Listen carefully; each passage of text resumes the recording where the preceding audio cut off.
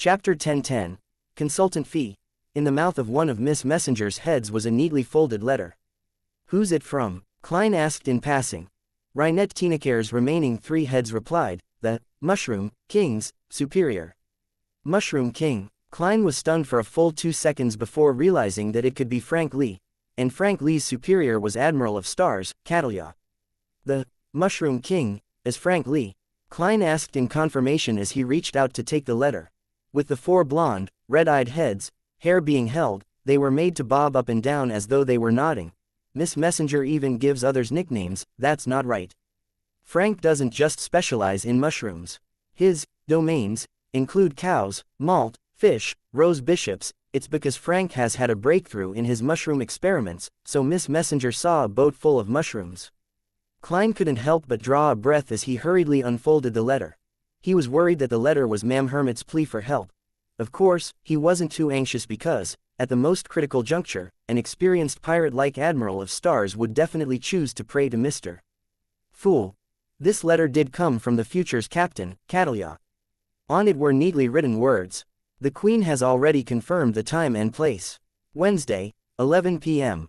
Same place. I've no idea what you said to Frank Lee, but I can tell that he has been very excited recently. He has done many experiments with the artisan.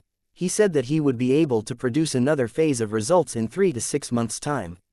He also made it clear that if he were to obtain the Druid Potion, he could save on making many intermediary objects and directly produce the final outcome. All I can say is that I wish you the best. I hope that everything will come to an end before the artisan completely breaks down. He has already begun regretting his faith in the primordial moon. Should I be happy that the securing of the City of Silver's food supply has progressed, or should I be worried about accidents?" Klein rubbed his temples and decided to put the matter aside. After all, Ma'am Hermit, who was almost about to become a demigod, was watching Frank. If some unexpected development really happened, she would definitely seek help. Phew, having finally confirmed his meeting with Queen Mystic, he heaved a sigh of relief and flicked his wrist, burning the letter in scarlet-red flames. After watching Miss Messenger leave, he continued splitting a worm of spirit when he suddenly frowned. He felt that the desk and the letter's ashes in the trash can were abnormally off-putting. Subconsciously, Klein got some tissue and wiped the desk before covering the trash can. After doing all of this, he looked at his dirtied hands and stood up. He headed for the washroom and turned on the tap. As he washed his hands, he caught sight of the toilet beside him through the corner of his eye. He frowned bit by bit again. Today's cleaning wasn't done well enough. Klein softly muttered and suddenly sensed something wrong with him. Amidst his thoughts, his spiritual intuition quickly explained why he was feeling this way. This was a side effect of using Death Knell. As he had already become a demigod, allowing him to have a qualitative change in his spirit body and attain godhood, the corresponding negative effects had been reduced by more than 90%. The terrifying weakness of germophobia ended up becoming a trait of cleanliness OCD. Likewise, the period of weakness dropped from 6 hours to 1 hour. And the thirst that Death Knell gave him was no longer as obvious. Thankfully, Klein heaved a sigh of relief as he skillfully pulled out the toilet brush from the side. 11 in the evening, above the gray fog, due to Emlyn White's request, all the members who had involved themselves in the punishment Operation Justice, the Star, Judgment, the Magician, and the Hanged Man, appeared inside the ancient magnificent palace. "These are all the spoils of war." Emlyn threw 3,000 pounds that he had just sacrificed in the middle of the table and explained, one of the mystical items was Oath of Rose. It's a paired ring, allowing the wearers to be able to share their senses and thoughts with one another within a normal-sized city regardless of the distance. It's very valuable, but only one of the rings was acquired. It would spell danger for anyone who takes it. Therefore, I handed it over to the sanguine upper echelons and received 3,000 pounds in return. He originally thought of keeping the 3,000 pounds as his spoils of war, but he decided that it was better to sacrifice it and make it be one of the options. After a pause, Emlyn introduced the other items, listing their uses and negative side effects. He had even added more to the description. Knowledge stemmed from his penchant for sanguine history and some shared by Ernst Boyar under Father Utravsky's watch. He is doing it with the intent of flaunting, otherwise, with Mr. Moon's character, he wouldn't say so much. Oh, the reason for him being relaxed is due to Mr. Fool's absence. Audrey watched as a bystander without saying which item she wanted. Alger glanced at the spoils of war and said to Emlyn, "Have you met the sanguine upper echelons?" Has the hunting of the key members of the Rose School of Thought been confirmed? Pretty much. I've also established contact with a member from the Temperance faction. However, he wishes to carry out the operation after September. Emlyn didn't hide the truth, believing that Mr. Hanged Man could provide useful pointers. Indeed, Alger nodded and asked, it has to be after September. This means that they are waiting for something that will drastically change the situation. Klein, who was waiting for the mini-gathering to end somewhere else in the ancient palace, suspected that it had something to do with Miss Sharon's advancement when he heard that. According to Miss Sharon, she should have been able to attempt the demigod ritual in July. Don't tell me that this ritual will last at least a month. If that's the case, it's quite different from the other pathways. Klein had a theory he wasn't too sure about. Possibly. Emlyn thought for a while before agreeing with Mr. Hanged Man's words. Following that, he surveyed the area and said with a smile, you can begin choosing. Audrey had Mr. World's promised Fate Siphon Charm, and Leonard had obtained the corresponding rewards from Old Man Pallas. They appeared rather calm with the spoils of war, offered by the Sanguine Viscount. None of them rushed to speak as they politely waited for the others to go first. In addition, they had either experienced an angel-level battle in person or witnessed the horror brought about by Amon's avatars. Furthermore, they had confirmed that the Tarot Club contained potent forces, and they were suffering from some level of mental fatigue. Zio looked to her right before looking forward. Seeing everyone being so modest, she broke the silence. I was involved in a very simple part of this and didn't take much of a risk. Furthermore, Mr. Moon has already paid £60 in advance. I'll just take the cash in the wallet. As she spoke, she took the handcrafted wallet, took out the cash, and counted it. £335. Emlyn surveyed the area and nodded when no one objected. As for the handcrafted wallet, Zio threw it in the middle of the table and returned it to Mr. Moon to handle it himself. With Zio taking the lead, Furs said, I only lent out Limino's travels and didn't take on any risks. I'll take that Moon paper figurine. Compared to the mystical items, such expendable Beander items were relatively lower in value. However, to the magician herself, she wouldn't have selected a mystical item even if she was qualified. This was because she could hire the corresponding member to record it if she needed a particular power of the mystical item. As for Moon paper figurine, an expendable item that could take a fatal blow and psychic piercing once, it couldn't be recorded. It was definitely the first choice for someone who feared for her life. After saying that, she waited for a moment. Only when no one objected did she take the Moon paper figurine. Emlyn then cast his gaze at Miss Justice. Leonard extended his hand and said with a smile, ladies first. Audrey didn't decline the offer as she swept her gaze across the items on the table. She pointed at the diamond brooch and said with a smile, I'll take this. She had heard Mr. Moon mention that its name was Alcohol Nemesis.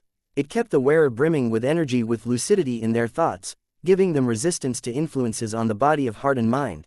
Thankfully, I had first used Bribe Charm to be safe, and with Ern still being in a half-conscious state after waking up from the dream, I wouldn't have been able to hypnotize him. This item is also useful to me. At the very least, it will give me another layer of protection when facing the higher-level members of the Psychology Alchemists. I don't have to worry about the negative effects if I don't always wear it, Audrey thought thankfully as she retracted her gaze from the diamond brooch in satisfaction. After the selection, Emlyn didn't give Leonard the chance to speak as he directly said, this moon sash is yours. From his point of view, the moon sash was worth more than £5,000, something more valuable than the £3,000 in cash. Actually, I was leaning towards taking the £3,000. I have to buy the Word of the Sea, and the price is still £10,000 after Klein gave a discount. After spending that, I'll only have £650 in savings. Leonard ultimately didn't reject it as he nodded. Emlyn finished distributing the spoils of war and picked up the remaining £3,000 in cash. He then split a stack and pushed it to the side. Mr. Hanged Man, this is your payment. £1,000. You should call it the consultation fee. Without Mr. Fool present, Furs was also a lot more relaxed. Alger didn't stand on ceremony as he nodded, reaching out to take the stack of cash. The compensation for the carriage driver will also be borne by me. Emlyn surveyed the area in a rather good mood. 11 p.m. on Wednesday, at the south entrance of the Backland Bridge, a figure quickly phased into existence in the night sky, with one hand on his hat and the other hand by his buttons. He had black hair, brown eyes, and sharp facial features. This strongest adventurer with the cold expression was none other than Gehrman Sparrow. Chapter 10:11, Rissel's other warning. It was late at night with the thick clouds concealing the moon. It was dark across the Backland Bridge. Just as Klein teleported here, he saw green pea vines descend from the sky like a storm that enveloped his surroundings before he could look around. They intertwined and quickly formed a forest. They stacked upwards in layers, making it impossible to see its peak. Klein released his right hand's grip on his top hat and familiarly followed up the path paved by the vines. It didn't take long before he saw a naturally formed swing made out of green plants. He also saw Queen Mystic Bernadette, who stood beside the swing. This eldest daughter of Emperor Rissel had a head of long chestnut hair. She wore a blouse with laced flowers that formed a bow tie. She matched it with a gray dress that went past her knees and a pair of Wellington leather boots. She also wore a bonnet with a hanging black fishnet. "You've grown faster than I had imagined." Bernadette's blue eyes behind the black fishnet reflected Gehrman Sparrow's figure. Klein replied without any change in expression, "Praise Mr. Fool." As he said that, he inwardly lampooned, "This is what it means to strive to be stronger, relying on oneself rather than on others." Queen Mystic nodded slightly as she said with a gentle but emotionless voice, "I know why you want to see me." Without waiting for Klein to say a word, she tilted her head slightly and looked at the vine swing beside her. She said in a tone as calm as a lake that had countless undercurrents beneath it, "I feel that he hasn't really perished completely." "Does that mean you believe that Emperor Rissel hasn't died completely? He lives somewhere in this world, with a chance for him to return." Klein didn't expect to hear such a straightforward and sensational words right at the beginning of their conversation. Although he easily controlled his expression, he was somewhat at a loss for a reply. At the same time, he noticed that Bernadette referred to Emperor Rissel as he, instead of he. Regardless if they were using ancient Fasak to speak or the normal daily language used in Loan or Intis, they were completely different words. This means that deep down in Queen Mystic's heart, Emperor Rissel isn't an angel, but a father.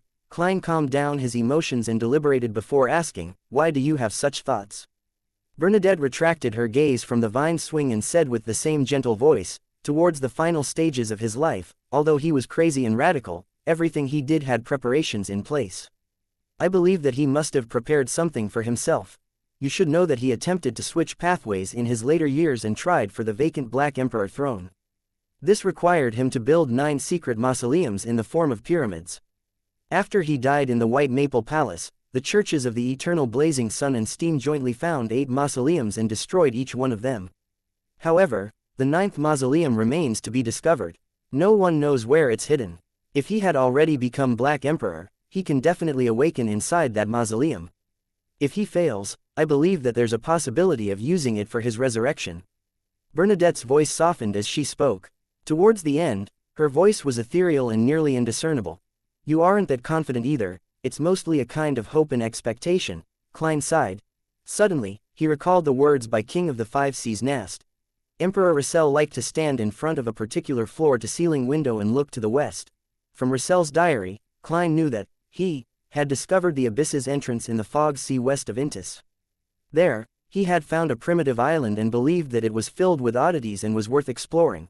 Could it be that Emperor Rissel built the last secret mausoleum in the abyss or on that primitive island? Klein thought for a moment before smiling.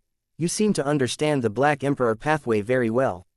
He suspected that Emperor Rissel had left the Black Emperor card as a bookmark and had used Bernadette's name in ancient Fasak as the activation incantation because he partially wanted to inform his daughter of the corresponding ritual. In the end, Bernadette had seemingly grasped the information via other means. The lips behind Queen Mystic's fishnet veil produced a slight curl. "I've already investigated this matter for more than a century. And to figure out the details, I've suffered the infusion of knowledge from the hidden sage. I can tell that you, and Mr. Fool who's backing you, have a deep understanding of this. I've always been curious why you're so interested in his matters. From the current situation, and in terms of seniority, you could call me uncle. The Emperor and I might very well be roommates, who had been hung up for many years," Klein lampooned to relieve his emotional upheavals. However, he replied in a calm tone, "You can raise this question to Mr. Fool." He didn't plan on telling Bernadette that the 9th secret mausoleum might be somewhere in the fog sea, very likely to be on the primitive island, or in the abyss. It was more suitable for the Fool to answer the question. Queen Mystic wasn't surprised by Gehrman Sparrow's response. She cast her gaze west to a certain spot far away. Although he couldn't see Bernadette's gaze, Klein could vaguely sense that this lady was looking at the place where she had her childhood. She was looking at her spiritual home, the home where she could no longer return to. At that moment, in the green vines and deep darkness, there were a lot of subtle emotions and dreams that hid deep in the heart, fermenting. In just a matter of seconds, Queen Mystic retracted her gaze and gently said, "After my matters in Backland ends, I'll pass a few pages to Catalia and get her to ask the question on my behalf." "Why don't you ask next week?" Klein didn't hide his puzzlement. Bernadette calmly replied, "I feel that the answer will affect my mood, and a bad mood will result in my failure." A failure because of a bad mood? What sort of matter has such strict requirements? A clash with a demigod of the mind domain? Or perhaps, after she resolves the knots in her heart, will she have the confidence to attempt to become an angel? Klein nodded in thought without pressing. This was a secret of hers, something that it was best not to ask about unless necessary. Queen Mystic then said, "When he wrote those few diary pages, I was sitting opposite him. I wanted him to teach me how to interpret and write those symbols. He didn't agree to it and only ruffled my hair. Back then, I was already of age. I can tell that he was worried, apprehensive, and in a difficult position when he wrote those pages. Finally, he told me that if I can really become an important figure of the mysterious world as Zeratwil predicted, I must make sure to remember, be careful of the spectator." Be careful of the spectator. Klein couldn't help but inwardly repeat Russell's warning. He believed that the Emperor wouldn't be broadly referring to the beyonders of the spectator pathway. He was definitely pointing to a particular special existence, some special matter, or both. Emperor Russell was a member of that ancient secret organization. That ancient secret organization's founder and leader is. Klein's eyelids twitched as he didn't dare to think any further, afraid that a particular existence would hear his thoughts. "Perhaps there are detailed descriptions on that diary page," he said, hoping to see that diary page as soon as possible. "I know." Bernadette nodded. She didn't continue on the topic. After 2 seconds of silence, she said, "I should thank Mr. Fool and you on Catalia's behalf. Obtaining the blood of a snake of fate is very helpful towards her future. Although the advancement ritual of a mysticologist doesn't have any requirements on the mythical creature's pathway, the best choice is still the fate pathway. This will make it a lot easier for her when she advances to sequence 3. "Why?" Klein asked with the mindset of learning new knowledge. After all, it was impossible for a blessed to know everything. Even a true god was incapable of that. Bernadette's eyes turned slightly vacant. "Another way to call, prying into the secrets of fate, is clairvoyance. The mystery prior's sequence 3 is called clairvoyant. This also why I'm in Backland. Due to a particular future prediction." Klein mused, having a guess and some level of enlightenment. Many pathways seem to have the ability of clairvoyance. The corners of Queen Mystic's mouth curled up slightly as she sighed and said, "In ancient times, many Beyonder creatures believed that gathering similar powers would lead to a qualitative change and breakthrough, but all of them went mad without exception or lost control. Only after the first blasphemy slate appeared did all creatures realize that balance, the kind of balance needed to walk on the edge of a cliff, was key to the path of extraordinariness. Therefore, a domain's powers can be scattered across many pathways, concentrating on a few main pathways while the other pathways share the remnants. A negative example is the King of the North from Grossel's travels. You listen." Klein fell into a deep thought without pressing. After a while, Queen Mystic broke the silence. "If you have nothing else, let's end it here today." Klein thought for a moment before saying, "All right, if you need any help, you can find me through Admiral of Stars." Bernadette nodded gently as her figure suddenly turned transparent before turning into a cluster of bubbles. The bubbles scattered and flew off before vanishing immediately. The dark green pea vines retracted and vanished into the night. Klein seemed to be held by an invisible hand as he landed gently on the Backland Bridge. He reached out his hand to press his top hat and surveyed his surroundings. There were rows of houses lining the banks, emitting faint yellow lights. Amidst the gushing sound of the surging river and the darkness of the night, everything appeared serene, silent, warm, and peaceful. "I hope none of this will be destroyed," Klein sighed as his figure quickly turned transparent and faded away. Chapter 10-12, First Day of September. Dear Mr. Azek, ever since September was ushered in, Backland's temperature has been dropping day after day. Recently, the elderly can already be seen wearing gloves when outdoors. Just like last year, the smog has begun to envelop the city. This would happen 1 to 2 days a week, or even more. Clearly, the environmental measures governing air pollution aren't something that can be resolved in a year or two.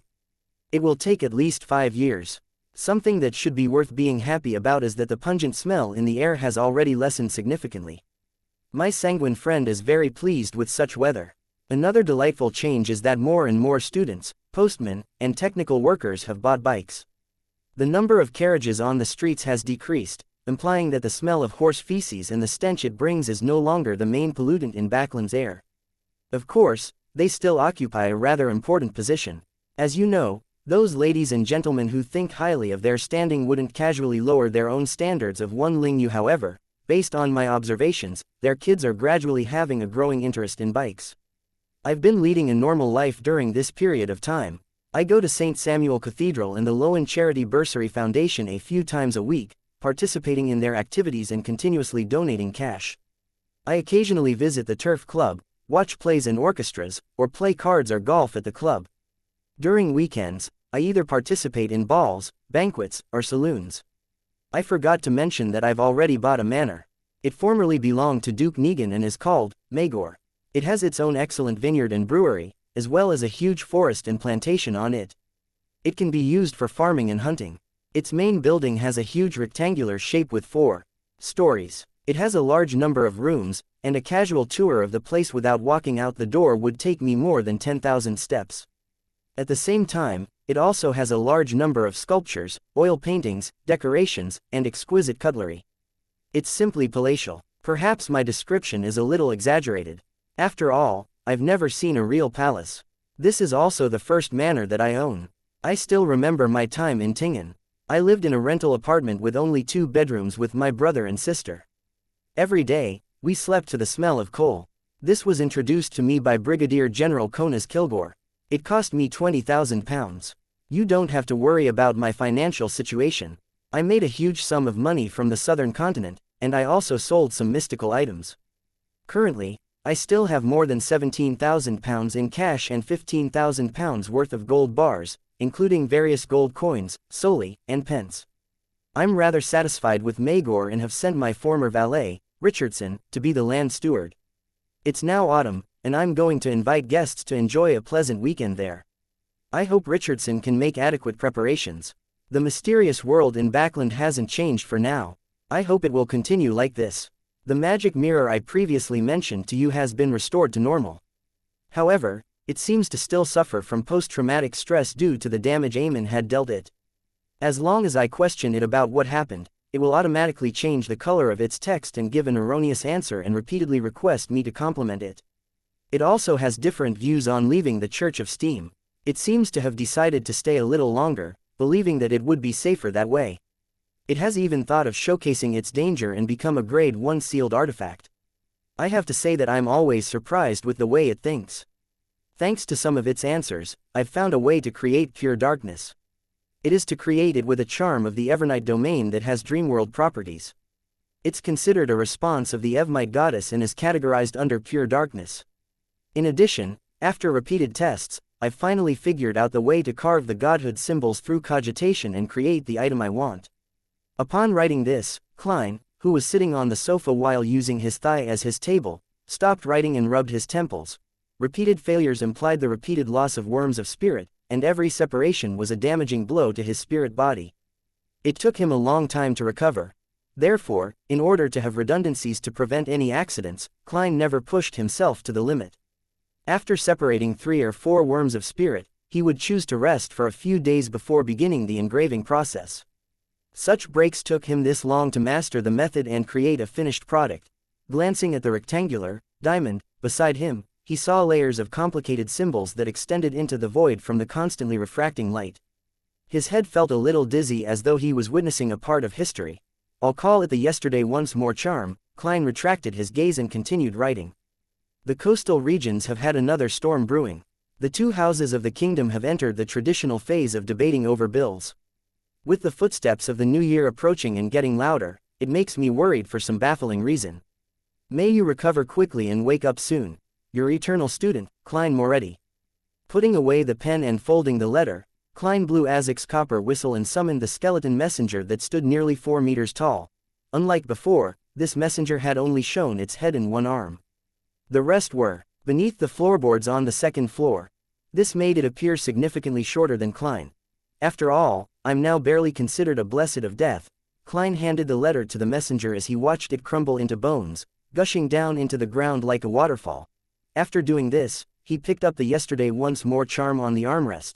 This was his first successful product, and he planned on using it first. After all, making it again was easy now that he had the experience. As for whether borrowing strength from his historical self posed any dangers, Klein had already performed a divination above the gray fog ahead of time. He believed that if it involved the real fool or the owner of the Door of Light, then he would have the mysterious space above the gray fog to block it for him. And the result of the divination was that it was very safe. After staring at the diamond-like charm for a few seconds, Klein no longer hesitated. He opened his mouth and said a single word in ancient Hermes, history. He had attempted it in the real world and not above the gray fog because he was worried that the mysterious world would sever the connection to the past. Amidst the echoing of the jarring word, Klein injected his spirituality into the yesterday once more charm. Light that appeared like scattered fur lit up, illuminating the surroundings with bright and pure light. Vaguely, a scene flashed past Klein's eyes. It was him dancing leisurely with Daily Simone beside Ince Zangwill's corpse. It was the gray sideburn and exceedingly handsome Dwayne Dantes.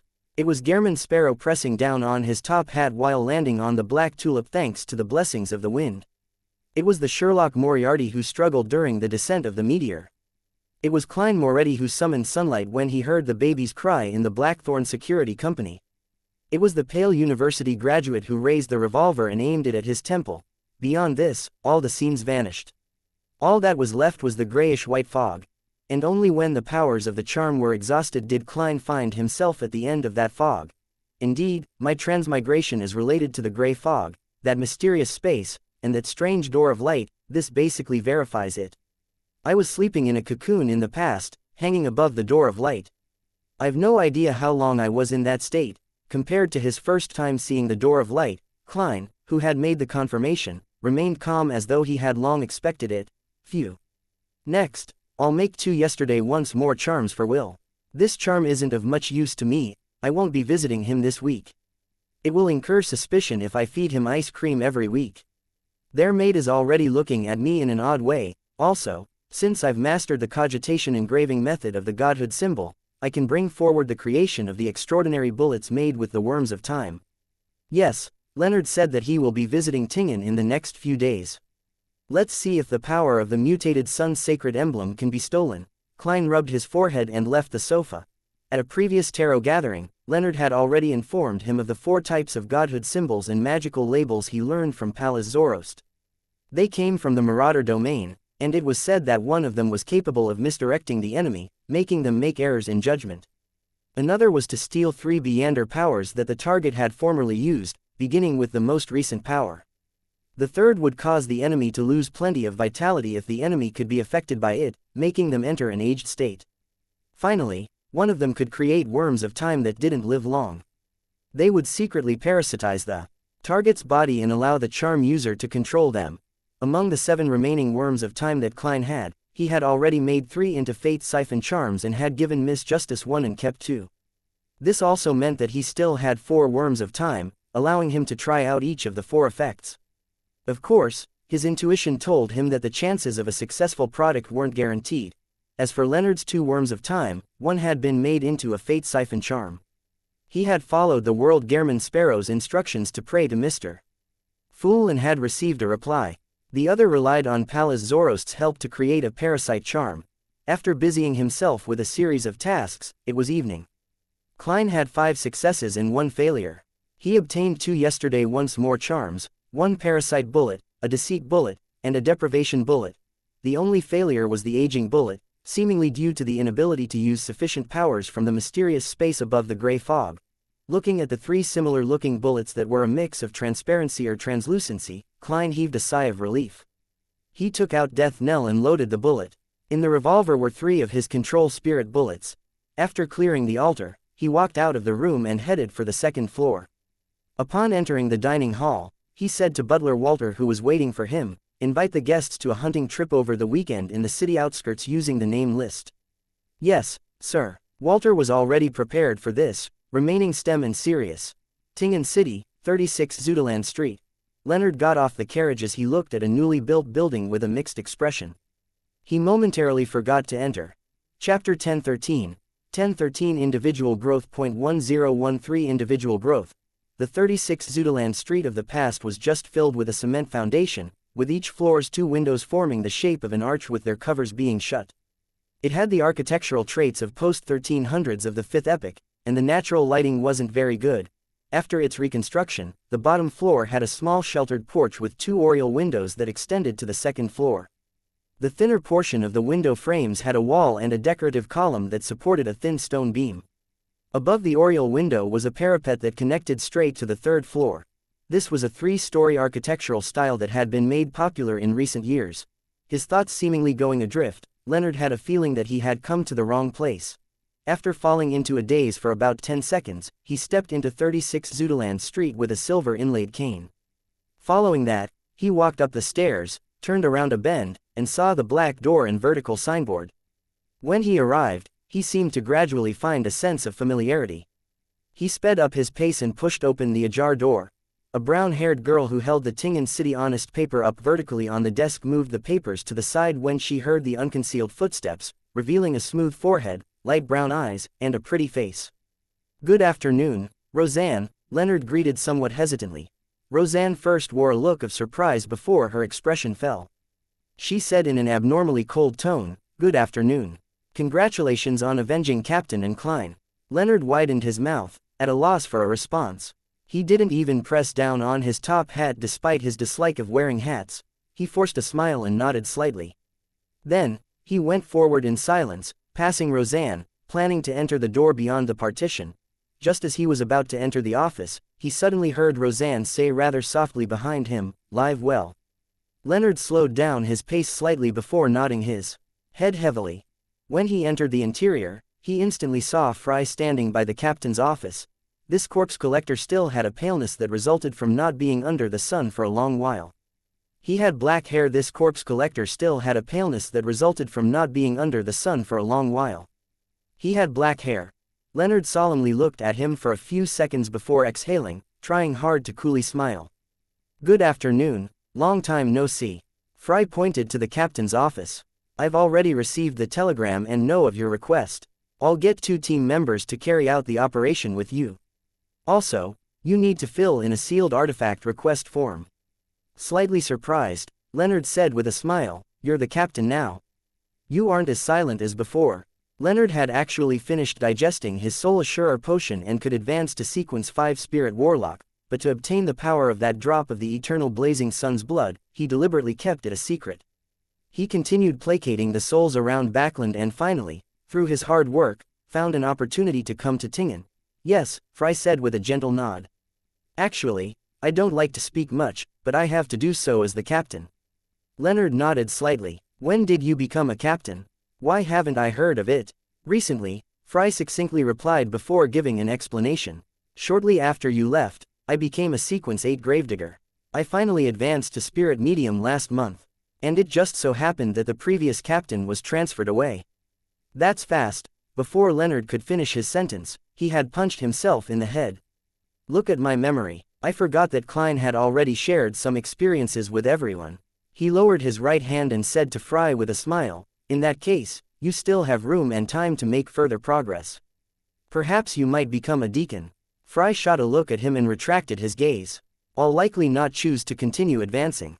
"Why?" Leonard took a few steps out and came to Fry's side, asking in puzzlement. Fry looked up at the ceiling and said in a calm and heavy voice, "I wish to stay here. Protecting this place, always." Leonard fell silent and didn't give a response. He observed his surroundings and felt that there were quite significant changes, but there were also many things that remained immutable. Fry fell silent for a while before saying, "I'll dispatch 2 members to follow you." As he spoke, he headed for the basement. Leonard then subconsciously followed by the side. The office right at the bottom had its door open. A few Nighthawks were in there playing cards, fighting evil. When they sensed their captain approaching, they hurriedly put down their poker cards and stood up. Leonard swept his gaze across them and saw 2 familiar faces. They were Royale, with her smooth black hair, and the white-haired, black-eyed Sika. At the same time, he also saw a few unfamiliar faces. He saw the pence, solely, and poker cards on the table. For a moment, he felt his mind adrift as his vision blurred up. In the Rorstad archipelago waters, in a small harbor neighboring a fishing village, at the bottom of the future, Frankly rolled up his sleeves and crossed his arms, seriously looking at the mushroom in front of him. The mushroom, together with its cap, stood at a height of 1.8 meters tall. Its white surface had a few bright red spots that resembled eyes, a nose, and a mouth. Apart from that, its stem had protruding spores. They had thick and strong-looking white hyphae that resembled tentacles. Frank sized up this gigantic mushroom and surveyed the area, looking at the wooden walls, floorboards, and the mushrooms of different shapes and sizes before saying to artisan Sea-Elf, "Not bad. This experiment has made progress again. This mushroom has a strong inclination to reproduce, and this will make it hungry, making it eager to replenish itself with monster flesh and blood. Be it roasting or boiling, these can cease its activity, making it not as dangerous." How does it taste? Didn't you try it? The offspring that it produces have random flavors: beef, fish, and malt. Some are even filled with milk. One of them is enough to satisfy any requirements for breakfast. See, the crew no longer enjoy drinking anymore. There are mushrooms that can be plucked everywhere. I believe that when out in the wilderness, to fill one's stomach, one has to carry dry rations and hunt wild beasts. That's just too troublesome. If we can let our bodies grow mushrooms, wouldn't it save the hassle? Artisan Sea-Elf was a lot thinner than back when he was in Biome. His eye sockets were deep and his eyes vacant. They were lacking in life. Upon hearing Frank's words, he seemed to recall something as his body trembled. He silently crouched down and opened his mouth, producing retching noises. "Are you okay? I know it was tough on you. I'm really grateful for all you've done recently," Frank said sincerely to the artisan. "If it wasn't for you, the mushrooms wouldn't have such a strong inclination towards reproduction. Also, they have obtained abnormally strong vitality under the moonlight, allowing themselves to purify themselves.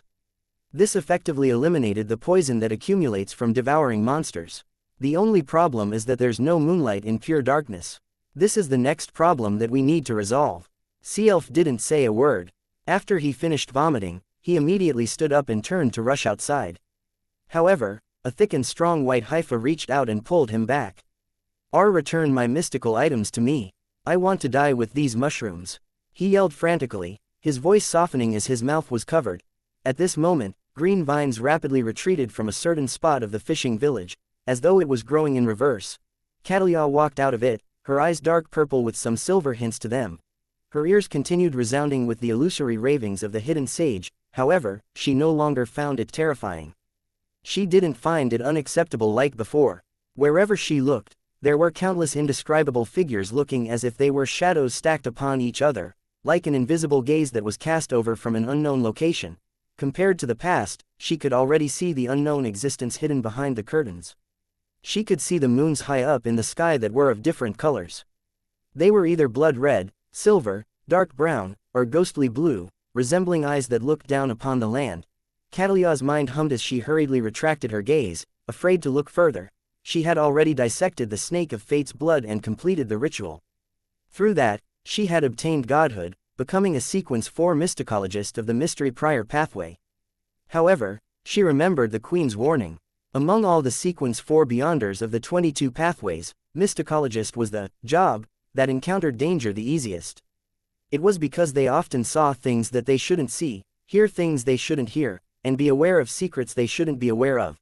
Therefore, a mysticologist needed to know how to curb their curiosity and control their respective actions in order to live long. Removing the heavy glasses she hung on her clothes, Catalia wore it, but all the various things she saw in the real world didn't vanish. She curled her lips in satisfaction in a self-deprecating manner. She knew that the item could no longer seal her ability of prying into secrets. She closed her eyes before opening them. Her eyes had turned black, no longer having the mysterious dark purple and silver hues. Phew, Catalia heaved a sigh of relief and slowly walked to the future as though she had simply gone out for a stroll. She didn't wish to announce her becoming a demigod, and she had no intention of quickly becoming the 5th royal over the seas.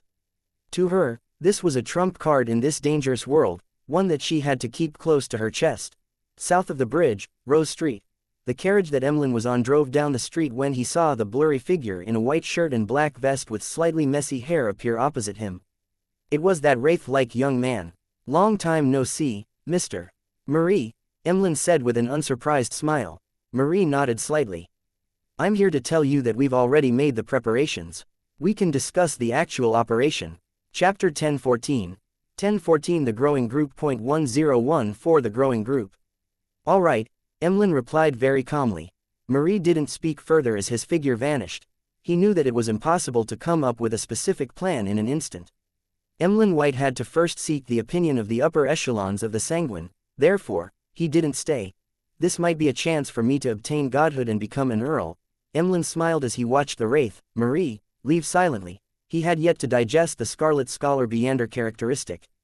The so-called opportunity to become an earl referred to the promise of obtaining a free ritual and the corresponding potion formula. The carriage continued forward and stopped at the entrance of the Harvest Church. Emlyn looked at the grayish-white fog in the sky with a look of satisfaction, pressed down on his silk top hat, and unhurriedly alighted the carriage before entering the cathedral's door. After changing into his brown priest robe, he picked up a cloth and a pail of water and began seriously wiping the surface of the candle stands. After Father Utravsky, who appeared taller, finished his morning sermon, Emlyn stopped working and grumbled, why was Ernst allowed to return? He only requested to do a month of volunteer work. Father Utravsky wasn't annoyed by Emlyn's repeated question from time to time, appearing extremely patient. Upon thinking of his encounter, Emlyn immediately felt indignant. He couldn't help but mumble, he was forced to do volunteer work, not out of his own accord. He can't be allowed to decide on the period. He needs to serve at least half a year. Father Utravsky replied with a smile, he did well. He worked hard the entire month, guiding the devotees in copying the Bible. I could clearly sense that he had already realized the value of life and the joy of the harvest. Emlyn's facial muscles twitched slightly. Is he also, no, is he soon going to become a believer of Earth Mother? No, I didn't force him to change his faith, Father Utravsky said gently. I only taught him the teachings of Earth Mother and to sense the traces and fragments that life brings. I hope that he will recall the home for the soul, the mother's embrace, whenever he feels lost. Emlyn's lips quivered, but he ultimately didn't say a word. He lowered his head and continued wiping. Furs sat on a high-back chair, her gaze focused on an empty glass bottle on the desk in front of her. She had finally digested the astrologer potion some time ago. Today, under Zio's watch, she had concocted the Asmon's brain and the ancient wraith's cursed item into the scribe potion. She mustered her courage and drank it. At this moment, she felt her brain rapidly expanding. The grand folds in white matter rapidly increased as her body gradually blurred, separating into individual cells. Those cells formed a haloed door that circled her brain.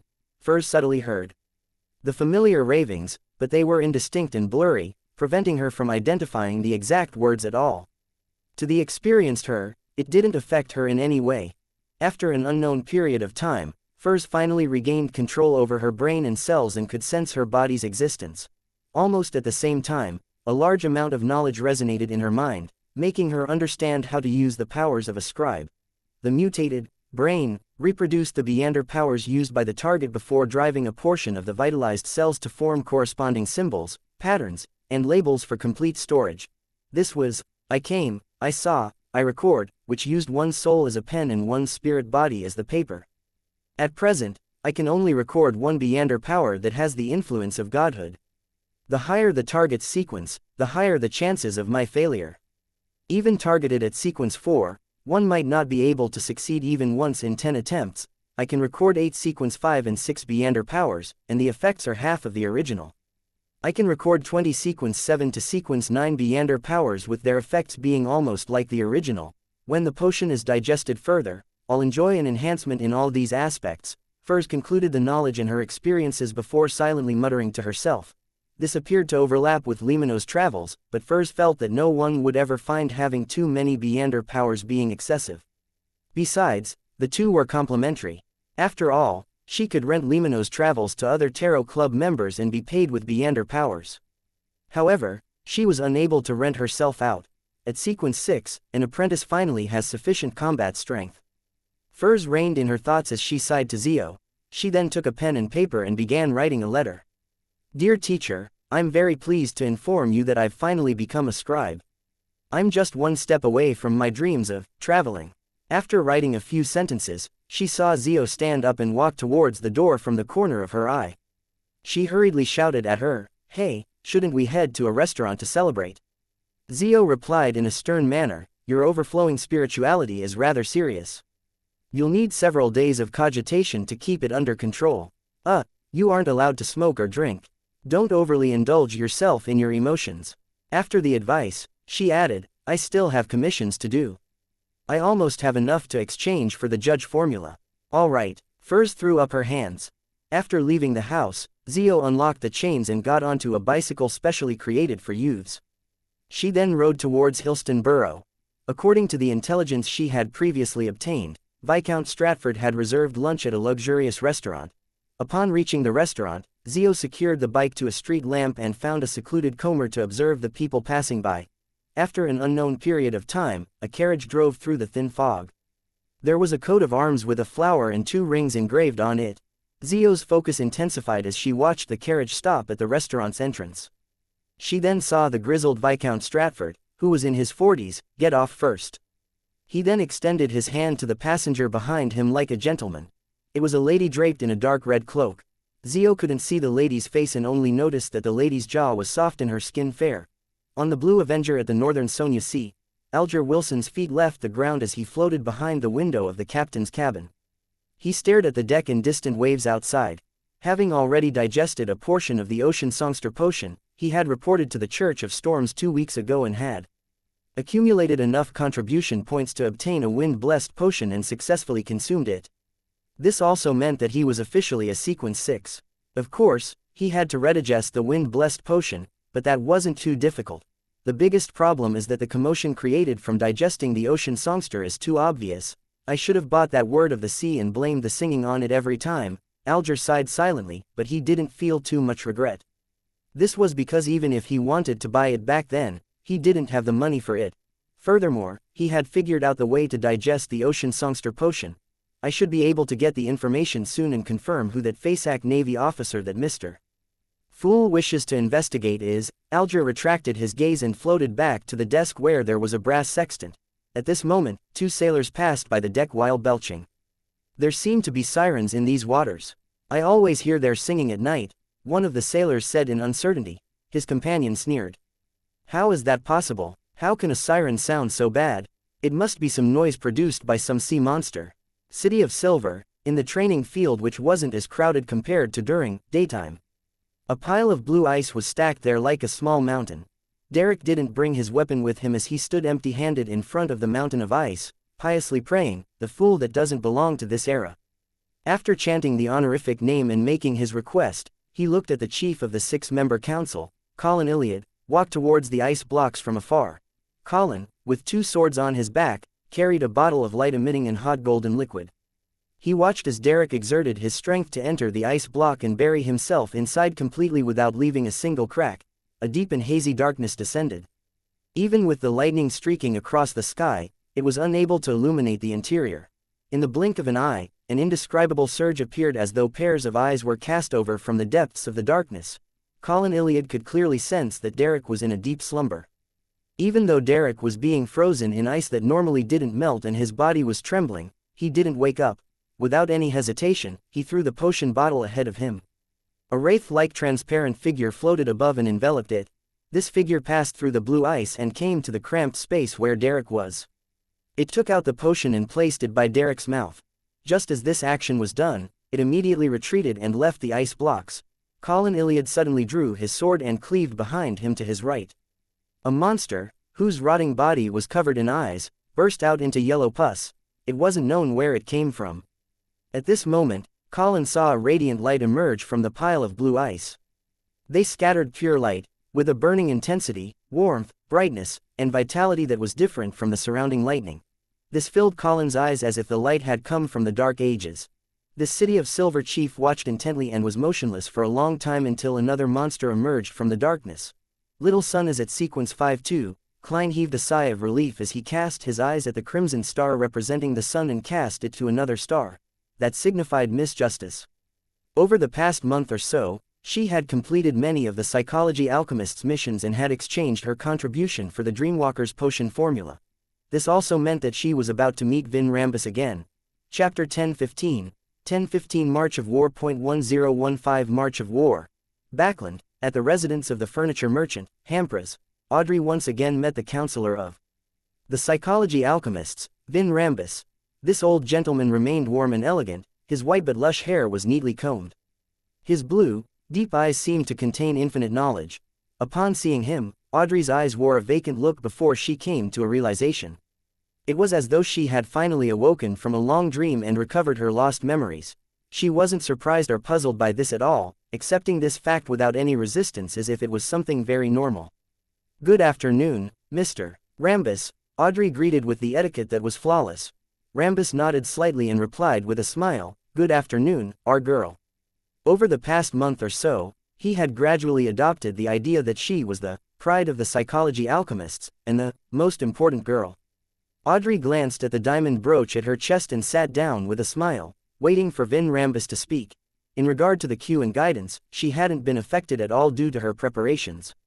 At that moment, when she heard Vin Rambus call her that, she wished to ignore everything, etiquette or whatnot, rolling her eyes without being afraid of being exposed. However, she ultimately held back without exposing any problems. Vin Rambus looked at Audrey for a few seconds before saying with the same smile, "You've done well during this period of time. As a reward, we've decided to give you the potion formula for Dreamwalker." As he spoke, he took out a folded piece of paper from his shirt pocket and placed it on the coffee table. He then pushed it towards the noble lady. Audrey pressed down on her skirt and got up slightly. She picked up the piece of paper and unfolded it in front of Vin Rambus. Her gaze first fell on the main ingredients before she quickly skimmed the ritual. Main ingredients: 1 Dreamcatcher's heart, 1 Mind Illusion crystal or a mature mind dragon's complete brain. Ritual: seek out a harpy in the spirit world and sign a contract with it. Then, holding 1 tail feather, consume the potion amidst intense feelings of either joy or anger. As though sensing Audrey's puzzlement, Vin Rambus explained with a smile, "A harpy has the ability to give nightmares. It can snap people awake from their dreams, so the entire ritual's essence is to be immersed in a dream and be unwilling to wake up from it. Get pulled out of the dream via an external force, or else you might sleep forever or lose control and turn into a monster." Audrey nodded in thought. The requirement to consume the potion amidst intense feelings is to prevent myself from sleeping too soundly and deeply. "Yes, you've already grasped the crux of the matter," Vin Rambus said with a smile. "If you don't know much about the spirit world and can't find a harpy, we can provide some help. If the ritual's essence is for me to wake up from a dream, that means that the harpy isn't necessary. The blessings of Mr. Fool's Angel can allow me to remain lucid in dreams. I can wake up whenever I want." Audrey's green eyes darted about and said with looks of anticipation, "I can try it myself first." "All right." Vin didn't mind the girl's desire to take risks. He paused and said, "I have another matter for you. If you do it well, we will provide you with all the ingredients of the Dreamwalker potion." "What is it?" Audrey asked without any resistance. "Just like before," Vin Rambus said with a slightly solemn expression, "find out the attitudes of your father, Earl Hall, the present Duke Negan, Admiral Emirius, and the other nobles about a relatively major war." "War?" Audrey repeated the word that she had often heard but found somewhat unfamiliar. She had a vague feeling that ripples had suddenly formed under the surface of a seemingly calm lake. "War," above the gray fog. Klein listened to Miss Justice's prayer and fell into deep thought. He was unable to determine whether the psychology alchemists, Hermes, or maybe even Adam, who was lurking behind them, welcomed or objected to a war. As for whether the Loan King, the Prime Minister, and a number of nobles and the members of parliaments wanted war, the answer was relatively clear. Last year, the Hanged Man had once asked Miss Justice a similar question. Her answer was that the King and Prime Minister had the tendencies of being warmongers, but they had chosen to first focus on internal reforms and settle the connections over various matters. Now, about a year had passed, and all the policies that had been implemented were on track. In other words, it was time to start a war to snatch back the interests which Loan had lost in East Balam. It's a revolutionary era. The strife between countries are intense, and once war begins, it's unlikely that it can be controlled. Furthermore, Adam, Amen, and the other kings of angels have appeared one after another, have already retrieved key items, or are seeking breakthroughs. A storm is about to descend on the mysterious world, and danger is lurking. Klein sighed and returned to the real world. The next day, he first went to St. Samuel Cathedral to pray according to his schedule and donated tens of pounds. Following that, he went to 22 Phelps Street, planning to participate in some of the business of the Loan Charity Bursary Foundation. The moment he stepped inside, Klein saw Miss Audrey Hall and a few of the Foundation's staff coming down the stairs and walking towards the door. This noble lady was dressed very simply today. Her hair was tied up into a simple bun, and she wore no other accessories. Her dress was light green in color, and her sleeves had a circle of frills. There were no laces or tassels. "Good morning, Miss Audrey." Klein took off his hat as usual and bowed. He then nodded at the staff and greeted them. After Audrey responded, Klein casually asked, "Where are you going?" He knew that Miss Justice's main role in the Foundation was to seek donations from the various ladies and gentlemen in high society.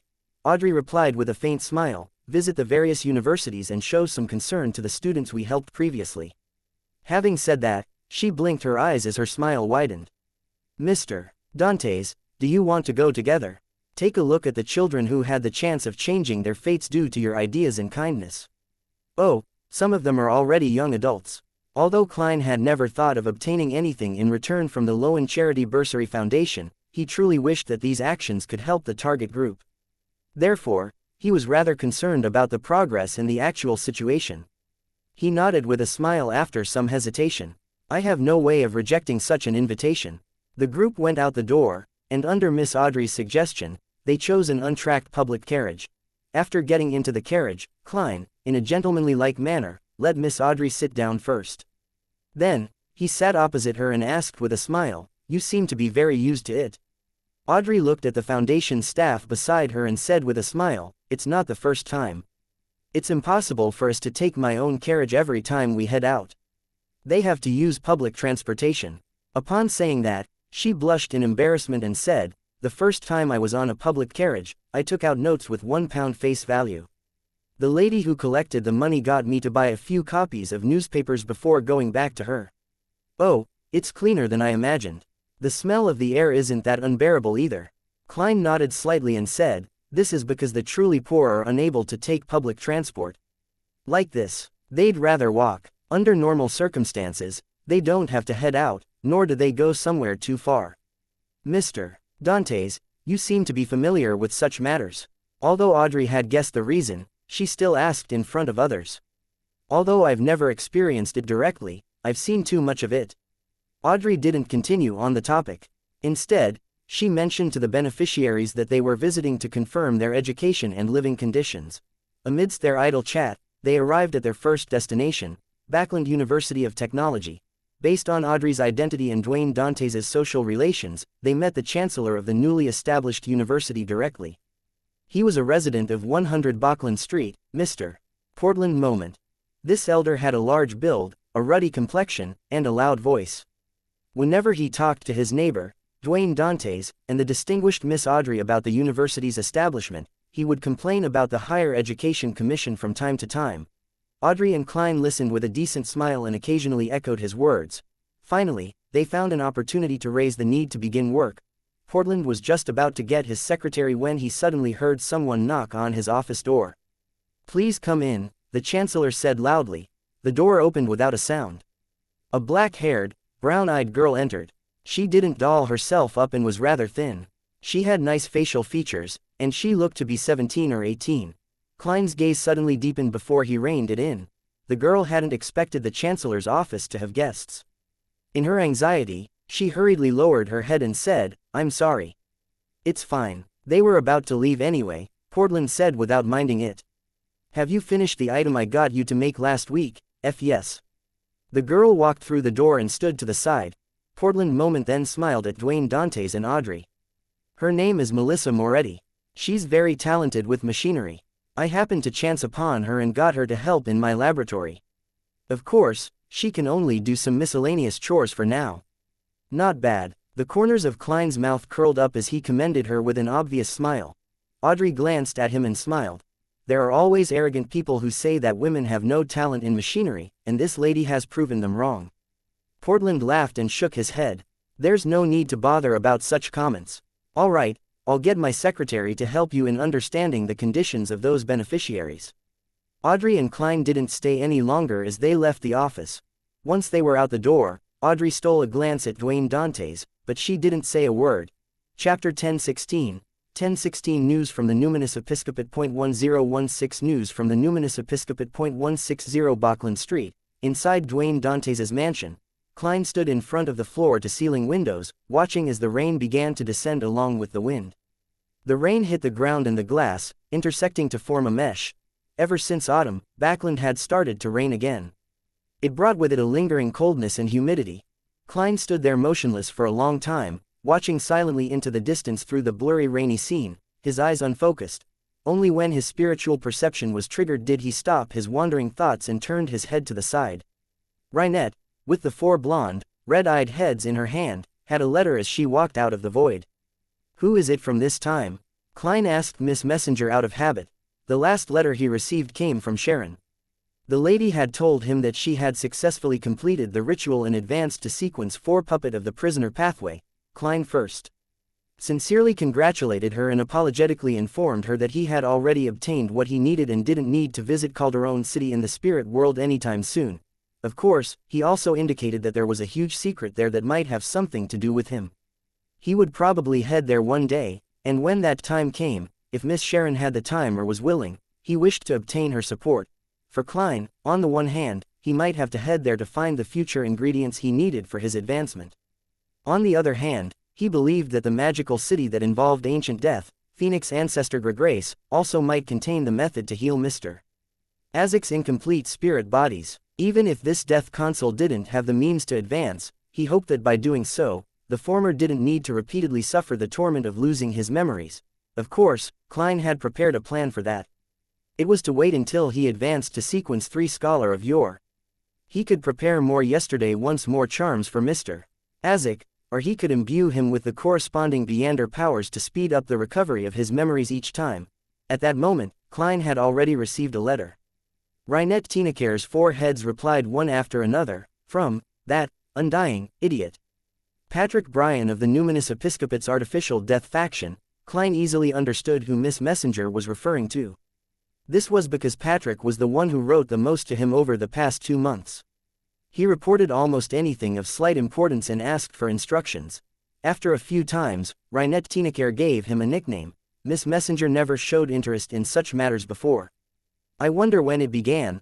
Most of the people who write to me have been given nicknames except Miss Sharon." As Klein silently mumbled, he unfurled the letter and gave it a quick scan. In the letter, Patrick Bryan said that the Southern Continent's orders were no longer about getting him to make various attempts to awaken death. Instead, they got him to prepare a special ritual and help the Death Domain Angel inside the mausoleum, Artificial Death Faction's leader, Hater, recover. It was to allow him to have the means to temporarily leave the land in which he sealed himself. Such an order didn't seem problematic on the surface, but it was a little sudden. However, Klein still sensed something amiss. The Artificial Death faction of the Numinous Episcopate in the Southern Continent had previously made Patrick continue the strange but dangerous rituals to awaken death. "I managed to trick them by instructing him to use excuses such as the inability to gather the materials or the ultimate failure of the experiment. Now, they've finally suspected that there's something wrong with Patrick." Klein nodded in thought. He suspected that this was a test directed at Patrick Bryan, a test that pointed towards an angel. An angel's response to rituals covered the entire world. Yes, it's good as long as they don't suspect there's a problem with artificial death. After all, they've inherited a huge inheritance from the ancient Balaam Empire. Who knows if they have a way to affect the goddess's progress in controlling the death pathway's uniqueness. It could be a bane for both sides, Klein analyzed for a moment before heaving a sigh of relief. As for the test by the Death Domain Angel, he didn't think much of it. This was because the Fool could also direct power at the same level. With Angel's embrace, a disruption effect could be made. As long as the High Priest named Hater didn't descend in person and only exerted influence remotely, he could carry out misdirections in an ingenious manner. After figuring this out, Klein flicked his wrist, igniting Patrick Bryan's letter with scarlet flames. As he returned to his desk, he took out a pen and paper and wrote, "You may proceed according to your teacher's instructions, but before the actual ritual, you must report this to me and gain my permission." As the interval between the receiving and sending of letters were short, Patrick Bryan likely remained in his original spot. Klein didn't summon Patrick's messenger and instead blew the adventurer's harmonica and handed the folded letter to Reinette Tinaker. Amidst the drizzle, Zio draped a simple raincoat lined with tree sap over her and hid in the shadows, staring at the side door of Viscount Stratford's residence. It wasn't even evening, but the street lamps were already lit up. They emitted a faint glow in the rain. After a while, a rental carriage drove over from afar and stopped in front of the side door in a remote area. The Viscount's valet that had been hiding immediately ran out, opening an umbrella. He sheltered the cloaked woman down the carriage and quickly passed through the side door. As for the rental carriage, it remained in its spot without leaving. It had apparently been paid a sufficient amount of money. Zio still failed to see the woman's appearance, but she wasn't disheartened by it. She patiently waited in the cold rain as though she had turned into a motionless statue. She planned on attempting to tail the woman once she came out to confirm her identity. This was both an opportunity for her to obtain the judge potion formula, and it was also the reason why she came to Backland, to investigate the truth of her father's death. And it was because she was spurred by such motives that Zio had persisted in monitoring Viscount Stratford to this day. MI9's other intelligence officers had already ended the mission due to the lack of any developments over the previous few months. Even the golden-masked man who had designated the mission hadn't asked about this in weeks. Clearly, he didn't place any importance on it. Inside Viscount Stratford's bedroom, a beautiful brown-haired girl wore a silk gown and sat in front of a dressing table. She was fiddling with the skincare and makeup products as if she had discovered a treasure trove. Viscount Stratford, who was already middle-aged, wore a male nightgown and walked to the beautiful girl with his hair still moist. He smiled at her reflection in the mirror and said, "Charmaine, you no longer need those to add to your beauty. It's just a type of female instinct." The young girl named Charmaine raised her hand with a smile, pressing down on the Viscount's palm that had been placed on her shoulder. Viscount Stratford smiled gently and said, "When you touch them, you have a pure and innocent air to you. Heh, you make me discover my youth, like the days when I was only 18. Without waiting for Charmaine's reply, he continued, "My wife had already passed away for years. I always imagined I would live until the Lord beckons for me, but who knew that I would meet you? In a while, when the pressure accumulated in Backland is relieved, I will find a chance to walk down the wedding aisle to the altar with you." "Wedding? You want to marry me?" Charmaine was taken aback as she asked in disbelief. Viscount Stratford smiled and said, "Meeting you is a gift from the Lord. Although you aren't of noble birth, I've already married once. I don't have to consider such matters anymore. Of course, I'll think of means to raise your standing in society. Yes, I'll first find a merchant to recognize you as his illegitimate daughter." He droned on about his plan until he saw Charmaine's eyes filled with tears in the mirror's reflection. "The most precious thing about you is that you treat me 10 times better than how well I treat you, and you don't hide it." Viscount Stratford smiled as he lowered his head and kissed the top of Charmaine's head. Charmaine opened her mouth, seemingly crying and laughing. Only when the drizzle stopped and night fell did Zio finally wait for the woman in a dark red cloak walk out and board the carriage. After memorizing the carriage's traits, Zio tailed it from afar, using her Beyonder powers as a sheriff in the empty streets at night to follow the target simply by walking or running. She went all the way from Empress Borough to the Backland Bridge area. Even with her stamina, she was almost at her limit, but thankfully, the carriage finally came to a stop. Zio brightened up as she switched her target from the carriage to the cloaked woman and continued tailing her. During this process, she was surprised that the woman had very good anti-tracking abilities. She would occasionally take detours and pause using obstacles. However, this didn't stump Zio, since she was already an experienced sheriff. She patiently tailed from afar without coming too close. Just as she sensed that the woman wasn't too far from her final destination and that she was finally about to catch up to her, she suddenly caught the scent of a sweet, ethereal fragrance. Zio's mind went into a daze amidst the fragrance before she completely lost track of her target. As for the fragrance, it had vanished as though it had never appeared. Zio's pupils widened slightly. She didn't dare to search her surroundings for any traces. Inside a rental apartment, Trissa, with a gentle and sweet face that made one unable to resist looking at her, looked at the mirror reflecting Charmaine and said, "You seem to be in a good mood. How was it? This final mission isn't too unacceptable, right? Once you complete it, you can leave Backland and start your own life." Charmaine was taken aback as her expression turned complicated as though she was disheartened. It was as though she had suddenly snapped out of her dreams. She didn't turn her head as her lips quivered while replying, "He said that he wishes to marry me." Trissa immediately pricked up her brows. "You mustn't believe a man's words during those times. You and I should know this very well. If he really wishes to marry you, he wouldn't be wary of you. He will wish to have a child with you." Heh, did he do so? Upon hearing her question, Charmaine's mood turned sullen. Trissa stood up and said with a smile, I'm not stopping you from pursuing your love. If you wish to turn this temporary mission into a permanent one, you should think about what needs to be done." After ethereally finishing her sentence, she walked to the door and left the rented apartment. While heading down the staircase, Trissa suddenly noticed her shoes. She chuckled and said in a seemingly self-deprecating manner, "Love." Chapter 1017. 1017 Magor Manor. 1017 Magor Manor. Backland, Empress Borough, in the outskirts towards the northwest. This was a place that needed more than an hour via horse carriage. Magor Manor was built by the side of the Tussock River, so it had beautiful scenery around it with flourishing vegetation within its confines. Strangely enough, Backland's city areas had perennial rain with relatively few sunny days. However, in the outskirts, the clouds tended to be thin, and the sun was always bright. Despite the short distance, the two places had completely different weather. It was most obvious within the northwestern outskirts. It was even a rather famous grape plantation in the northern continent. And by following the Tussock River from this region northwest for another 50 kilometers, one would again encounter weather similar to Backland's city area.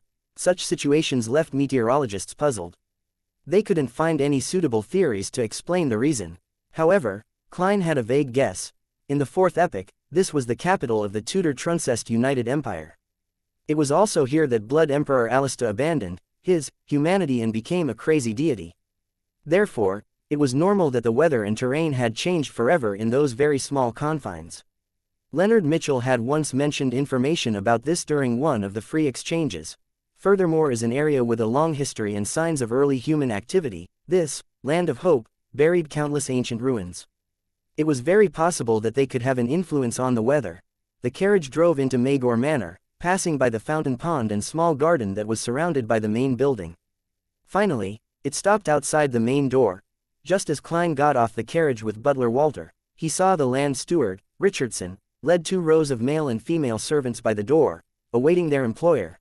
Compared to 160 Backland Street, there were more servants here, but they were mainly lower-class servants. Looking at Richardson wearing a spanking new suit, Klein nodded with a smile. "Well done." Without waiting for Richardson to reply, he took off his hat and handed it along with his cane to his valet, Enuni, while asking, "Have you prepared the activity room for the ladies to chat and for men to play cards in?" "Gun, yes, sir. I've placed poker cards, tarot cards, and some board games. The piano, violins and other common musical instruments have also been moved inside," Richardson answered eloquently. Klein passed through the door and nodded. "Where's the smoking room for the gentlemen?" "Like the ladies, it's all on the second floor. They're separated by 5 rooms." Richardson didn't need the servants in the manor to remind him. He didn't even need to recall to give an answer. To ensure that his employer's first hunting excursion was flawless, he had taken note of every nitty-gritty detail. Although it exhausted him physically, he was excited mentally. Klein asked about dinner in the guest rooms and confirmed that everything was in place. Before long, he received the first batch of guests after Magor Manor had a change of name, now known as Dante's Manor. Member of Parliament Matched and his family. "This place is much bigger than my Moose Manor." Matched took off his coat with a smile and handed it to a servant while praising, "I've always heard of Magor's wine being of excellent quality, but I've never had the chance of tasting it. I can finally have my curiosity satisfied today. I hope you won't be disappointed." Klein smiled modestly. As a famous area for grape plantations in the northern continent, champagne, red wine, and white wine were considered the finest in Backland's northwestern outskirts. But with the manor here mainly owned by the nobles, self-brewed alcoholic beverages were typically not sold to the public. Therefore, it was almost unheard of. Only people from high society or those related to them would know of this. Magor was one of the most iconic manors. The wine that it brewed was widely praised by people in the know.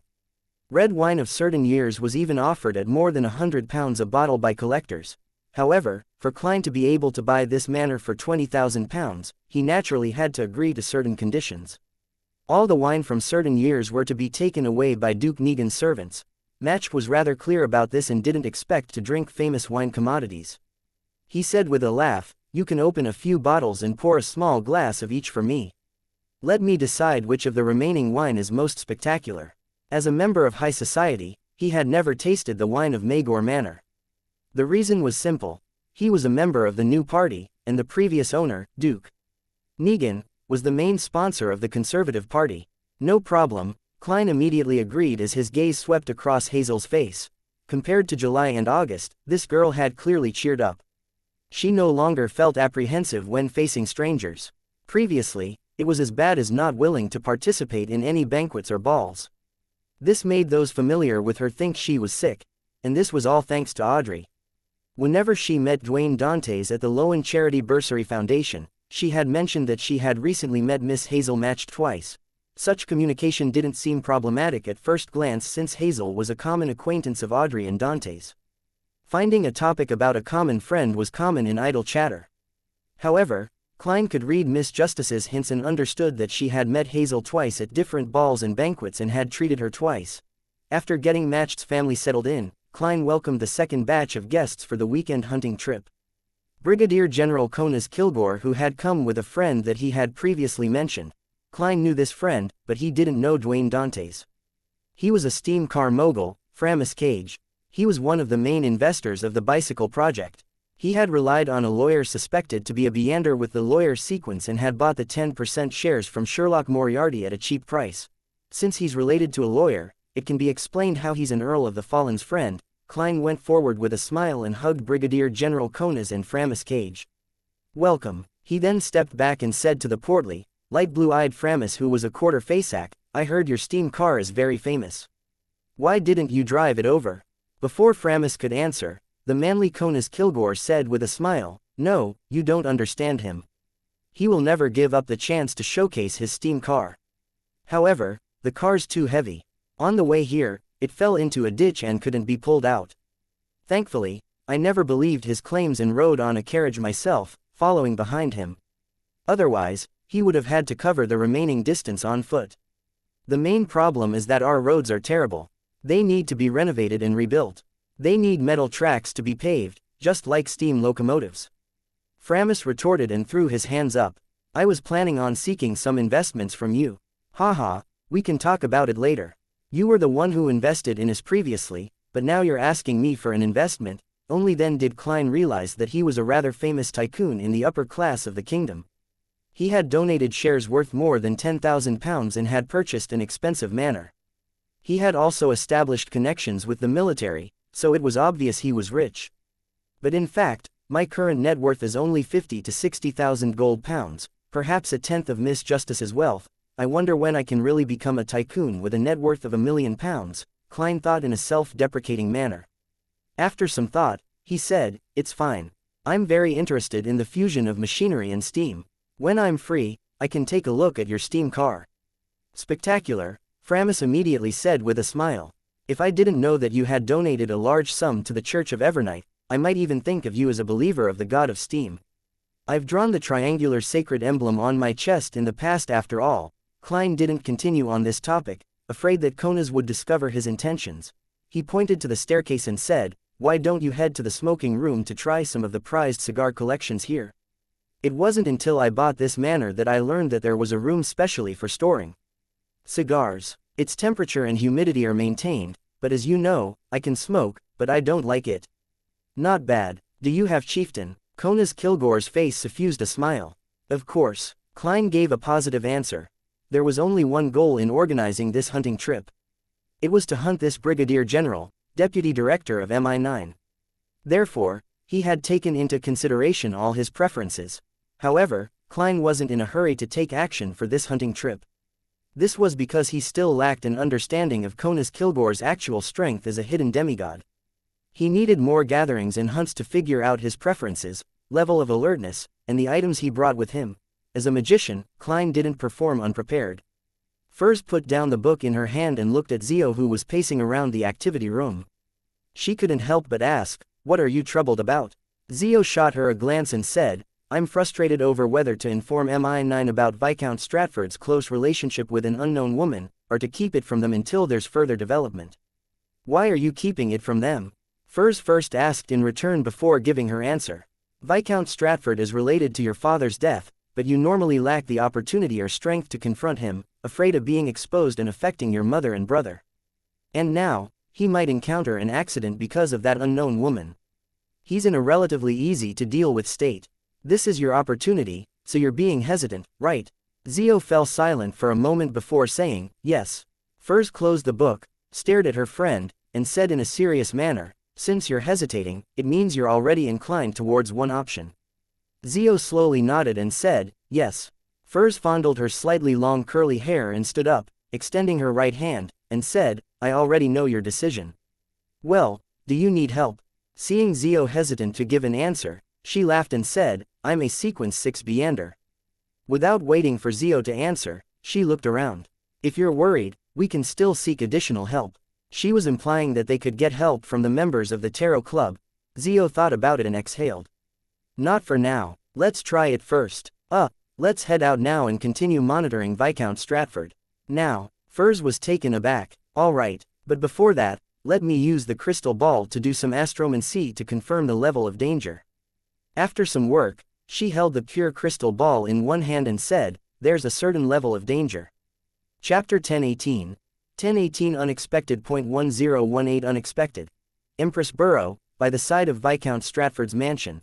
Furs and Zio, who were dressed in black dresses, hid in a dark corner. They stared intently at the tightly closed metal gates as they patiently waited for their target to appear. It wasn't raining tonight, so they didn't have to face harsh weather conditions.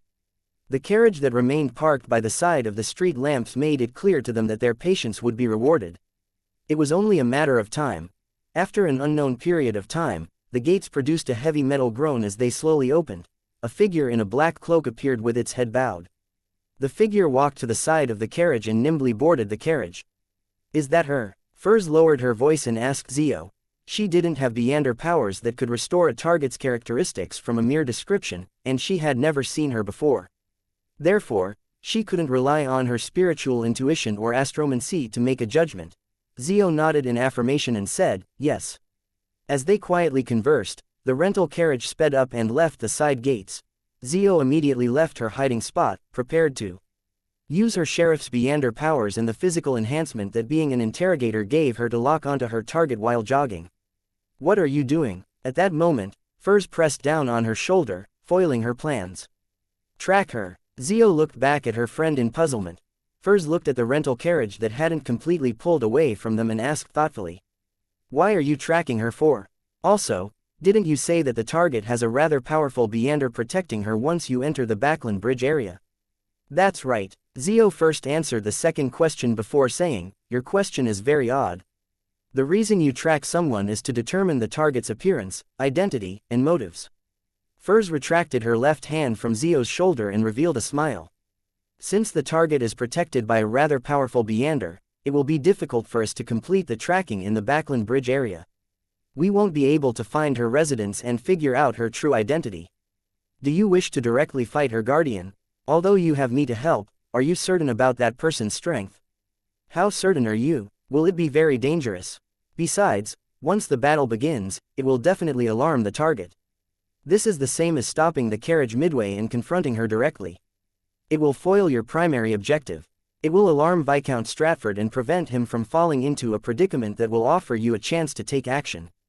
If we do it, then there's a possibility of failure, but failure is certain if we do nothing." Zio emphasized that she knew the situation well. All she wanted was to make an attempt and find an opportunity midway. At this moment, the rental carriage had already turned into another street at the end of the road. Furs watched the back of it gradually disappear as she shook her head and smiled. No.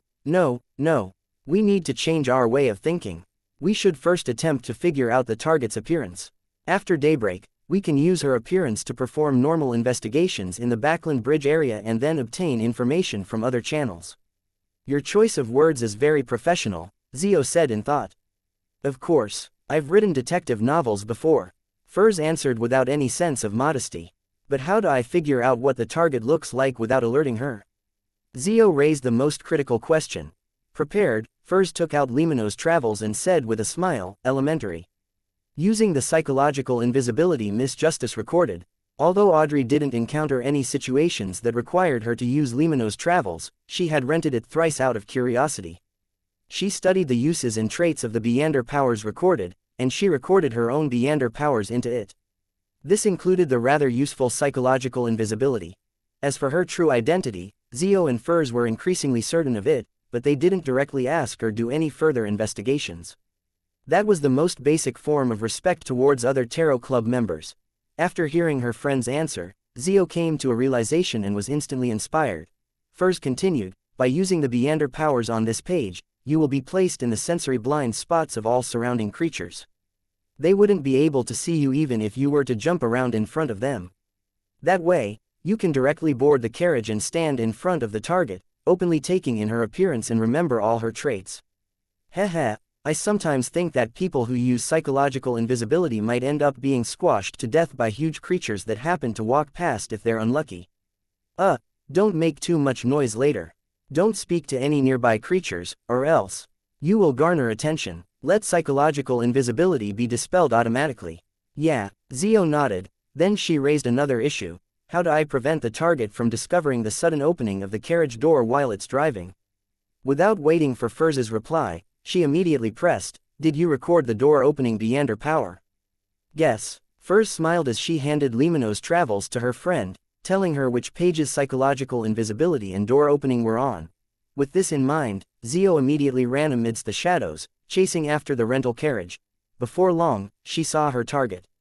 Her right hand immediately trembled as she made the bronze-green notebook reveal a yellowish-brown goatskin page. She slid her fingers gently, and Zio seemed to see countless rippling light appear on the surface of a deep lake spread outwards. When her vision returned to normal, she sped up and rushed to the side of the carriage. To ensure nothing went wrong, Zio didn't immediately take action. With a few wide strides, she overtook the horse. She then turned around as though she was crossing the road. However, the carriage driver didn't notice her, nor did he shout out to her or rein in the horse. After confirming the effects of psychological invisibility, she sped up and dodged the horse's galloping and came to the side of the carriage. After a brief observation, she flipped through Limino's travels and revealed a white page covered with strange patterns and symbols. Then, she reached out her right hand and pressed it on the surface of the carriage. Her figure instantly turned transparent as she appeared inside. The woman in a black cloak was sitting diagonally opposite her as if she was in thought, staring at the glass window where Zio stood. However, she didn't notice the bounty hunter who had suddenly infiltrated. At such a close distance, even with her cloak lowered, Zio was able to see her face clearly. Furthermore, the woman wasn't as careful as she was while walking outside. Her every action appeared rather casual as the hood was only at her eyes. Instantly, her appearance was reflected in Zio's eyes, overlapping with a face that still had some male characteristics. This was a Beyonder power of a sheriff. Zio's eyes widened as she couldn't help but shout, Sherman. She could foresee that the woman who often entered Viscount Stratford's residence was rather beautiful, but she never expected the woman to be her friend, Sherman. He was once a young man. A man who wasn't considered androgynous now looked beautiful. He had the charm of a woman. At that moment, Zio couldn't help but size up Sherman. She couldn't associate her figure with the young man she used to know with each other. If it wasn't for her Sheriff Beyonder powers that allowed her to confirm that the person opposite her was Sherman, Zio definitely would have imagined that she had made a mistake. And even so, she still suspected whether the person wasn't Sherman and was instead Sherman's twin sister. Upon hearing the surprised question, Sherman realized that there was another person in the carriage at some point in time, someone familiar. Bounty hunter, Zio Derecha. Having already changed her name to Shermaine, she was first alarmed, but the words Trissa often mentioned instinctively appeared in her mind. You cannot meet people you used to know. Do you want your husband, your beloved, to know of your former state? Only by completely severing your connections can you be reborn, doing so in order to save yourself. Such words quickly flashed across Shermaine's mind as a terrifying thought emerged in her thoughts. Kill her. This thought seemed to come from a demon in the abyss as it constantly whispered in Shermaine's ear as it resonated in her heart. Kill her. Kill this person who recognized you. Only by doing so can you truly escape the past and not lose the present. Shermaine didn't answer Zio's question. Her left hand slowly clenched up while slightly trembling. Zio sensed the intense emotions running through the person opposite her and confirmed that it was Sherman. Immediately, she asked in concern, how did you become like this? Where have you been all this time? Did you encounter something? Were you hurt? Shermaine's lips quivered as her left fist relaxed a little. She said with a sobbing tone, I've already begun a new life. Don't disturb me again, alright? I don't want to lose everything I have now. I don't want to see people that I knew in the past. The more she spoke, the faster it became. It became obvious that it was a plea. Zio was taken aback for a few seconds before staring at Sherman. Pursing her lips, she said, okay. She didn't stay any longer and reached out to open the carriage window and jumped out. Charmaine silently watched this entire process and finally exhaled before she slumped into her seat like she had lost all her strength. It wasn't easy for her to control the demon in her heart. At this moment, she saw a figure rapidly outline itself out of thin air beside her. The figure wore a black, old-fashioned dress, but it didn't diminish her beauty and disposition. She sat there silently without a word, but it was impossible to not look at her. Demoness Trissa. Why didn't you kill her? Trissa asked with a smile, not revealing any gloominess. It was as like an idle chat where she would ask what she had drunk the previous night. She's one of the few people who didn't ostracize me. She even helped me, Charmaine replied in shock before frowning. Why are you here? Trissa smiled and said, I'm protecting you. Without waiting for Charmaine's answer, she said, you seemed to be in a good mood when you came out. Charmaine recalled what had happened and bashfully said, maybe, perhaps, I have a chance of becoming a mother. As she spoke, she touched her stomach with her right hand, the corner of her lips couldn't help but curl. I feel him kicking me. Charmaine suddenly froze and blurted, how could it be so fast? She wasn't sure if she could get pregnant today. Upon seeing her reaction, Trissa smiled even more charmingly. Chapter 10:19, Patience. How was it? Did you take a good look? Just as Furs left the street where Viscount Stratford's mansion was, she saw Zio walk out with a down and vacant expression. Zio nodded hesitantly.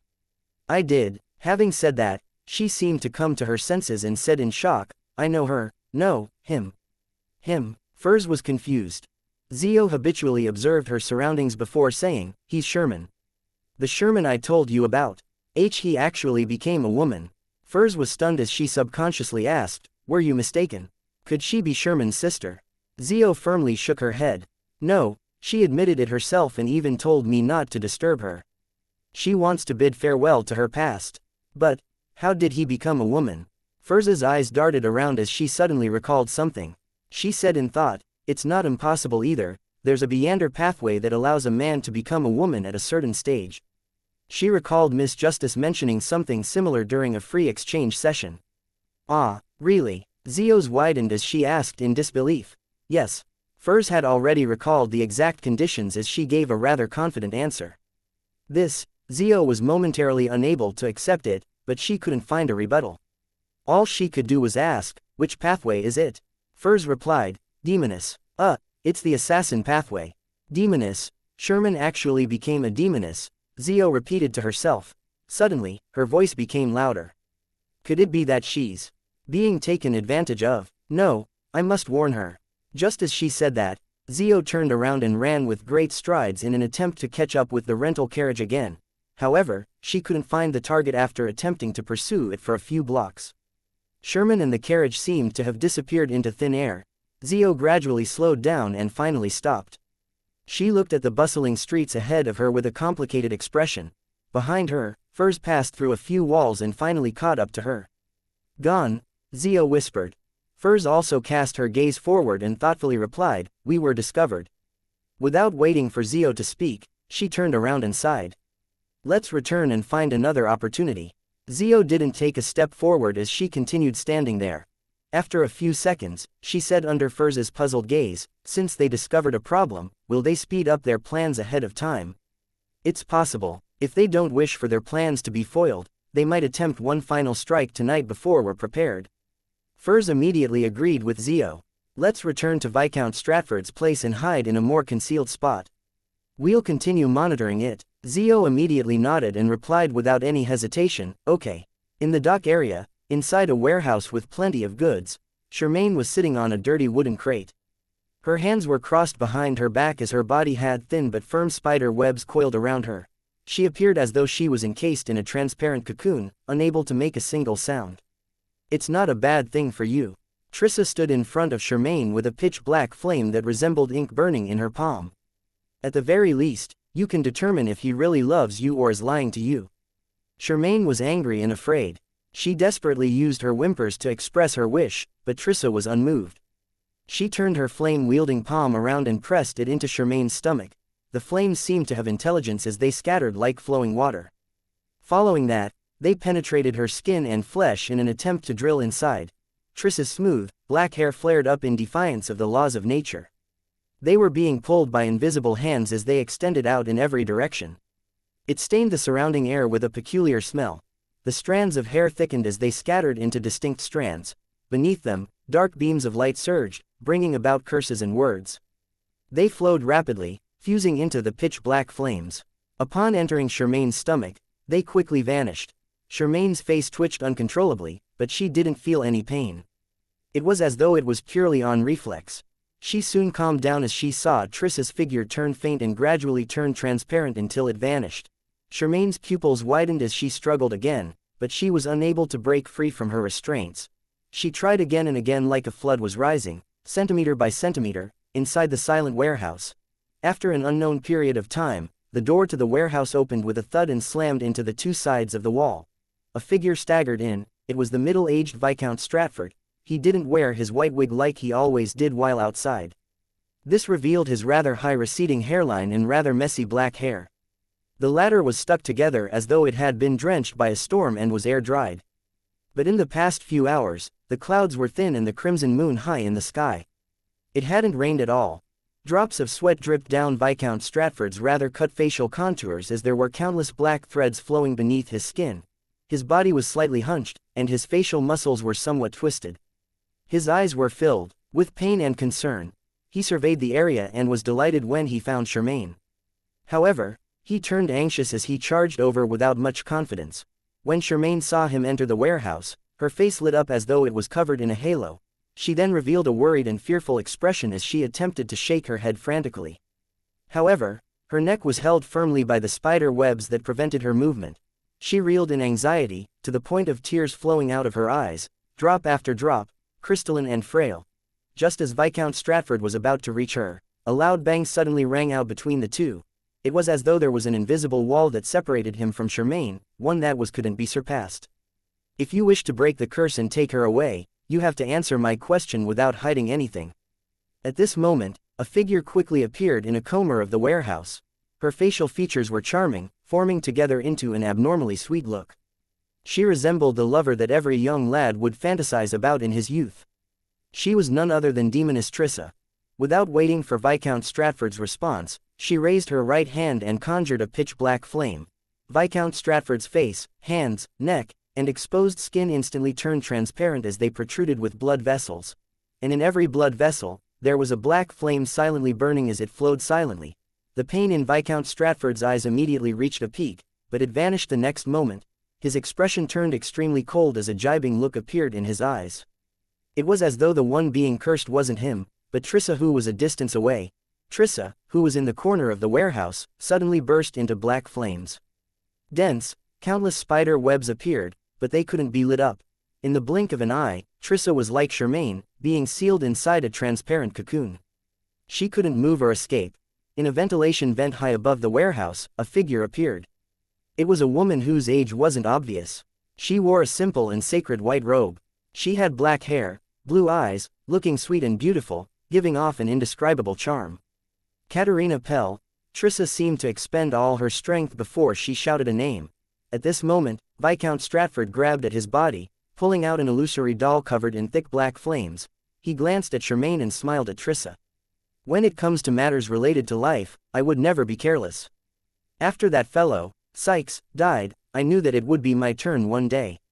Heh. Since you're hunting me, it means there are obviously others who wish to hunt you. We're very patient, afraid of scaring you away. We did nothing and waited until today. Also, your gift was pretty good. Upon hearing Viscount Stratford's words, Charmaine, who was still struggling out of habit, instantly stopped moving. Her expression turned blank. Her eyes widened, but there wasn't any focus. The look in her eyes seemed to sink deeper and deeper. Love, Trissa suddenly laughed, seemingly mocking herself. She wasn't nervous at all. Magor Manor. Night had fallen. After settling more than 20 guests and preparing the hunting trip the next day, Klein woke up not long after he fell asleep. His intuition had been triggered as a scene formed in his mind. Brigadier General Conas Kilgore, who was wearing a shirt and pants, had flown out of the guest room's window in secret. He landed outside in complete defiance of the laws of nature. I haven't even taken action. He came here for his own goals. With a thought, Klein controlled a cockroach outside and turned it into his marionette. He then used its eyes, to observe the surroundings. Almost at the same time, Kona's Kilgore appeared. After this demigod left Magor Manor, he immediately distorted the distance, and quickly arrived by the bank of the Tussock River. He prepared himself to cross it. The cockroach watched quietly without any reaction. He's heading for the south bank of the Tussock River. What does he want to do? Does he have the preference of hunting in the suburbs so that he can attempt to conceal such actions? He also introduced Magor Manor to me for this reason. Klein lay in bed and seriously analyzed Konas's actions. After the Mi-9 demigod stepped onto the south bank of the Tussock River, Klein suddenly recalled a matter. Back when he escaped the underground ruins wherein Zangwill and company were, he appeared somewhere in the northwest of Backland. This was the south bank of the Tussock River, making it rather close to where Magor Manor was. Chapter 10:20, Means of a Demoness. As his thoughts raced, Klein suddenly switched positions with his valet, Enuni, who was in the opposite room, and under a grapevine 150 meters from the manor's main building, a slowly crawling centipede suddenly stiffened before it relaxed. Almost at the same time, its body vanished from its location. Dwayne Dante in his blue and white checkered pajamas had appeared. Klein had swapped places with his marionette again. He decided to use this method to secretly tail Kona's Kilgore and figure out where he was going or what he was planning on doing. Although he could only move 150 meters a time, and it took 2 to 3 seconds in between moves, due to the process of turning the target into a marionette, this was more concealed compared to flaming jump or teleport. It made it difficult for Kona's Kilgore to detect him. After all, he was dealing with a demigod. Even in domains where one's spiritual intuition wasn't the best, a demigod wasn't to be underestimated. By the same logic, Klein didn't rely on creeping hunger to hide in the shadows. This was because it was relatively slow even though it concealed him rather well. It was impossible for him to catch up to the demigod. Under the dark night sky, from Magor Manor to the south bank of the Tussock River, the rats, snakes, spiders, fish that were active in that stretch of land stiffened up and turned sluggish. They were converted into marionettes one after another. With their help, Klein constantly moved, without causing a stir. Soon, he arrived at the south bank of the Tussock River, and after catching up to Kona's Kilgore, he maintained a distance of 1 kilometer. To a bizarro sorcerer, even if a marionette were to go beyond his range of control, it wouldn't immediately escape from its controlled state or die immediately. Without a bizarro sorcerer's consciousness as a catalyst, this process was rather slow and needed nearly 10 minutes. Therefore, Klein wasn't worried that he would lose Enuni, who was lying in bed, while he did his tailing. As long as he returned within 10 minutes, he could continue controlling his marionette. Silently, Klein followed Kona's Kilgore as they went upstream. Passing through the dense forest, they climbed up a mountain beside the bank. At this moment, Kona's Kilgore, who wasn't wearing a vest or coat, suddenly stopped. He checked his surroundings and widened the range of his search as though he was trying to claim his territory. Upon seeing this, Klein didn't dare stay any longer. He immediately switched places with his marionettes and retreated repeatedly, pulling away to a distance of nearly 3 kilometers from the deputy director of Mi-9. At this moment, he gave up control of the marionettes ahead of him. The death of a few bugs wouldn't incur any suspicion. This was all too common in the outskirts and in the forests. King of the Five Seas Nast can create a fighting environment that's favorable. For him, will Kona's Kilgore, who's also a Black Emperor pathway demigod, have the ability to demarcate such a region? He can change, boost, and use certain rules and make whoever tails him expose themselves without being able to hide. It's very possible. Klein warily took out a gold coin he placed in his pajama pocket. He ran it through his fingers and flipped it. This time, he deliberately controlled his strength and didn't produce a flicking sound.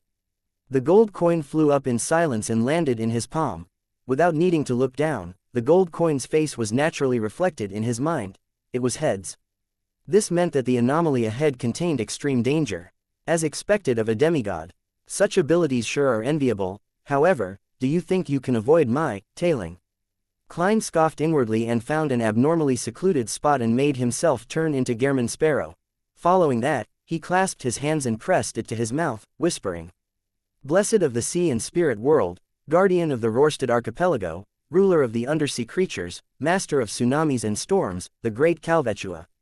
After praying, Klein immediately took 4 steps counterclockwise and arrived above the gray fog.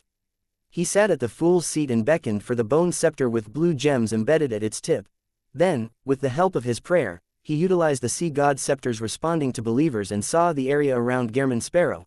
He then raised his field of view and took in the surrounding area. Using this as the origin, he expanded his vision to 5 nautical miles. This was the limit of what the sea god scepter could observe with the help of its believers. In this way, the area where Conas Klein had designated, one that no object could escape his notice, appeared in Klein's vision. Love, after Trissa chuckled, her figure grew faint as though she was bathed in the luster of a lake at night. In the blink of an eye, Trissa, who had been bound tightly with layers of silk by Demoness of Unagin Katarina Pell, turned into an illusory mirror. It was a full-body mirror taller than a person. Aqueous light shimmered within as a ghostly halo grew out of it as though it was a door leading to another world. At that moment, it didn't reflect the scene in front of it. Instead, it outlined a room. The room was dimly lit. The bed and furniture had been diced up into countless small pieces which were scattered everywhere. Only the central region was spick and span. Trissa stood there, wearing a dark black dress. Her hair cascaded down smoothly as it fluttered in the wind, accentuating her face's abnormal fairness. She looked like a female ghost as spoken in folk tales. She wasn't actually present and was using the illusory mirror to project her figure and strength remotely. It was as though everything was real. Therefore, she wasn't flustered at all when she was being controlled and hunted. Upon seeing this scene, Katarina Pell, who wore simple and holy white robes, didn't hesitate to let out a shriek. Invisible waves quickly spread out as her hair flared up, each strand clear and distinct. They were thick and dyed with a grayish-white color. The illusory full-body mirror suddenly vibrated and shook as though it was on the brink of breaking apart. And in the messy room it reflected, the fragments of the bed, desk, and chairs turned grayish-white, losing their luster as though they were rocks. The brownish-yellow floor in front of Trissa turned into grayish-white rocks as it quickly extended towards the only human in the room like a surging tidal wave. Trissa didn't attempt to resist as she turned around and waved her hand back while leaping towards the open window. In midair, invisible spider webs that belonged to her phased into existence. They turned dark as they spread towards the grayish-white colors. At the same time, the dark and profound full-body mirror produced one crack after another. Amidst illusory shattering sounds, it broke apart and vanished. However, before the full-body mirror completely vanished, the grayish-white colors receded in a strange manner inside the petrified room, materializing into a figure. The figure wore a simple, holy white robe and had luscious raven black hair. She looked both mature and innocent, as though she had a pair of profound and childlike blue eyes. She was Demoness of Unagin Katarina who had just been inside the warehouse a moment ago. Viscount Stratford could no longer see the situation inside the opposite room once the ghostly glow dissipated. He retracted his gaze and cast it onto Charmaine. He wore a mixed look in his eyes before he recovered. Trissa really was patient. To deal with me, she actually spent months to nurture a new demoness. Viscount Stratford shook his head with a chuckle. What did she want you to gain from me? At that moment, with Trissa's connection being severed, the spider webs around Charmaine had loosened. They were unable to bind her and restrict her freedom. This beautiful girl wore a blank expression as she replied with a vacant look in her eyes. She wanted me to know who you are truly loyal to. Without waiting for Viscount Stratford to say a word, she asked hesitantly, her eyes making it obvious that she had difficulty finding the words. How many of those promises that you made to me were real? Viscount Stratford was taken aback before he chuckled. You're probably the most silly and most naive demoness I've ever met. Charmaine's expression froze on her face as the glimmer in her eyes that she found so hard to regain faded bit by bit. Outside the warehouse, Zio and Furs were hiding in the shadows, observing the silent target area. They had followed Viscount Stratford here. Their patience had paid off, as they discovered this captain of the Royal Guards secretly leaving his mansion in the dead of the night, rushing to the dock area near the Backland Bridge. Using Zio's power as a sheriff, they followed him all the way here by keeping a huge distance between them. They had also confirmed that he had entered the warehouse in front of them. In addition, they also sensed that Viscount Stratford's condition had worsened as though he had been injured. Actually, we had the opportunity to take action while on our way here. Furs looked at the warehouse's entrance and murmured. Zio replied without looking at her, but you said it yourself that you have a nagging feeling that things aren't that simple and wanted to wait. This might be the intuition of an astrologer. It might also be an act of procrastination, Furs replied in a self-deprecating manner. They didn't say anything more as silence ruled once more. They continued waiting patiently. At this moment, a pitch-black flame was ignited on the rammed earth in front of them. the strange flames rapidly dispersed and kept close to the ground as it swept away. It then outlined a row of luminous text. This is the chance you've been longing for. Zio's and Furz's pupils dilated at the same time. Then, they looked at each other, at a loss for words.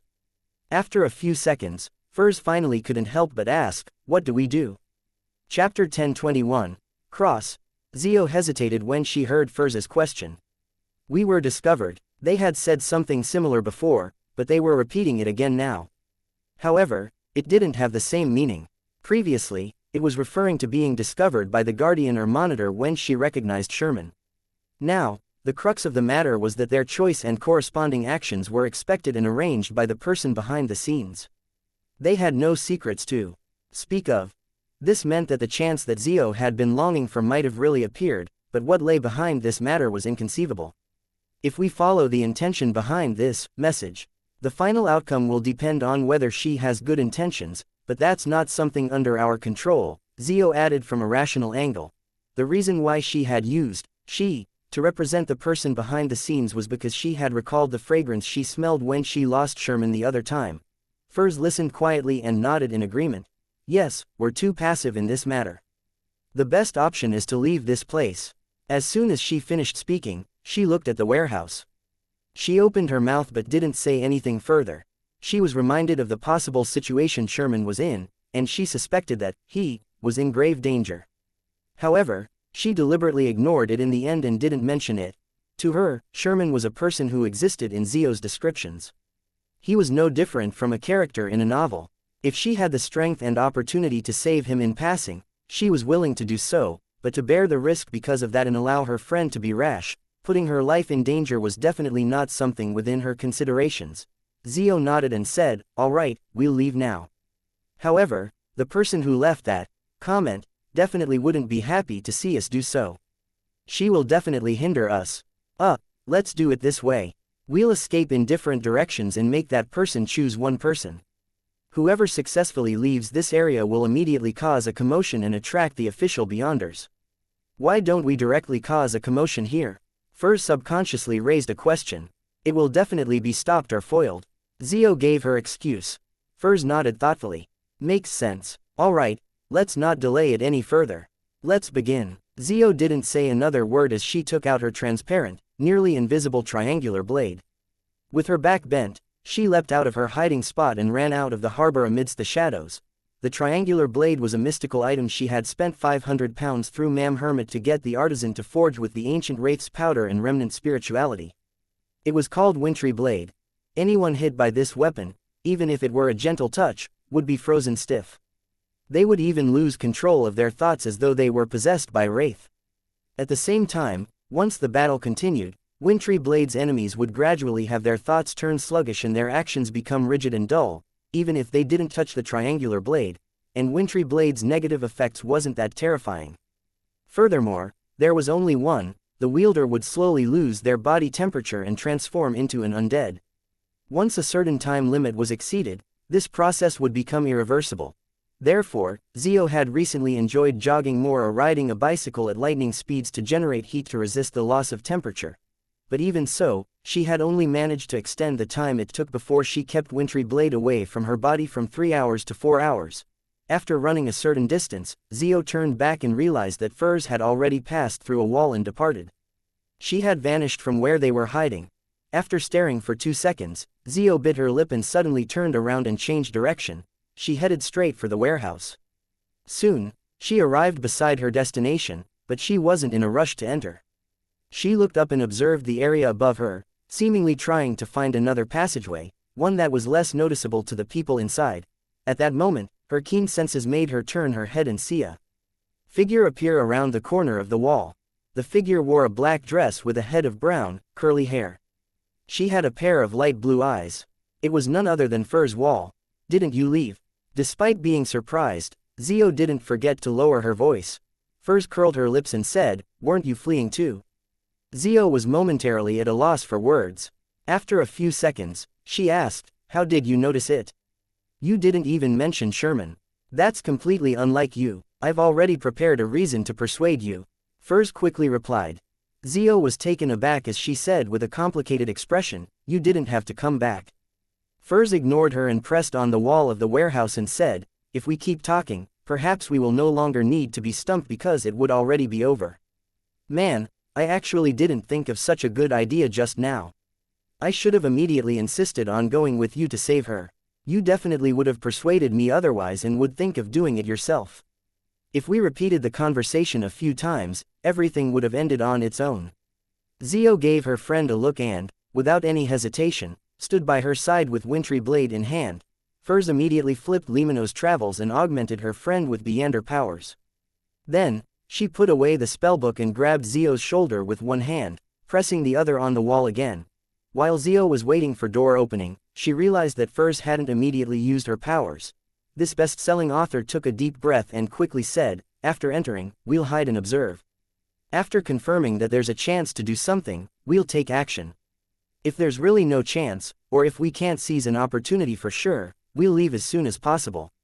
That way, we can at least avenge Sherman and not be buried alive with him. Only by being alive will all kinds of possibilities open up for us." Zio immediately nodded and replied in a stern manner, "Okay." Furs wanted to say a few more words, but considering how she had wasted some time and couldn't afford to waste any more time, she opened the illusory door and passed through the wall with Zio, coming behind a row of wooden crates. With her no longer being a greenhorn in such operations, she instinctively crouched down and pulled out Limino's travels and flipped to a particular page. Zio similarly didn't dash in. She bent down and moved her eyes to a gap between the crates and observed the empty region.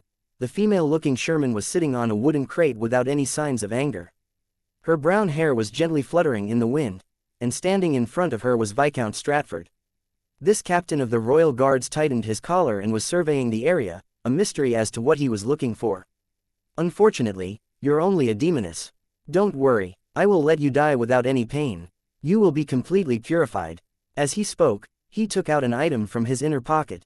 Zio used her enhanced vision from the interrogator potion, and she clearly identified the item. It was a cross accessory covered in bronze. There were a few sharp, jagged protrusions, looking as though it had once impaled someone. Its style and characteristics were things that the various nations in the Fifth Epoc's northern continent didn't possess. It exuded ancient vibes. "Very good. You know that resistance is futile," Viscount Stratford said as he pressed one of the fingers he used to hold the bronze cross onto the spike. His bright red blood immediately flowed out and was absorbed by the spike, seeping into the object. The mottled bronze on the cross's surface disintegrated, revealing a corporeal form beneath that was a blob of light. In just a second or two, the item Viscount Stratford held had turned into a resplendent cross. It emitted a pure and flawless glow, illuminating the surroundings in an abnormally bright manner. The wooden crate's shadows quickly receded as the dark splotches on the wall evaporated like water. Beside Charmaine, the countless spider webs that originally belonged to Trissa floated up and struggled in the fire, melting in just mere seconds. The light grew brighter, but they weren't blinding. Black flames burst out of Charmaine's body along with crystalline ice. They turned dim, transparent, and eventually vanished under the illumination. Within the range of the resplendent cross, there weren't any traces of evil or abnormalities present. Not 1 inch of darkness remained. Seeing Sherman's expression slowly distort, Zio couldn't help but shoot Furs a glance. She could clearly sense the terror of the resplendent cross, and she was beginning to waver about saving her. Furs also noticed what was happening and pointed to Limino's travels. She raised her left index finger and whispered into Zio's ear, "There's only one chance. I will work hard to create it for you. If it's not successful, or if you can't be certain of it, we will give up." Zio didn't hesitate as she nodded solemnly. Furs immediately straightened her body and flipped Limino's travels to the charred yellow page. This page was filled with complicated, twisted, indescribable symbols and labels. It gave one the feeling of a strong gust of wind. Sailor Pathway's demigod power, hurricane. After observing her surroundings once again and confirming that there weren't any other enemies, Furs's gaze penetrated through the gap in between the wooden crates and locked onto Viscount Stratford. She then slid her finger gently across the charred yellow page. With an exploding whoosh, a visible hurricane soared up beneath Viscount Stratford's feet and rushed upwards. The captain of the Royal Guards wasn't able to maintain his balance from this sudden attack. He was lifted up by the hurricane and was slammed into the warehouse's ceiling. The warehouse's ceiling was torn apart by the hurricane as portions of it collapsed. Some of the fragments spun around amidst the wind as they flew higher and higher. Viscount Stratford nearly fainted from being slammed, and he failed to hold onto the resplendent cross. allowing it to fly out of his palm. When the spike with a sliver of his blood left his finger, the mottled bronze covered the cross's surface once more. The flawless light vanished in turn. Upon seeing this, Zio didn't hesitate to rush out of her hiding spot. Her eyes first reflected Viscount Stratford's figure before two blinding bolts of lightning lit up. Chapter 1022, 1022 Answer. 1022 Answer. Amidst the violent hurricane, Viscount Stratford was like a helpless leaf that was pitifully thrown about as though he could be torn to pieces at any moment. In this state, he couldn't react at all, much less speak. All he could do was rely on a disciplinary paladin's powerful body to barely hold on, hoping that he wouldn't lose a limb or head inside this terrifying hurricane. He originally believed that the hunt had succeeded and that Triss's capture was at hand. Furthermore, he was extremely certain that his target didn't have helpers, hence, all his attention was focused on Charmaine. To his surprise, he suddenly became the prey and fell into a trap without any prior warning. Upon realizing that the hurricane was beginning to weaken and that he had only suffered some damage from the impact and didn't receive any fatal wounds, Viscount Stratford hurriedly tried to regain control of his body in preparation for the upcoming battle. At that moment, he felt a stabbing pain in his head which felt as though a sharp dagger had been impaled into it before being twisted a few times. This feeling was something that Viscount Stratford felt was both familiar and unfamiliar. This was because, although he had never experienced it directly before, he had attempted it on several targets to observe their reactions. This was one of the Beyonder powers he was most proficient with. Upon being attacked, Viscount Stratford, who had failed to adjust his physical state, slammed into the ground hard as the bronze cross loudly fell several meters away. Tap. Tap. Tap. Zio held wintry blade and took a huge stride, dashing straight for Viscount Stratford who was struggling to get up. As for Furs, she had already flipped through Limino's travels and flipped it open to a page that resembled a goatskin parchment.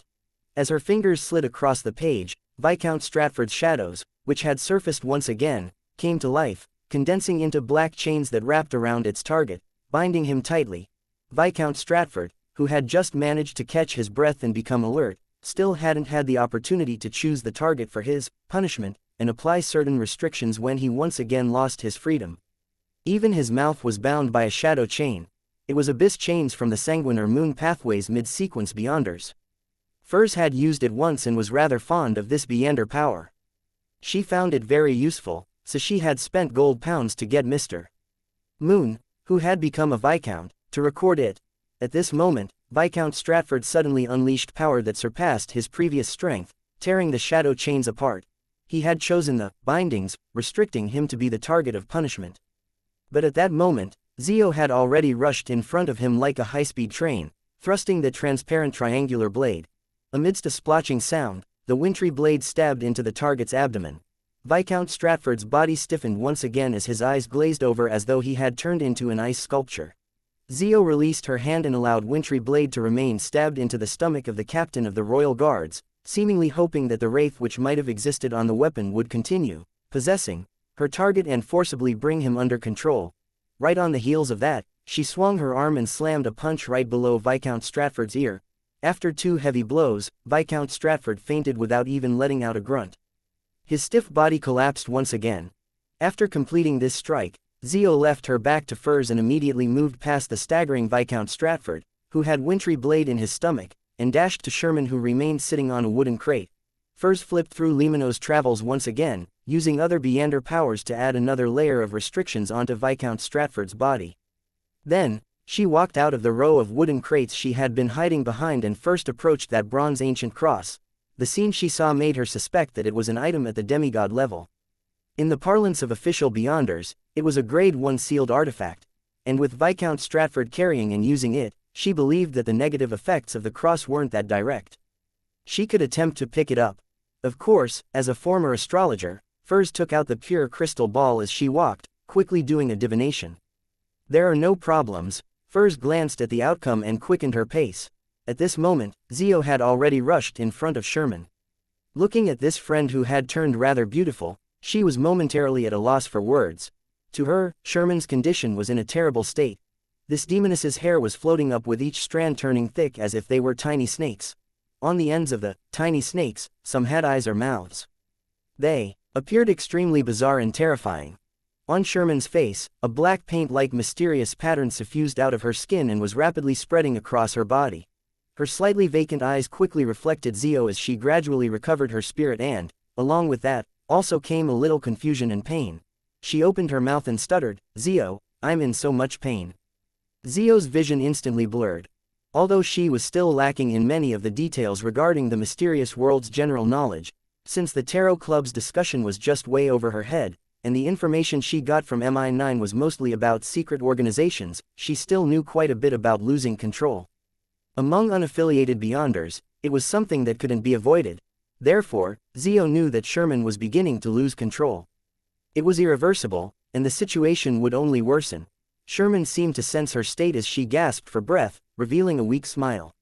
She said with difficulty, "Kill me, I've done too many unspeakable sins, I've also obtained what I've wanted."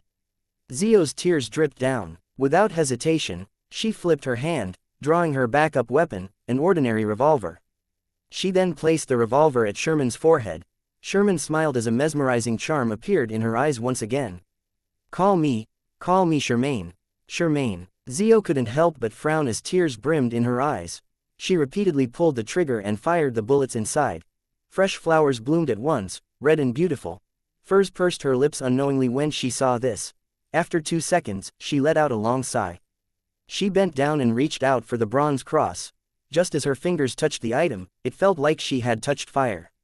It was hot and scalding, hot enough to burn the soul. Furs instinctively retracted her hand, feeling alarmed and puzzled. She remembered that Viscount Stratford had never acted in such a manner before. As her thoughts raced, Furs glanced at Viscount Stratford and kicked the bronze cross towards the nearby Zio. Give it a try. Also, we have to leave immediately. The commotion from earlier will definitely attract the official Beyonders. Also, who knows what the person who left the message will do.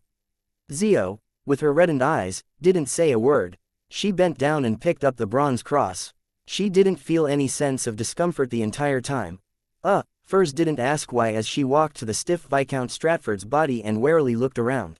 After Zio put away the bronze cross, she picked up Charmaine's corpse and returned to Viscount Stratford's side. That item is very precious. His status is also very important. We'll definitely be the targets of the royal family's pursuit efforts. We need to do some interference. Furs looked down at Viscount Stratford as she muttered to herself in thought. She quickly made a decision. She raised her hands, lowered her head, and began piously chanting Mr. Fool's honorific name. She didn't believe that them giving up the bronze cross would stop the royal family from pursuing them due to being perceived to have lower priority. Therefore, without any hesitation, she prayed to Mr. Fool for help. To her, sacrificing the item to Mr. Fool was better than staying there. Almost at the same time, she saw a holy angel with 12 pairs of fiery wings. A phantom projected out of the angel as it descended from the sky, wrapping her and Zio in layers of flaming wings. Once this was over, Furs was just about to say something when she felt her body quiver. She felt a particular sense of horror and evil permeate from the void. Her eyes focused as she didn't hesitate to crouch down, reaching out her hands and grabbing Zio and Viscount Stratford's calf. At the same time, the final dark green stone with burn marks on her bracelet emitted a blue and illusory light. In the blink of an eye, the bodies of Furs, Zio, Viscount Stratford, and Charmaine turned transparent as they vanished from the spot. In seconds, they left the docks area and appeared on the outskirts of St. George Borough. During this process, Furs had even used her Beyonder power as a scribe to record traveling. After observing her surroundings and confirming that there was no one around since they were in the forests, Furs released Zio and Viscount Stratford and straightened her body. With the blessings of Mr. Fool's angel, there shouldn't be much danger. The person who left the message won't be able to lock onto us. Furs heaved a sigh of relief before saying with a lingering sense of fear, the person who descended upon us towards the end was definitely a saint. Thankfully, we quickly escaped. Zio gently lowered Charmaine's corpse and said in thought, if the person who left the message was monitoring Charmaine, then she might have already found out where we live. We can't return there. Yes, we need to change our residence, Furs said with great experience. Then, she cast her gaze at the unconscious Viscount Stratford. You can interrogate him now. Make every second count. As she spoke, she handed Limino's travels to Zio and exhorted, there's telepathy on it and it's used with candlelight. Also, Start with the simple and unimportant questions to lower his resistance. Zio received the spellbook with a solemn expression. However, her wrist trembled, unable to hold Limino's travels. Pa! The bronze notebook dropped onto the ground as Zio said with a frown, "It's like fire."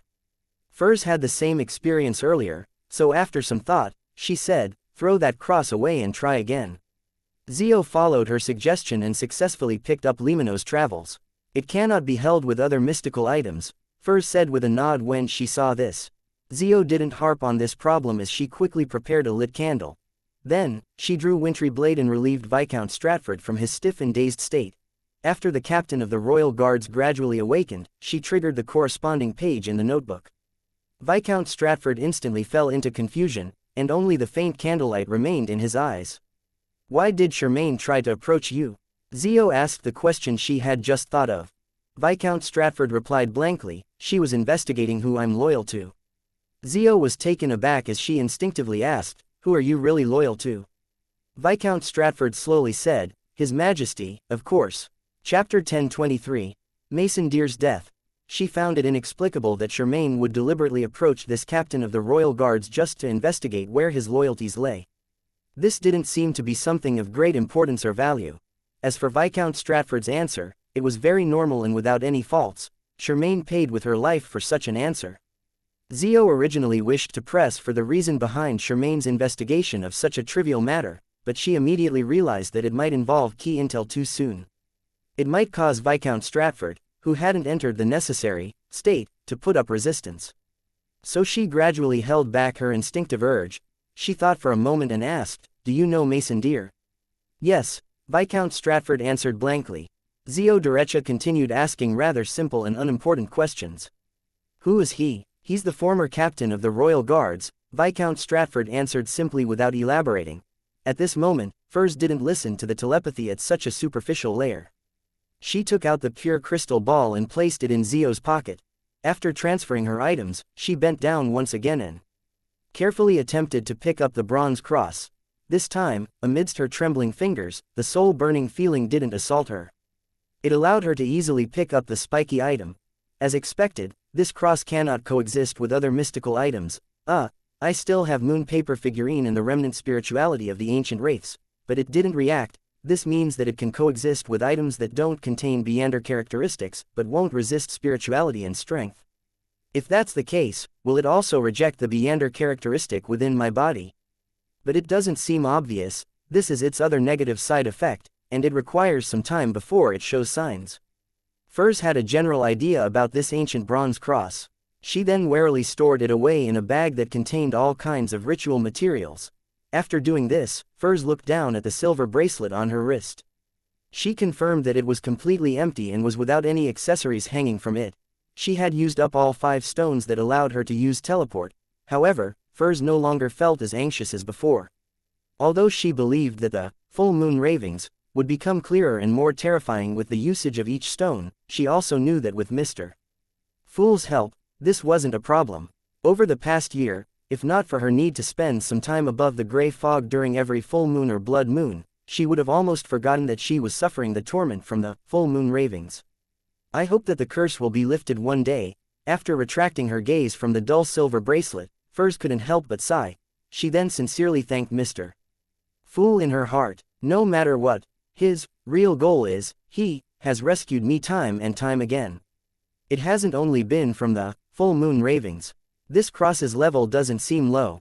I wonder if Mr. Fool will be interested and is willing to accept my sacrifice. I didn't have any good items or news to repay him for his benevolence. I finally see an opportunity. This is a common spoil of war. I only own half of it. I wonder if Mr. Fool is willing to accept a sacrifice that I only have half the rights to. No, Zio has also been rescued by Mr. Fool before. Perhaps it might please Mr. Fool. If he is satisfied, he might produce a few Beander powers and allow me to record them in Limino's travels. No, Limino's travels might not be able to record a deity's powers. It won't be able to withstand Mr. Fool's powers. The powers of the angels under him will do too. No, I can't be too greedy. I'll be satisfied if Mr. World can demonstrate some of his powers for me to record. Furza's thoughts wandered as she had expectations akin to a dream. This was the instinct of a best-selling author. As for why she didn't expect anything else other than the recording of Beyonder powers, it was because she realized today how important and terrifying Beyonder powers at the demigod level were.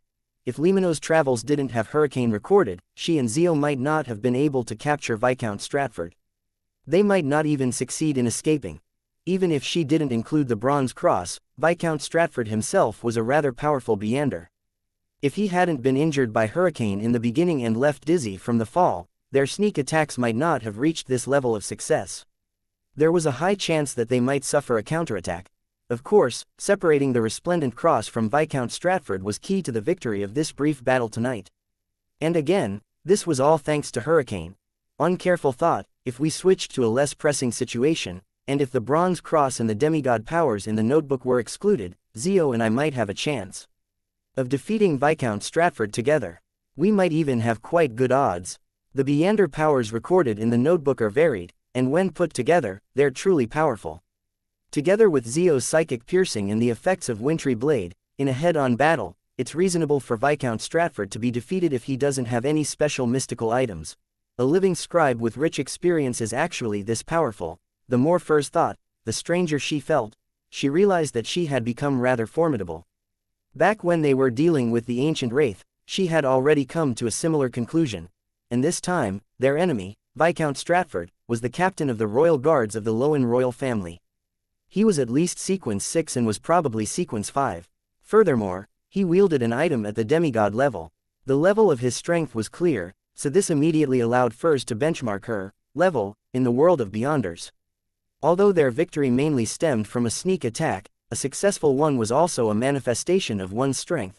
I'm already a scribe. With a good combination of powers, together with Limino's travels, I'm already a rather strong sequence 5.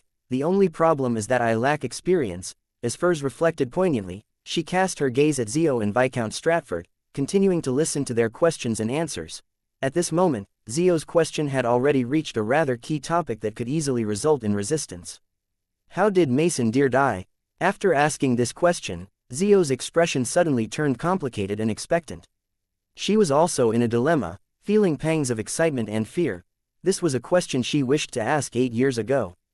In these nearly 3,000 days, she had been constantly searching for an answer, but she was also afraid that the answer wasn't something she expected. She was afraid that her father was really involved in a mutiny and thus was executed, marring his reputation. Viscount Stratford didn't immediately answer Zio's question. He seemed to struggle before saying, he discovered His Majesty's secret and tried informing the 3 churches but failed. He was executed on the spot. Zio fell into a daze for a few seconds before finally confirming the answer she received. Although this answer shocked her, it made the heart in her mouth sink back to its original position as she calmed down. Secret?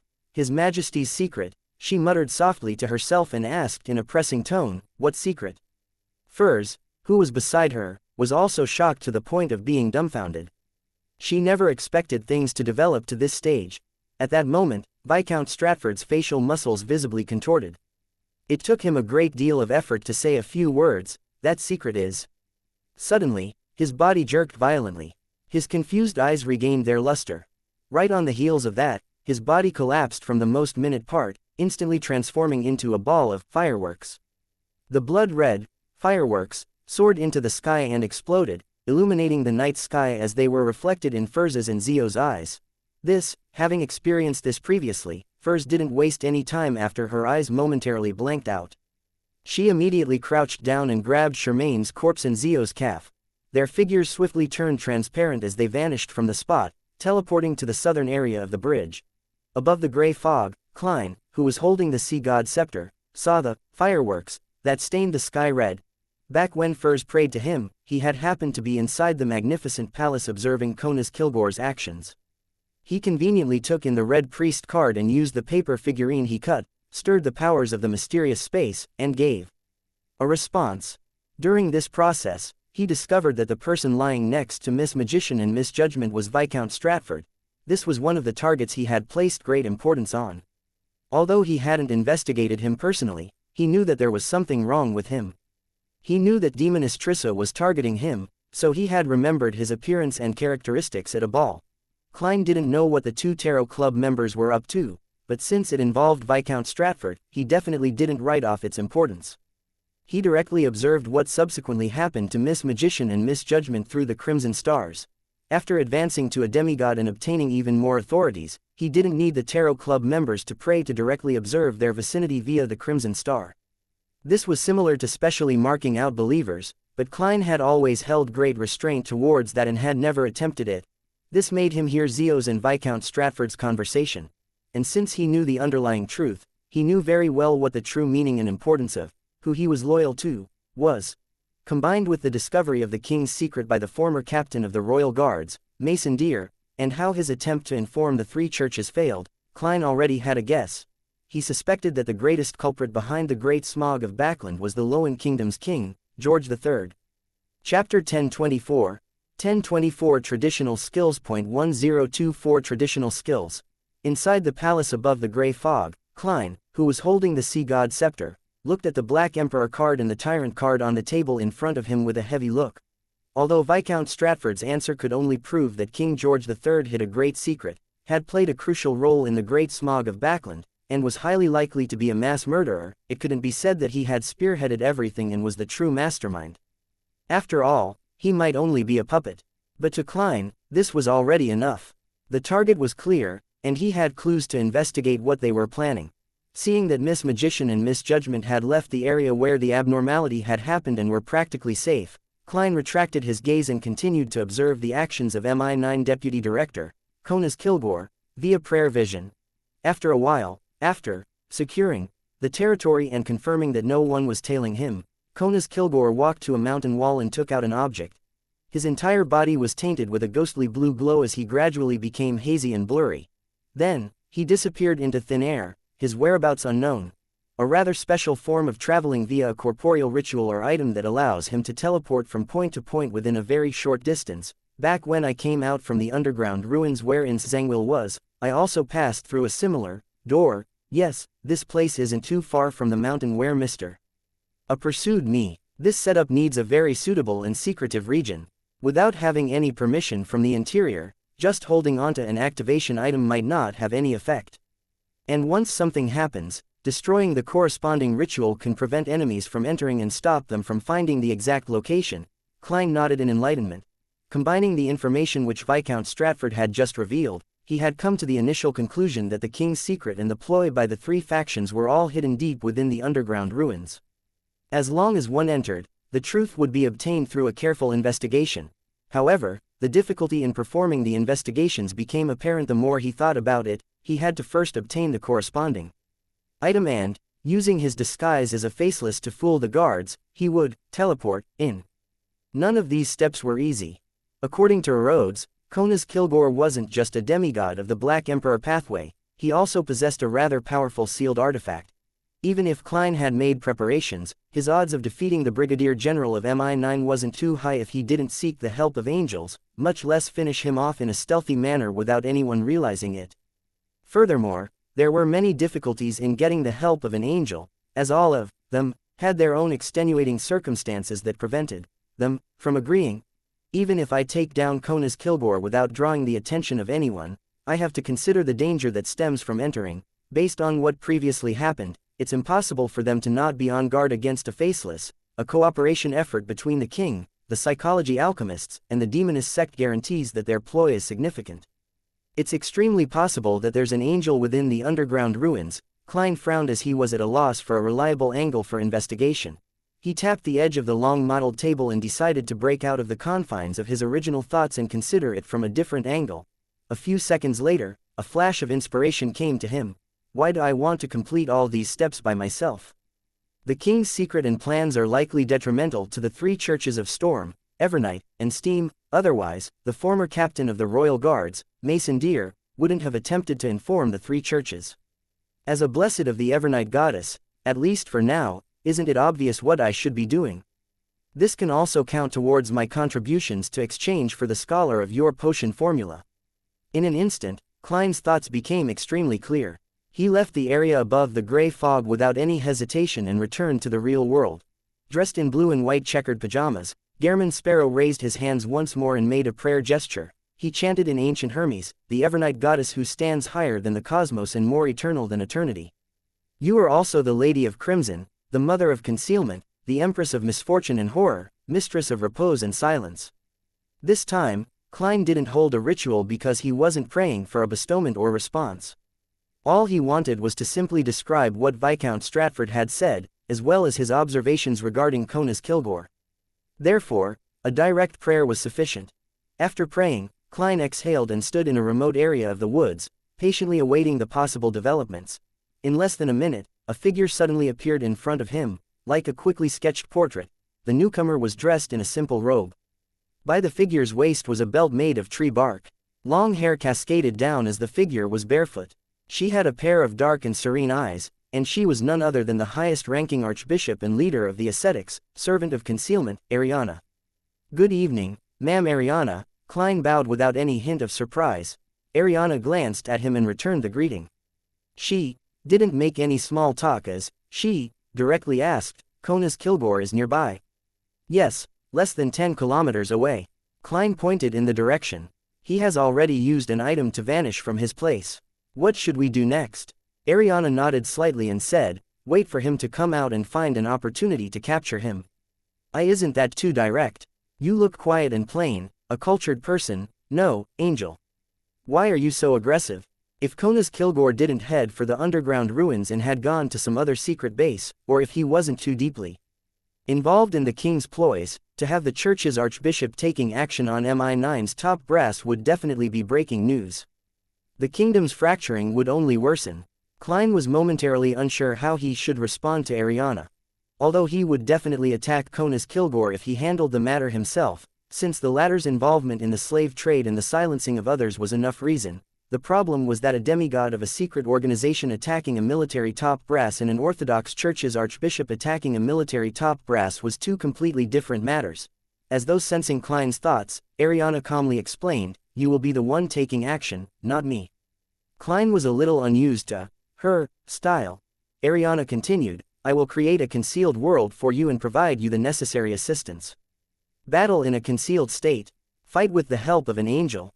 Klein nodded with a thought. "Then where shall the ambush be?" Ariana answered succinctly, "In your Magor manor." I share the same thoughts, but I didn't want to say it myself. Klein took a deep breath and exhaled. The choice for the ambush location stemmed from very simple logic. It was to do it when Conas Kilgore was in his most relaxed and defenseless state. Without a doubt, once Conas finishes his secret mission and returns to Magor Manor, he would believe that the most risky matters of the night were over. He wouldn't have his guard up. For the same reason, if the king's secret employ was of utmost importance, it was possible for an angel to be watching over him while he returned from the underground ruins. Once he suffered an attack, the angel would be able to immediately respond. And only when Conas returned to his normal daily routine would the monitoring be retracted. After all, there were only a limited number of angels, so it was impossible for them to be so free. Thankfully, I used the most covert method of tailing him, and the distance was far enough. From the looks of it, Ma'am Ariana didn't place the responsibility of the battle onto me to avoid the risk and reduce the negative effects, but because maintaining a concealed state and preventing the existence inside the underground minutes from noticing the battle will drain a great deal of her energy. Amidst his racing thoughts, Klein had a better idea of how he should proceed. At this moment, Ariana added, "The concealed world's battle won't damage the real world." "That's pretty good," Klein muttered silently and said after some thought, "Then I need to immediately make some preparations." "All right," Ariana calmly replied. She didn't even ask me what preparations I need. I was even prepared to say that I need a change of clothes. As Klein lampooned himself, he looked down at his blue and white checkered pajamas. His left palm quickly turned transparent as he vanished from the spot. Inside Magor Manor, Klein's figure blinked into existence. Maintaining his appearance as Gehrman Sparrow, he quickly changed his clothes and wore a top hat. Following that, he took out a piece of paper and used his finger to write. The tip of his finger spewed out a scarlet flame, leaving charred marks without burning the piece of paper. The charred marks quickly formed a complicated symbol that was a mixture of concealment and mystery prying. With the formation of this symbol, the full body mirror in the room turned dark as aqueous light rippled. A silver outline appeared, forming one word after another. "Exalted Great Master, your loyal and resilient servant, Orodes, is here to answer your summoning." Do you have something you would like to ask me? Yes. Klein nodded and looked out the window. What demigod powers and powerful sealed artifacts does Conus Kilgore have? This was something he vaguely knew before. After confirming that Conus Kilgore was a target, he gathered more information and now wished to know more so as to prepare a strategy meant to target Conus. The full body mirror's silver words warped and squirmed, quickly forming new words. Great Master, Conus Kilgore is an Earl of the Fallen. To hide his strength, he wields a sealed artifact that also belongs to the lawyer pathway. However, it also has some of the arbiter pathway's characteristics mixed into it. It's called Chapter 1025, Random Anomalies. The full body mirror's silver words seemed to have a life of their own as they vanished and reformed. The Concerto of Light and Shadow is a pocket watch.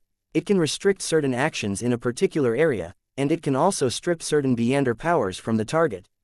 When the two are put together, the limitations that are created far exceed the two types. The Concerto of Light and Shadow is also able to gift certain negative side effects to the target, making him sluggish, eager, avaricious, or lose their fighting spirit, only capable of focusing his attention on money. Apart from these effects, the sealed artifact's wielder would have the ability to distort the target's speech, actions, intentions, and attacks. It can reduce a lethal blow into a serious injury, or it could repel an attack, turning progression into retrogression, escaping into leading a charge. The negative effects of Concerto of Light and Shadow are rather serious. Amongst them, the main negative effect to take note of is that once it's brought into combat, all the Beander effects produced in a certain region would intermittently experience random anomalies. It wouldn't distinguish between friend or foe, making it hard to control and unpredictable. That also means that lightning strike might still create a bolt of lightning, but it might splash the target with a blast of cold water or summon unknown spirit world creatures. Due to this reason, Conus Kilgore has deliberately sought out a mystical item that can make him sufficiently lucky at critical moments, hoping that the random intermittent effects will benefit himself. It's definitely useful to a certain extent, but it's not that great. Conus Kilgore also has a strange revolver. It originated from an anomaly during an evil god's sacrifice. It's called Reaver's Shout of Despair. It can shoot without bullets, and each shot possesses immense strength. It can shoot at a rapid pace like a miniature machine gun. Targets who are hit by it will suffer Reaver's Shout of Despair before he died. They will suffer different levels of pain, dizziness, and confusion. The biggest problem with the revolver is that the wielder will also hear the shout of despair. It just won't be too frequent. As an Earl of the Fallen, Conus Kilgore no doubt has a qualitative change when it comes to distortion and the unreasonable bestowment. In addition, he can also exploit laws and magnify effects and use disorder to disrupt order. Exploit can extend certain states for longer periods of time or end it ahead of time. It will make the rules more beneficial to himself. For example, after jumping into midair, the state of being away from the ground can be extended, achieving the effect of floating. Magnify can boost the effects or influence of his actions. It can make an ordinary attack become an execution. It can turn a hug from a distance away into a restriction. Disorder will influence the structure of objects, the standards of measurement, and the accuracy of attacks. It will make a seemingly massive building collapse, causing what seems like a huge distance to be shortened to that of a few paces, as well as allowing attacks that are aimed at him to miss their mark. Through magnify, exploit, and distortion, Beyonders of the lawyer pathway can achieve certain things that only Beyonders of the arbiter pathway can accomplish. Of course, low and mid-sequence Beyonder powers of the lawyer pathway like bribe are equally possessed by an Earl of the Fallen and are even stronger. Great Master, I've finished answering your question. Is that okay? Your answer is like a guidebook.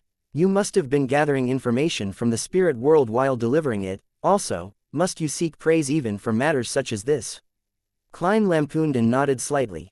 After answering Erodes's question, he quickly got into the zone as he analyzed the powers and traits of the powerful sealed artifact which the demigod, Conus Kilgore, had. An Earl of the Fallen is indeed a sequence 4 demigod existence. There are qualitative changes in various aspects. Be it bestowment, distortion, exploit, and magnify, none of them are easy to deal with. I might suffer if I'm careless. Rather, disorder isn't terrifying. It's basically an enhanced version of the Sequence 5 Mentor of Confusion's power. The Concerto of Light and Shadow does have traits of the Arbiter domain. And the most frustrating aspect about it is the negative side effects. To a Beyonder of the Seer pathway, my combat style is definitely closer to one of preparation, precision, and control. Once the battle begins, the moves will chain one after another. During this process, if a random deviation were to happen, the entire plan can easily be messed up and not be accomplished. It's very dangerous. As he thought, Klein discovered that the main problem stemmed from the sealed artifact named Concerto of Light and Shadow. As a Beander who liked setting up traps for his enemy, Klein didn't wish that after throwing himself into a perilous situation through his painstaking planning and hard work, he would realize that the item would summon a rabbit just as he was using the Fate Siphon charm to switch fates with his target to turn the tables and finish off his opponent. Or perhaps it would turn into fireworks to celebrate the death of the user. Kona's Kilgore can reduce the effects by raising his luck, but I can't do it.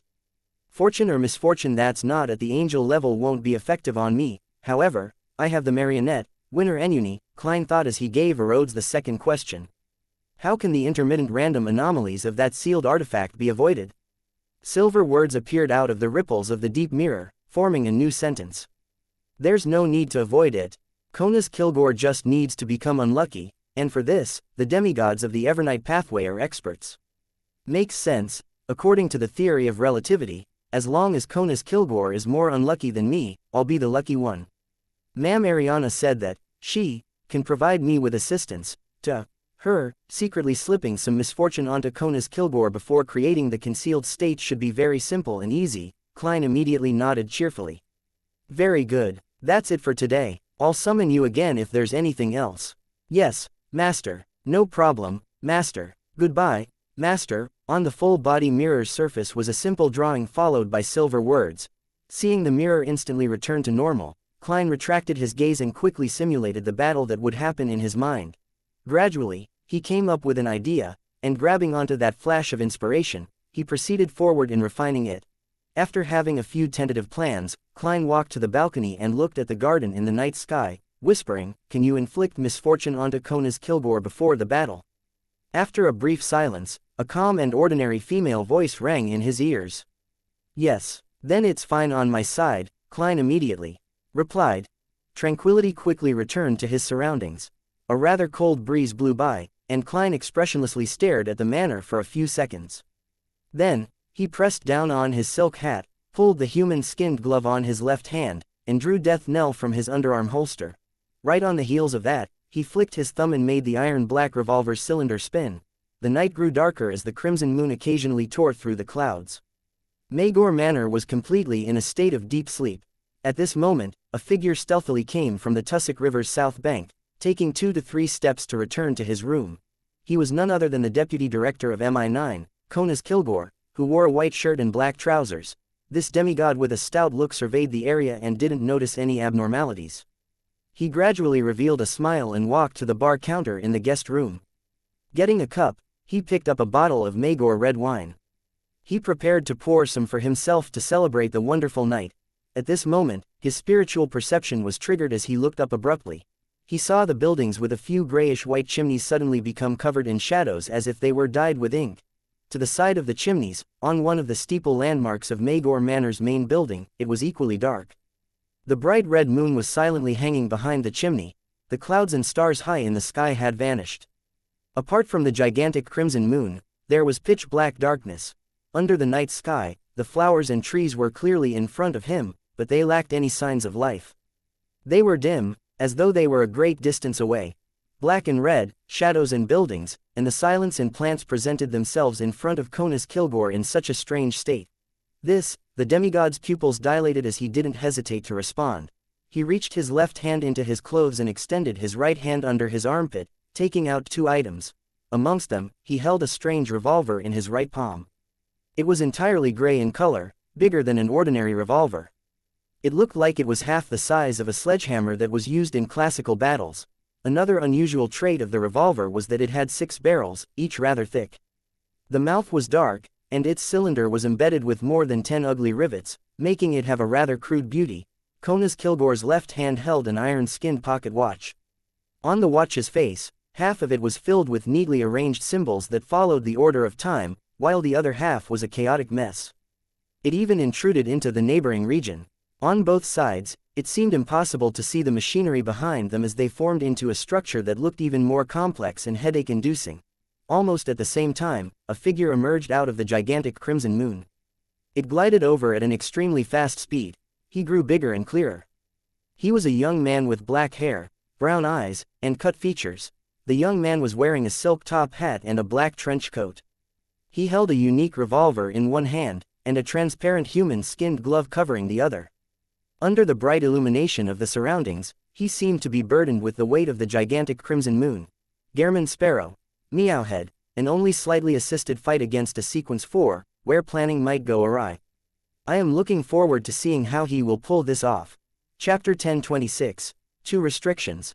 Upon seeing the young man in the black trench coat appear with a black revolver in hand, Conas Kilgore, who was no stranger to all the important figures in the world, immediately responded. The thumb on his left hand that held the iron-skinned pocket watch was rapidly moving, reaching for one of the metal buttons on the messy inlays of the pocket watch. He suddenly raised his right arm, aiming at Gehrman Sparrow with the 6 gray gun barrels that formed a circle. This process was like a fleeting spark that quickly came to an end. As for Conas Kilgore's left thumb, it had pressed down. He overcame his instinct and didn't directly use restriction from the Concerto of Light and Shadow. This was because he didn't know Gehrman Sparrow well enough, unsure as to what he was best at. Furthermore, the person with Gehrman Sparrow's appearance might not be Gehrman Sparrow. Blindly using restriction would only be a waste of an opportunity. He intended to observe and wait for a while longer before he came up with a more specific order to distort the laws. Bang, bang, bang, bang, bang, bang. The strange revolver let out a roar of despair and spewed out a storm of black and icy bullets, instantly enveloping the enemy beneath the crimson moon. At this moment, Gehrman Sparrow's figure turned transparent and incorporeal. At the same time, the bullets tore through the target in the black trench coat, tearing apart the afterimage he left behind. And behind Conas Kilgore, Gehrman Sparrow, with a cold expression, quickly appeared. His body was half crouched, and he was leaning forward. The black top hat on his head appeared blood-red under the crimson moon's illumination. He suddenly raised the black-barreled revolver in his hand, opening his mouth slightly while aiming and squeezing the trigger. The floorboard to the right of Conas Kilgore exploded into countless fragments. Gehrman Sparrow's shot had been ridiculously far off the mark. Furthermore, its destructive power was clearly lacking. This was the distortion power of an Earl of the Fallen. It caused the bullet's trajectory to deviate and have its power weakened. Seizing this opportunity, Conas Kilgore used disorder to influence measurement standards, arriving above the balcony of the bedroom with one step. Then, he half-turned his body, and with a smack, he pressed one of the metal buttons on his iron-skinned pocket watch. He then solemnly said, "Teleportation is prohibited here." Silently, Magor Manor, which was being illuminated by the gigantic crimson moon, experienced an unknown change. Gehrman Sparrow, whose body had rapidly turned faint after firing, appeared out of the void again. He had failed to successfully change positions. Concerto of Light and Shadow, restriction. To Conas Kilgore, no matter what Gehrman Sparrow was good at, he had to immediately restrict his obvious ability to teleport. An enemy who could do close-quarters teleportation at a high frequency wasn't only irritating, but also dangerous. Realizing that his teleportation had failed, Gehrman Sparrow's expression remained unperturbed. His body quickly warped as the colors faded from his body, leaving a deep darkness. This deep darkness suddenly collapsed across the ground, fusing with the shadows in the region where the moonlight couldn't reach, making him indistinguishable. Bang! Bang! Bang! Bang! Bang! Bullet holes riddled the spot where Gehrman Sparrow was previously standing, tearing the ground open. The area collapsed immediately, revealing the room before. However, no dust was thrown up, and despite such a stir, Magor Manor remained blanketed in deep shadows. No one was awakened or gave a response. Conas Kilgore suppressed the urge to restrict the action of hiding in the shadows.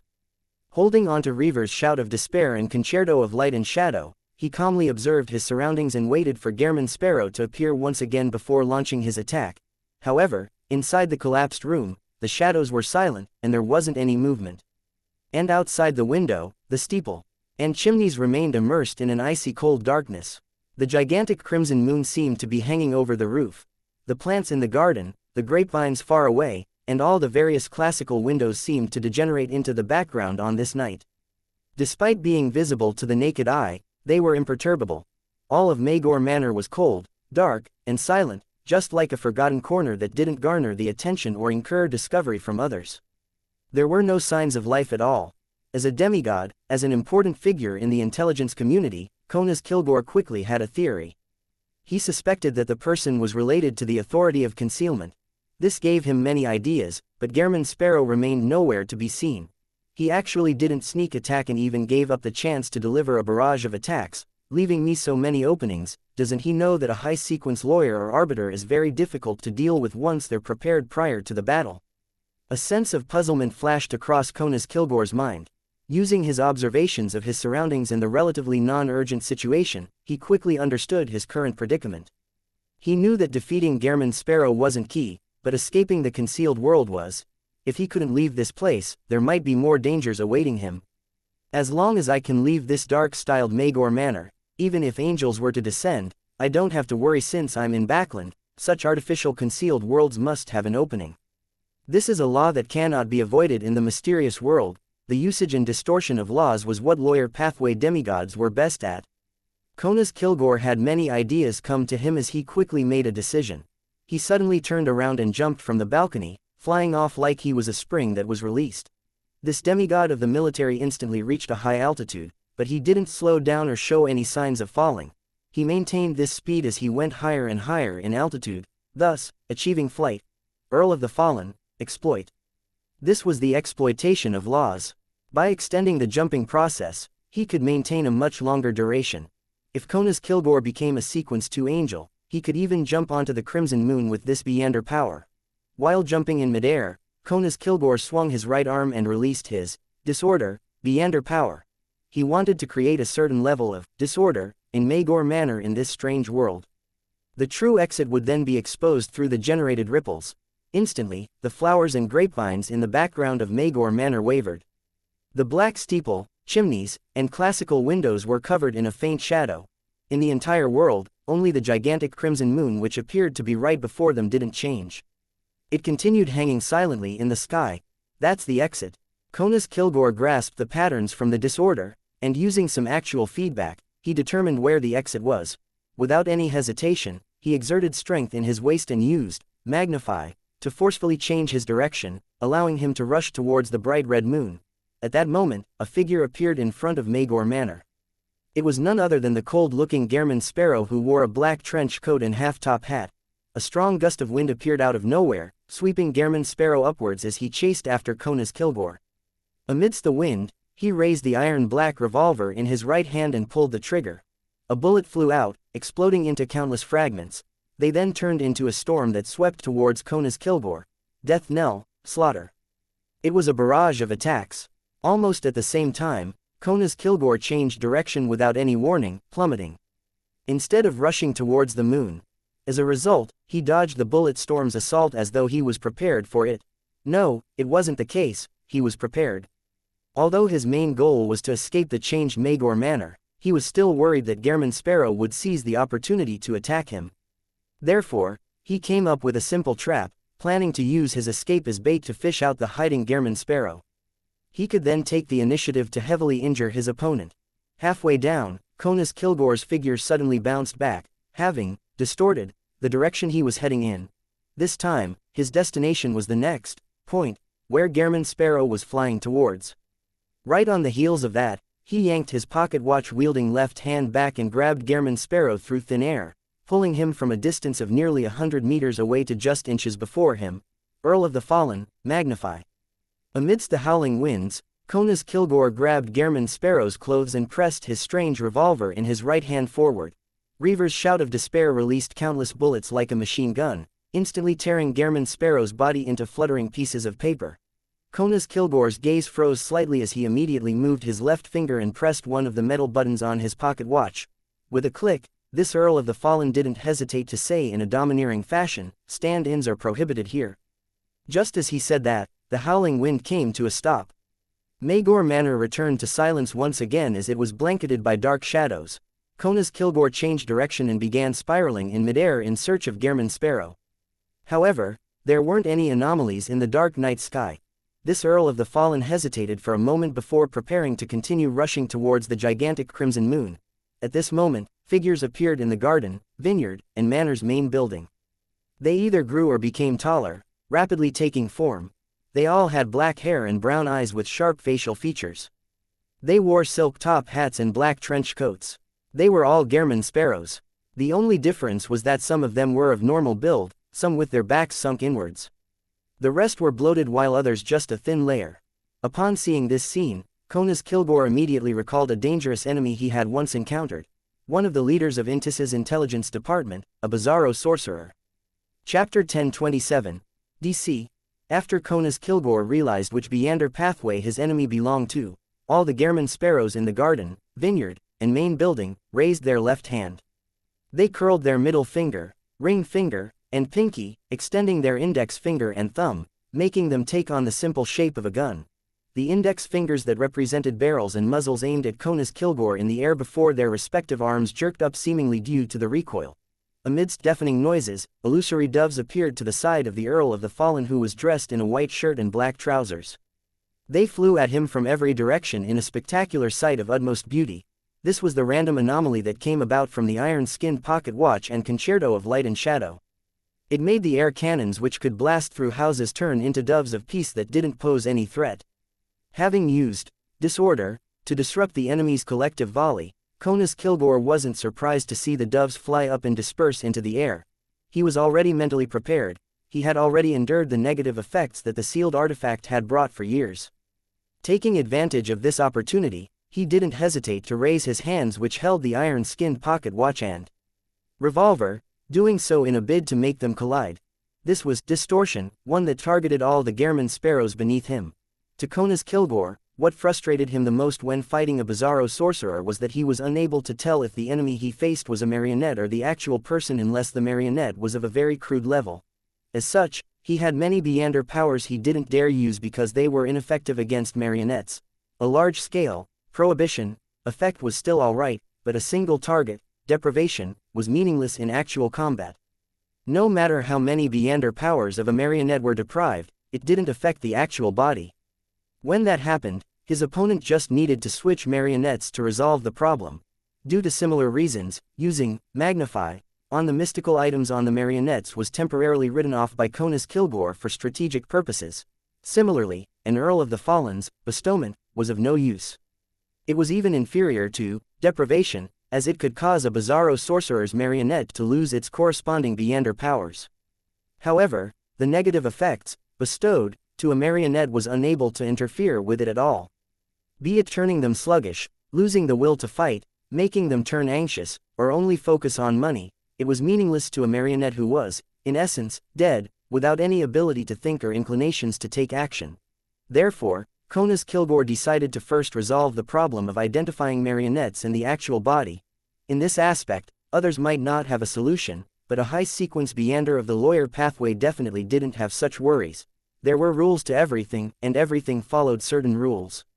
As a lawyer demigod, they were good at finding whatever loopholes there were to exploit them for themselves. Together with his combat experience fighting other bizarro sorcerers, and how he had seriously considered solutions for dealing with them during the aftermath, Conas Kilgore was quite certain that distortion could suppress his enemy.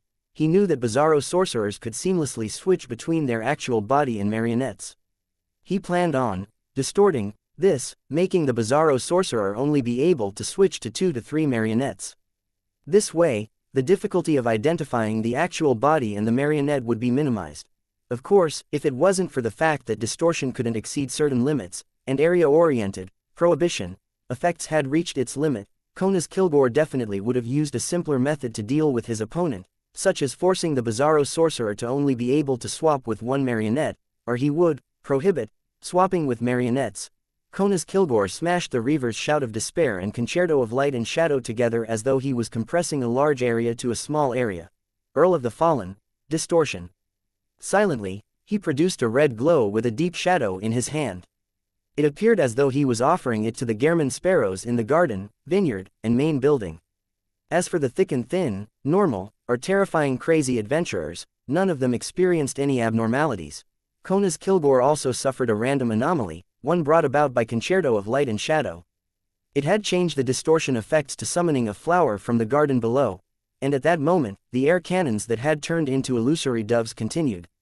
At that moment, the battle between two demigods turned ludicrous, comical, and funny. Of course, be it Gehrman Sparrow or Conus Kilgore, none of them thought that was the case, especially the latter. He once again felt a familiar sense of helplessness.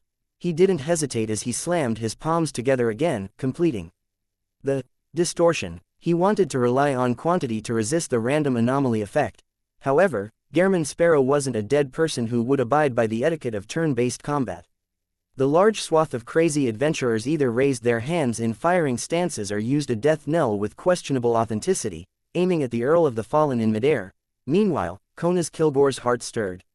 He turned his head slightly to look up and saw that a figure had appeared once again inside the gigantic crimson moon that hung above the black steeple. The figure was wearing a silk top hat, a black trench coat, a human-skinned glove, and an iron-black revolver. He had a cold expression and a deep outline. He was another Gehrman Sparrow. The crimson moon seemed to weigh down on his shoulders as he glided down, his body expanding and turning clearer in the process. As for the iron-black long-barreled revolver in his hand, he had already lifted it and aimed it at Conus Kilgore. A bullet that had transparent and translucent sections to it shot out from the muzzle, heading straight for Conus Kilgore. This was a deprivation bullet, one which was created using a worm of time that Amon's avatar had left behind. It was different from an arbiter pathway's deprivation. In essence, it was theft. It could steal the last 3 Beyonder powers the target had used and become empowered with the ability to use them. However, as long as the arbiter pathways deprivation selected a target, then they could directly deprive them of their ability. Although this bullet's deprivation effect didn't require contact in order to be effective, the target needed to be within a certain range and unable to leave the area. In short, one was unavoidable and could only be resisted or weakened through one's level or sequence's characteristics, while the other could effectively be dodged if the shot was detected ahead of time. Klein had given up on a sneak attack and had stalled for time because, on the one hand, he wanted Conus Kilgore to use up all his prohibition and deprivation powers on Beyonder powers that appeared important to him. On the other hand, he was also waiting for the first random anomaly to happen. Then, he would seize the gap in between the two anomalies to steal Conus Kilgore's 3 most powerful powers with the deprivation bullet. For these 2 goals, he even handed Death Knell and Creeping Hunger to Winner Ennuni and made him appear like the real Gehrman Sparrow instead of a marionette. From the current developments, Conus Kilgore was about to lose distortion, disorder, and magnify. The Gehrman Sparrows underneath collectively fired shots. Suddenly, the air cannons and the deprivation bullet exploded, turning into red, purple, yellow, or green fireworks. However, they were unable to illuminate the deep dark sky. Concerto of Light and Shadow had once again created a random anomaly. It had produced its effect several times in a row without any pauses or delays. Conus Kilgore immediately smiled and slammed his hands together again. All of a sudden, the young men wearing silk top hats and black trench coats under the gigantic crimson moon's illumination turned gloomy. Only 2 maintained their previous states. The Earl of the Fallen's distortion had taken effect. This meant that Gehrman Sparrow could only switch places with those 2 normal marionettes. Right on the heels of that, Conus Kilgore didn't hesitate at all. He swung his arm and threw out the flower that was held together with the pocket watch out. The flower sped up and seemed to gain weight of unknown origins. Like an arrow, it shot towards one of the normal marionettes. This attack had been magnified, and also came with the effects of bribe, weaken.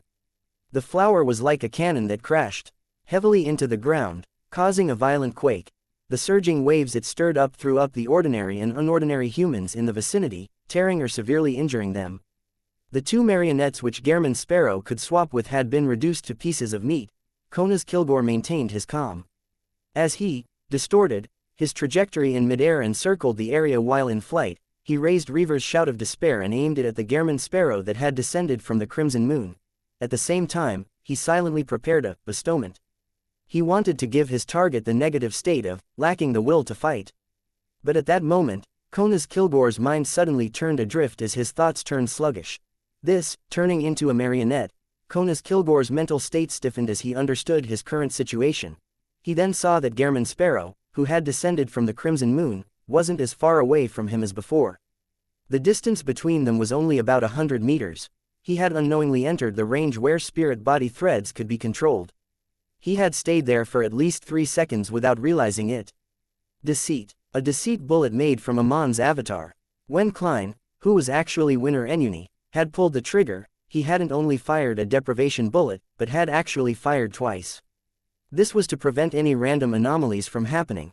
With an anomaly having happened once, even if another anomaly were to happen, only one of the two bullets that had been fired in intervals that were slightly spaced apart would be affected.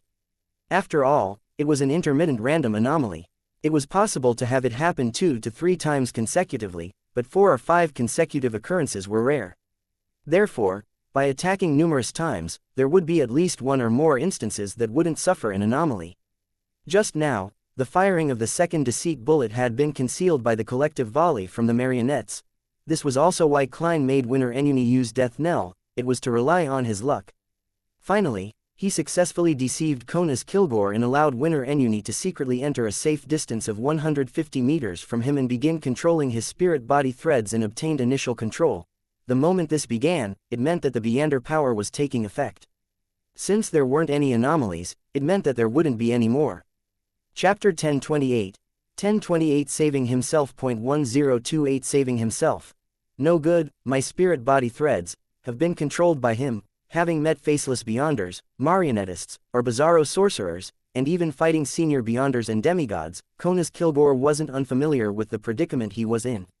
He was even rather familiar with it and knew quite a bit. Therefore, he knew very well that he had fallen into a lethal trap. The time he had left to save himself didn't exceed 15 seconds. And in these 15 seconds, his thoughts would turn more and more sluggish, and the speed at which he could come up with solutions would slow down. Towards the end, just the thought of a solution would take him several seconds. Yet, his stiff and dull body would require plenty of time to actualize his thoughts. This also meant that he had about 10 seconds to save himself. Of course, he had considered the corresponding response for the last few seconds. It was to abandon his body's control and reveal his mythical creature form.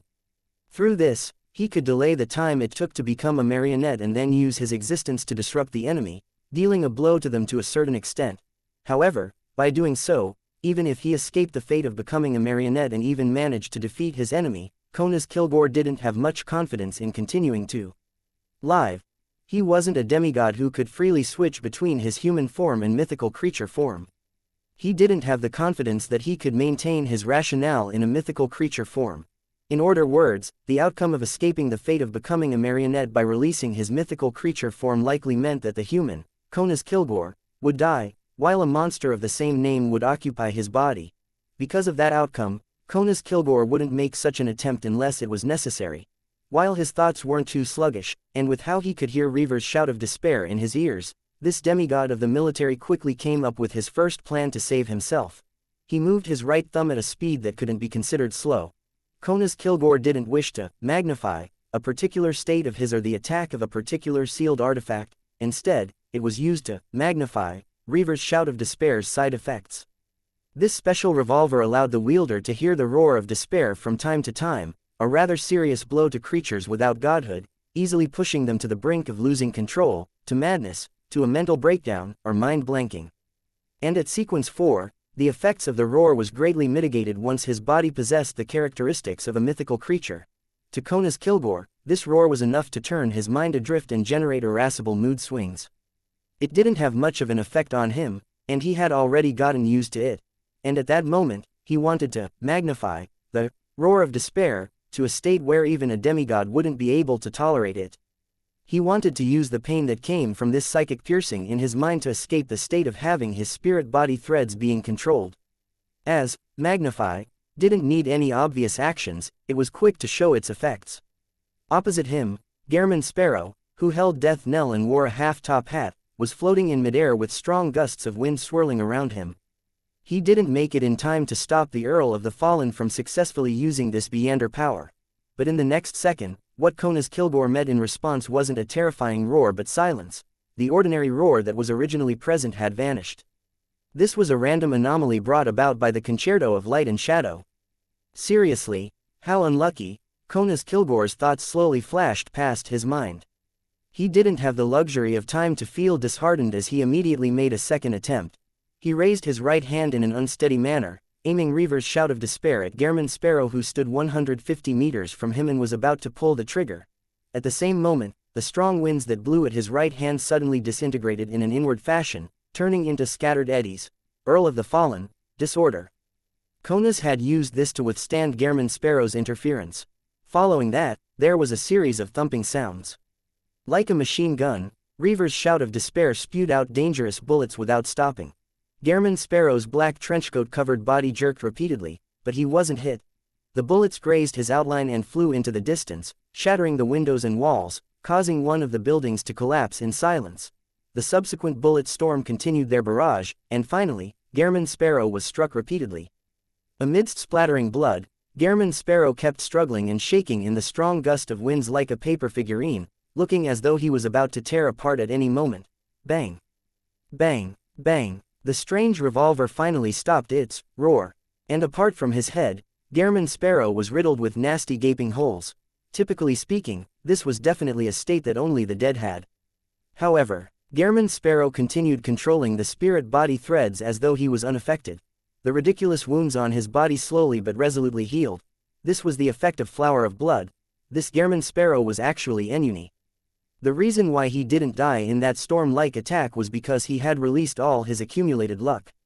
It was also because Konas Kilgore was sufficiently unlucky, and the roar of despair that the bullets brought forth was nothing to a marionette.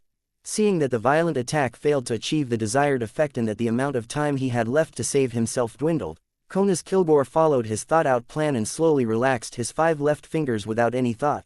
The iron-skinned pocket watch left his palm and dropped to the ground. At such a critical moment, Konas Kilgore decisively gave up the concerto of light and shadow and made it stay far away from the battlefield so as to avoid the effects of its random anomalies. Next, he might only have 1 or 2 chances to save himself. If another anomaly were to happen, the outcome was irreversible. The sealed artifact, which was a mixture of half-order and disorder, quickly plummeted to the ground. Konas Kilgore moved his fingers with great difficulty as he faced Gehrman Sparrow, whose wounds were quickly healing. He originally had 2 choices. One was to use the third method he had originally thought of to save himself, an action that only required a mere thought. The other was to magnify his enemy's injuries and make him die on the spot. However, when Konas Kilgore was still able to think relatively quickly, he didn't expect Gehrman Sparrow to not die after suffering so many gunshots. Even his control over the spirit body threads wasn't affected. There was no subsequent follow-up to this plan, and at this moment, his brain was already like a sluggish mush. He had no way of thinking too much. He didn't wish to waste any more time as he followed his plans. Around Gehrman Sparrow, who wore a transparent glove and iron-black revolver, the strong gusts of winds that held him up suddenly intensified and sent him flying up high. With the help of the strong winds, Gehrman Sparrow raced to the pitch-black sky under the watch of the gigantic crimson moon. The strong winds that helped Gehrman Sparrow fly had been magnified into a hurricane. This way, the distance between him and Konas Kilgore would stretch beyond 150 meters. That would terminate the process of turning the latter into a marionette. Seeing his goal achieved, Konas Kilgore, who had yet to regain his freedom, had his expression turn complicated bit by bit. The hurricane rapidly expanded and swept over to him, engulfing him and throwing him high into the sky. It made it impossible for the distance between him and Gehrman Sparrow to open up. He was truly unlucky. Under the night sky, amidst the moonlight, the 2 figures became smaller. Soon, the hurricane returned to normal as their momentum slowly diminished. Seizing this opportunity, Konas Kilgore's nearly frozen mind had another idea. Stop. He stopped maintaining his power of flight and used gravity to plummet down like a meteor, doing so in order to rapidly open up a distance from Gehrman Sparrow. Then, he ignored Gehrman Sparrow's ability to control the wind and pursue him. He slowly pulled his left arm in front of his body like it was filled with rust. It was the action of closing a door. He wanted to use an Earl of the Fallen's distortion to create a wall-like seal in the air, putting an obstacle between Gehrman Sparrow and him, so that he couldn't carry out his pursuit. At that moment, the marionettes, the Gehrman Sparrows who were still alive underneath him, raised their left arms and made the gesture of firing a gun. Bullets shot out, enveloping Konas Kilgore in midair. After the shockwaves dispersed, Konas Kilgore was covered with several bloody holes. Due to the pain and the jolting of his body from the first few bullets striking him, he had finally snapped out of the state of having his spirit body threads being controlled. The speed of his thoughts rapidly recovered. Following that, he disordered the subsequent volley at the critical moment and distorted his injuries, preventing himself from dying. All he suffered were serious injuries. And Gehrman Sparrow, who had many mystical items and was swooping down from above, he was obstructed by the invisible wall. He failed to catch up. With another distortion, Konas Kilgore's descent speed slowed down as he gently landed on the ground. Before he could do anything else, his body froze again as he stood stiffly on the spot. He felt that his hands and feet were resisting him and not listening to his commands. He felt that there was an unfamiliar object hiding in his body. Then, he saw a figure walk out of Magor Manor's master bedroom under the gigantic crimson moon's illumination and stand on the balcony. He had black hair and brown eyes, wearing a silk top hat and a black trench coat. His facial features were pronounced, and he was another Gehrman Sparrow. This Gehrman Sparrow's right hand had the gesture of firing a gun. He then pulled back his hand and blew at it. That was Klein himself. What he shot out wasn't an air bullet but a parasite bullet delivered with an air bullet's might. It was a parasite bullet created from a worm of time that Amon's avatar had left behind. It could create a worm of time that couldn't live too long, allowing it to parasitize the target and be controlled by the user. Klein had deliberately taken out the bullet and held it in his hand, specifically to wait for this opportunity. He was waiting for Konas Kilgore to throw away Concerto of Light and Shadow and not have the ability to dodge or use distortion. The former was predictable when the Earl of the Fallen Spirit body threads reached the state of initially being control. This was because he couldn't allow the random anomalies to influence his attempts to save himself, and the latter was all about patience. Just moments ago, his patience had paid off. A chance appeared. Klein was the first to raise his hand and shoot. Without the random anomalies affecting the outcome, he had accurately shot a parasite bullet into Konas Kilgore's body. If the thing that had previously taken effect wasn't a deceit bullet but a deprivation bullet, then the strategy would be different. Briefly unable to control his body, Konas Kilgore looked at the Gehrman Sparrow on the balcony remove his top hat, press his hand to his chest, and bow slightly at him under the gigantic crimson moon. As Gehrman Sparrow's trench coat fluttered, his thoughts had turned sluggish. Chapter 1029, Ruins No. 1. No. Konas Kilgore stood on the spot as a strong feeling of despair emerged in his heart. As a military demigod who had experienced many dangers, he had a clear understanding of his current situation. He could already hear the footsteps of death approaching him. He wanted to struggle and risk it by revealing his mythical creature form, but his orders didn't do a thing with his sluggish mind. His body had been parasitized, and was no longer under his control. At that moment, Konas Kilgore wasn't even capable of shedding a tear. Under the gigantic crimson moon's illumination, 1 second after another passed. Suddenly, Konas Kilgore raised his left hand and touched his crew haircut. He had already become Klein's marionette. In fact, he still had a chance at the final moment. As the parasite effect didn't last long enough for him to become a marionette, he had those 2 or 3 seconds to reveal his mythical creature form. But the problem was that his body also had the effects of misdirection and deceit. As time passed, his thoughts turned more and more sluggish and wasn't able to grasp that short opportunity. Klein looked at his new marionette and exhaled silently. He looked up at the clear and bright red moon and said, "It's done." Amidst the gigantic crimson moon, a black dot instantly appeared and descended from the sky. It was none other than the Church of Evmite's Archbishop, servant of concealment, Ariana, who wore a simple robe with tree bark as a belt. In this concealed world, this ascetic didn't use any Beander powers to float in midair. She cast her eyes at the Earl of the Fallen beneath. She gently raised her right hand as Konas Kilgore's slightly blurry soul emerged from the military demigod's head. Klein lost his control over his marionette as a result of this. He wasn't too surprised by this because he hadn't sent a worm of spirit through the spirit body threads over. His control over the marionette was essentially still at a sequence 5 state and not at the demigod level. "Where did you go just now?" Ariana asked calmly as she looked at Konas Kilgore's soul. Konas Kilgore's expression twisted slightly before replying. "Ruins No. 1. Is this a contractual promise or a psychological cue?" Klein, who watched the spirit channeling from the side, sensed something from the Earl of the Fallen's reaction. However, this didn't affect anything because they were in a concealed world, one which no one knew of or could sense. "Where is that ruin? Who did it once belong to? What is it being used for?" As an archbishop of the Evernight goddess and an angel of the corresponding pathway, Ariana shared a certain amount of authority in concealment. Therefore, she didn't start with the simplest questions but went straight to the point. She wasn't afraid of any accidents. Konas Kilgore's soul trembled slightly as he exuded a feeling as if he would automatically blow up, but ultimately, nothing happened. he hesitantly replied, that ruin is located deep underground at the Sterluin segment of the Tussock River. It has a setup that interferes with the powers of divination and prophecy. Sterluin segment, this is quite far from the mountain where Mr. A was at and where you disappeared from. From the looks of it, you were very cautious. That point-to-point teleport's effects are greater than I expected. Klein quickly conjured a picture of the terrain of Backland's northwestern outskirts.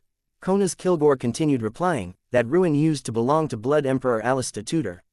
I'm not sure what it's currently used for.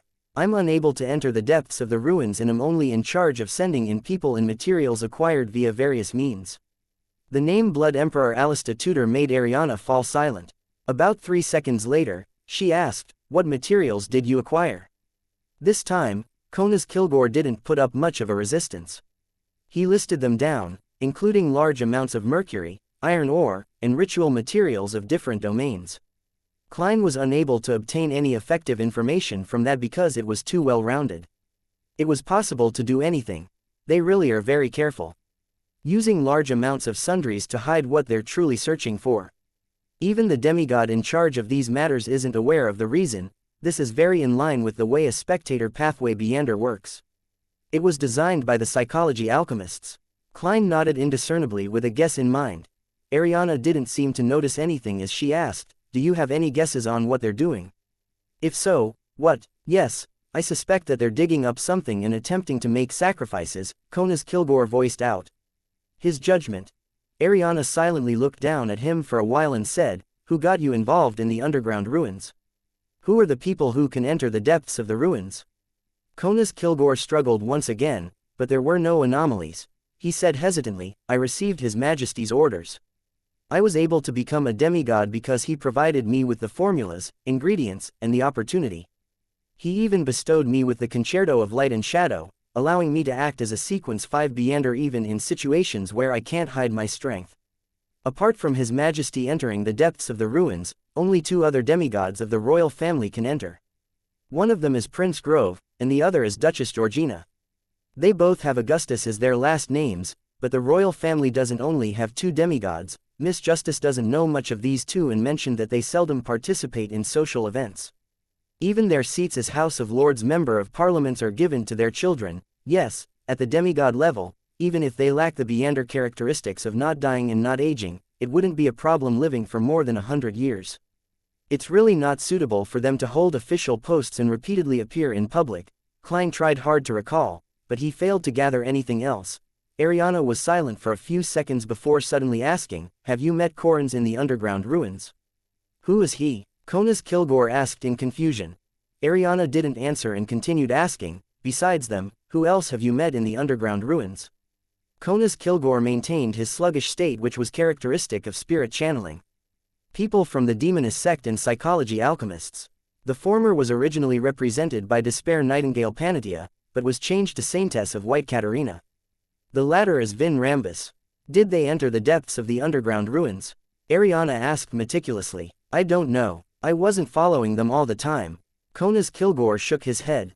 At least when I met them, they were all in the periphery. Ariana asked other questions in an attempt to draw out the general outline of the matter via other angles. However, it was obvious that George Ill's arrangements were flawless. Even a demigod like Konas Kilgore only knew about the mission that he was responsible for and could only move about in designated regions. He was unable to learn more. After some thought, Ariana flipped up her right hand and gently pressed down, pushing Konas Kilgore's soul back into his body. Klein's control over his marionette was restored. This made Klein sigh inwardly. The authority of concealment is really impressive. Even if Ma'am Ariana were to question my marionette one day, I wouldn't even know. At this moment, Ariana turned her body and spoke to the German sparrow on the balcony. A problem with George III has basically been confirmed, as well as where the underground ruins are. I will immediately meet with the archbishops of the Church of Storms and Church of Steam, convincing them to take action tonight in opening the ruins. Before I inform you, control Konas Kilgore and pretend that everything is fine before making him vanish. Are you worried that the enemy will notice a problem with Konas Kilgore while negotiating with the Church of Storms and Church of Steam, making it so that they can seal off the underground ruins or activate other emergency plans? Klein had a general understanding of the matter and nodded. Ariana, who didn't have adorned hair, didn't speak further. With a casual wave of her hand, the iron-skinned pocket watch flew over. This sealed artifact was bestowed by George III. Perhaps we might be able to find some clues from its origins. Does that mean you're taking it away? Klein replied without any objection, I'll leave it to you. He really didn't have any complaints about that, and he even believed that it was only right. After all, half of the bottle's success was due to Ariana's contribution with the concealed world and, blessing, him with misfortune. In the event that she didn't take the concerto of light and shadow, Klein would mention it. When it came to matters like this, he was always just, and the concerto of light and shadow was the spoils of war that he didn't want the most. This was because it was at complete odds with his combat style as a bizarro sorcerer. The random anomalies would affect him, and the weakening effect was something worse than the enemy. If Klein's spoils of war from this matter was the pocket watch, then he had considered tricking, promoting it to the snake of fate will Osepton. Only a life school of thought demigod who relied on luck to survive could commandeer the concerto of light and shadow. And when that happens, with such a huge secret organization and a sequence 1, they definitely had powerful sealed artifacts that could be used to trade for it. Upon receiving his reply, Ariana gently nodded. She then threw the iron-skinned pocket watch back at Conas Kilgore, making the Earl of the Fallen look no different from before. Her figure vanished as though it had been erased by an eraser. Even the pitch-black world with the gigantic crimson moon hanging in the sky, the steeple, and chimneys were quickly wiped away. In the blink of an eye, everything returned to normal. Klein was inside the master bedroom, and Conas Kilgore was in a guest room tens of meters away. Clenched tightly in his hand was Reaver's shout of despair. Then, this Brigadier General of MI9 used disorder to place the revolver back into his underarm holster and pick up the Magor wine he had previously poured out and took a sip. Chapter 1030, Joint Operations. Backland, North Borough, St. Samuel Cathedral. The Cardinal of the Church of Storms, Archbishop of the Backland Diocese, deep blue officiant Randall Valentinus descended amidst the wind, landing inside the steeple with a huge clock to the left. He donned a black robe with the storm symbol and had thick facial hair. His hair was short and stood up, colored in a dark blue that was almost black. This muscular demigod cast his gaze to the other side and said to the figure who was already waiting there, Horimic, do you know what happened? Why did Anthony suddenly invite us over here? The person he spoke to was dressed in a white priest robe and a clergyman's bonnet. He had a genial and mild expression, and he was none other than the Church of Steam's Divine Council member, Archbishop of the Backland Diocese, the demigod, Horimic Haydn. Upon hearing Randall's question, Horimic calmly replied, I didn't arrive here much earlier than you. In fact, I only left the laboratory for a few minutes. He wasn't only a clergyman but also a famous scientist. He was an emeritus professor at Backland University's physics department. Randall Valentinus was just about to say something when he suddenly saw a figure walk up the narrow spiral staircase and arrive at the peak in the darkness that the crimson moon wasn't able to illuminate. This figure was dressed in a black clergyman robe with red accents. By his chest hung 5 dark sacred emblems. He was clean-shaven, and his eyes were deep, dark, and tranquil. He was none other than one of the 13 archbishops of the Church of Evernight, Backland Diocese's person in charge, St. Anthony Stevenson. Is there something that can't wait until daybreak? Or do people from the Church of Evernight enjoy discussing matters at night? Deep blue officiant Randall Valentinus asked. Anthony came to a stop after walking up the flight of stairs and said with a serious expression, a very pressing matter. What is it? Randall asked immediately. At this moment, Horimic Haydn also cast his gaze at Anthony Stevenson, awaiting his answer. In similar situations, Horimic especially liked the existence of people from the Church of Storms. This meant that they would take the initiative to ask questions and that there was no need to be euphemistic. It didn't require him to say anything else. Anthony looked at them separately and said, it's related to the royal family. I'll let Ma'am Ariana do the honors. Just as he said that, a barefoot, bun-haired female figure in a simple robe with tree bark for a belt quickly outlined itself out of the shadows. Upon seeing this figure, Randall and Horimic immediately bowed. Good evening, Ma'am Ariana. Their expressions turned solemn at the same time, for they had a deep understanding of how important and crucial the matter that was happening tonight was. It was definitely not a small matter for a grounded angel to appear. Meanwhile, they couldn't help but be roused up. They realized that they had no idea when this matron of the Evernight cloister, the servant of concealment, Ma'am Ariana, had arrived in Backland. Under normal circumstances, the 3 churches, the royal family, and the military enjoyed a certain degree of tacit cooperation. Grounded angels and Grade O sealed artifacts wouldn't appear in Backland. "Good evening, Archbishops," Ariana answered without any signs of haughtiness. She then raised her right hand and grasped onto thin air. A faint light was emitted as it transformed into a scene along with the darkness. It was the entire conversation between Ariana and Konas Kilgore. This secret that appeared to have been kept for quite some time had finally presented itself before others. As they watched, Deep Blue officiant Randall Valentinus couldn't help but say, he actually advanced to Sequence 4 and became a demigod. This Archbishop knew Konas Kilgore. He originally believed that this deputy director of MI9 was only a Sequence 5 and had relied on a sealed artifact with severe negative effects to obtain combat strength at the demigod level. He never expected it to be a disguise. The Church of Storms' influence on the military was greater than the two major churches. No one answered Randall. After the secret was fully revealed, Horimek said, "One involves a secret ruin of the Blood Emperor, and with large numbers of people sent in, these 2 points put together cannot be anything good." Indeed, Randall nodded in agreement. "Let's head to the ruins now." Ariana looked around and calmly said, "This involves the royal family and the king. It's best if you seek permission from your own Holy See." In this angel's choice of words, the Holy See referred to their respective churches' headquarters, the core seat of power of the church. "All right," the two archbishops replied without any hesitation. After a while, Deep Blue officiant Randall Valentinus and Horimek Haydn received feedback from the sealed artifacts they carried. Together with Anthony Stevenson and Ariana, they headed for the Blood Emperor ruins that Konas Kilgore had previously entered. Ariana then took out an iron black coat of arms with complicated symbols, and she tried to activate it. She didn't make any disguise attempt, and she stood there calmly as though she wasn't worried that the guards in the ruins would recognize her. Seeing this servant of concealment's actions, Horimek seemed to be in thought. Randall wore a look of calm and didn't believe that it posed any problems. In the underground ruins, on a strange metal pedestal, a ghostly blue beam soared up and formed a door. 4 black armored guards immediately observed the situation outside through the ghostly blue beam and planned on using a predetermined method to confirm if the person who had summoned the door of teleportation was disguised, so as to decide whether the door was to be opened. However, they didn't see anything. The area outside was empty. Just as they felt intense unease and confusion, a figure quickly outlined itself behind them. It was none other than the leader of the Church of Evernight Ascetics, Ariana, who wore a patched robe. In the blink of an eye, the 4 guards fell into a deep sleep. Anthony, Randall, and Horimek entered the underground ruins one after another. They didn't directly follow the path down. Instead, they passed through the hall, floating in midair as they overlooked everything. This was a world ruled by darkness. Small amounts of light came from the strange moss growing in different spots, as well as the flaming torches that came from the human-sized buildings. With their illuminating light, even beyonders without night vision could grasp the overall appearance of the huge ruin. On one side was a gray rock wall. It extended upwards without an end, and it seemed to be connected to the ground.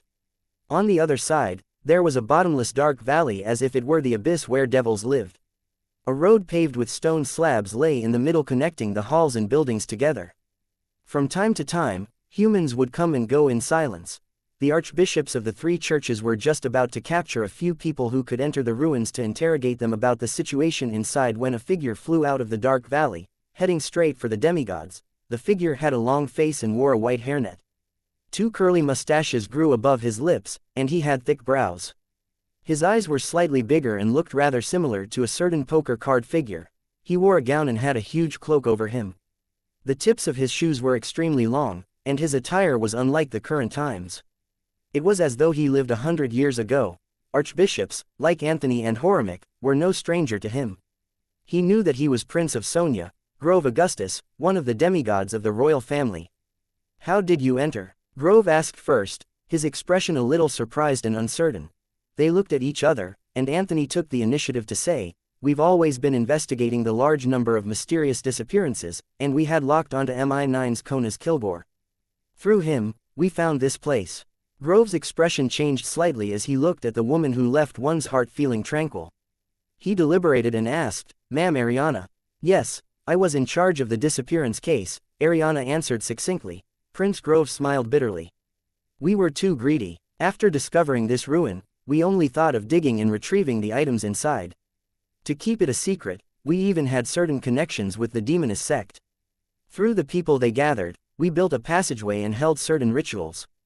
No, it's not what you think. They were just normal rituals, and they're still alive deep within the ruins. If you don't believe me, I can lead you down to take a look. Apart from the unopened seals and buildings, there's nothing.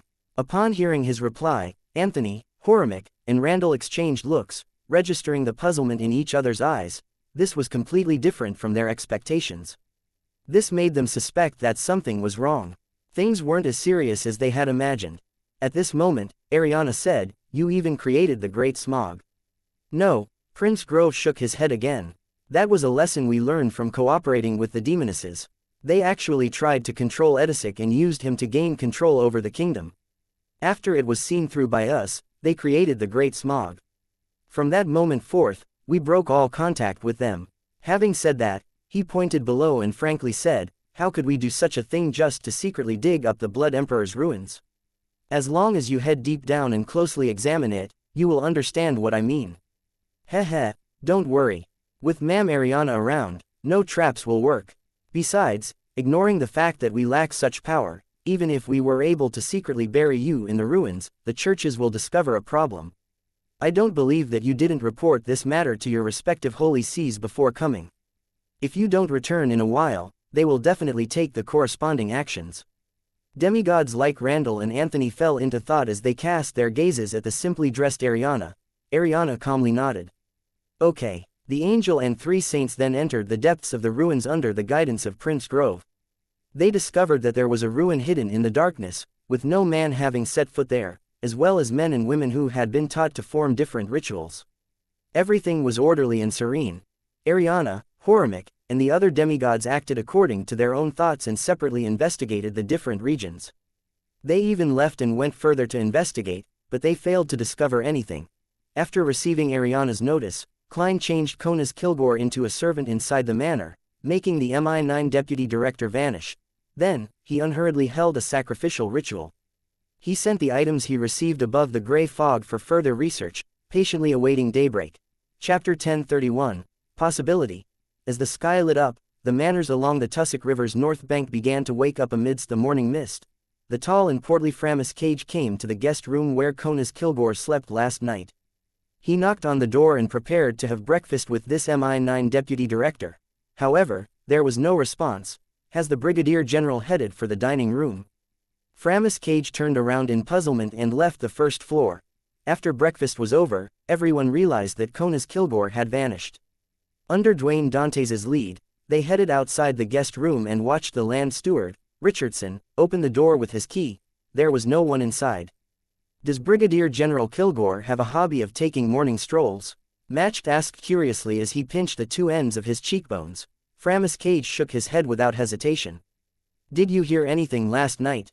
The Chancellor of the Backland University of Technology, Portland Moment, surveyed the area and asked. Matched recalled for a moment. No, it was very quiet, perfect for a vacation. Beside him, Hazel looked into the room curiously, but she couldn't think of any possibilities. At this moment, Framus Cage raised his theory. Brigadier General Kilgore is an important member of the military, and he often needs to handle unexpected matters. Perhaps he had long left the manor and returned to Backland. This steam car tycoon was clearly trying his best to downplay the matter. He seems to know something.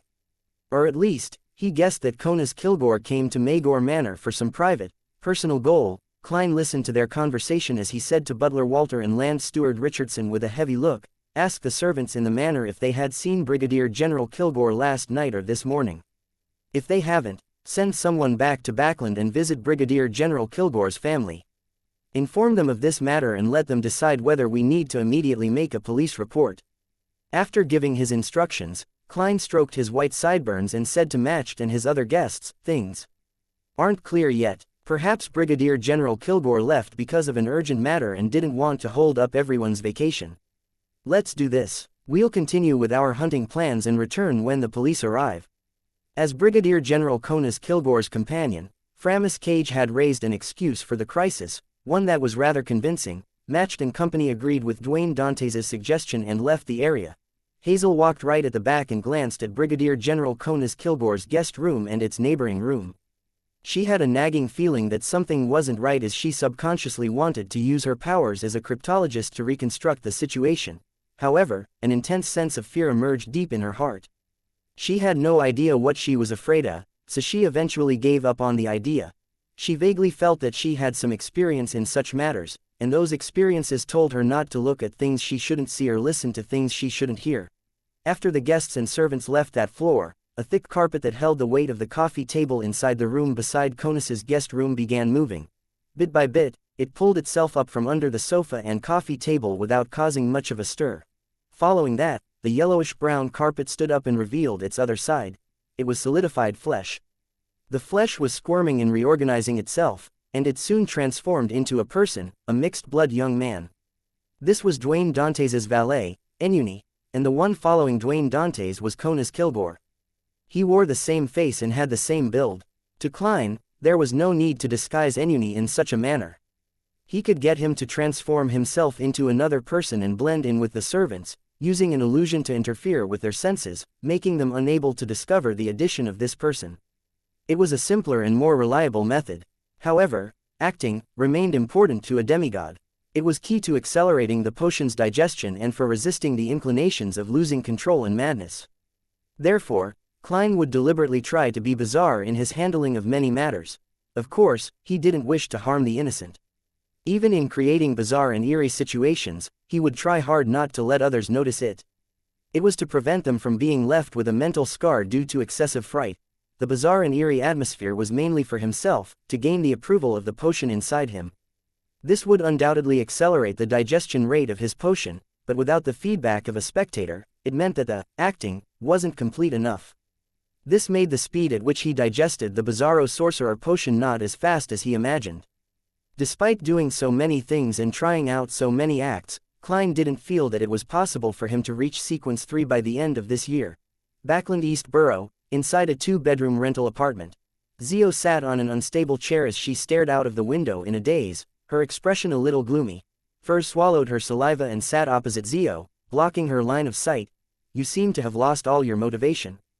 Do you not know what to do after receiving that answer? It's because you have no access to the king. Zio's eyes fluttered as she slowly came to her senses. Whether it's to redeem my father's reputation or revenge, the chances are slim when facing the king. I can't think of a way to complete something like that. That's because you're too weak. When you reach Sequence 4 and become a demigod, you'll discover many solutions. The only problem is that it'll be more dangerous. Furs tried encouraging her. In addition, you can still use others. Just like the person monitoring Charmaine. She too wanted to know who Viscount Stratford was loyal to. She must be interested in the king's secret. Charmaine. Zio repeated the name as her state of mind suddenly recovered. Beside them, there was a bronze cross and a ghostly blue gem that resembled a vertical eye on the table. The gem's exterior had thread-like patterns, the meander characteristic that appeared after Charmaine's death. It made the things around it appear mild, and it accentuated their beauty. However, with the bronze cross around, its glow was confined to a small area. That monitor is one of the culprits behind Charmaine's death, Zio said rather seriously.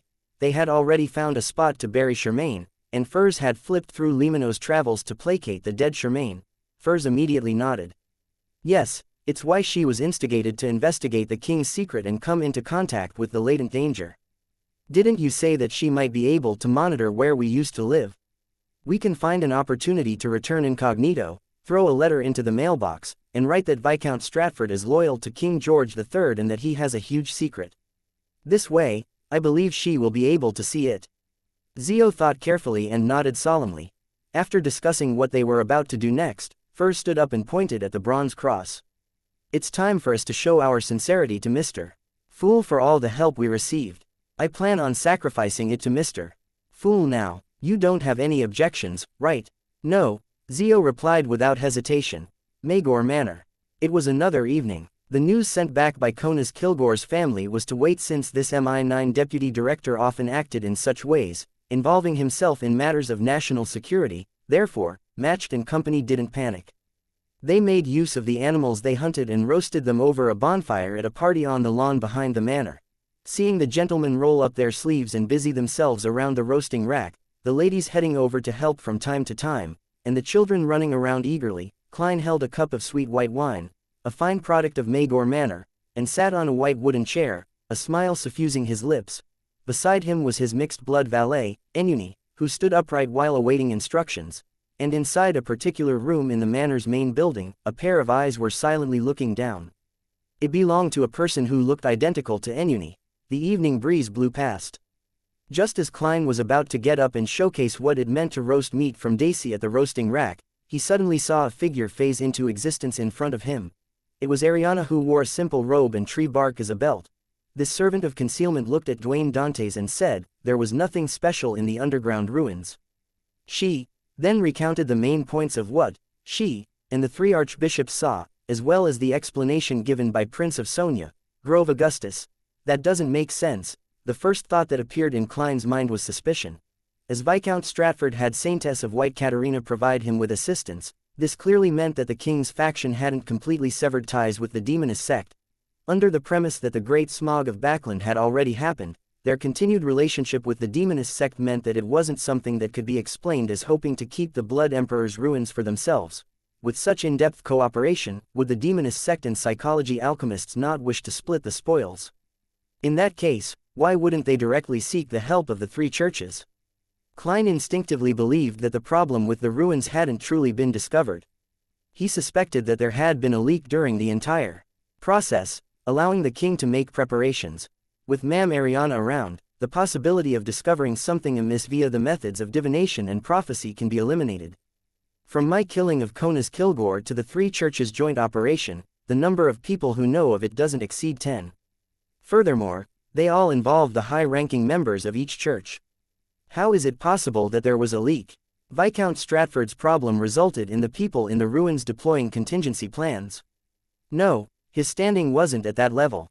Even Konas Kilgore didn't know the exact situation, much less him. He was only in charge of liaising with the Demoness sect and handling matters at the periphery. He might not even know of the underground ruins. Klein's thoughts raced as he sought the reasons.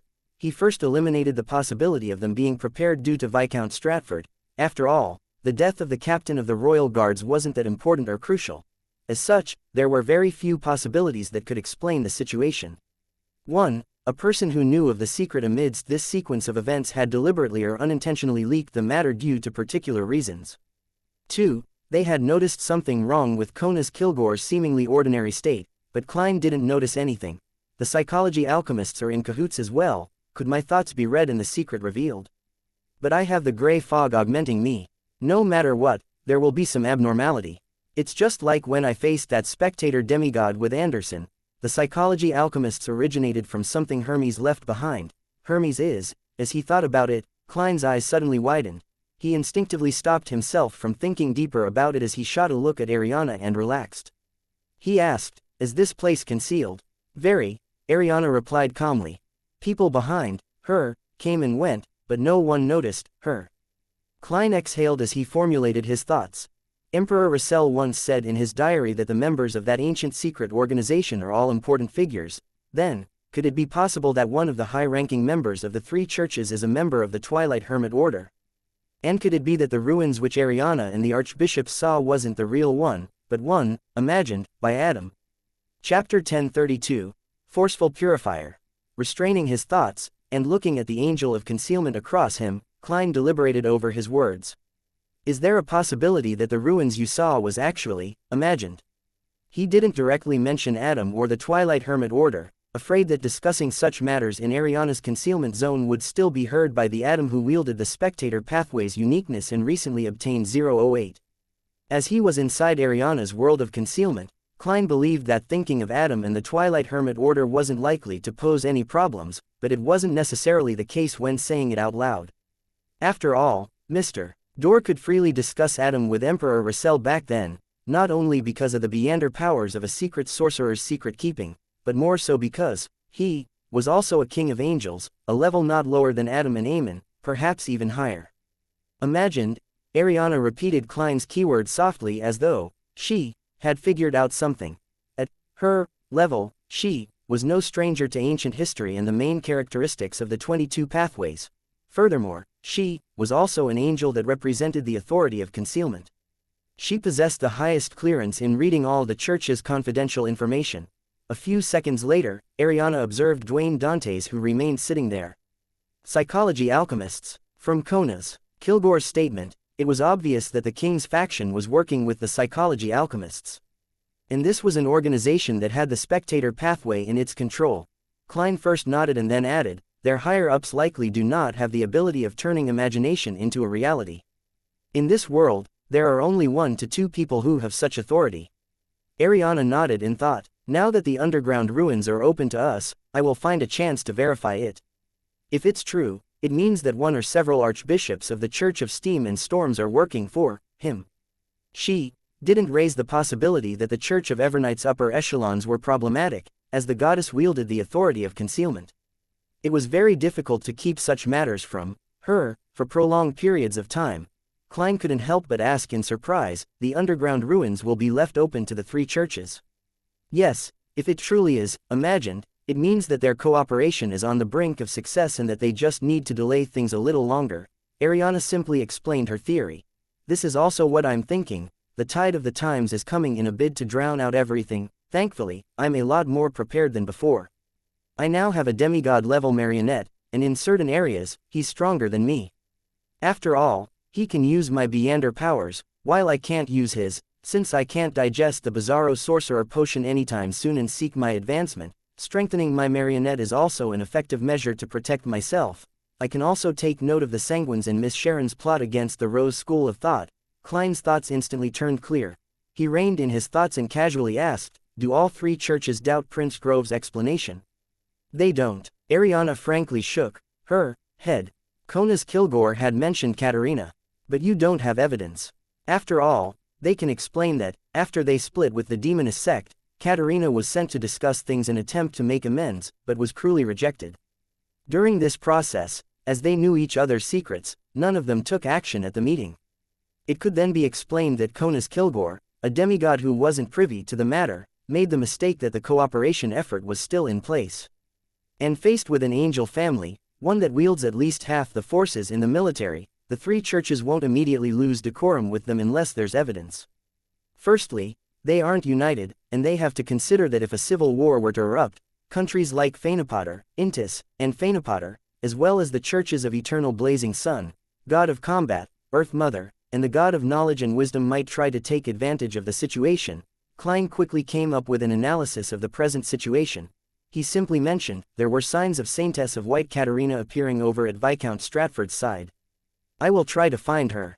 Apart from that, Klein still wanted to find the dangerous Trissa and eliminate her, making up for his mistake of letting her go just because he wanted to use her. Her value was clearly not as dangerous as her. I'll try to do so as well. Ariana indicated that she would investigate the clue regarding Katerina. I have to say that Ma'am Ariana's attitude when discussing matters with me is rather comforting. She doesn't exude that condescending attitude an angel or archbishop has. She completely treats me as an equal. After hearing Ariana's words, Klein felt a baffling sense of poignancy. He instead asked, has Vin Rambus of the psychology alchemists been captured?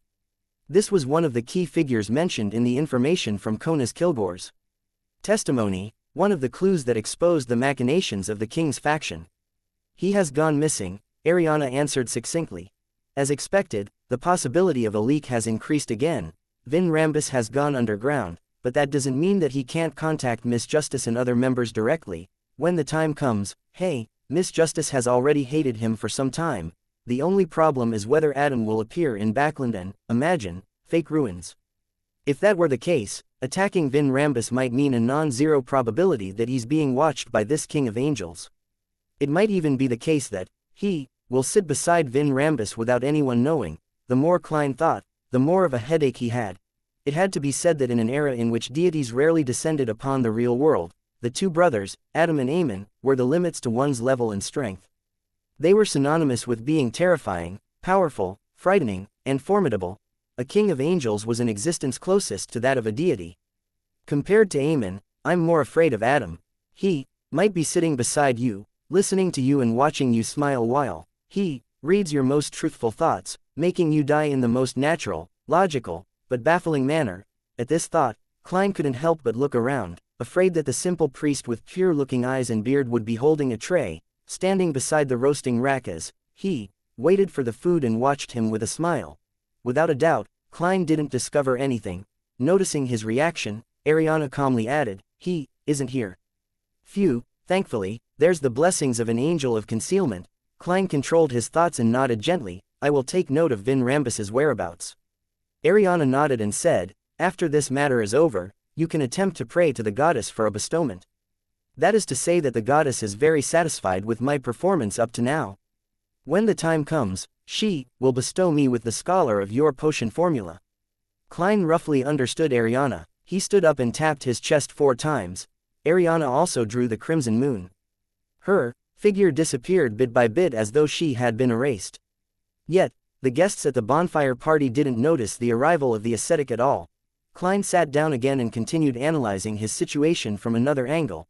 Kona's Kilgore disappeared without any warning. From the evidence presented by Ma'am Ariana and the words she said, it implied that the MI9 deputy director is in her hands. In other words, the assault on Kona's Kilgore is definitely related to the Church of Evernight. Kona's Kilgore disappeared in Magor Manor, which belongs to Dwayne Dantes, and he is a believer of the Evernight goddess. From what the King's faction and the psychology alchemists know, Dwayne Dantes can likely be confirmed to be a secret informant of the Church of Evernight. This way, my safety can be guaranteed, but I can't avoid being observed and monitored. I have to be careful. I have to think of a reason to add a new servant. I can't keep having Kona's Kilgore or Enuni hide in this manner. This will make it easier for a problem to be discovered. Or maybe I can make one marionette turn into human skin clothes, fusing with the other marionette. As he thought, Klein stood up and placed the glass of sweet white wine on the table beside him. He then turned to walk to the main building of the manor and entered one of the bathrooms. He then took 4 steps counterclockwise and arrived above the gray fog. He summoned the sea god scepter and used the prayer point he marked as Enuni to observe every corner of Magor Manor. During this process, Klein's mind was somewhat tense, worried that he would see a priest wearing simple clothes while having a beard and golden eyes. Of course, compared to seeing this priest, he was more afraid of the priest looking up and smiling back at him, raising the cup of wine in his hand. Fortunately, after a series of inspections, he confirmed that there was nothing unusual with Magor Manor. Klein heaved a sigh of relief and retracted his spirituality. He then cast his gaze at the bronze cross on the long modeled table. This was an item that the magician and judgment had recently sacrificed. They said that it was to thank Mr. Fool for his blessings, and hoped to please this existence. It doesn't look like its level is low. Klein picked up the spiky cross and used divination to quickly figure out the mystical item's Beander powers and negative effects. Both of them were one and the same. The bronze cross could cleanse powers of degeneration, corruption, corrosion, darkness, evil, ailments, and other domains, quickly causing them to dissipate until nothing was left. Due to this reason, this mystical item could also clear the mental corruption of Beander characteristics, and it was precisely because of this potent purification that the bronze cross couldn't coexist with other mystical items or be in contact with other Beander characteristics. It couldn't exist on the same person. Furthermore, it also repelled the wielder's Beander characteristic, albeit not in a manner that was as obvious. Over the passage of time, it would slowly cause a Beander's characteristic to seep out. This also meant that if one were to carry or wear the bronze cross for more than an hour, the Beander's sequence would drop by at least 1 sequence. Beyond 3 hours, non-demigods would definitely be reduced to an ordinary person. Exceeding 6 hours, sequence 4 and sequence 3 saints would also lose their Beander powers. It was almost ineffective against angels because they had the ability to shatter Beander characteristics. They had extremely strong control over their source of power. It can be used to retrieve the characteristics of Beanders who failed to advance without dying or from those who lost control. This cross's powers resemble the sun pathways unshadowed. Klein nodded thoughtfully. Chapter 1033. Let there be lie. Scrutinizing the bronze cross in hand, Klein was certain that it was at least a grade 1 sealed artifact. Apart from its purifying effects, this mystical item also possessed flaring sun and other demigod-level spells of the sun domain. As for its negative effects, they weren't a problem to resolve if one used it properly. For example, helping people who stumbled into the Beander world and hoped to escape this madness to become normal humans again. It could also be used for people who consumed additional potions to secrete the Beander characteristic, though this required precise timing. Otherwise, it easily caused one sequence to drop. Of course, the body and soul that had been reconstructed by potions would definitely suffer from frequent conflicts with an ordinary human's essence. Beyonders who relied on this bronze cross to retreat from this circle would undoubtedly suffer residual effects, and the exact circumstances would be different depending on their pathways and sequences. This made Klein sigh. This was the most useful and valuable negative effect he had ever seen. To him, the only problem was that this bronze cross couldn't be carried with him for extended periods of time. He couldn't hand it to his marionette either, as it would expel the marionette's Beander characteristic and drop its sequence. And a marionette could no longer consume potions for advancements, as their spirit bodies were essentially dead. As for letting ordinary creatures turn into marionettes, they would, praise the sun, by wearing this cross for extended periods of time and escape his control. I can only leave it above the gray fog and take it out when I need it. To a bizarro sorcerer, this side effect isn't much. After all, I don't perform unprepared. I'll later confirm if it corresponds to an unshadowed. If it does, I'll sell it to Little Sun after he finishes digesting the Priest of Light potion. I believe that the City of Silver's 6-member council's chief wouldn't be miserly to not exchange it with a sealed artifact of equal value. The sun pathway is clearly more suitable for the forsaken land of the gods than the other pathways, Klein thought in a good mood as he placed the bronze cross back on the long-modeled table. He didn't immediately make a confirmation and planned on leaving it until he returned to 160 Bachland Street. When that happens, he would also use dream divination to figure out the origins of the sealed artifact. As Magor Manor was too close to the underground ruins, he was afraid that the royal family's angel or maybe even Adam was observing the area. If his experiments were to trigger some change and create a stirring in the gray fog, his biggest secret might be exposed. Even if this sealed artifact doesn't correspond to an unshadowed, it's definitely from the sun pathway. At most, it's mixed with other Beander characteristics. No, it will be expelled, and the Church of the Eternal Blazing Sun's trademark is a sacred emblem made of gold, an abstract sun, having nothing to do with a cross. After eliminating this possibility, the only one related to the sun domain is the City of Silver's creator, the ancient sun god, Adam and Amon's dad, the suspected transmigrator. It appeared in the hands of Viscount Stratford, so does this mean that, in a particular sense, it's the Twilight Hermit Order who's cooperating with the royal family, and the psychology alchemists is just a ruse? Of course, there are too many other possibilities. It might have been found by the Augustus family since they're quite a famous angel family in the 4th epoch and have a long history. Finding certain items of the ancient sun god is rather normal. If this sealed artifact really was provided by Adam, could it be part of his arrangements? Faced with Demoness Trissa, who is clearly involved with an evil god, and her partner, Viscount Stratford, who chose to use this purifying cross and gave up using other items. That arrangement is very reasonable. Upon deciding to eliminate Charmaine, since he wasn't sure if she had been corrupted by an evil god and was afraid of accidents happening, he didn't use any direct offensive means and instead wasted time activating this sealed artifact. That too is also very reasonable. Yes, it's all very reasonable. I'm just not sure if there are signs of this outcome being arranged. With this in mind, my phobia for 008 has reared its head again. Yes, Miss Magician and Miss Judgment had privately discussed Adam before. It involved matters regarding the forsaken land of the gods, the giant king's court, and king of angels. This, even if it was arranged by Adam, why does he want to give this item to them? Klein felt his scalp tingle as he thought about it. Composing himself, he decided to do further experiments after returning to Bachland Street. He didn't hesitate and immediately returned to the real world. As for the items on Kona's Kilgore, he relied solely on his divination powers without the gray fog's enhancements to gain an initial grasp on the situation. Apart from the Concerto of Light and Shadow which Church of Evernight ascetic leader, Ariana, had taken, and the badge used to open the underground ruins, Kona's Kilgore had 2 other mystical items. One of them was Reaver's Shout of Despair which Rhodes had mentioned. It originated from a failed sacrifice and had 2 modes. One was an ordinary shot, its might was slightly weaker than a clown's air cannon. The other was a machine gun sweep. It could spew out large numbers of bullets in 1 to 2 seconds. These 2 modes came with the Shout of Despair, having a certain level of influence on demigods at the saint level, but it wasn't too effective. Of course, not every demigod could withstand such an attack. Just like Klein himself, he didn't have a ridiculous body or defense to withstand it head-on. The other item was Lucky Grass. It looked very simple, a 4-leaved clover that had been made into a protective charm. Its power was to accumulate one's chance of success after a subsequent failed attempt. The negative side effect. Klein's appraisal on it was to change its name to Mother of Success. These two mystical items were of little value to Klein. He continued keeping them on Conas Kilgore's person. Instead, it was this demigod marionette that was his greatest harvest. Lawyers had an acute grasp and knowledge of how to make use of loopholes in law, with the ability to guide and convince the target.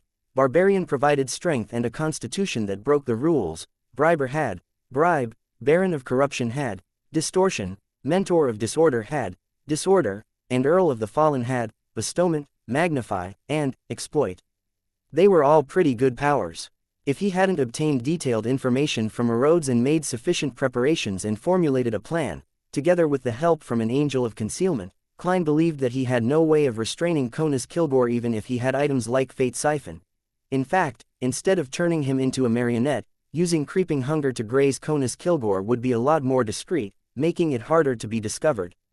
But if that's the case, I can only use 3 of the Earl of the Fallen's Beander powers. As Klein thought about it, he walked out of the bathroom and returned to the bonfire party. On the lawn, Match was standing in front of the roasting rack, trying hard to make East Balam-styled roasted meat while sweat dripped down his forehead.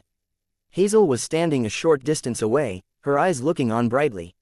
She no longer had the arrogance from before and had a few black marks across her face, a result of the smoke. Portland Moment was holding a cup of wine, smilingly watching the relatively young lad being busy. From time to time, he would raise a metal skewer with chunks of meat and bite at it. Upon seeing this scene, Klein's heart suddenly calmed down. On Sunday afternoon, the group of people who went to the Bachland Street suburbs returned to Bachland Street. Before dinner, Klein headed above the gray fog once again and picked up the bronze cross. He first confirmed that the cross corresponded to the Sun Pathways Sequence 4 Unshadowed and had, rather uncreatively, named it Unshadowed Crucifix. Following that, he picked up a pen and wrote a new divination statement. The origins of this cross. Klein didn't immediately divine if Unshadowed Crucifix had any traces of being arranged, afraid that it might point to Adam and place him in a state of vigilance. He planned on investigating the situation by figuring out the sealed artifact's origins. If the Unshadowed Crucifix's owner or former owner was Adam, the truth of the matter would undoubtedly point towards a deliberate arrangement. Putting down the pen, Klein looked down at the cross and exhaled heavily. I'm courting death again. He suspected that the Unshadowed Crucifix originated from the City of Silver's creator, the ancient sun god, a powerful deity that was stronger than the ancient gods like Dragon of Imagination. Sneaking a peek at him would cause damage that exceeded Klein's previous divination of Grossel's travels. However, things were no longer the same. Klein was now a Sequence 4 Bizarro sorcerer, a demigod. The damage he could withstand as well as the amount of power of the mysterious space above the gray fog that he could use far exceeded his previous state back when he was a Sequence 5. After spending a few seconds to calm his emotions, he leaned back in his chair, holding the Unshadowed Crucifix in one hand and holding the piece of paper in the other. He softly repeated the divination statement. Over and over again, Klein used cogitation as a jumping board to enter a state of deep sleep. In the hazy world, a building whose original form was obscured by layers of grayish-white stood in a pitch-black environment. Surrounding it were monsters. A crack opened up on the grayish-white building's surface as a palm that had almost white skin reached out. A figure walked out, a man. He wore a black clergyman robe and had a silver crucifix hung on his chest. This man's hair wasn't long and was mainly raven black in color. There was a faint hint of blonde at the roots of his hair. His eyes were pure gold in color, and his skin was rather white. He had a deep outline and pronounced eye sockets. He looked quite similar to the people of the northern continent. He took 2 steps forward, reached his hand out, and grabbed the very ordinary crucifix. His eyes gradually lost their look of confusion as the ends of his lips curled up slightly. He said in a deep voice, "Let there be light." The pitch-black surroundings of the grayish-white building were immediately pierced by bright lights, revealing what it really looked like. This was a deep valley where nothing could be seen above it, yet, the infinite light filled every corner. And there was light. The image of the next scene flashed. A drop of golden blood that emitted light and heat dripped onto the silver cross. Above the drop of blood seemed to be a figure that was formed of dazzling light. The face that he couldn't see clearly was looking up, seemingly being effused with pain and a sense of distortion in a very real manner. He cast his gaze over towards the area above the gray fog, casting it at Klein, who was seated at the fool's high-back chair. His deep voice sounded once again. Mysteries. Suddenly, without any forewarning, Klein's thoughts erupted with a boom. Chapter 1034. Gains. The boundless gray fog boiled as the ancient and majestic palace burned. The blazing flames condensed into a fiery blob, as though a blinding sun had risen out from this mysterious space. A howling hurricane flipped the long-mottled table, snapping the thick stone columns and causing half the palace to collapse. Sitting at the fool's seat, Klein's brain was boiling before holes exploded out of it. Charred maggots then began crawling out of the cracks. He didn't die, and he had even very calmly reached out his right palm and tapped the armrest of the chair. Above the gray fog, this mysterious space quaked in an obvious manner. Waves of power surged out one after another, calming the hurricane and extinguishing the flames.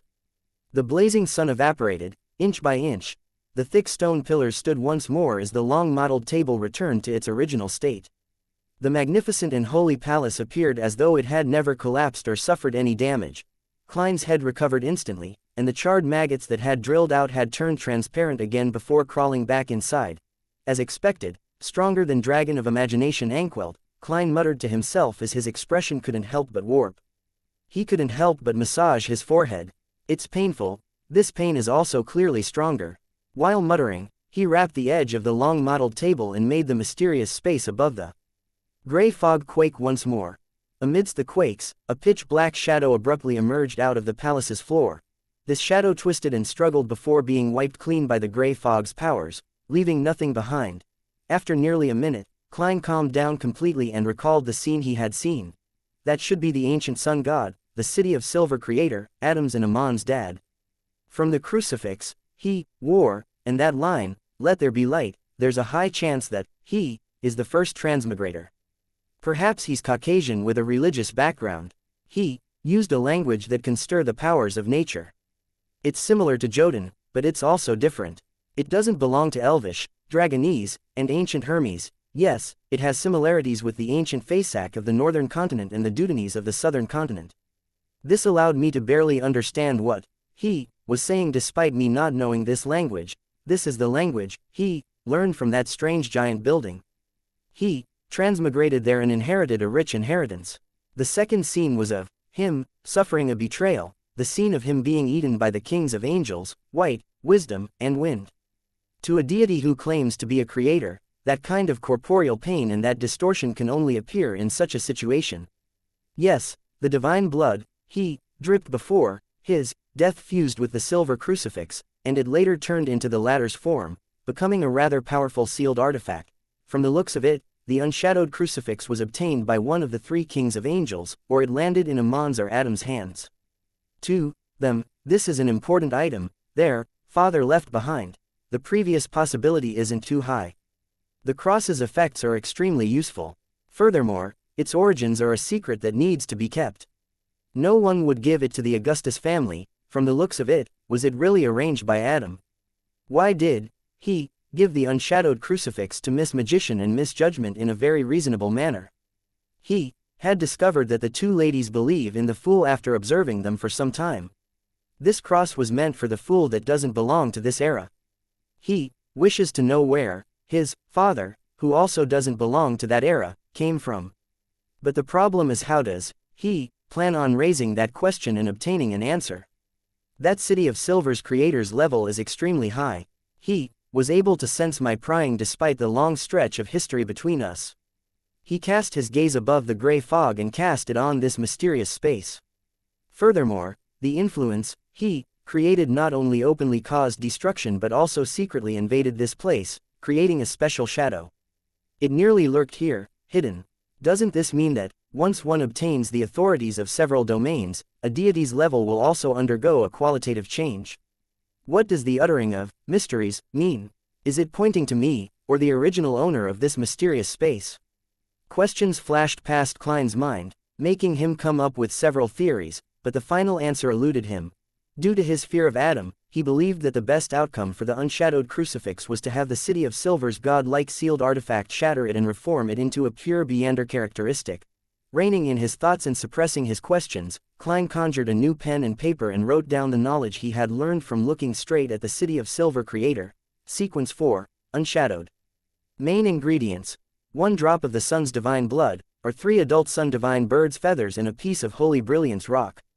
Supplementary ingredients: 60 milliliters of sun divine bird's blood, 30 milliliters of holy brilliance rock liquid, 7 drops of mutated fingered citron juice, 10 grams worth of powder of the heart of magma.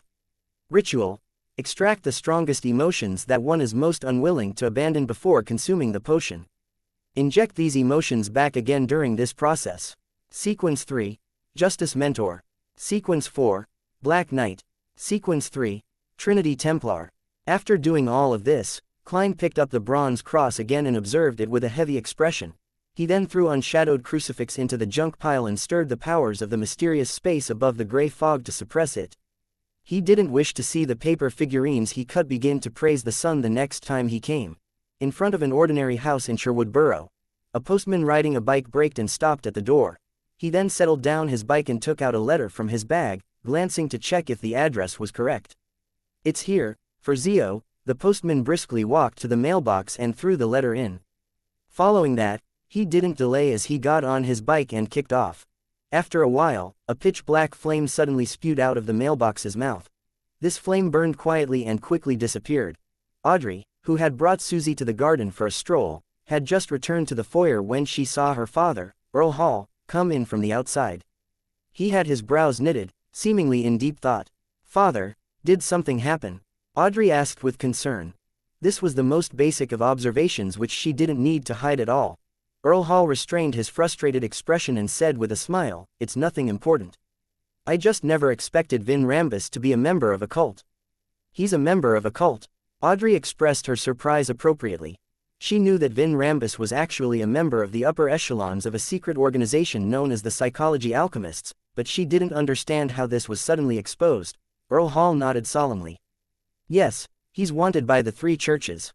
I'm still not sure which cult he's involved in." "Has he been caught?" Audrey's eyes darted around as she asked, curiously.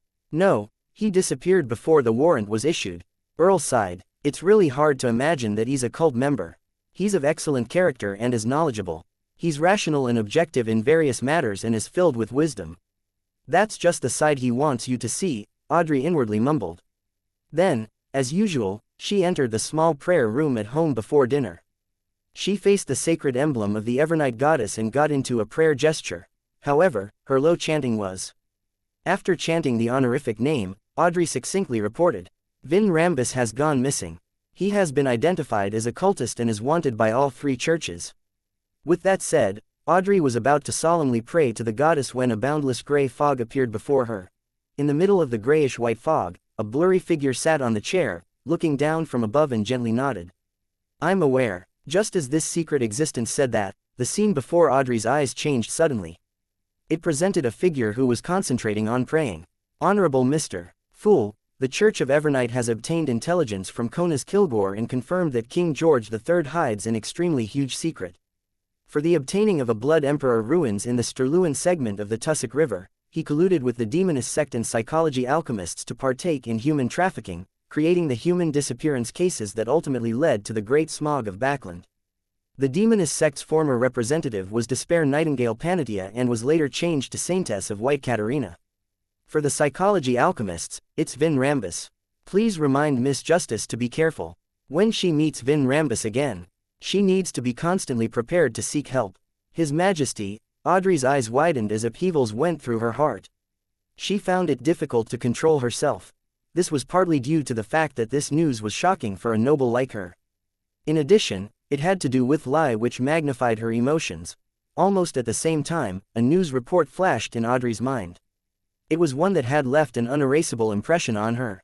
According to preliminary estimates, a total of over 21,000 people died in the smog, and the subsequent plague took the lives of close to 40,000 people.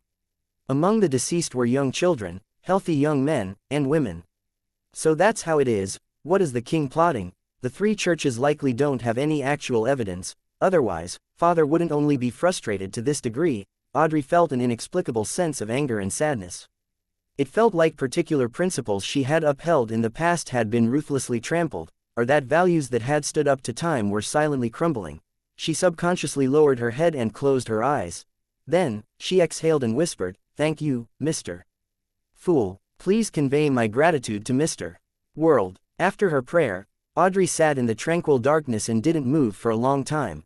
Chapter 1035. Diary page in advance. Backland East Borough, inside a 2-bedroom apartment. Furs picked up a fountain pen and wrote on a piece of paper. This was a letter for her teacher, Dorian Gray Abraham. It was to tell him that she was in danger and had no choice but to leave where she used to stay. Replies were not to be sent there, and if he had sent a letter, he was to quickly change his address and change identities if possible. After writing plenty of words, Furs put down her pen, folded the letter, stuffed it into an envelope, and adhered a stamp on it. Then, she changed into outdoor attire and left the room with the letter she wanted to send. She wasn't inclined towards heading out, but this new residence of hers not only didn't have alcoholic beverages, but it didn't even have coffee beans, instant coffee, black tea leaves, daily newspapers, the latest magazines, or novels. For these, she had no choice but to personally head out to send the letter and buy some groceries outside East Borough. As for Zio, she had already gone out. She wanted to mail a letter to her former rental apartment, indicating that Viscount Stratford's loyalties lay with the king.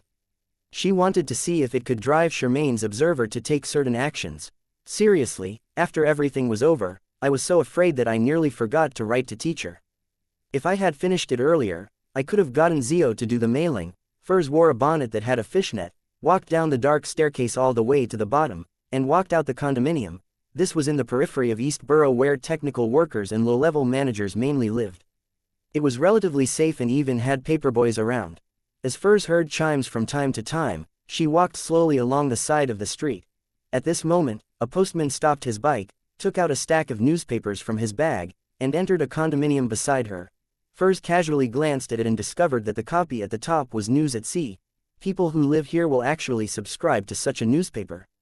Their job has something to do with maritime trade. Furs retracted her gaze as she mumbled in surprise. However, this wasn't something that was worth paying attention to. She quickly walked towards the mailbox when she saw it at the end of the streets. The postman entered the condominium and found a few targets from the rows of mailboxes, stuffing the corresponding papers into them. Shortly after he left, a mailbox was opened and the newspaper inside was taken out. The person who retrieved the newspapers walked up to the 3rd story, opened a room, and sat in a simple reclining chair, rocking in it as he read through it. By the side of the reclining chair, there was a black wooden table with a stack of papers placed on it. Some of them were stacked neatly with their front page facing up. Some were bent asymmetrically, revealing the articles. On them were the corresponding reports. Shocking. Crazy adventurer made fugitive. Crazy adventurer appears again. An incredible hunt. The man closest to the kings at sea. Adventurer worth £90,000. Story of Gairman Sparrow and 3 female pirate admirals.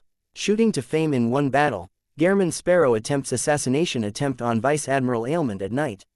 Shortly after Furs finished her purchases and returned to her rental apartment, Zio had finished her trip and returned.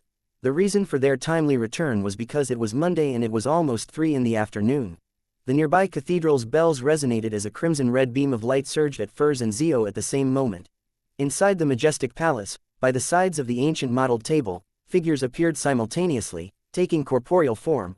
Like always, Justice Audrey stood up first, faced the seat of honor of the long bronze table, curtsied, and said, "Good afternoon, Mr. Fool. Miss Justice seems rather down. From the looks of it, the news last night is still affecting her."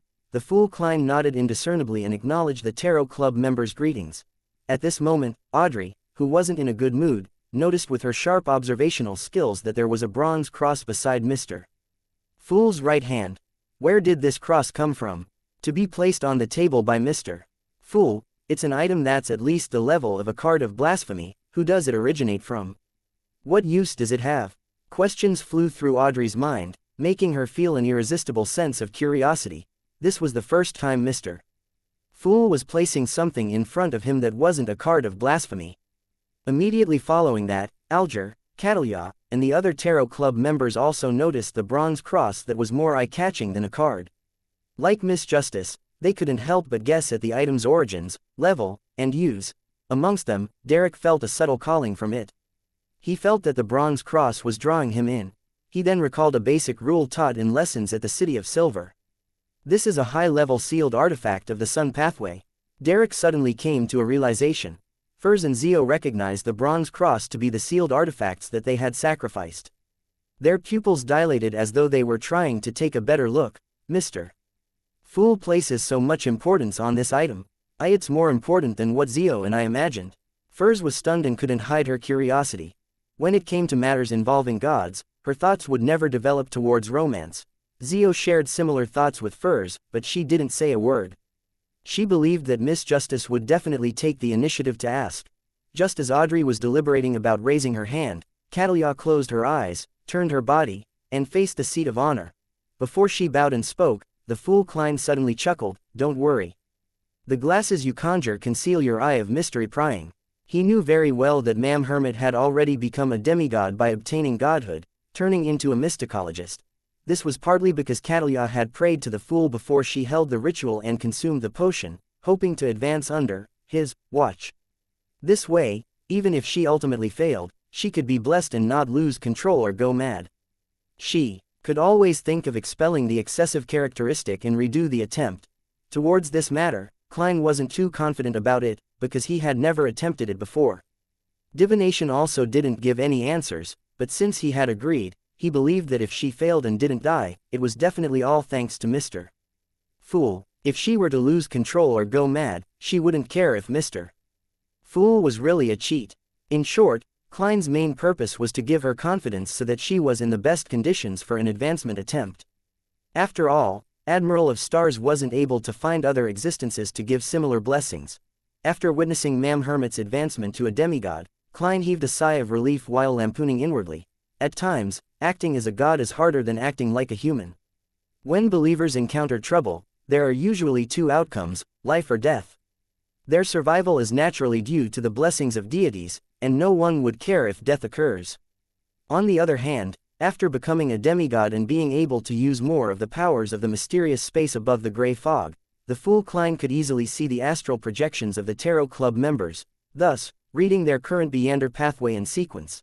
After sealing her eye of mystery prying, Catalia heaved a sigh of relief and reverently said, "Mr. Fool, there is one page of Emperor Rassel's diary this time." Emperor Rassel's diary. Queen Mystic is done with her matters. But nothing abnormal happened in Backland. Yes, no one noticed the infiltration of Aemon in Bachland Street or the demigod battle in Magor Manor. The fool Klein nodded in an unperturbed manner and said, "Good. You can think of a question or request." As he spoke, Audrey, Alger, and company sharply learned something from this conversation. Mam Hermit was worried that the glasses she conjured was unable to seal her eye of mystery prying, and this wasn't a worry she had in the previous gatherings. This means that Mam Hermit's eye of mystery prying has been significantly boosted. Why would there be a sudden boost? As she advanced to become a demigod. She's our Tarot Club's second demigod. Audrey connected this matter to Catalia's purchase of the mythical creature's blood and immediately had a guess. She then swept her gaze at the male members opposite her and realized that Mr. Hanged Man's seating posture had unknowingly changed. He had apparently figured that Mam Hermit had become a demigod. Little Sung's gaze was still staring at the bronze cross without any reaction. The moon Mr. Emlyn hesitated for a few seconds before looking up at Mam Hermit. Mr. Star was like Little Sun, his eyes somewhat vacant as though he was waiting for the diary part to pass. Honorable Mr. Fool, can this question be accumulated with the next one? Catalia asked. Accumulated with the next one? Queen Mystic still doesn't want to have her mood affected. Then why would she suddenly provide a diary page? Has she foreseen something? To maintain his image as the fool, he didn't ask why and nodded gently. Catalia didn't speak further as she conjured that diary page, only to see it flash into Mr. Fool's hands. Klein scanned it seemingly casually, taking in most of the information. The 19th of July. Night of the Blood Moon. Mr. Door's answer allowed me to confirm one thing. In that ancient secret organization, the second blasphemy slate I saw wasn't complete. Chapter 1036. Expected development. In other words, the second blasphemy slate's creator was the ancient sun god. Towards this question, Mr. Door answered with almost certainty. He told me that the ancient sun god's fall resulted in the birth of the blasphemy slate. Does that mean that it's considered a key relic of the ancient sun god? Then, who was the one who created the first blasphemy slate? The original creator who truly created everything. And what were the additional pieces of knowledge that appeared on the second blasphemy slate? Mr. Dor didn't answer, only saying that it involves too many secrets. It cannot be explained in just a few words. If he were to return to the real world, he would be able to tell me in detail. Hey, do you think I'll fall for it? As the blasphemy slate was mentioned, I recalled two questions that had been bothering me since a long time ago. What does it mean to be the trend of the times? Who defines the trend of the times? Mr. Dor's reaction was very odd. He laughed for nearly 20 seconds before telling me, be careful of the spectator. What has this got to do with my question? With his reminder, I carefully recalled the contents of the second blasphemy slate and discovered an unusual problem. As a Beander of the Savant pathway, my memory is something I can be proud of due to my eidetic memory. However, I only recalled that sequence O of the spectator pathway as visionary, but I have no impression of its ritual to become a god. I can clearly remember all the rituals for the other 21 pathways, but this is the only one where, not only do I lack an impression of, I have even subconsciously neglected it. I tried asking Mr. Dor what the ritual is for becoming a god for the spectator pathway. Mr. Dor laughed and said with a teasing and leisurely tone, didn't you already say it? The ritual for a spectator to become a god is to make the development of the times to be in line with one's expectations. Then, consume the potion for their advancement when it's at a certain time node in that trend. I believe that's the truth. Compared to the times as part of the original creator, only when the times develop according to a certain expectation can he draw energy from it and revive. This seems more objective. Hey, I knew that among the founders of that ancient secret organization, there had to be someone with their plans apart from the zealots. On careful thought, this is really quite a terrifying matter.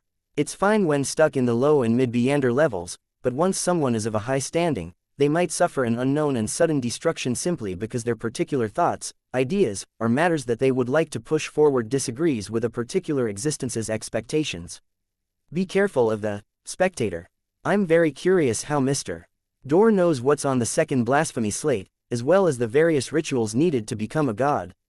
His answer was that he had seen the complete second blasphemy slate, and with him were Solomon, Zeratul, Tudor, Truncest, Augustus, Einhorn, Sauron, Castia, Zoroast, Stiano, Constantine, and company. These were families who reigned over all the Beyonders in the fourth epoch. The secrets contained in this diary page made Klein feel as though he was facing a mythical creature's form, embroiling his mind in a storm of knowledge. The spectator's ritual to become a god is to make the times develop according to one's imagination. If that's the case, Adam has been subconsciously preparing for this since the beginning of the fourth epoch, so the secret that King George III is hiding, and the possible developments, are in line with his expectations, to the point of him giving a helping hand. Once the tide of the times come rushing in, with things not being capable of changing in short time spans, he will be able to become a god. In that case, engaging in a deep investigation of the Great Smog is abnormally dangerous.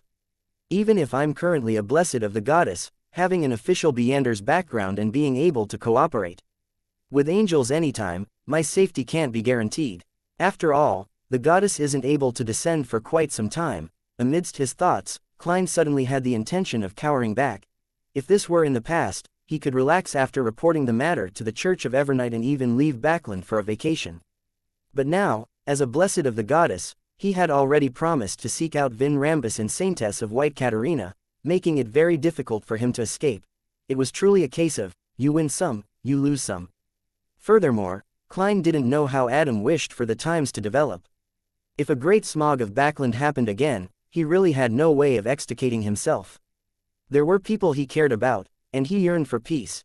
At the very least, I have to know what the king's secret is before deciding what to do. On the second blasphemy slate, apart from the Beander pathways and sequence potion, what are the secrets it has? Klein retracted his gaze and made Russell's diary page vanish. Then, he looked around with a calm expression and said with a smile, you may begin. At this moment, Audrey didn't hide her curiosity. She raised her hand slightly and asked, Honorable Mr. Fool, is there any special meaning to the cross beside your hand? If the answer requires an equivalent exchange, you can directly make the request. Klein placed the unshadowed crucifix on the table precisely because he wanted the Tarot Club members to ask. He could then use this opportunity to inform Little Sun and the Hanged Man, who might have a chance of using the cross, of the news. After all, Such matters were beneath Mr. Fool to expect him to raise them. Therefore, he smiled at Miss Justice. This question is nothing. It's something left behind by the sun god of ancient times. Sun god of ancient times, ancient sun god. The creator that the city of silver believes in. This cross actually has such origins. A captain of the royal guards whose just a sequence 5 or 6 actually had a relic of the ancient sun god on him. Isn't that too much a coincidence? Furs couldn't believe her ears when she heard Mr. Fool's answer. At this moment, the fool Klein mentioned in passing, its level isn't too high, corresponding to an unshadowed. Its greatest use is to eliminate the mental corruption of Beander characteristics and help people who have consumed excessive potions to expel the excess characteristics. It will allow those who do not wish to remain in the mysterious world to return to normalcy. This power is rather fascinating. It's no wonder Mr. World once asked me if given a chance, will I be willing to completely leave the mysterious world. Audrey felt that her curiosity was satisfied. Strange, it really is an item that makes me uncomfortable. Emlyn made a judgment as he looked to the side at the sun. Derek was surprised and delighted, having a feeling that he had his dream fulfilled. His dream was to free all the residents of the City of Silver from the curse and return under the sun, and not constantly suffer the madness, pain, and torture. And if such a dream could be fulfilled by the relic inherited from the ancient sun god, the creator who the City of Silver believed in, it would truly appear to be destiny and inevitable. He spoke before the hanged man. Honorable Mr. Fool, can I find a way to trade for this item? As long as you pay a sufficient price, Klein said with a slight nod. Mr. Fool really is the best, the greatest. Derek praised from the bottom of his heart. As long as a sufficient price is paid, Alger gained inspiration from Miss Magician's rental of the notebook and hurriedly asked, Honorable Mr. Fool, is it possible to rent the cross for a day or a few hours for a fixed price? He currently didn't have any plans on renting it, as his wind-blessed potion had digested relatively quickly. He planned on considering the problem of purging the excess characteristic after he consumed the additional ocean songster potion. Yes, the fool Klein answered simply. It can be rented. The star Leonard had benefited quite significantly from borrowing Limano's travels previously. After he heard Mr. Fool's answer, he focused, seriously thinking if he had any need for the ancient sun god's relic. A few seconds later, he realized that he didn't have such a need. Not only was the sun pathway good against wraiths and specters, the Evernight pathway was good at it too. Furthermore, when he returned from Tingen to Backland, he had already obtained 4 flaring sun charms, planning to give half of them to Klein, who had provided him the information, keeping the other half for himself. As for purging the excessive Beander characteristics and leaving the mysterious world, he didn't need it. He was about to hold the ritual to become a spirit warlock. At this moment, Furs glanced at Zio and felt pangs of regret. She wasn't regretting them sacrificing the cross to Mr. Fool, but rather that she didn't attempt to use her powers or Limano's travels to record the corresponding powers before sacrificing it. Of course, this was mainly because she was rather timid. Without being able to use an astrologer's means to determine the cross's uses and effects, she didn't dare to rashly make attempts. After all, I can still rent it from Mr. Fool in the future. She tried hard to cheer up. Noticing no further requests, the fool Klein retracted his grace, gesturing to the Tarot Club members to begin the transactions and discussions. In fact, the unshadowed crucifix had someone who potentially needed it. It was the Fog Sea's strongest hunter, Anderson. This fellow had undergone various experiments after boarding the Golden Dream under Vice Admiral Iceberg's arrangements, doing so in a bid to digest the alien object inside him. There was already a certain level of success, but it wasn't enough to completely eliminate the latent problems. Upon thinking of this, Klein silently mumbled, I'll get Danitz to ask later. At this moment, Audrey raised a request for a transaction. Ladies and gentlemen, which one of you has a Dreamcatcher's heart, mind illusion crystal, or an adult mind dragon's complete brain? Chapter 1037. Gehrman's problem. After hearing Miss Justice, Derek very enthusiastically replied, Our City of Silver's warehouse likely has the complete brain of an adult mind dragon. I'll inform you after confirming it when I return. He originally wanted to say that even if there was the complete brain of an adult mind dragon, it was most likely filled with madness and distorted mental corruption, but after seeing the bronze cross, he felt that it wasn't a problem. That simple. Audrey's eyes lit up when she heard that. Her depressed mood from last night had brightened up significantly. Indeed, compared to the outside world where dragons are decreasing in number, the City of Silver, which has a history dating back to the Second Epoch, will likely possess such ingredients. It's mainly because they do not have the higher sequences, formula for the spectator pathway, so even with the ingredients, they are of little use. Furthermore, they lack an artisan and are unable to turn Beyonder ingredients into mystical items. At times, they'd rather just store them. Many thoughts ran through Audrey's mind as she asked with a faint smile, "If you do have it, what would you exchange it for?" "I haven't thought of it." Derek felt a little embarrassed as he raised his hand and scratched the back of his head. His main goal now was to obtain the creator's relic from Mr. Fool, but he didn't have anything of equal value. In the past, he would definitely be worried, but now, he quickly came up with an idea despite his worries. He decided to ask the chief because he was certain that the chief was interested in the creator's relic. Due to having such thoughts, he really didn't know what payment he needed from Miss Justice. He planned on figuring out the other matter before telling her. "All right, confirm it first. It's best if you can check if there's any blood of an adult mind dragon." Audrey didn't press as she nodded gently. It was the hardest supplementary ingredient she needed in the Dreamwalker potion formula. Audrey immediately looked around, indicating that she was done. "You don't have to look at me. Although I do have some savings, there's nothing I wish to buy. It mainly has to do with teacher not having given me the Traveler's potion formula. Among the first 5 sequences of Apprentice, I like Traveler the most. I've always been looking forward to heading to different places to take in their vistas and delicacies. But thinking of the long journey, the crowdedness or crude transportation tools, and the inns whose level of hygiene is questionable, I'll definitely be obstructed by all the bulky baggage. After I become a traveler, these won't be a problem." Furza's thoughts gradually wandered as she fantasized about her future life. Zio pondered for a moment and said, "Everyone, please look out for the potion formula for the Arbiter Pathways Sequence 6 Judge and Sequence 5 Disciplinary Paladin." She had a chance of obtaining the Judge formula from her MI9 contact, but she believed that Viscount Stratford's death would definitely cause a storm in Backland, and when that happened, many things might change. Therefore, she planned on getting the Tarot Club to make additional preparations. After all, it was only for them to be on the lookout and not to search for them. Besides, at Sequence 6 and 5, that would make her a quasi-high-ranking member of MI9.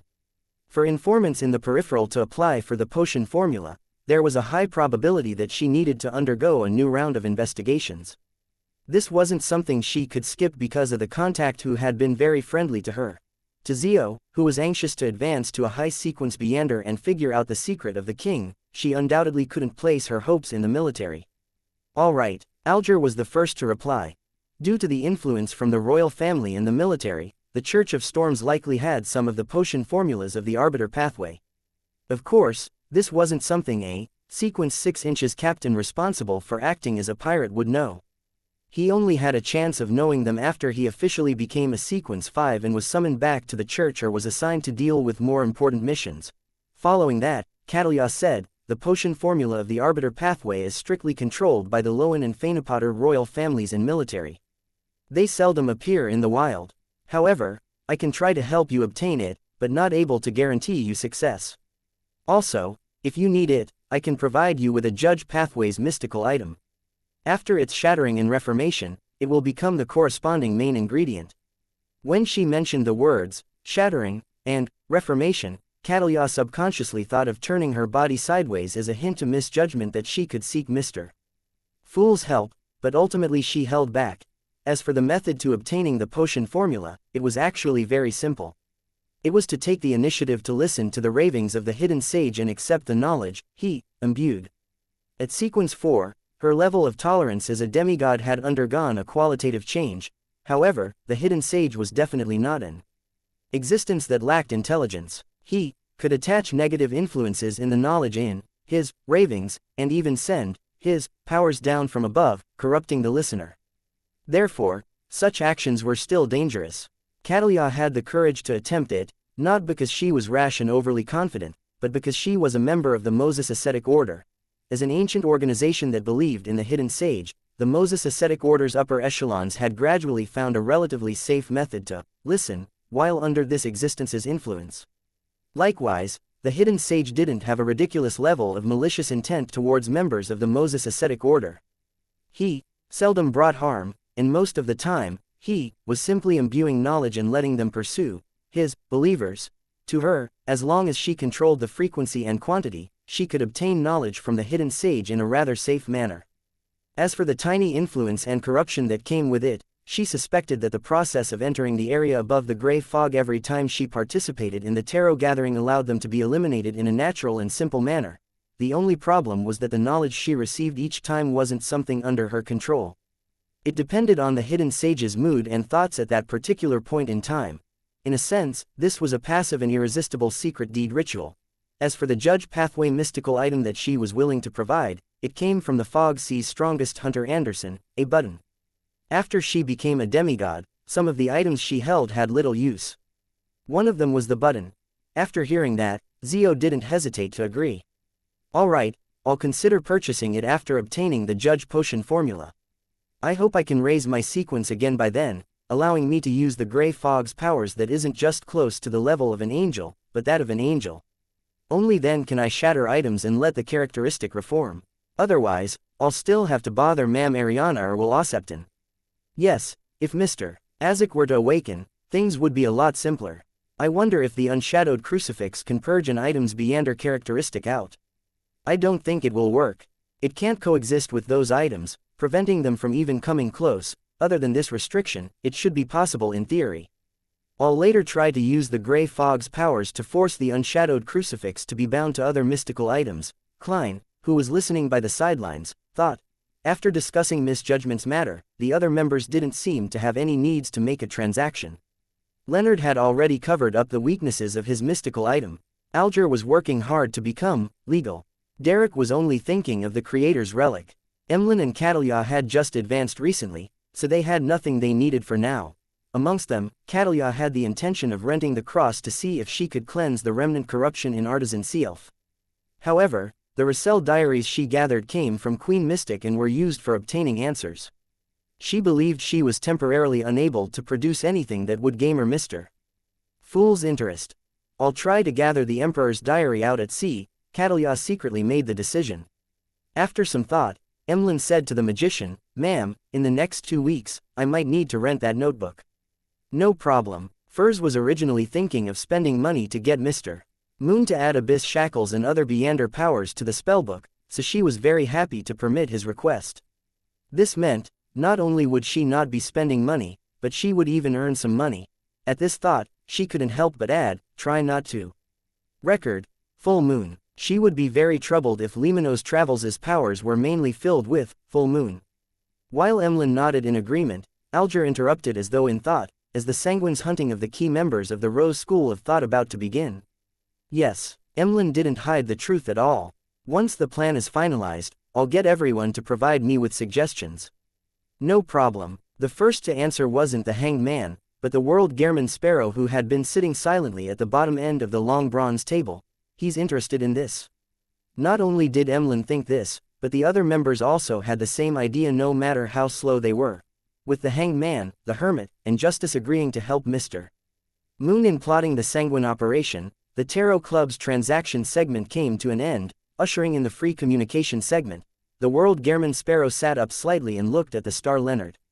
"Help me ask if that person has seen the second blasphemy slate." Blasphemy slate. Audrey and the other members immediately grasped the peculiar term. They immediately had astonished thoughts. The second blasphemy slate, Mr. Star isn't as simple as he appears. He knows someone that has seen one of the most important items in mythical legend. Other than his identity as a member of the church and official Beander, he had other secrets. No wonder he has joined the Tarot Club. Leonard jumped in fright as well, never expecting Klein to raise such a request. After a few seconds of silence, he exhaled and said, "Okay." Chapter 1038. Namely. After answering, Leonard snapped to his senses and grasped the hidden message contained in Klein's request. Does he mean that old man has once seen something like the blasphemy slate? Without giving Leonard the chance to think, the World Gehrman Sparrow surveyed the area and mentioned something else. The Church of Evernight has confirmed that Lowen King George III hides a particular secret from the intel they received from MI9's deputy director, Brigadier General Conas Kilgore. He secretly sent people to dig up the Blood Emperor's ruins and colluded with the Demoness sect and psychology alchemists. Klein controlled the fake person and described the matter which he had previously told Miss Justice in greater detail. After he was done, he made special mention. The three churches don't seem to have found enough evidence. With Vin Rambus's disappearance, the matter seems to have calmed on the surface. There is reason to suspect that there's a traitor amongst the upper echelons of the three churches. Something so major actually happened in Backland this week. Klein seems to have obtained information from the church. Why don't I know any of that? As he listened, Leonard shot a look at the World Gehrman Sparrow with an odd expression. He temporarily had his thoughts adrift, unsure as to who was the red gloves of the Church of Evernight and a target who was about to become a high-ranking member to be nurtured. Recalling the past, he seemed to grasp something, but he was unable to fully grasp that spark of inspiration and develop the idea fully. Zio, who had planned on sharing her encounter with Viscount Stratford and his testimony at the Tarot Club and seek assistance, was stunned to realize that the matter Mr. World was investigating overlapped greatly with her goals. If I had known this would happen, I would have sought Mr. World's help when following Viscount Stratford to the dock area. We might have been able to circumvent the restrictions and obtain more clues. Zio looked around and deliberated over her words, preparing herself to speak.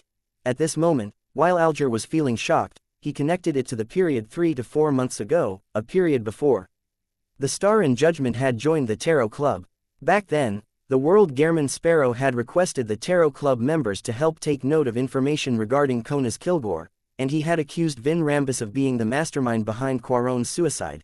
Indeed, a simple suicide case by Quaron wouldn't make the world expend so much of his time and energy. Matters he's investigating and the people he takes note of are very likely secrets that have an influence on the global situation. Also, there might be a traitor amongst the three churches' upper echelons. Which cardinal or high-ranking deacon could it be? Alger could sense the surging undercurrents and the scent of an opportunity. Normally, he wasn't someone the Church of Storms placed a great importance on. The best outcome of a Beander who acted as a pirate for prolonged periods of time was to become a Sequence 5 ocean songster. After returning to the church, they could become an assistant to the mandated Punisher's upper echelons. It was almost impossible for them to wield holy artifacts and become demigods. Only with the situation changing and through frequent developments could he rely on the Tarot Club to showcase his capabilities and make great contributions. That way, he would be made a target to be nurtured. Likewise, Catalia seemed to see the dark clouds accumulating in Backland, as well as the strong winds brewing there. She vaguely understood why the Queen had been staying in Backland over the past half-year. As for Emlyn, he frowned, feeling once again that Backland was no longer a safe place for the Sanguine to live in. I can only hope that it doesn't affect my hunting operation of the key members of the Rose School of Thought. Also, I hope it doesn't make Father and me be that busy like the period after the Great Smog last year. Emlyn's frown deepened upon recalling that episode. He swept his gaze from the corner of his eye at the sun and discovered that the youth was sitting upright, his eyes vacant. He couldn't help but scoff inwardly. I will take note of Vin Rambus's whereabouts. Audrey broke the temporary silence. Judgment Zio also looked at the World Gehrman Sparrow and said, I'm investigating a matter that involves the king's secret. If you need my assistance, please don't stand on ceremony. Having said that, she briefly mentioned the problem of someone monitoring Charmaine. All right. Klein knew that it was Demoness Trissa and made the fake person, the world, nod and chuckle hoarsely. Be it taking note of Vin Rambus's whereabouts or investigating the king's secret, take note of any matters that seem too coincidental around you. If there are any coincidences, immediately inform me. He didn't directly mention the Twilight Hermit Order or Adam, afraid that Miss Justice and company couldn't help but think about it in private and be overly anxious.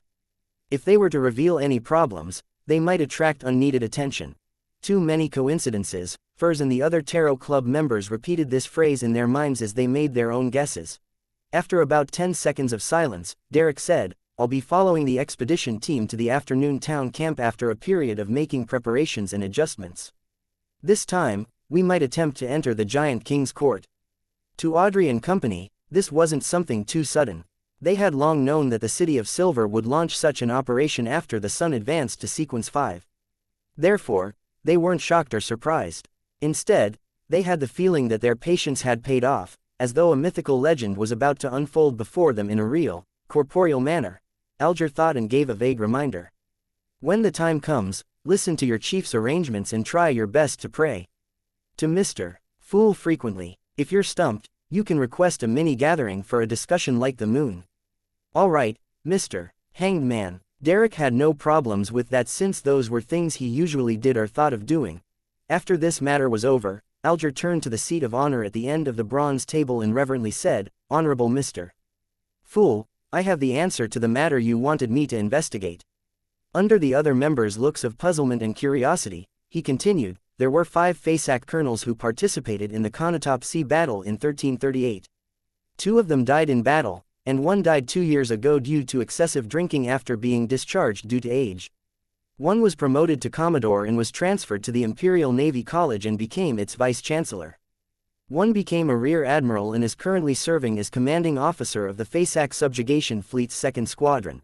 Just as he said that, Alger requested for the right to conjure a piece of paper filled with the detailed intel. The fool Klein allowed it to flash in his palm and quickly scanned through it. He had made the Hanged Man investigate the Fasak Enmat's colonel in the 1338 Konotop Sea battle mainly to seek out Creeping Hunger's original owner. That naval officer had captured the Enmat's second mate, Andy Hayden, in that sea battle and grazed him. He was one of the absolute victors, so it was impossible for him to have died in battle. As for his subsequent discovery and encounter in that primitive island with the Hanged Man, they made Klein suspect that Kilangos had been given the glove by the Twilight Hermit Order. Be it an official or periphery member, it's impossible for him to die that easily or die from alcoholism. Of course, I can't eliminate the possibility of being silenced. Klein thought quickly and remembered 3 names on the piece of white paper. Boris, died in 1347. Cause of death, excessive drinking.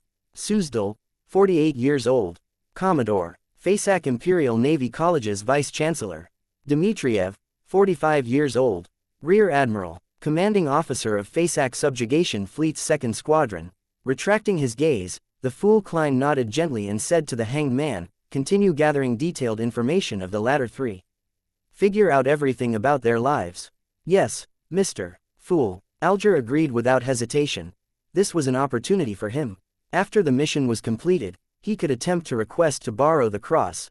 After another round of exchanges, the week's tarot gathering came to an end. Leonard then returned to the real world. Sitting on the sofa, he hesitated for a moment before placing his feet on the coffee table. Then, he asked with a suppressed voice, "Old man, have you seen the second blasphemy slate before?" In his mind, Pallas Zorost's slight-aged voice sounded. "No, the one who saw the second blasphemy slate was my great-grandfather." "Heh, who mentioned this?" Leonard didn't answer Pallas Zorost's question as thoughts resonated in his mind. The blasphemy slate really exists. Old man's great-grandfather had seen the second blasphemy slate. No wonder he could become an angel. After a few seconds, Leonard asked curiously and expectantly, "Old man, do you know the potion formula of Nightwatcher?" "Naive. According to my great-grandfather, it was an urgent situation and a limited opportunity. The blasphemy slate could disappear at any moment.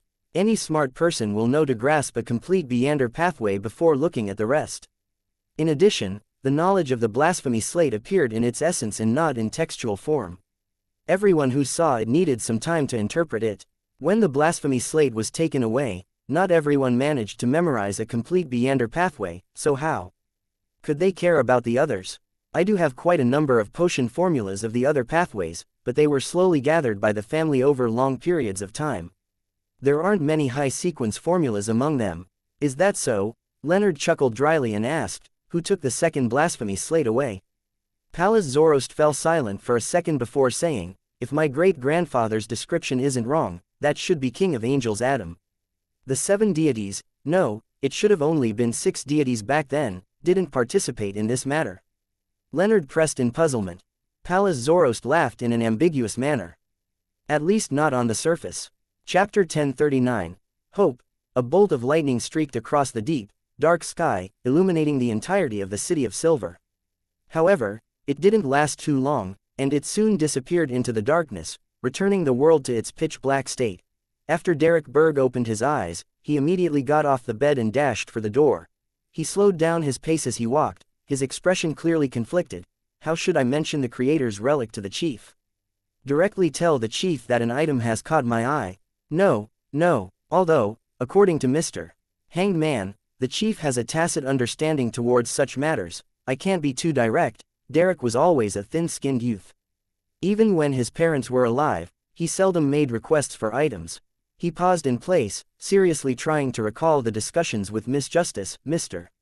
Hanged Man, and the rest of the Tarot Club members, hoping to imitate them and find a reasonable excuse. After simulating the possible developments all day, Derek bit his lip and decided to be direct. Carrying Thunder God's roar, he pulled open the door, entered the streets, and headed for the Twin Towers that was north of the city. Along the way, many City of Silver residents came out of their houses, wearing smiles as they gathered at the training field.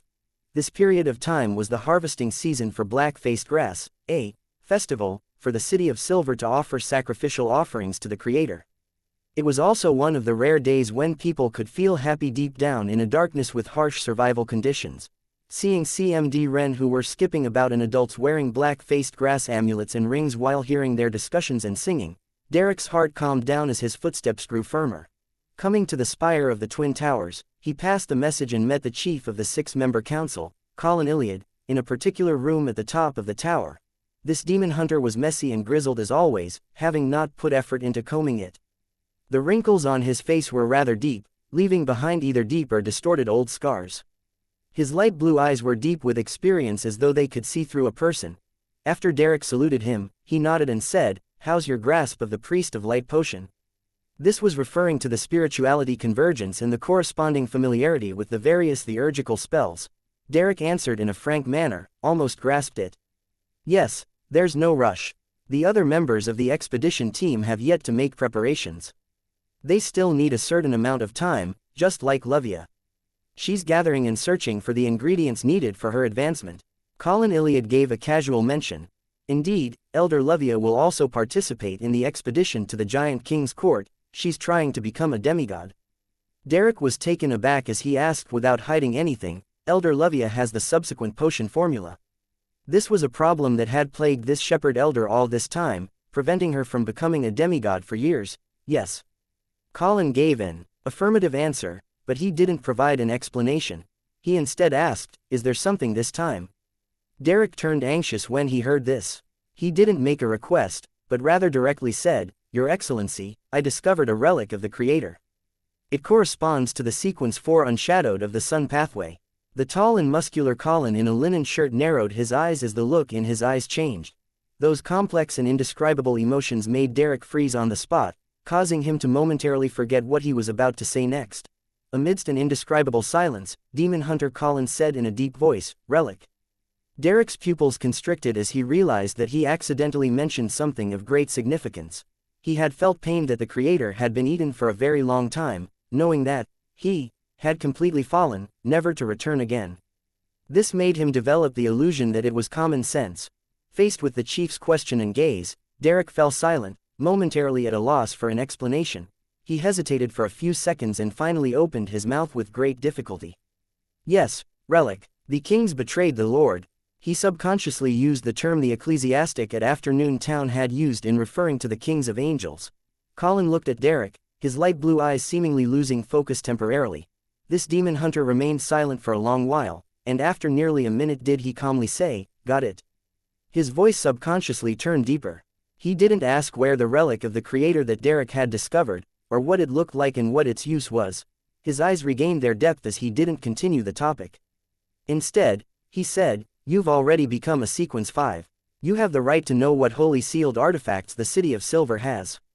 Once you're able to converge your spirituality and fully grasp the theurgical spells, I'll give you the corresponding information and take you to the place where they're sealed. If you have an affinity with one of the holy sealed artifacts and can reduce its negative effects, you can wield one." The affinity he mentioned here referred to the similarity between Derek's psyche and the remnant high sequence Beander's psyche mark on the sealed artifact. It could reduce the terrifying negative effects by deceiving it to a certain degree.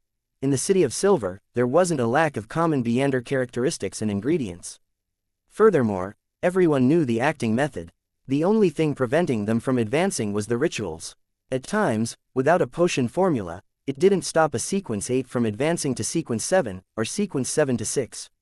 As long as one had advanced correctly via consuming potions the previous time and had completely digested it, if one was willing to take the risk, they could attempt to directly consume a Beander characteristic to advance. The chances of success weren't too low, but from Sequence 6 to 5, without the help of a ritual, the chances of success were very low. Therefore, in the City of Silver, there were a lot of Sequence 6 Beyonders, but Sequence 5 and up became rare. It was a level that earned serious considerations. Why did the chief suddenly mention this? He means that I can choose a holy sealed artifact to exchange for the creator's relic. I haven't even mentioned this yet. Yes, I'll first offer the information to Mr. Fool and see which item will please him. Derek was stunned for a moment before he came to a realization. He nodded heavily. Yes, Your Excellency. He didn't say anything else as he bade farewell and prepared to participate in the harvest. Demon Hunter Colin watched his figure disappear as he slowly walked to the window and cast his gaze at the altar near the training field. There were already many people gathered there. They were circling the creator's altar, and they were using ancient dances to please the deity. Others were singing praises of the mighty existence.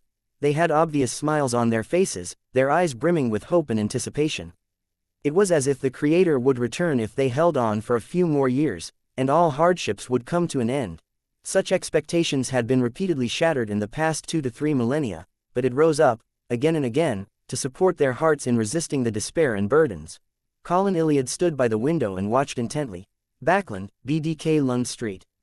After returning from above the gray fog to the real world, Klein's heart felt heavy. Emperor Rassel's diary page allowed him to understand the secrets of the spectator. He understood how dangerous it would be for him to continue investigating the king. Even with the Church of Evernight and the goddess's blessings, it wouldn't be completely safe. It mainly has to do with the goddess's digesting of the death pathway's uniqueness. She won't be able to descend for quite a long period of time. I hope the Lord of Storms and the God of Steam and Machinery can react in a timely manner at the critical moment. Regardless, with Mam Ariana, Will Osepton, and Pallas Zoroast, even against a king of angels, it isn't an outcome that spells certain doom. Even if I were to die, they still have a chance of grabbing my corpse. The longer I hold on, the higher the odds of my survival will increase. Klein relieved his stress by making a self-deprecating comment. Previously, above the gray fog, he had already decided the focus of his investigation. It was to pursue Saintess of White Katarina and Demoness Trissa, whose current sequence was unknown. As for Vin Rambus, as long as he didn't take the initiative to contact Miss Justice, he wouldn't try to seek him out. Otherwise, he might encounter an accident he couldn't fend off. On the one hand, I'm waiting for Miss Judgment's feedback, and on the other hand, I should try to see if I can find Vice Admiral Ailment. By using their blood connection, I can try to lock onto the Saintess of White. This isn't too realistic. The 3 churches will definitely come up with this method, so the Demoness sect will definitely counter this. I'll later get Danitz to search for items related to Vice Admiral Ailment, and I'll use the gray fog's ability to interfere and screen. Yes, I'll also ask him about Anderson. This isn't too pressing. The unshadowed crucifix is still being experimented with. Klein retracted his thoughts and got out of bed. He had already used the gray fog's suppression to bind unshadowed crucifix and the mystical item, Broken Finger, together. He wanted to see if the Beander characteristic would be purged. After resting at home for a while, Klein changed his clothes and went out with his valet, Enuni. He planned on praying at St. Samuel Cathedral before visiting the Lowen Charity Bursary Foundation. This valet wasn't actually the winner, but Konas Kilgore. The real Earl of the Fallen had been turned into flesh with the flower of blood and was hiding inside the Earl of the Fallen's stomach. Backland's weather these days was often gloomy. The gas lamps lining the 2 sides of the road had yet to be lit up, but the houses on both sides of the street had already been lit up. Klein watched all of this expressionlessly. He rode his carriage from Bachland Street to Phelps Street. He first headed to St. Samuel Cathedral to pray before he wore his top hat and cane and walked to the Lowen Charity Bursary Foundation. As he approached the door, he heard a ringing sound. He saw Miss Audrey riding a modified bicycle which didn't have a horizontal bar and was rather exquisite. She had come out from an alley. She was wearing a plain white dress and a pair of black leather shoes. Her blonde hair was tied up as her green eyes were peeled on the road. Sitting on the seat harness behind her was a golden retriever who could maintain her stability no matter how much the bicycle shook. Upon noticing the elegant gentleman with white sideburns, Audrey smiled brightly and greeted in a cheery tone, "Good morning, Mr. Dantes." "Good afternoon, Miss Audrey. You seem to be in a good mood." Klein watched as she hit the brakes and used her foot to support herself. Audrey pursed her lips as her smile brightened a little. "You're right, I am indeed in a good mood. After riding this for a while, all my troubles have disappeared." Chapter 1040. The Tranquil Surface of the Sea. "Not bad, a spectator's ability to adjust their own emotions are rather impressive," Klein commented inwardly as he looked at the golden retriever on the back seat of the bicycle. He then sized up the bicycle that looked different from the bicycles on the street. He casually asked, "Is this a new bike designed specially for women?" "What do you mean specially designed for women? If you wish to ride it, you can too," Audrey replied with a smile. "I only told the people at the bike company that they needed to consider the requirements of the different demographics. This is their latest product they designed. It has yet to be industrialized. I was given a prototype to give them some feedback." "An excellent idea," Klein praised with a smile before asking thoughtfully, "Do you know the owner of the Backland Bike Company?" Audrey's eyes narrowed a little as she answered, "Of course, I'm one of the major shareholders of the Backland Bike Company." "Major shareholder? I almost forgot about that." She ultimately succeeded. Klein seemed to understand something as the corners of his lips curled up slightly as he shook his head in a self-deprecating manner. "I see. My imagination still isn't good enough. How is it? How does it feel after riding it?" Audrey held the bicycle's handles and darted her eyes about slightly, recalling as she said, "It's great. It's very suitable for women." "Honorable lady, that wasn't what you said a moment ago." Klein pricked his brows, but he didn't interrupt the girl. Audrey smiled and continued, "To me, it can help me adjust my mood and relieve stress. It's like riding a horse. However, that requires special equipment, and I have to do it at the horse ranch in the suburbs. It's impossible to get the horse to gallop at full speed at home or on the streets. It lacks that feeling, but bicycles don't have that problem. I can even head into the alleys which horse carriages can't enter. It allows me to take in different sights. Just now, I rode past a house and saw their garden blooming with flowers. It made me feel especially happy. Oh, when I encountered other people on bicycles, I feel very happy too. They work hard to live, carrying that little bit of hope. Although they're busy and in a rush, they don't appear listless." "All right, don't laugh at me. I know you want to say that those who can afford bicycles are definitely not those at the lowest rungs of society. I'm just happy for them.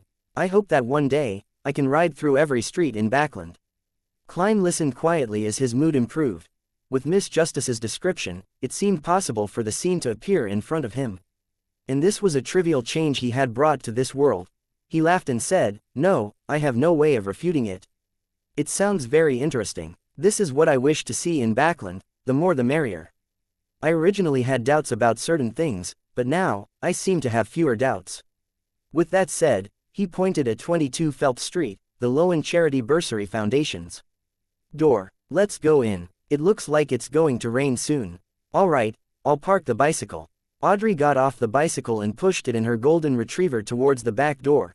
There was a parking spot for bicycles which had been specially demarcated. It was indoors, so there was no need to be afraid of the rain.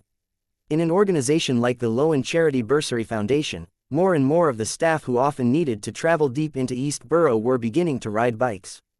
Of course, none of them dared to venture too deeply into East Borough on such a transportation tool, as everything could be stolen there. As they approached the back door, Susie jumped off the bicycle. She turned back to look at the spot from before and said in puzzlement, "Audrey, that Mr.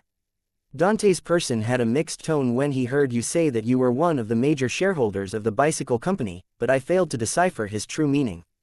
Audrey pursed her lips and chuckled. "I previously heard that Mr. Dante's was one of the people who attempted to compete with Hibbert for buying the shares of the bicycle company. I get it now." Susie revealed an obvious smile and felt happy for the accuracy of her observation. Inside the Lowen Charity Bursary Foundation, Klein very gentlemanly waited until Miss Audrey returned with her Beander dog and followed them to the second floor. At this moment, a staff came forward and said to Audrey, "Director, Chancellor Portland Moment from the Backland University of Technology is waiting for you in the reception room." "Why is Chancellor Moment here?" Audrey asked in surprise. The staff first greeted Director Dwayne Dantes before answering. He didn't say. Before the staff could finish his sentence, the stout and ruddy Portland Moment walked out of the reception room while combing his white hair. "Honorable Miss Audrey, please forgive me for rashly paying a visit." In Lowen, after getting to know each other, they greeted noble ladies by their last names and greeted the young ladies by name. "It's my pleasure," Audrey replied politely. Portland Moment was a chancellor who paid more attention to academics. Without any further flattery or pleasantries, he bluntly said with a smile, "This is the thing. I wish to add a mechanical laboratory to our technical university. The goal is to invent and promote various mechanical technologies that aids businesses and daily life. I wonder if you're interested in donating or investing in them. Heh, Dwayne, how about it? Do you have any thoughts of working together? Don't worry, I'll definitely get a grant from the Higher Education Commission. It's a very good idea, but Backland and the entire kingdom might be falling into a maelstrom afterward. Klein was a little dazed after hearing Principal Moment's words. Audrey nodded slightly and said with a smile, "It sounds interesting, but I need to see more information. This is a responsibility for myself and my responsibility towards you." "I think so too," Klein added. Portland Moment chortled heartily. "No problem, I'll arrange the information when I get back." In the Fog Sea, on the Golden Dream, Gehrman Sparrow is actually concerned about Anderson's situation. Also, what's the meaning of searching for items related to Vice Admiral Ailment? Many pirates are wildly going after something similar, but they have succeeded. Danitz, who had received Gehrman Sparrow's message, was completely puzzled, but regardless of his puzzlement, he thanked Mr. Fool seriously and carefully. Following that, he put down his fishing rod and turned to enter the cabin, heading straight for the room where Anderson was residing. He knocked on the door and opened it in one fell swoop. With his arms crossed, Danitz stood at the door and said to Anderson, who was composing a portrait, "How is it? How's the digestion of that thing in your stomach?" Anderson put down his brush, glanced at Danitz, and replied heavily, "It already knows how to call me daddy." Danitz subconsciously took 2 steps back. Anderson immediately returned to his relaxed state as he said with a smile, "Just joking. It's not bad. Your captain has ideas and the drive. The only problem is that we've met with failure too many times. The object in my stomach has been isolated. It won't affect me for a long time." As he spoke, he rubbed his belly. Danitz pricked up his brows and curiously asked, "There was originally some sort of effect?" Anderson sized up Danitz a few times. "You should have heard that some Beander characteristics or potions will seep into items that are in prolonged contact with them and transform them into sealed artifacts that are difficult to use. However, a human's body is just a relatively special item. At times, I really do suspect that you obtain Beander powers through contact with potions and not through consumption. That's why your brain has rotted." In the past, Danitz would definitely be furious, but now, all he did was chuckle. "In other words, if you don't isolate it, the thing in your stomach will gradually fuse and reconstruct your body, including your brain." Anderson was amused when he heard that. "Very good. Continue, don't stop. I think you can attempt to advance to sequence 6. Yes, you're usually very skilled at setting up fires." Danitz replied disdainfully, "I'm only lacking in the ingredients." Thinking of Gehrman Sparrow's instructions, he pressed unwillingly, "How is the matter supposed to be dealt with after its isolation?" Anderson stroked the first button of his shirt as he chuckled. "2 possibilities. 1 is to seek the help of a demigod, such as an unshadowed, allowing the object to seep out bit by bit. In this aspect, your captain knows someone who can do it. The only problem is that my Beander characteristic might be purged while purging that object. It will drop my sequence and even turn me into an ordinary person." The second line of thought is to think of a way to obtain the iron-blooded night potion formula. Prepare the corresponding ritual and supplementary ingredients and see if there's a way to accommodate that object and use it to become a demigod. That sounds very dangerous. Danitz gave an objective assessment of the second line of thought. Anderson's smile became more obvious. "Indeed, this is very dangerous. I don't even know if it will work. But don't you think it's interesting to have such a challenging task? At least, this is more consistent with my aesthetic judgment than the first method." Danitz shook his head seriously and said, "No."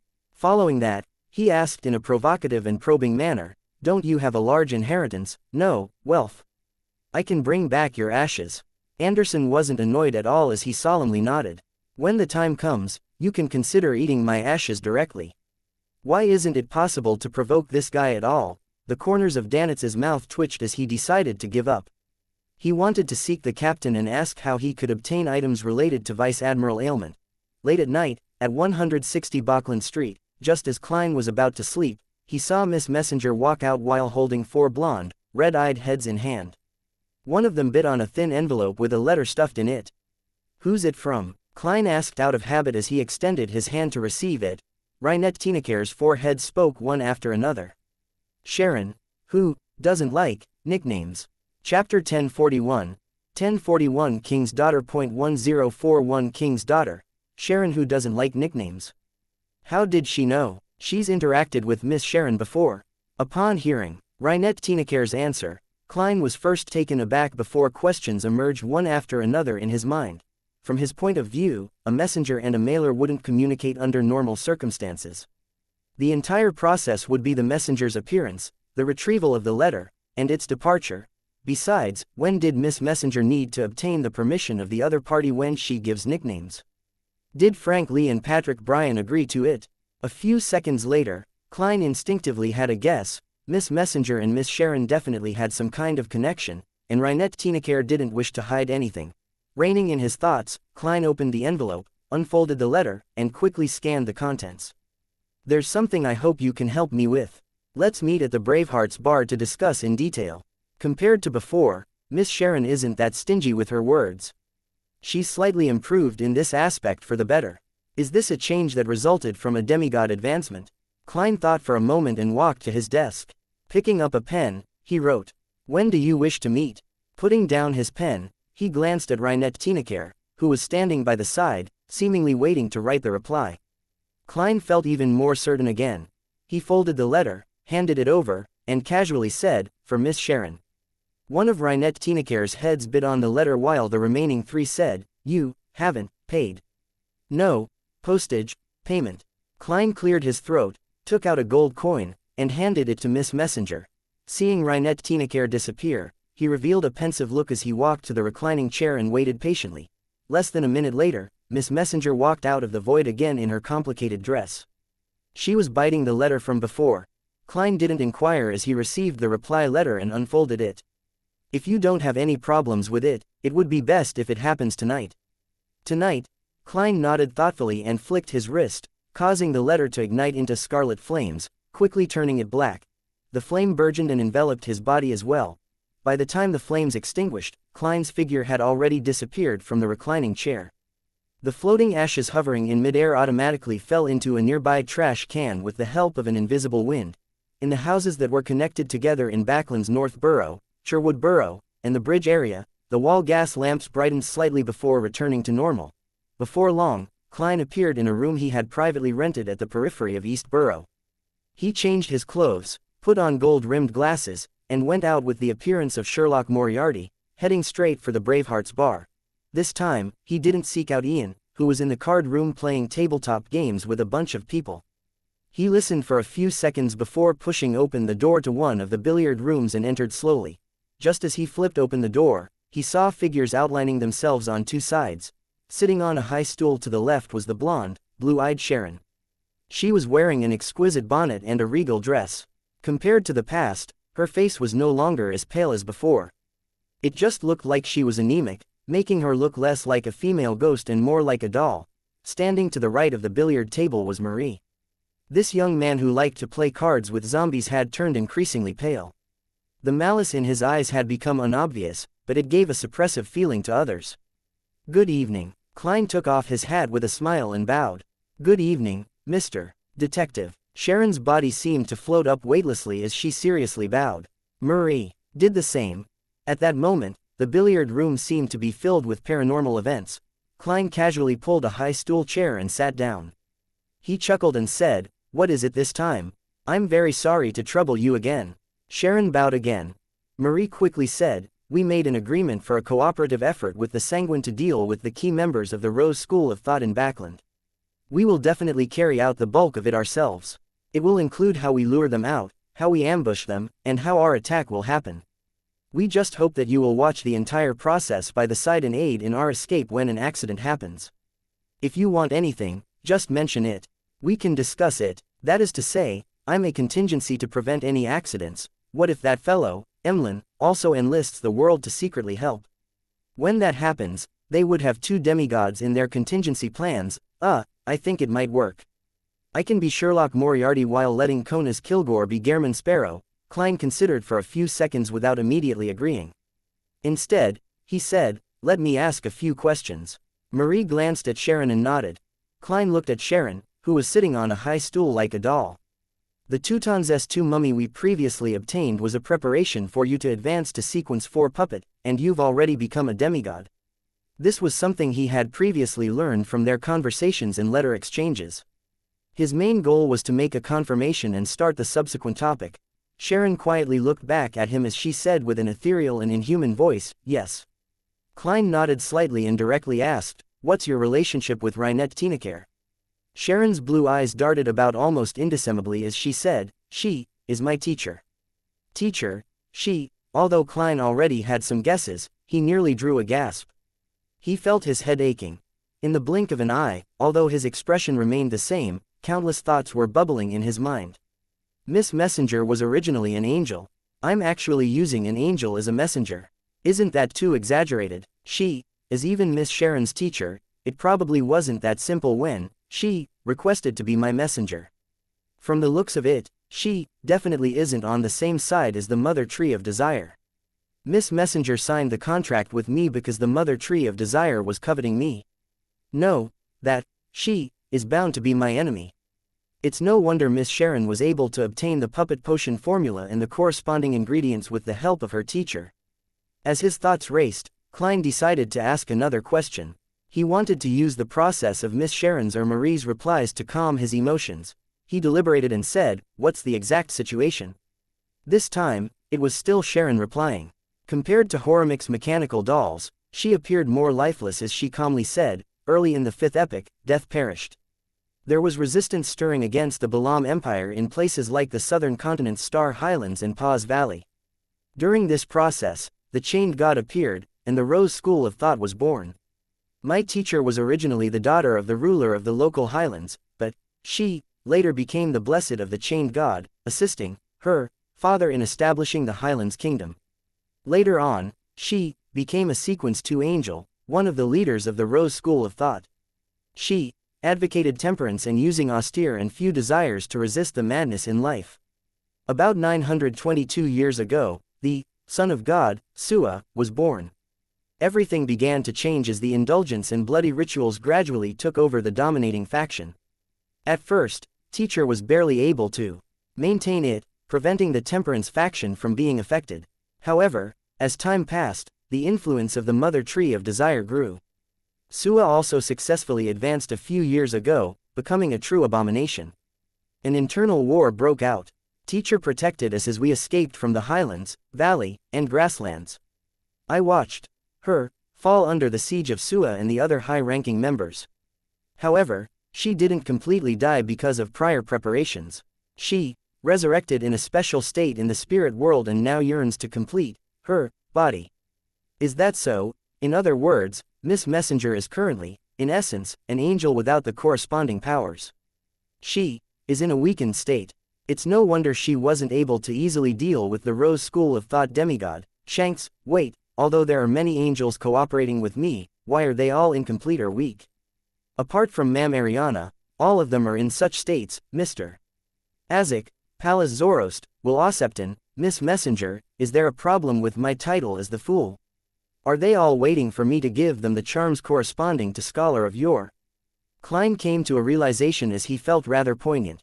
He didn't ask why Reinette Tinekere still desired money, as he thought for a moment before saying, "Miss Sharon, the Rose School of Thought definitely has no lack of the puppet potion formula. After you obtained the Teuton's 2 mummy, they would likely view you as a demigod. In addition, Mam Reinette Tinekere had once appeared before the Rose School of Thought's demigod and engaged in a battle with them. This also means that the Rose School of Thought definitely knows that she is alive, and they wouldn't not be prepared against her. And your relationship as master and disciple with her is no secret to them.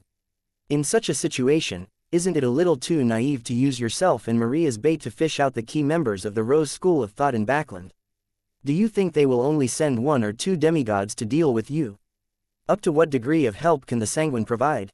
Also, I previously mentioned that due to one of my identities, the Mother Tree of Desire places a great deal of importance on me. Even Abomination Sua was sent to attack me, and your teacher's cooperation with me is something they are similarly aware of. Summarizing all these points, if you and Marie appear, the kind of assault you would invite is unpredictable." Having said that, Klein's expression turned serious as he asked, "Do you wish to cause a divine descent in Backland?" The entire billiard room instantly turned abnormally quiet, but there weren't any changes to Sharon's expression. Chapter 1042, 1042 Plan from a different angle. 1042 Plan from a different angle. After a few seconds, Sharon calmly replied to Klein, it's not bait, but a ploy to lure them out. Just as Klein was about to ask what the difference was, Marie explained in detail. Back when we were pursued by the Rose School of Thought, we discovered that they had quite a number of members in Backland. However, due to our lack of strength and our fear of traps, as well as to not attract the attention of the church, we didn't take any action against them. This time, we plan on attacking one of the more important ones. We'll deliberately miss some out, allowing the hidden ones to secretly escape and pass the information to the Rose School of Thought's person in charge in Backland. In secret, the Sanguine's demigod will be watching them. Through the message chain, they will find the person in charge. That person must be a key member of the Rose School of Thought. Once he's killed or even captured, we'll take the next step in our operation based on the information we manage to obtain. That's more reasonable. The main point is to use your own understanding of the Rose School of Thought to create a plan instead of using yourself as bait. That's a way to effectively control the situation and not destroy Backland. Klein nodded gently and said, if that's the case, I can participate. He didn't say that he needed to think about it or return to confirm the level of danger. This was because this matter wasn't something that needed to be done anytime soon for Sharon and the Sanguine. When he divined problems, he could always call it off as a participant. What kind of payment do you need? Marie's standing posture relaxed as he asked. If there aren't any accidents the entire time, I wish to receive 1 instance of free assistance from Mam Reinette Tinacare. If I have to involve myself in the operation, I can always add the condition of having priority on the spoils of war. You can discuss this with Mam Reinette Tinacare before writing to tell me the answer. In fact, he was still a little puzzled. He believed that with such a plan, there was no need to seek him out. With Miss Messenger hiding in the shadows, it was enough to prevent any accidents that Sherlock Moriarty could deal with. There's no need. Sharon, with her exquisite looks and pale face, shook her head gently like a doll. I can agree to it now. Has she already discussed it with Miss Messenger? Klein thought for a few seconds and honestly asked, then why don't you directly ask Miss Reinette Tinacare for help to prevent any accidents from happening? Sharon's hair remained motionless as though bound tightly by the petite bonnet. She replied in an ethereal and fleeting voice, she doesn't wish for the Sanguine to discover her existence. Is that so? Klein deliberated for a moment and raised another question. You advocate temperance, so why are you seeking out the key members of the Rose School of Thought? Is revenge not within the limits of temperance? Sharon looked at him with her blue eyes and said, in recent decades, the Rose School of Thought has been trying its best to let the Mother Tree of Desire descend into the real world. This will bring about an unimaginable disaster.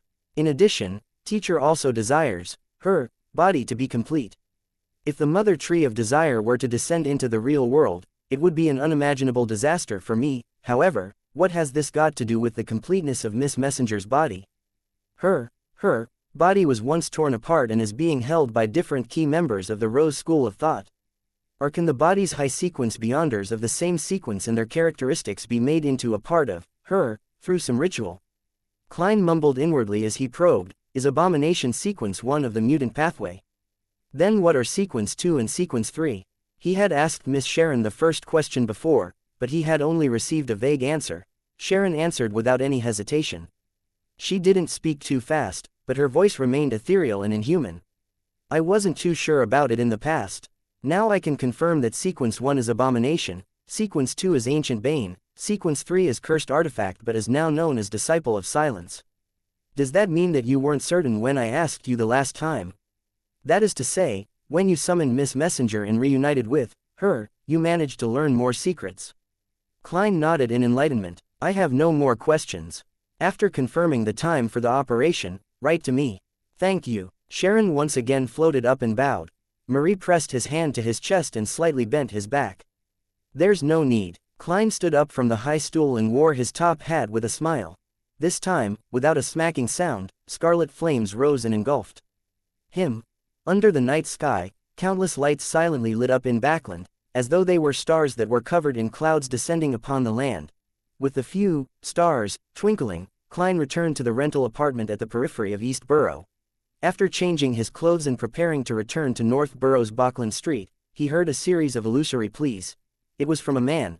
After nodding in thought, Klein immediately took 4 steps counterclockwise and arrived above the gray fog. He extended his spirituality towards the constantly expanding and shrinking crimson star. As he expected, This corresponded to the Moon Emlyn. The vampire who was already become a viscount prayed sincerely, "Honorable Mr. Fool, I wish to apply for a mini-gathering that includes me, Mr. Hanged Man, Ma'am Hermit, Miss Justice, Mr. World." To Emlyn, these people are the Tarot Club's representatives in intelligence, experience, and knowledge. Poor Leonard, Klein chuckled silently as he leaned back into his chair and agreed to Emlyn's request. Above the grayish-white fog, inside the ancient palace, 5 dark red beams of light appeared on both sides of the long bronze table, forming different figures. "Mr. Moon, has the Sanguine's plan been finalized?" Audrey greeted everyone before asking with interest. Emlyn surveyed the area and frankly said, "Yes, the detailed plan is this. Through 2 Temperance faction members who escaped from the Rose School of Thought." He recounted the plan Sharon had described to Sherlock Moriarty from a different angle to the world Gehrman Sparrow and Company. When he was done, he said, "If we can obtain effective information, we Sanguine plan on seizing the opportunity to launch a surprise attack on the Rose School of Thought's headquarters. We hope to take an important item from them." "What important item?" Catalia asked curiously. This was an item that could spur an ancient faction into an attempt on attacking a secret organization's headquarters. It definitely wasn't simple. Its importance might even exceed that of an ordinary angel, stronger than some grade 0 sealed artifacts. Emlyn didn't hide anything. "It's a holy artifact left behind by our Sanguine ancestor. I'm not sure what particular accident led to the Rose School of Thought obtaining it." "A holy artifact left behind by Lilith, in the hands of the Rose School of Thought. The Sanguine has placed great importance on it." This time, Klein, who was acting as the world Gehrman Sparrow with his true body, had key points flashing through his mind. Then, together with his understanding of many secrets, he quickly had an unconfirmed theory. That might be the key to the Mother Tree of Desire's ability to intrude and control part of the Moon Domain's authority. This is something Miss Sharon and the others didn't mention. The Sanguine have kept things from them as well and have quite great ambitions. Yes, I can't use ambition to describe them. That ancestor Lilith, whose identity is unknown, seems to have foreseen the chaos from the situation and the coming of the apocalypse. Therefore, the Sanguine was made to change its style and become more proactive, so as to have more things to rely on. This is the acquisition of a lifebuoy in preparation for the apocalypse. Klein didn't say a word as he listened silently. The others were also taking in the important information that the moon had revealed, and Alger was no exception. He pondered for a few seconds before saying, "In other words, you Sanguine will be hiding in secret this entire operation and won't be targeted by the Rose School of Thought." "Yes," Emlyn answered rather casually. The Sanguine's plan was jointly decided by Duke Ulmer and Marquis Nibs, as well as a few earls in Backland. Many problems had undoubtedly been brainstormed and reconsidered. Regardless, even if a pig were to live for more than a millennium, it would definitely gain a certain level of wisdom and experience. Alger nodded slightly. "I have another question. How are you so sure that the Backland person in charge of the Rose School of Thought is only a saint? There might be more demigods or even an angel hiding. You should know very well that the situation in Backland is very complicated. It's not impossible for the Rose School of Thought to increase the number of powerhouses it has to plot certain matters. If that's the case, you will end up resembling thieves who wish to steal something, only to storm right into Civilas Yard." Civilas Yard was another name for the Backland Police Department. Emlyn became more relaxed. This time, Duke Ulmer will personally watch over the entire process. Even if the Rose School of Thought's angel descends, we can easily escape. In addition, no matter which side, they're not actually willing to create an intense conflict in Backland. Without any crushing advantage or the confidence to not cause a huge commotion, they will naturally cease any fighting. Upon hearing his answer, the comers of Catalia's mouth curled up indecimably as she warned, "To beyonders who aren't demigods, even a slight clash between angels would produce aftershocks that are enough to destroy them." Emlyn snapped out of his state of drowning in pride from experiencing the potency of the Sanguine. He was momentarily at a loss for words. At this moment, Audrey's eyes darted around as though she was thinking of something. "Mr. Moon, what do you need to do in this plan?" "What do I need to do?" "Monitoring the secret members of the Rose School of Thought and locking onto the true target from the information received will be done by Earl Mistral. The one who will ultimately take action is Marquis Nibs, Earl Mistral, and the Rose School of Thought Temperance faction's demigod. Duke Ulmer will be the one monitoring in secret to prevent any accidents. My only job is apparently to contact that wraith named Marie and maintain communications between both parties." The more Emlyn thought about it, the odder his expression became. It seemed like there was nothing for him to do, or at least, nothing particularly important. Chapter 1043. Each having their own plans. Emlyn blinked as he leaned back in his chair. He spoke unhurriedly and with a hint of a smile. He answered Miss Justice's question. What I need to do is very simple. My role is to ensure that both parties can complete the collaboration successfully. That means you don't need to participate in the battle, right? Audrey had originally wanted to press with such questions, but after sizing up the moon, she reflected on the words said and said with a faint smile, since that's the case, there's only one thing you need to do to ensure your own safety. Makes sense. I can't affect myself because of this matter. Anyway, there's nothing that needs my assistance. I'm not in charge of the risky parts of the operation. I'll later rent Limano's travels and spend money to get the world to record a few pages of teleport. My safety will basically be guaranteed.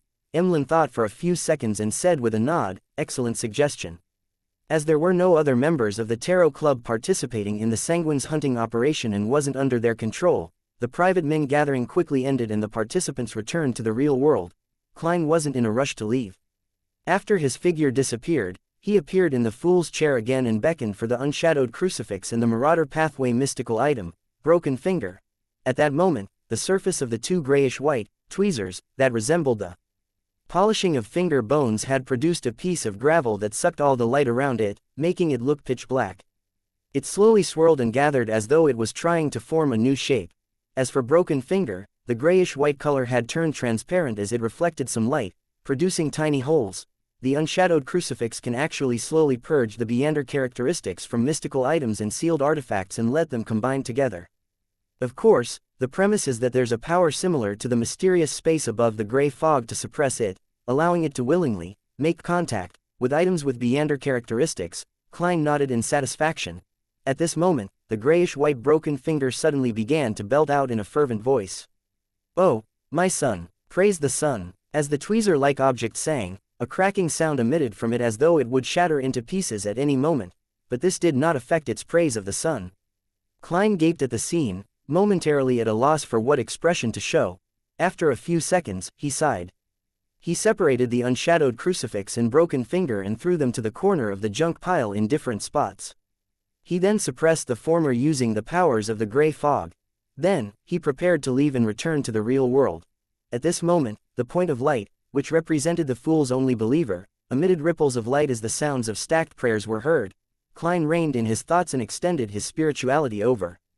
Immediately, the scene of Danitz praying in his room surfaced before his eyes as a corresponding voice echoed in his ears. Honorable Mr. Fool, your faithful servant wishes you to pass the following words to Gehrman Sparrow. According to my captain, there are many items at sea that's rumored to belong to Vice Admiral Ailment, but without any exception, they're all fake. And ever since she was injured after that assault, this pirate admiral has placed great care in the secrecy of her course and seldom plunders. The last time her ship appeared was 2 months ago at Theros Island west of the Berserk Sea. Later, it cruised into the massive ocean, her whereabouts unknown. The foreign object in Anderson's stomach is now controlled to some degree and is separated from his body to a certain extent. It won't be able to penetrate his flesh for a very long period of time. There are 2 ways to completely resolve this latent problem. One is to seek the help of the Sun Pathways Sequence 4 Unshadowed. However, this has quite a high possibility of cleansing most of his Beander characteristics. The second is to find the Hunter Pathways Sequence 4 Iron-Blooded Knight Potion formula. Through the help of the ritual and ingredients, he can directly absorb the foreign object. Anderson is inclined toward the latter choice. He's happy to take the risk. It's obvious that Danitz is forwarding me Vice Admiral Iceberg's answer by imitating her style. This isn't his usual style of speech, however, some of his terms aren't precise enough. Could it be that Danitz had secretly modified it to use terms he understands better? Is he worried that Gehrman Sparrow wouldn't be able to understand? Klein pricked up his brows and cast his attention back onto the content itself. Vice Admiral Ailment adhered to the advice from the Demoness sect and has hidden in this relatively critical period. If that's the case, it's basically impossible to capture her in a short span of time. In 1 or 2 months' time, perhaps the matter will completely blow up and I wouldn't have a need to seek her out. I'll first send Danitz to look for her and keep some hope. My focus will be on finding Demoness Trissa. I have a way to contact her and can consider using the Excuse of working together to deal with Saintess of White Katarina to make her meet with Gehrman Sparrow. I'll see if I can control her and use her to fish out Katarina. The elimination of Anderson's latent problem has two solutions, both of which I can help with. Since he's inclined toward taking risks by advancing to absorb the foreign object, I don't have to worry about using Danitz to promote the option of leasing the unshadowed crucifix to him. That's good. At least I don't have to worry about the crucifix given by Adam creating some nasty chemical reaction with the foreign object Adam left in him. As for the potion formula for Iron-Blooded Knight, with how Anderson had played an important role in luring in Zangwill, it's not like I can't give it to him. The foreign object in his stomach is Adam's payment. I can't directly bestow it to him since he isn't a believer of the fool. Gehrman Sparrow has no reason to give him something at such a high level. Amidst his thoughts, Klein quickly made a decision. He conjured the world Gehrman Sparrow and made him take on a prayer stance. The wooden door was pushed open and slammed heavily into the wall. Amidst this loud commotion, Anderson, who had been flipping the pages of a book, looked at Danitz, who was standing by the door, with his usual expression. "There's a very good mission for you." With a cloak draped over his shoulders, Danitz raised his chin and chuckled. Anderson sized up the pirate opposite him and tsked. "You seem to be very smug. What's the mission?" Danitz glanced at Anderson and said, "Accompany me to Theros Island and help me seek out Vice Admiral Ailment's whereabouts. In addition, help me gather the Beander ingredients needed for Conspirer." "Hey, you'll have to pay for it." Anderson nodded in thought. "Then, what is the reward?" The corners of Danitz's mouth widened as he said in a condescending manner, "The Iron-Blooded Knight's supplementary ingredient list in the advancement ritual." Anderson didn't respond. He didn't say a word as he focused his gaze on Danitz for nearly 10 seconds. Then, as though he was burning with impatience, he threw away the book in his hand and stood up. He said with a bright smile, "When do we set off?" "Backland, East Borough, in a rental apartment that had its curtains drawn." Trissa, who was dressed in a black dress, packed her luggage, preparing to head to her next hideout. Her slightly round face was a little slimmer than before. Apart from her sweet smile, she had an indescribable, elegant, and beautiful look. Even though she was in the dirty and chaotic East Borough, she seemed to be untainted by any dirt. Trissa didn't immediately pick up her black suitcase. After looking around, she walked to the desk and unfolded a piece of paper. She picked up a pen and wrote, "Mr. Gehrman Sparrow, I've obtained the information I need from that captain of the Royal Guards. He is truly loyal to King George III. You should understand what this means. Next, my goal is to figure out what this king wants. For that, I plan to oppose the demoness sect Saintess of White Katarina. She definitely knows the corresponding secrets. She's a Sequence 3, a demoness of Unaging. She's very difficult to kill, and it's very difficult to capture her. I have to admit that just my strength alone isn't enough to deal with her. If you're interested and confident, we can try cooperating. You know how to contact me." Trissa. Putting down the pen, Trissa folded the letter and began setting up the ritual to summon Gehrman Sparrow's messenger. She had only written to the crazy adventurer now because she was worried that he would lock onto her hiding spot with the help of his messenger, and then teleport over, bringing help to launch an assault. Therefore, she waited until she was about to move before making the attempt. Although Trissa wasn't sure what Gehrman Sparrow's motives were and couldn't determine if he would launch a surprise attack on her, out of habit, she chose the most reliable method for her, just to be safe. After handing the letter to the messenger, "I'll leave and wait for Gehrman Sparrow to contact me.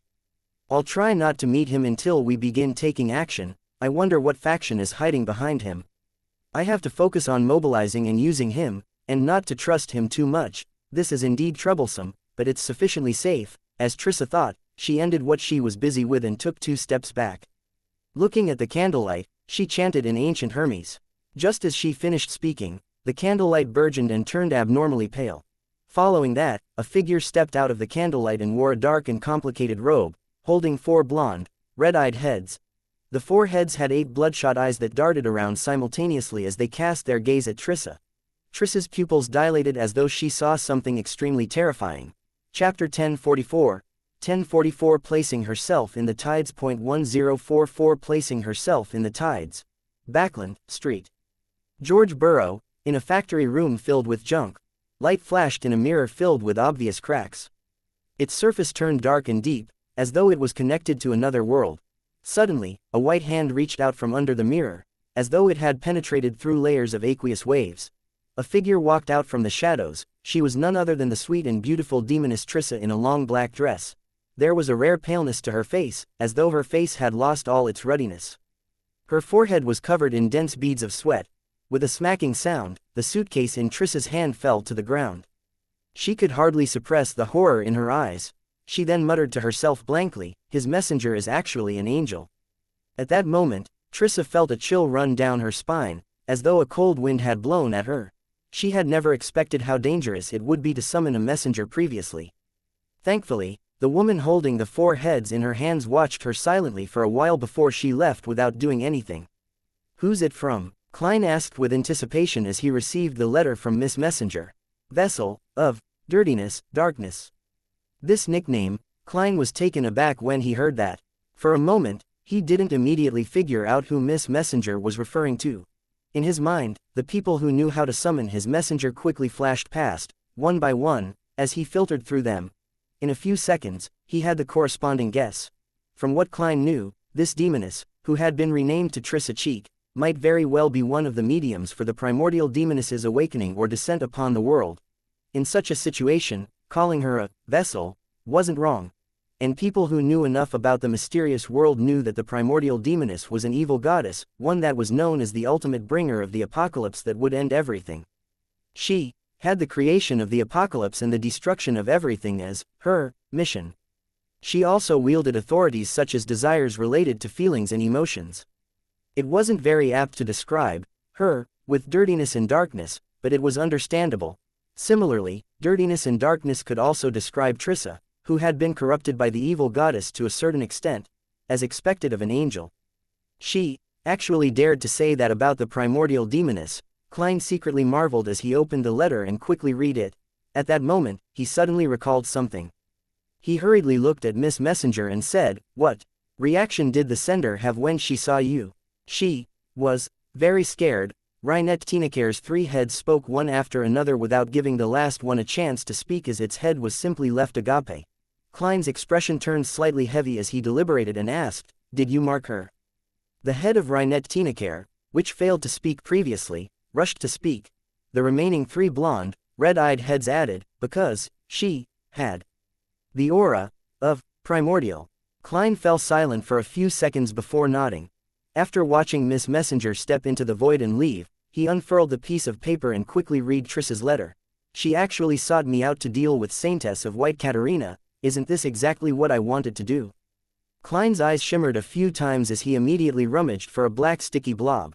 Right on the heels of that, he transformed into Gehrman Sparrow and smeared the blob uniformly onto a tiny mirror in the room.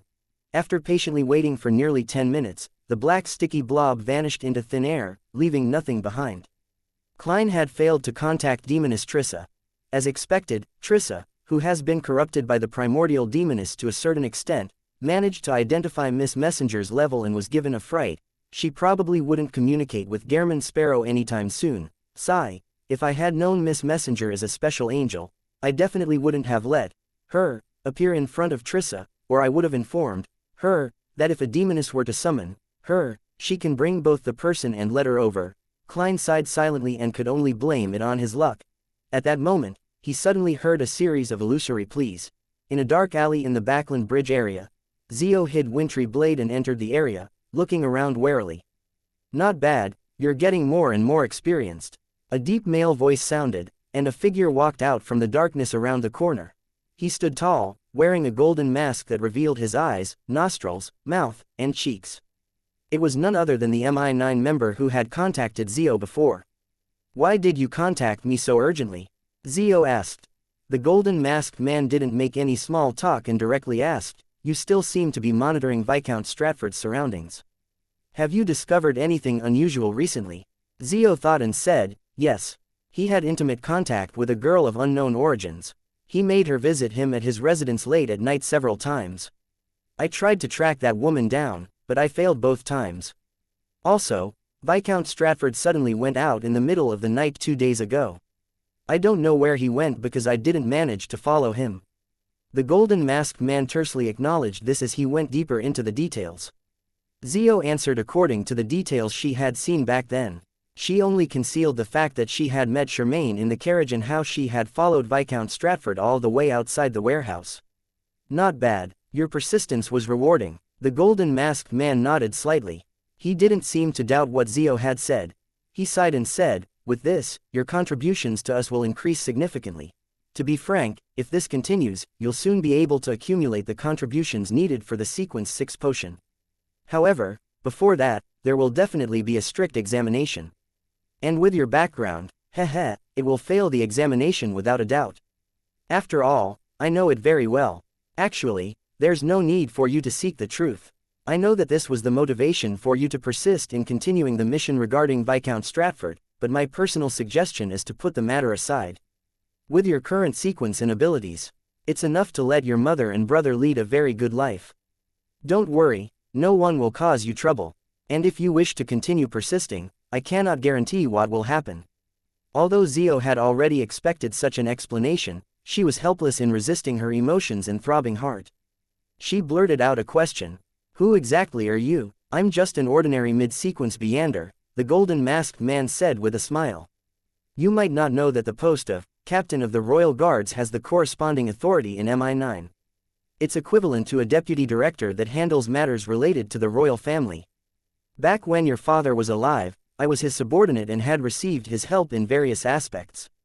After his passing, I, who didn't commit any wrongs or hide any matters, was removed from the core of MI9. Hey, I'm only responsible for informants on the outside like you. Upon saying that, the golden masked man sighed. Your father helped me a lot. So, after I recognized you, I deliberately made you become an informant under me. With the extent of my power, I provided you some help. I have a family of my own and my own life, so I can't take excessive risks or do anything too dangerous for you. Let's do this, I'll help you get the potion formula for Judge. Afterward, stop your contributions and your pursuit to advance your sequence. Do something that will improve your life. As for what you want to do or plan to do in private, I don't know, nor do I want to know. Zio fell into a daze. Her lips trembled as she said, what kind of person was my father? The golden masked man sighed as he replied, he was a really brave, noble, and just aristocrat, but he wasn't that perfect. He was impulsive, eager, prone to anger. Zio silently listened and had planned on asking further, but all she said was a phrase. Go back. After obtaining the Judge formula, I'll leave you a message to meet me, the golden masked man said with a wave. After Zio completely disappeared from the alley's entrance, the golden masked man was just about to turn around when a slightly ethereal voice sounded in his ears. She's lying. She had tailed Viscount Stratford to the scene back then. It's something that can be confirmed. The golden masked man fell silent for a moment before saying to the shadow beside him, she might have only been worried that this would arouse suspicion. How can she defeat Viscount Stratford at her sequence? Besides, wasn't it said that Viscount Stratford carried a grade 1 sealed artifact? I believe that she likely didn't dare approach. Otherwise, she wouldn't even be able to survive. The slightly ethereal voice replied, no matter what, since there is a doubt, we need to do further investigations. Don't inquire about it in the future. Outside the alley, Zio walked calmly along street lamps. She deliberately didn't mention that she had followed Viscount Stratford. This wasn't to hide the truth, to clear herself of suspicion, or to not invite trouble. In fact, that was contrary to her true motives. Before the Tarot Club, her plan was to say that she had followed Viscount Stratford to a particular warehouse in the dock area. Outside, she was scared off by a terrifying hurricane. This was more convincing and made it less prone to suspicion. However, after knowing that this matter piqued the World Gehrman Sparrow's interest, she secretly changed her mind and decided to use her explanation to garner suspicion. She felt that if she wanted to investigate the king's secret at her level, it might take another 3 to 5 years, or even longer. Perhaps, there wouldn't be any hope forever. But with the world's help, success was a possibility. As such, she was willing to bear the risks and place herself right in the middle of the tides. And today, before meeting the golden masked man from MI9, Zio had prayed to Mr. Fool so that he could inform the World Gehrman Sparrow of her thoughts. Chapter 1045. 1045 Dreamwalker.1045 Dreamwalker. With one hand holding the unshadowed crucifix, and the other holding the sea god scepter, he was observing the real world through the crimson star that represented judgment. In his spiritual vision, apart from the short Miss Zio and the golden-masked MI9 officer, there was another person hidden in the dark alley. This was a man in his 30s. He didn't have any special features, and he looked like the typical Lonus man from the mid-north area. Not only did he blend into the shadows, but he also had the characteristic of automatically making people dismiss his existence. If he weren't above the gray fog and had true vision, Klein suspected that even he wouldn't be able to discover the person if he were there in person. He would only be able to outline the person with his spiritual intuition when the person took any abnormal actions, hiding in the shadows with psychological invisibility. Half of it depends on an item, while the other half depends on his sequence. In conclusion, this isn't a demigod. That's right, in the eyes of the king's faction, Ms. Zio is only a sequence 7 and doesn't have any notable mystical items. If the matter concerning Viscount Stratford was really related to her, there must be a mastermind behind her, or even a faction. In this situation where there are undercurrents surging about, letting a demigod who might know too much perform the investigation might throw them into a trap. And if a demigod who knows little of the situation were to do it, there might be a chance that the information to be leaked to the three churches and result in an impetus for them to be investigated.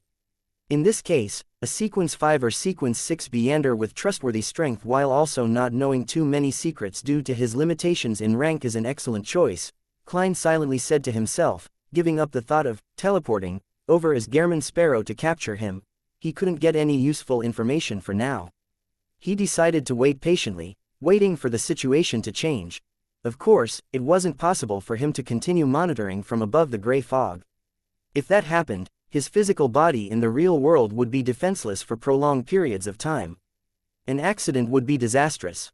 Hence, he created a batch of charms and handed it to Judgment, the magician, and the other Tarot Club members. They were to immediately activate the charms if the situation deteriorated. That way, they could receive the help of the world. This would be simpler than directly reciting the honorific name of the fool to get him to forward the information. This was inspired from the Evmite coat of arms that the ascetic leader of the Church of Evernite, Ariana, had provided him. It was equivalent to a solidified ritual that pointed to him. From a mysticism angle, the principle wasn't complicated. The difficulty needed in carrying out the ritual was that the target could react upon receiving the news from a distance away. This was to mean that for a limited distance, a sequence 3 saint was fine, but for unlimited distances, it needed to be at the angel level.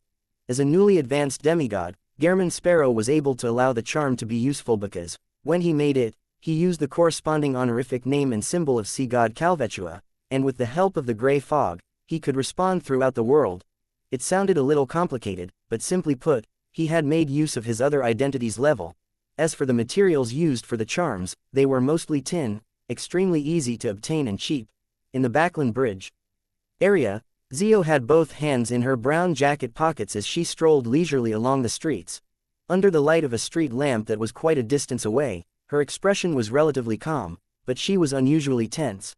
The hands in her pocket either held the handle of the wintry blade through a hole while the other was holding onto a charm made of tin with some force. That was the summoning charm, provided by the world Gehrman Sparrow. As she walked, she made several detours without suffering from any ambush. The night remained quiet and tranquil.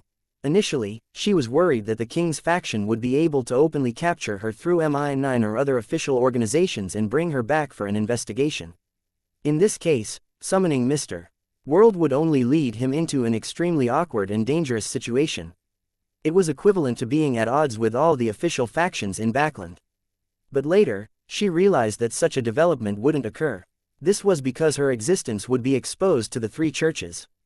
When that happens, the ones doing the investigation definitely wouldn't be the king's faction inside MI9. The investigation must be done in secret. The person that appears might not even be someone from the military. Well, they're still watching, afraid that I'm only bait.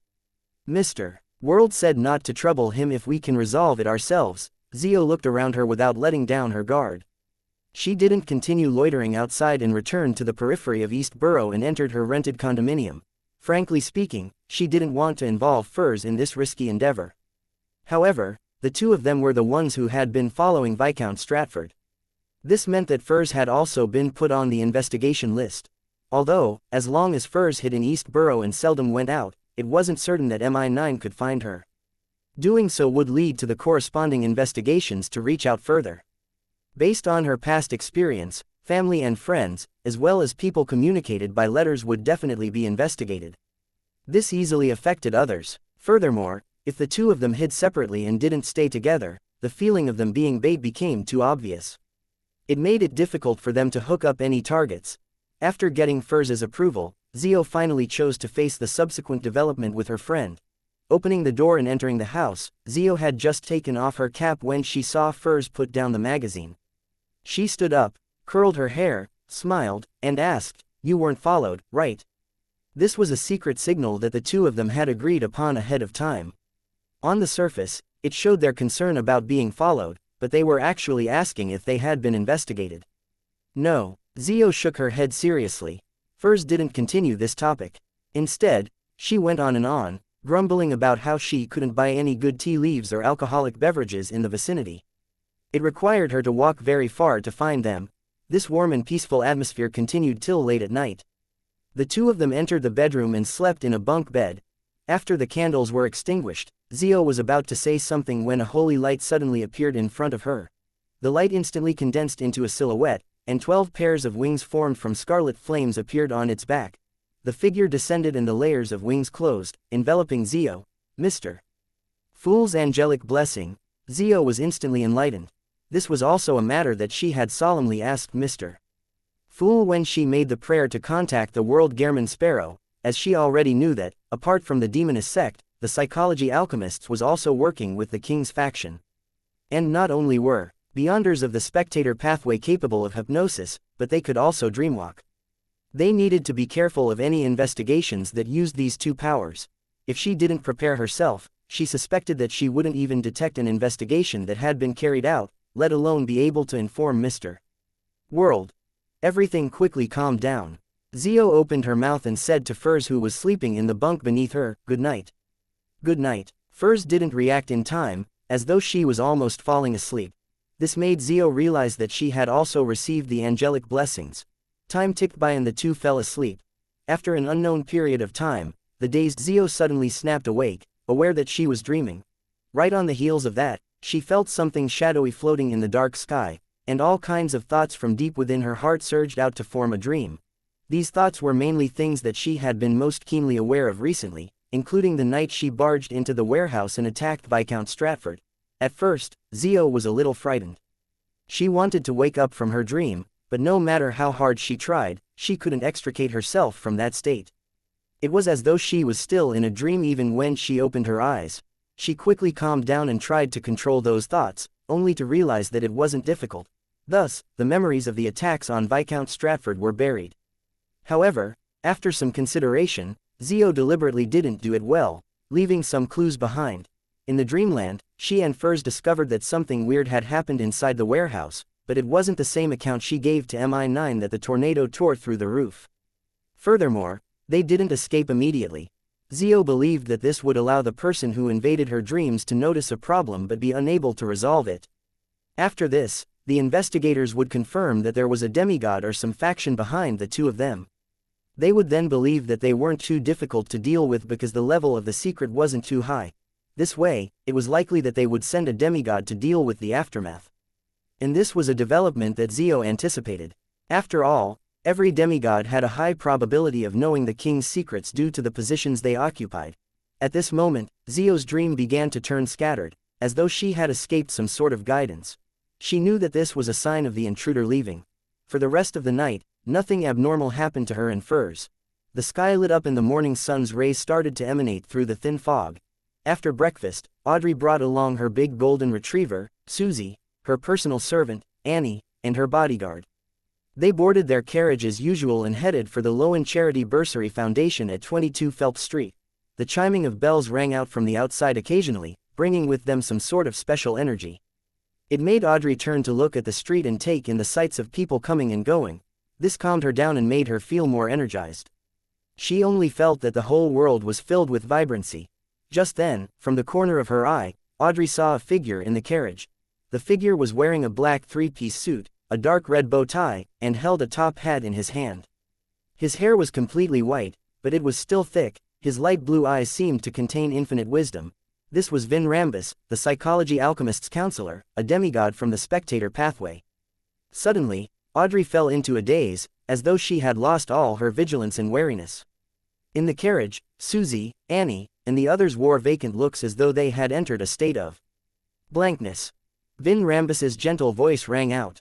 2 things. Firstly, don't you know Furs and Zio? Arrange to meet them and hypnotize them.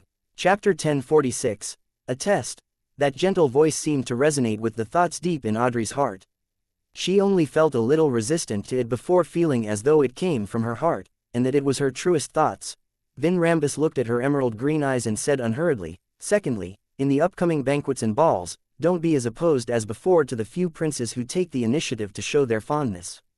Also, praise them a few times in front of Earl Hall and his wife. Remember all of the above, this is the reflection of your subconscious. Then, forget that I once said these things to you. Forget that this behavior is different from your usual behavior. Don't try to seek blessings, and stay away from key spots in the Church of Evernight's Mass. With that said, Vin Rambus retracted his gaze from Audrey's eyes. He turned to cue Annie and the rest, preventing them from being surprised by their mistress's subsequent odd behavior. After dealing with all these things, he disappeared from the carriage without causing a stir. Another bike passed by the window as Audrey's slightly anxious eyes recovered their luster. She looked at the people on the street coming and going when she suddenly let out a soft exclamation. Then, embarrassed, she turned her head to say to Annie and the rest, I forgot something. I have to visit Glaint first. At this moment, the carriage hadn't left Empress Borough and wasn't too far from Viscount Glaint's residence. The servants like Annie didn't find it strange or become put in a difficult position. They quickly instructed the coachman to turn into another street. This continued until 20 minutes to 10 in the morning. Audrey finally arrived at Phelps Street. She walked into the second floor of the Lowen Charity Bursary Foundation and entered her director's office. Looking at Annie and the others either organizing documents or using the spring water they brought alone to prepare black tea, Audrey brought Susie along to the lounge that was attached to her office. It was as though she wanted to check on her face to determine if she needed her lady's maid to help touch up her makeup. During this process, Audrey glanced at the keyhole and asked Susie in a relaxed manner, was there anything abnormal with my behavior today? This was a habit that she had only gotten in the past few days. It had only started from the moment Vin Rambus disappeared. She knew that Mr. Fool's angelic blessing wasn't permanent. It could only be sustained for some time, and she wasn't able to determine when Vin Rambus would visit her. When that happens, she wouldn't have the time to pray to Mr. Fool and do the corresponding preparations.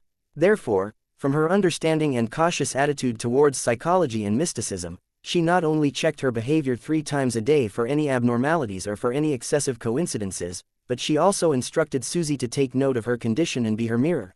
This was a precautionary measure of being hypnotized by Vin Rambus and cued without realizing it. Susie sat by the side and thought seriously before saying, yes. Audrey's smiling expression stiffened. She quickly looked at Susie and waited for her explanation.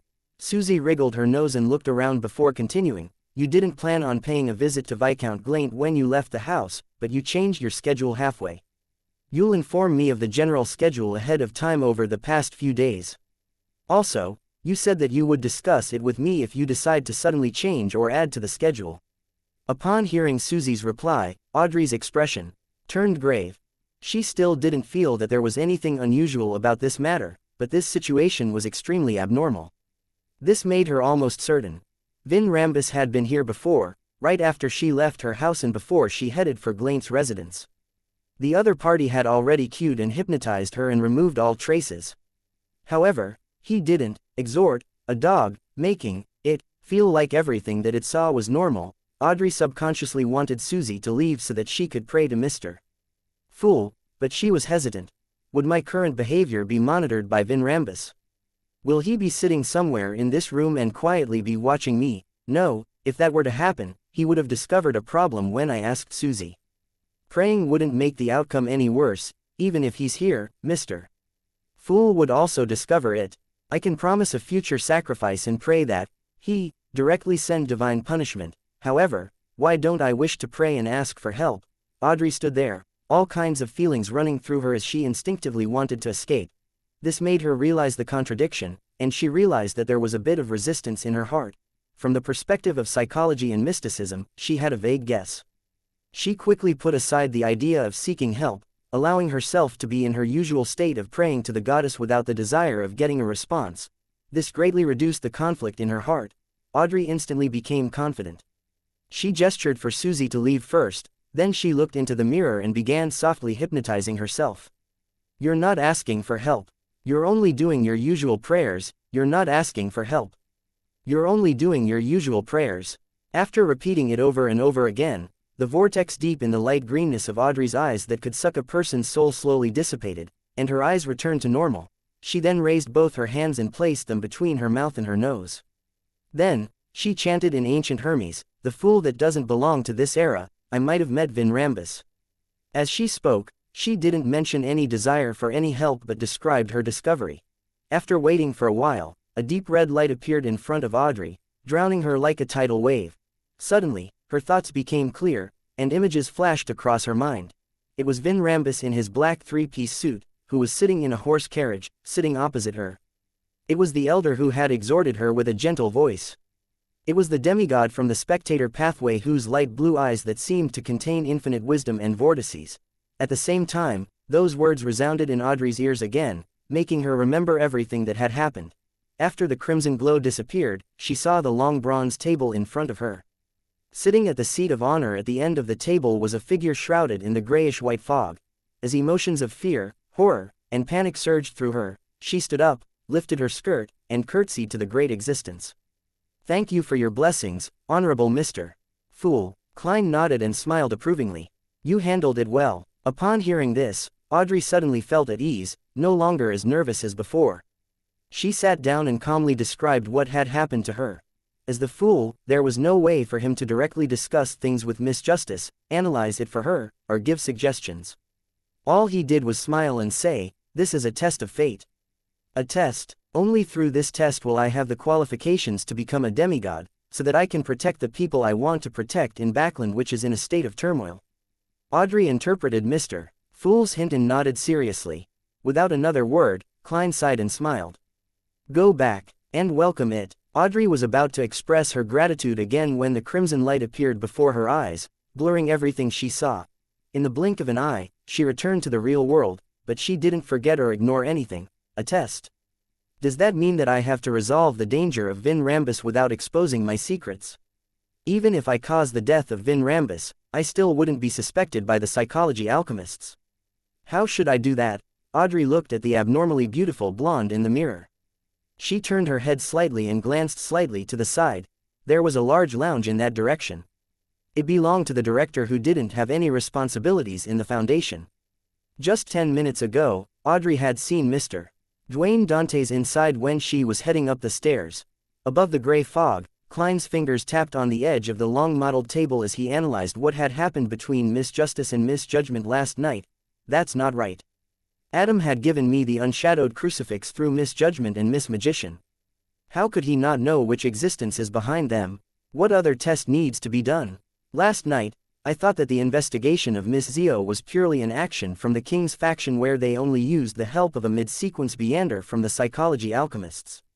And for some reason, Adam didn't share any information of the Fool with the King's faction or the Demoness sect. After all, he still hopes that I can give him some feedback. But from the looks of it, this probe has Adam involved in it. Otherwise, Vinrambus wouldn't be involved in this matter. Even for the Twilight Hermit Order, a saint is rather precious and important. They wouldn't give one up so easily as a sacrifice. What is Adam trying to test? He is testing to see if Miss Judgment's investigation of Viscount Stratford and her subsequent actions were purely by her own choice, or if it had the will of the Fool involved. If the Fool gets the unshadowed crucifix and realizes that the King's secret is related to Adam's scheme while still insisting that his subordinates investigate it, that will be making the Twilight Hermit Order an enemy. And Adam knows that Gehrman Sparrow is a blessed.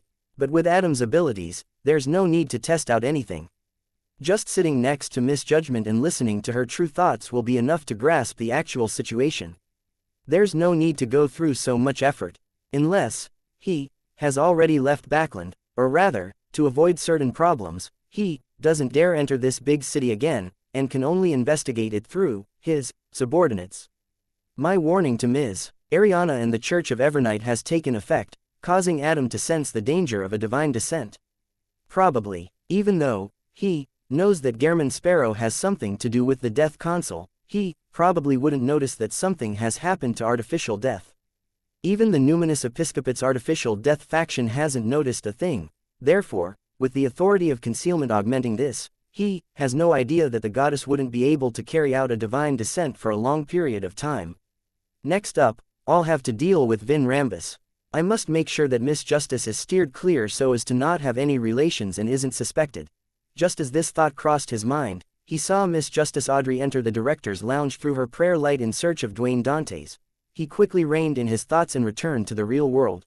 Chapter 1047, Brainstorm. Good morning, where's Mr. Dantes? Audrey smiled politely as she asked the young male valet that was of Lowen and East Balam descent. Enyuni bowed and said, he went to the washroom and will be back soon. Honorable lady, do you wish to wait here? All right. Audrey found a single-seater and sat down with all sorts of thoughts running through her mind. Frankly speaking, if she only had to deal with Vin Rambus, she had already come up with a concrete plan. It was to hypnotize herself in advance. When Vin Rambus came to gather feedback, she would activate the world Gehrman Sparrow's charm without any ill intent. Then, she would work with the crazy adventurer to hunt the demigod. Humph, in order to ensure that there aren't any problems, I can also make a request to Ma'am Hermit for help. She's already a demigod and can lurk in the darkness. She can then combine forces with Mr. World at the critical moment. That way, Vin Rambus likely wouldn't be able to escape. Audrey pursed her lips as she held back from grinding her teeth. As for how the hermit was to come to Backland, she didn't find it problematic. She could rent Limino's travels and get Mr. World to record teleport before requesting Mr. Fool to pass it to her. But this way, even if Vin Rambus didn't manage to escape, the psychology alchemists would have ample reason to suspect that the murderer was the last person the demigod had interacted with, Audrey herself. And this means that there would be countless troubles in the future. Audrey's eyes shifted slightly as she tried hard to calm herself down. At that moment, the white-sideburned and elegant Dwayne Dantes returned from the washroom. He smiled and greeted the noble lady who was waiting for him. After letting his valet, Enyuni, guard the door, this tycoon looked around before finally turning his gaze to Audrey. You seem to have encountered some difficulty. Audrey didn't interpret Mr. World's actions and replied frankly, yes. She gave a description of what she had encountered and said, what should I do to solve the problem? What she really meant was how she could avoid leaving behind any remnant problems for the future. Klein smiled and said, why don't you discuss it with the two ladies? That's right, like Mr. Moon, we can request for a private mini-gathering. Oh, Judgment Zio, the magician Furs will definitely participate. Apart from them, I can also invite Mr. World, Mr. Hanged Man, Ma'am Hermit, Mr. Moon, I can count him out. Audrey felt excited for some baffling reason. At this moment, she felt as though she wasn't fighting alone. I understand. Audrey nodded with a smile. She then thought of another problem and quickly took the opportunity to ask, Vin Rambus has made me no longer reject the princes and praise them in front of my parents.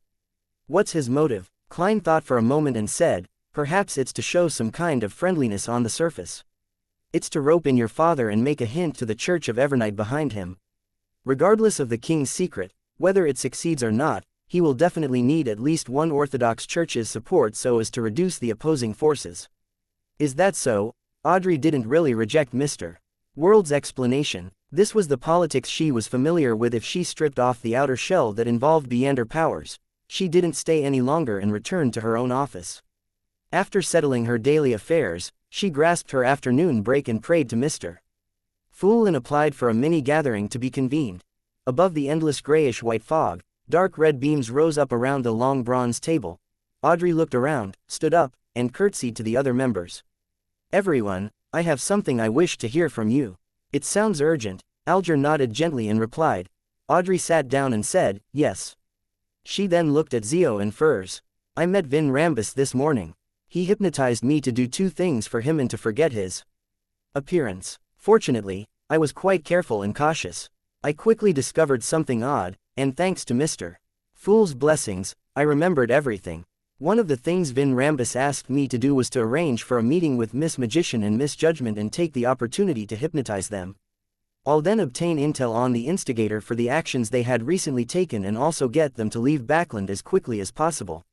What? Furs was originally worried about Miss Justice's safety, but she never expected things to make one rotation before coming back at her and Zio. To think they targeted Miss Audrey. It's really hard to guard against them. She's targeted by a demigod. After a moment of shock, Furs felt more astonished and afraid.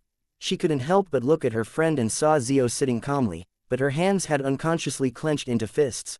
Catalia didn't understand something as she frowned and asked, "The psychology alchemists, or should I say Vinrambus, discovered that Misjudgment and Misjudgment are members of our tarot club." This was a very serious and crucial matter. Audrey shook her head and said, "No, it's only because I know them in the real world."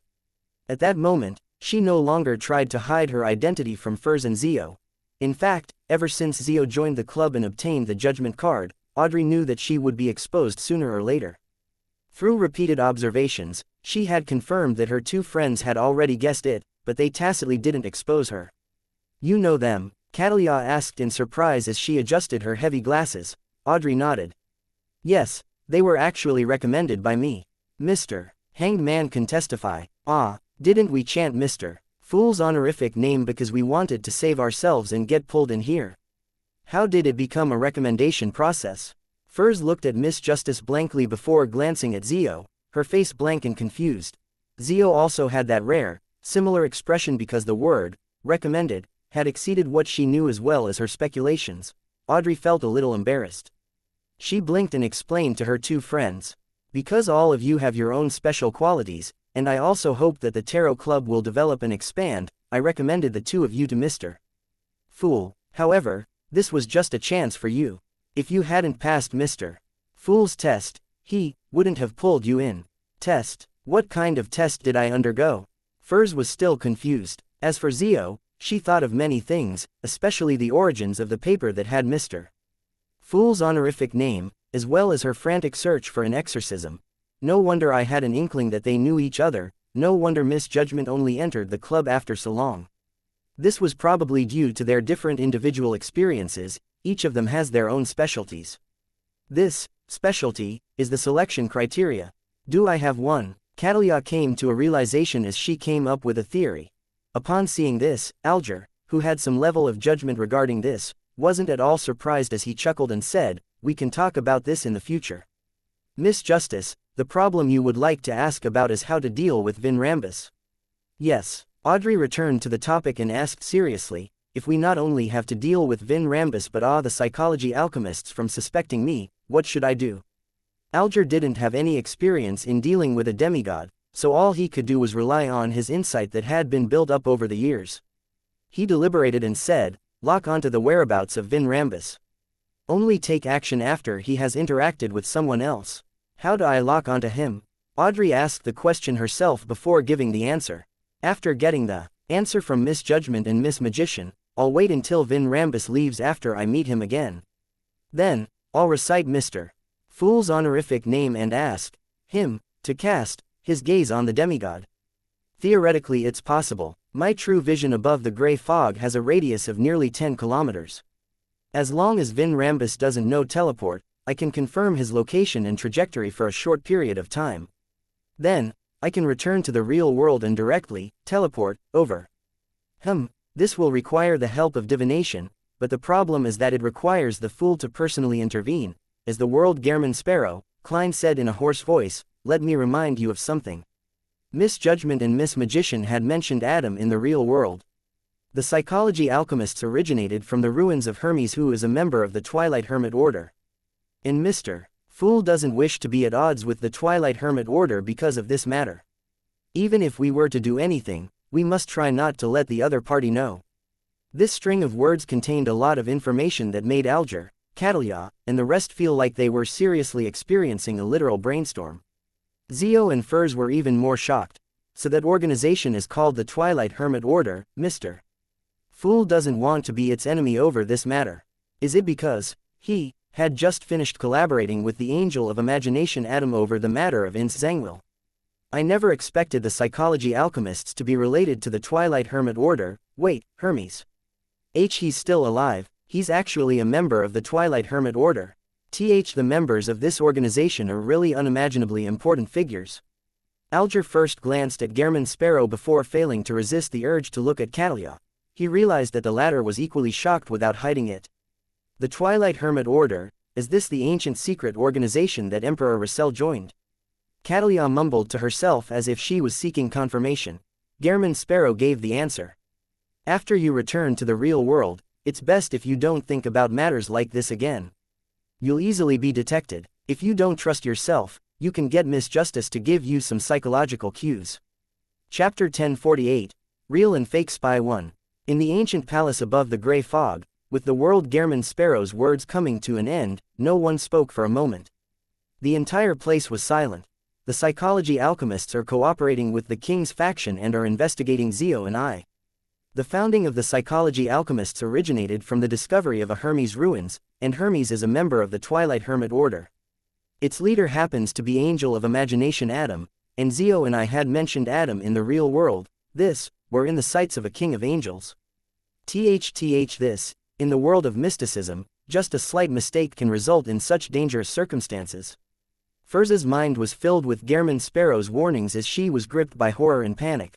Although she had experienced many things in the past, she had never had such a clear realization of the thorny path beyonders tread. Any mistakes could lead to a terrible consequence. I have to be more cautious in the future. Of course, the premise is that I can survive under the watch of King of Angels Adam. May Mr. Fool bless me. Furz seriously reflected on the matter and silently prayed.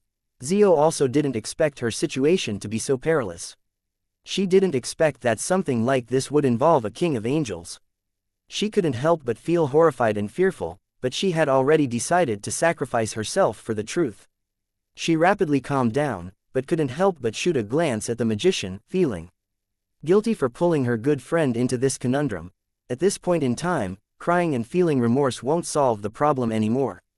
All I can do is try my best to keep Furz alive at the critical moment. Fortunately, there's still Mr. Fool's blessings. Zio cast her gaze at Justice Audrey as she thought to herself. Then what should we do next?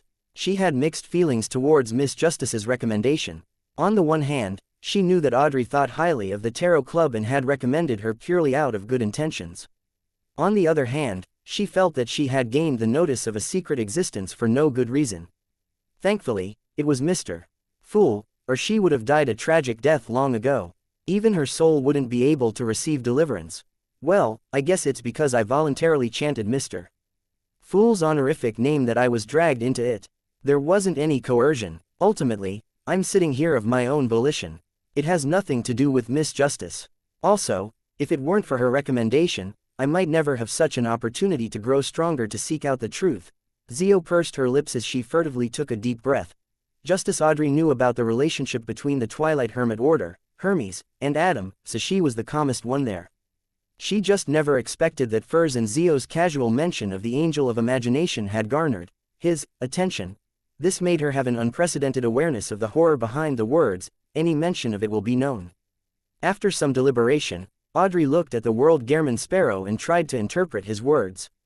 Does Mr. Fool mean that he doesn't want to directly make an enemy of the Twilight Hermit Order at the moment? Does that mean that it can be done indirectly? Klein nodded slightly and said, that should be the case. Does it involve interfering with divination, one's attention, and prophecies? Audrey asked. At this mini-gathering, the world Gehrman Sparrow represented the will of the Fool. Klein laughed and hoarsely said, perhaps a little more indirect. He answered vaguely because the Fool hadn't thought of what to do either. Their conversation seemed to inspire Alger. He looked at Justice, the Magician, and Judgment, one after another. Which of you is a believer of the Evernight Goddess? He was almost certain that at least one of the three ladies believed in the Evernight Goddess. After all, among the people of Lowen and the residents of Backland, the standards for women, and those who had been educated, these filtered out most of the believers of other deities. I am, Zio said without hiding anything. Audrey raised her hand slightly. Seeing this, Alger nodded slightly. We can try to mislead someone and make it seem like the Church of Evernight did something against Vin Rambus, not the Tarot Club. As he said this, Alger skillfully changed the pronoun he used to refer to the group. He was only invited to be a consultant, and wouldn't actually be involved in the matter. He should have said, you should do this and that, but he had chosen to use we. Pushing the blame to the Church of Evernight, this line of thought seems really familiar. Klein in his The World Gehrman Sparrow's manifestation suddenly found it amusing. Then how should the misdirection be done? Audrey's eyes shifted slightly as she hurriedly asked. Alger looked around and said, Vin Rambus only hypnotized you to not seek blessings and sit in key spots at the Church of Evernight's Mass where you can be cleansed to a certain degree. But he didn't ask you to avoid the Church of Evernight's Archbishop. You can use this to create an opportunity. Meet the Archbishop. Of course, there's no need to say anything. This way, when Vin Rambus dies or vanishes, the psychology alchemists will most probably suspect that the Church of Evmite had detected something wrong with you and had set up a trap. Without waiting for Miss Justice to respond, he looked at Zio. After you're hypnotized but before you leave Backland, head to the nearest church of the Evernight Goddess and pray seriously. Act like a spy sent by the Church of Evernight to infiltrate the Tarot Club. This will misdirect the psychology alchemists into believing that the matters pertaining to Vin Rambus were done by the Tarot Club, but was in fact a smokescreen. The true mastermind behind all of this is the Church of Evmite. Acting like a spy in the Tarot Club that was sent by the Church of Evernight, well, Klein felt a little guilty. He was a genuine blessed of Evernight. And Leonard was a genuine Red Glove. It should be said that the Tarot Club's convener and host, Mr. Fool, also draws the crimson moon on his chest, Klein muttered in amusement and helplessness. As a result, he was also rather inspired. This can only fool typical Beyonders. Without the blessings of Mr. Fool's angel, the higher-ups of the psychology alchemists can easily figure out the truth, Catalia reminded. The Hanged Man replied, so, the main point is that we should be indirectly blessed by Mr. Fool. Otherwise, would it be impossible for us to deceive the spectator pathways King of Angels, Adam? Also, Miss Magician and Miss Judgment, when you pray at the Cathedral of the Evernight Goddess, it's best if you pray to Mr. Fool and get his help in extricating yourself from the hypnosis and not immediately leave Backland. Under such circumstances, Backland is safer than anywhere else. All right, Zio replied seriously. Seeing that the discussion had reached this point, Audrey and the others all looked towards the World Gehrman Sparrow, awaiting his response. Klein's thoughts had already taken shape. He deliberated for a moment, then laughed hoarsely. Actually, there are simpler ways to interfere. What methods are there? Audrey's eyes widened as she asked with concern. Klein looked at Miss Justice and pointed at the top of his head. Once Vin Rambus leaves, bum that hat accessory and trigger the charm I gave you. That feather hat accessory, the hat accessory that can get a so-called response from death.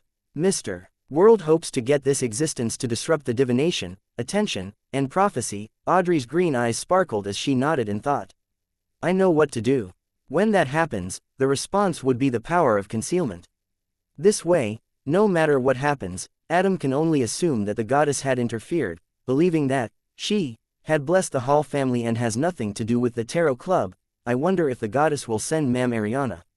That way, finishing off Vin Rambus will be made very simple. If not, I'll give myself Angel's Embrace ahead of time and use my marionettes which are dead. That will result in a high chance of victory. Klein mumbled inwardly without saying anything else. Justice Audrey quickly completed her plan, doing so as though she was talking to herself as she spoke to Zio and Furs. Visit me on Wednesday afternoon. This way, I'll have a chance to see the Church of Evernight's Archbishop in advance. I'll pray to Mr. Fool for him to provide his angelic blessings. That way, I won't be hypnotized by Vin Rambus when I meet him. We'll act once he leaves. Vin Rambus is a cautious and conservative person. He should continue choosing to meet me on the way to prevent himself from being caught or from falling into a trap. Soon, amidst the discussions of the other members of the Tarot Club, the plan was complete. The World Gehrman Sparrow declined Catalia's suggestion of providing help. After all, he couldn't guarantee that powerhouses from the Church of Evernight would be involved. As for the payment, all the spoils would belong to the world, and Audrey would provide him with a free help commission according to his request. On Wednesday afternoon, in Viscount Glaint's residence, after returning to the Turf Club, Audrey, who was wearing a simple white dress shirt and a pair of pants of the same, bright leather boots, and a black leather jacket that clung to her waist, stood inside the Viscount's study and looked at Zio and Furs. Who got you to investigate Viscount Stratford and pursue the king's secret? Her green eyes were like an ancient pool of water in a deep mountain. It was quiet, deep and clear, making one unknowingly sink into it. At this moment, Zio and Furs were really hypnotized. The former answered in a daze, "It was me. I'm investigating the cause of my father's death. However, I do pray to a particular existence to bless me." Audrey asked a few more questions and received a satisfactory answer. Then, she said with a gentle voice, "Leave Backland and leave this place. You don't belong here. All right, you'll wake up when you hear me clap." The moment she said that, Audrey clapped her hands and saw Zio and Furz's eyes regain their clarity. After exchanging a few more pleasantries, Zio and Furz bade her farewell and left. Audrey began to wait patiently.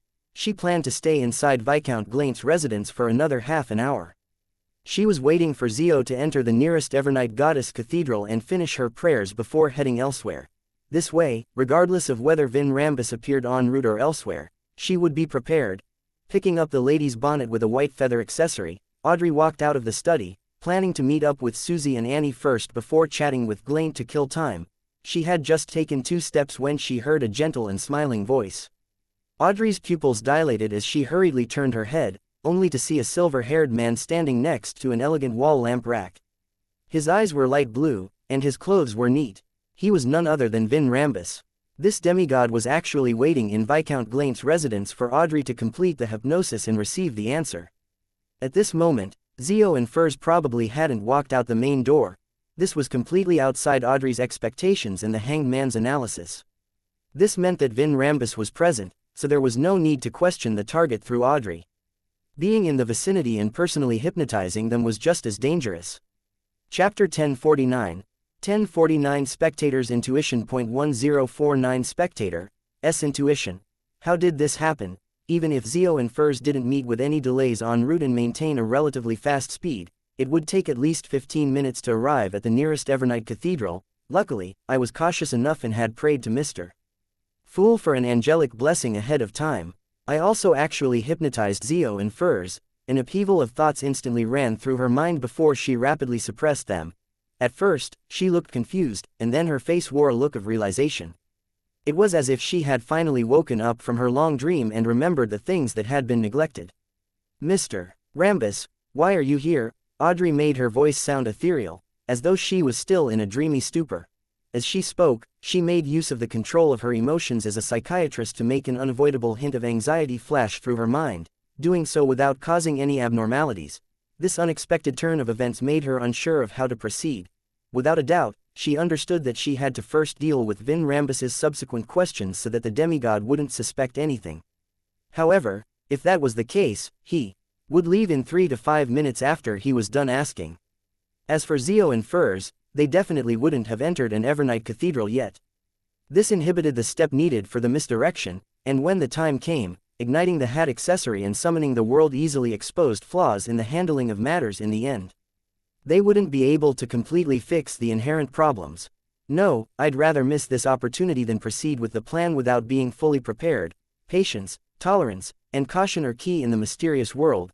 At the very least, Vin Rambus will be making use of me for a long period of time and not directly harm me. He wishes that I marry with some prince, and this process will take more than half a year. I still have plenty of time. I can wait for the second, third, or even fourth or fifth opportunity. The only problem is that I need to inform Zio and Furz and get them to really hide as quickly as possible. Audrey quickly came up with a decision as her eyes restored to normal while showing hints of wariness and fear.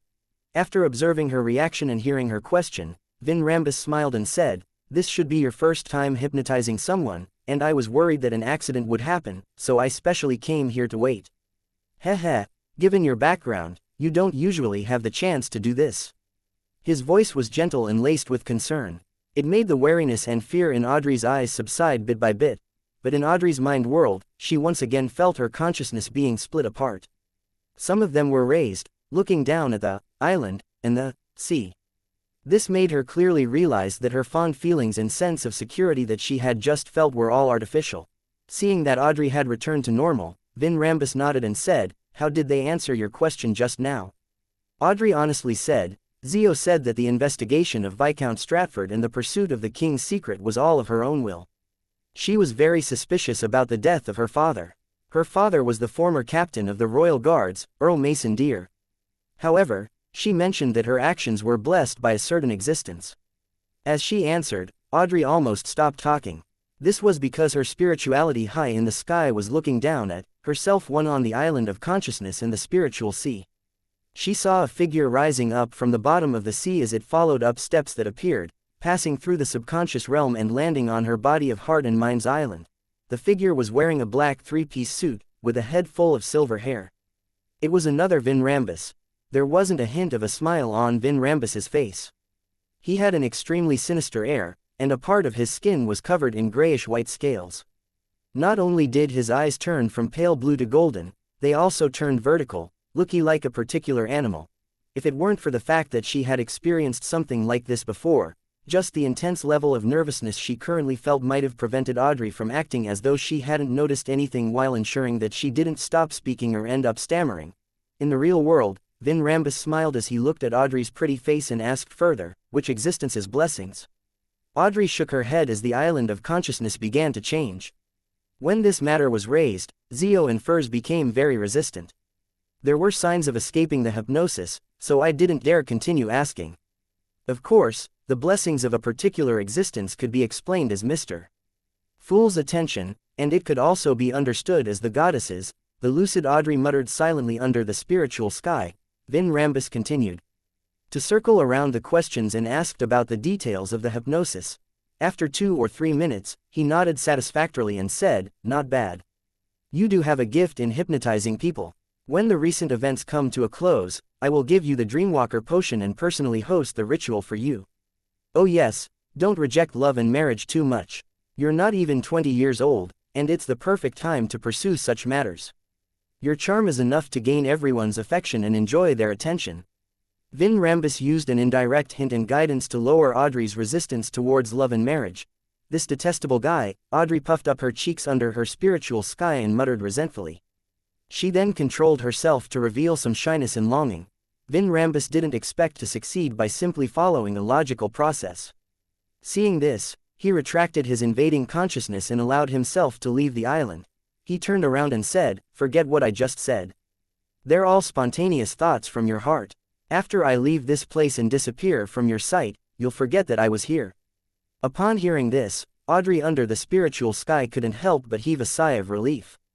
This meant that Vin Rambus was about to leave, even though it had only been 5 minutes since his appearance, making it insufficient for Zio and Furs to enter the nearest Evernight Cathedral. Audrey was still eager for Vin Rambus to leave as soon as possible.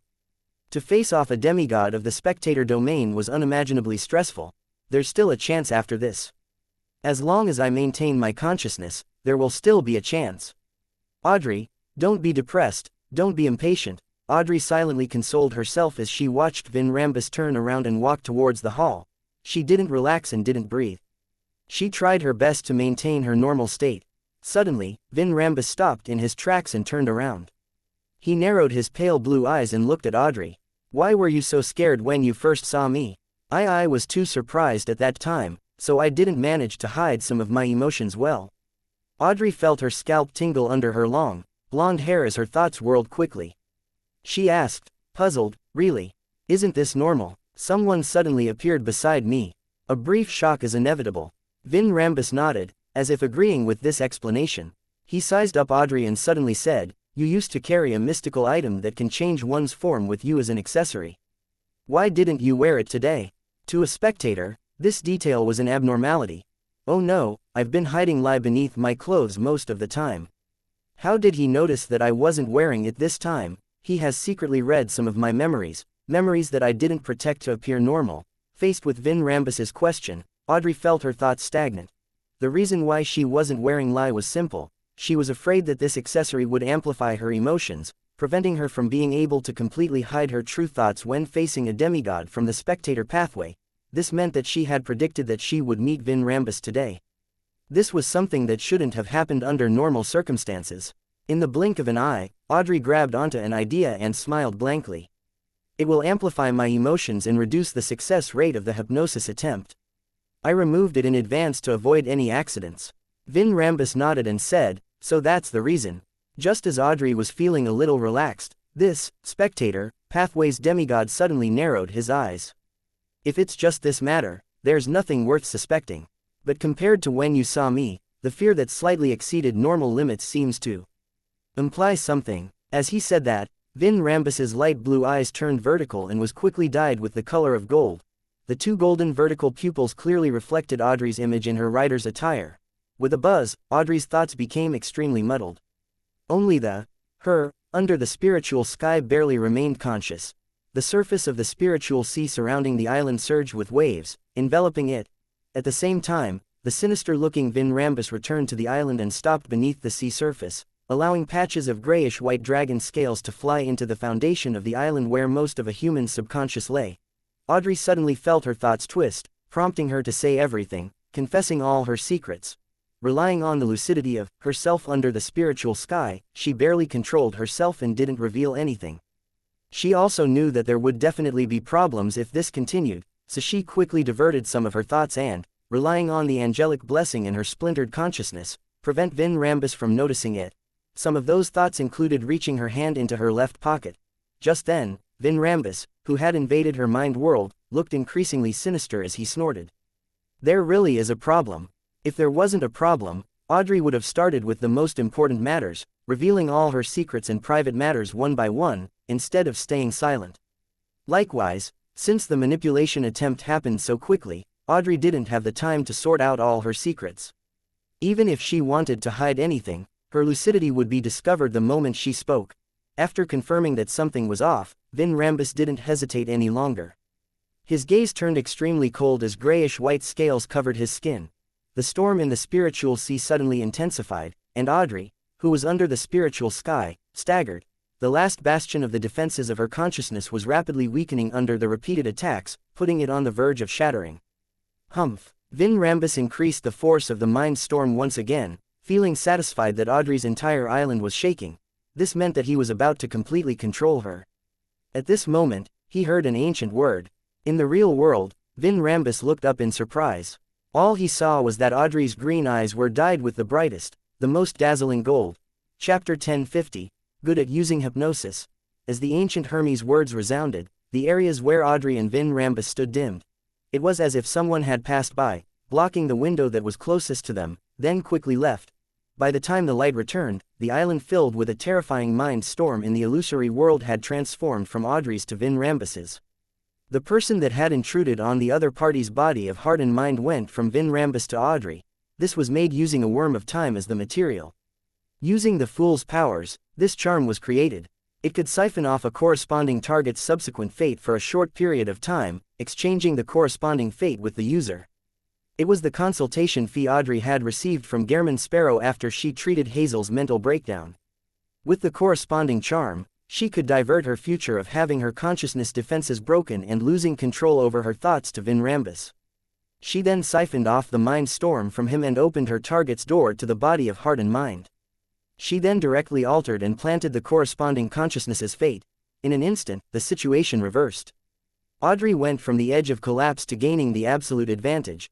Of course, this advantage could only last for a short period of time. Frankly speaking, if it weren't for her imagining how she could save herself in a desperate situation, Audrey definitely wouldn't have thought of using the Fate Siphon charm.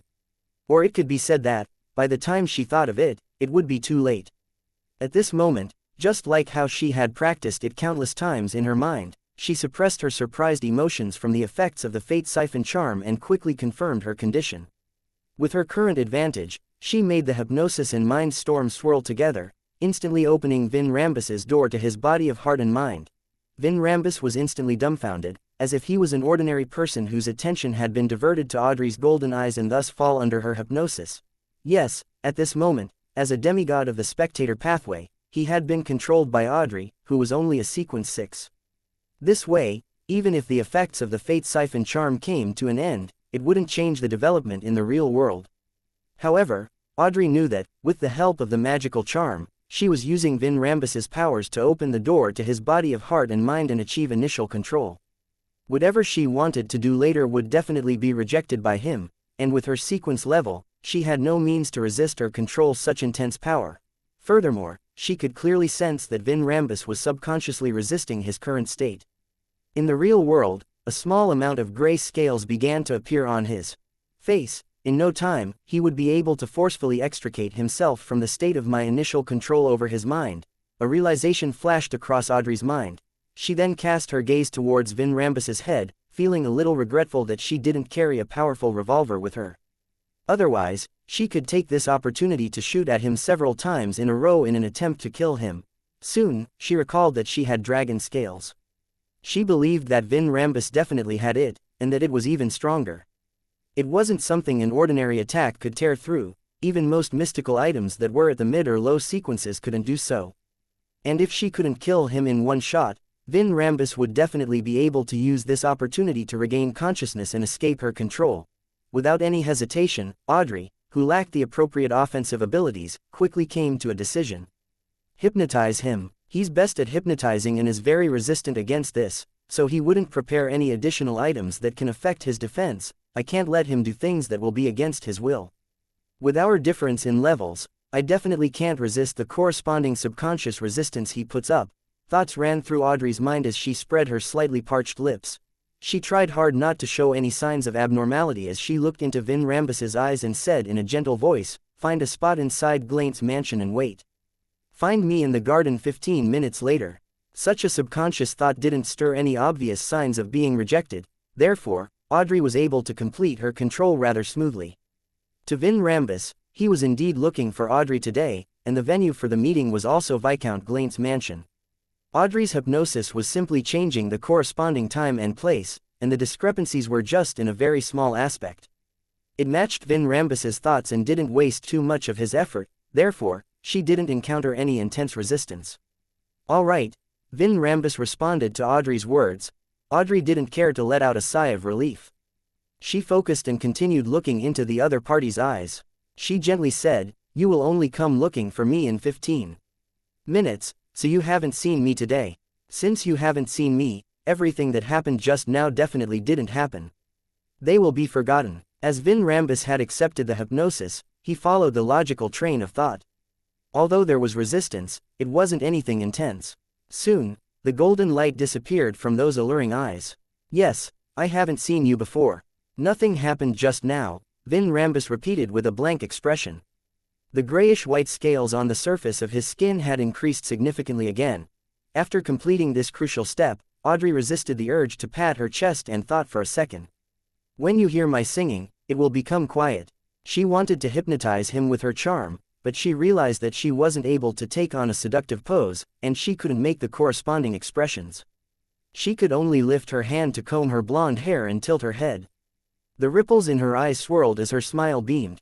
Following that, she hummed a melody, "Manor Under the Moon," in a nasal voice. Vin Rambus looked at the girl in front of him who looked as beautiful as sunlight, flowers, and gems. Listening to the ethereal voice, his mind gradually turned silent, as he no longer had any resistance. Seeing that her initial control was about to be released, Audrey didn't hesitate and pointed to the other side of the corridor. "Go over there, and you will regain consciousness and dispel dragon scales when you see the stained glass." She knew very well that on the other side of the corridor, there were exquisite white stained glass. This order didn't pose any danger, nor did it violate Vin Rambus's will. He immediately took a step forward, walked down the corridor, and turned right. Only when his back disappeared from her sights did Audrey slowly exhale, allowing the fear, alarm, and anxiety to surge into her heart. Her body trembled slightly as she opened her mouth slightly. She couldn't help but gasp and exhale. 10 seconds later, Audrey used placate on herself and calmed herself down. Then, she glanced at the wall clock and stood there, raising her hands and placing them in front of her mouth and nose, reciting Mr. Fool's honorific name in a low voice. She prayed for an angelic blessing again and requested this great existence to tell the world Gehrman Sparrow that she had confirmed when Vin Rambus would arrive and would summon him 2 minutes ahead of time, allowing him to arrive at the appropriate moment. There was no need to be in a rush or to be too close to prevent Vin Rambus from being aware of an ambush. During this process, Audrey only briefly mentioned what had happened. She didn't elaborate on it to prevent wasting any time. Following that, she raised her hands and pressed her cheeks, completely restoring her expression to normal. She began hypnotizing herself, allowing herself to sing the melody the moment she saw Vin Rambus. After doing all of this, Audrey went to the main hall and first found the golden retriever, Susie. She then retrieved the lie necklace and the alcohol nemesis diamond brooch.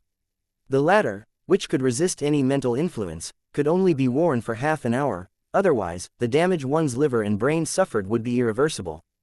Therefore, Audrey prepared to wear them again after she left Glaint's residence to prevent Vin Rambus from finding her midway. Susie didn't notice anything amiss with Audrey as she watched her wear the brooch and necklace. After a few minutes, Audrey folded a black fishnet glove into her equestrian pocket and used the excuse of going to the washroom, making a detour to Viscount Glaint's garden. Then, she looked at the large clock hung up on the attached tower, her mind tensing up as she memorized the time.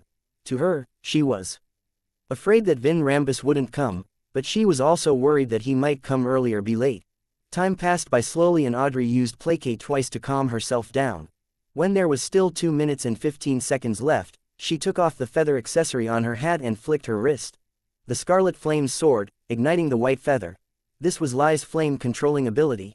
As the flames burned, they turned pale. In just 2 or 3 seconds, the feather, which was a product of artificial death, was reduced to ashes. Nothing happened around her. Looking at the clock, Audrey took out a charm made of tin and recited a word in ancient Hermes.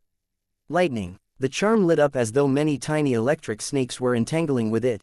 It was a charm that summoned Gehrman Sparrow. When the lightning dissipated, the charm completely disintegrated and melted into the void. However, there was still silence without so much as a sound. Zio and Furs should have found a church of Evernight Cathedral and begun praying. Audrey calmed down and pretended to enjoy the flowers of the remaining autumn days. She didn't lift her head to look at the large clock, counting the time in her heart. 3, 2, 1, she slowly raised her head and looked around, but she didn't see Vin Rambus. He discovered something strange and distanced himself from this place. Audrey's heart tightened as she couldn't help but think back to what she had missed. At that moment, she heard a gentle voice. "What are you looking for?" Audrey's pupils dilated. From the corner of her eye, she realized that the silver-haired, blue-eyed Vin Rambus had appeared beside her at some point in time, a hint of suspicion hidden in his voice. Having already hypnotized herself, she didn't hesitate at all. She followed her subconscious and started humming the melodic manner under the moon. Amidst the ethereal voice, Vin Rambus calmed down and listened attentively. Suddenly, he realized that the distance between him and Audrey had become very far despite them remaining in their respective spots. The dark night enveloped the garden despite it being late in the afternoon. A huge crimson moon rose over the top of the building as a figure stood there, wearing a black trench coat and a half-top hat. His face looked hazy due to the backlighting. Chapter 1051. 1051 Different Styles of Different Pathways. 1051 Different Styles of Different Pathways.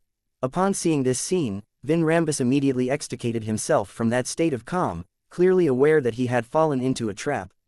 He also further realized that he was already under some sort of influence. Without any hesitation, he arched his back and his body swelled. His pupils turned vertical, turning from pale blue to golden. His face, the back of his hand, and every inch of his exposed skin grew grayish-white scales. Amidst the screeching sound, the white shirt, black vest, formal coat, and straight trousers that he wore tore apart, revealing the dragon scales beneath. In the blink of an eye, Vin Rambus had transformed into an abnormally massive monster. Aside from his head that remained in the form of a human, the rest of his body had changed completely. It was like a dragon that had yet to fully evolve. The dragon's back was covered in gray-skinned wings, and its limbs were thick. The grayish-white scales were engraved with complicated, three-dimensional mysterious symbols. They extended into the flesh, extending into the surrounding void. It seemed to be a mesh of objects that didn't belong to the real world. It threw anyone who laid their eyes upon it into suffering a form of mental confusion as their thoughts warped. Even one's spirit body would be tainted with all kinds of thoughts that came from deep within one's heart, eager to rip apart and mutilate themselves. This was the spectator pathway's incomplete mythical creature form. For demigods of other pathways, those who weren't at the angel level, they required immense willpower and firm beliefs to fight in their mythical creature forms. Otherwise, they wouldn't be able to control the madness and the inclination of losing control. There was a high chance of them immediately losing all rationality and transforming into a monster. However, the spectator pathway was different. They had placate which could treat their minds and souls, so they weren't helpless towards the madness and inclination of losing control. Therefore, as long as the fight wasn't prolonged, they could use their mythical creature form and return to normal at will. All the thoughts in Vin Rambus's subconscious domain boiled over as they churned, identifying the parts of his consciousness that had been altered, purging them out and melting them down into nothingness. The violent wind surged around Vin Rambus's grayish-white dragon avatar. It seemed to come from reality, but also seemed to come from an illusory world. They carried a certain will as they whirled in every direction. Any creature that was embroiled would inevitably be placed into various abnormal states, stand rooted to the ground in a daze, or blindly escape towards the corners of the garden. There would be varying degrees of losing of control as their knees would buckle before they slumped to the ground. Some would even faint immediately and fall into a coma. Others would reveal their most fervent expressions, crowding around the dragon-like attendants. This was a qualitative change in dragon might, which stemmed from a mythical creature form. It went from its original state of placing others in a state of awe to mind deprivation, with even more effects. Seizing the moment when dragon might swept the surroundings, Vin Rambus focused and transformed into illusory, sinister versions of himself. Through the sea of collective subconscious which eluded most beyonders, he approached Gehrman Sparrow on the rooftop and Audrey Hall by the garden's periphery at high speeds. As a spectator, he could tell that the attacker was Gehrman Sparrow just by seeing his face and temperament. At this moment, Audrey was mumbling to herself and compelling herself based on the discussions and warnings from the two demigods, the world and the hermit, above the grey fog. I can't see anything. I can't hear anything. I can't see anything. I can't hear anything. She was trying to avoid losing control from looking directly at Vin Rambus's mythical creature form. However, this also made her unable to see or sense that a particular illusory, sinister version of Vin Rambus was approaching her body of heart and mind from the sea of collective subconscious. But suddenly, before Vin Rambus's eyes, the blonde, green-eyed girl's island of consciousness disappeared. Audrey felt a warmth from her body, as if she had returned from a cold, dark cave to the surface where the sun shined. She hurriedly dispelled the hypnosis and opened her eyes. The sun in the sky pierced through the clouds that couldn't be considered thin, scattering its resplendence. Bathed in the bright golden glow, autumn flowers bloomed in silence. Everything was beautiful and peaceful. Audrey looked around blankly, but she didn't see Vin Rambus, Gehrman Sparrow, or the huge crimson moon. This made her feel like everything that she had just experienced was just a dream. What mighty powers, a battle between the two demigods might not even harm a single flower. Audrey silently muttered to herself before calmly leaving the garden, retreating to the corridor that connected the garden to the house. She was afraid that her presence would affect Gehrman Sparrow's fight. In the concealed world, one of Vin Rambus's manifestations had also landed on Gehrman Sparrow's island of consciousness under the crimson moon. Just as he was about to set foot on it and open the door to the body of heart and mind and control Gehrman Sparrow's subconscious to make him do things against his own will, he realized that the illusory island that stood in the sea of collective subconscious was filled with a deathly silence. There were no stirring thoughts or the appearance of new thoughts. There was no way of influencing it. Puppet. Marionette. Vin Rambus instantly made a judgment. Combined with the information he had obtained in the past, he had a better grasp of Gehrman Sparrow's abilities. He wasn't shocked or depressed. Instead, he felt a sense of glee and confidence. This was because, for a demigod of the spectator pathway, he could easily tell the difference between a marionette and the true body, greatly mitigating Gehrman Sparrow's strongest ability. Besides, do you think a marionette can foil my mind invasion and control of one's consciousness? That sinister and illusory Vin Rambus swept his golden vertical eyes and found a transparent passage on the marionette's island of consciousness. On the island of consciousness, it was the symbolic form of spirit-body threads in the mind world.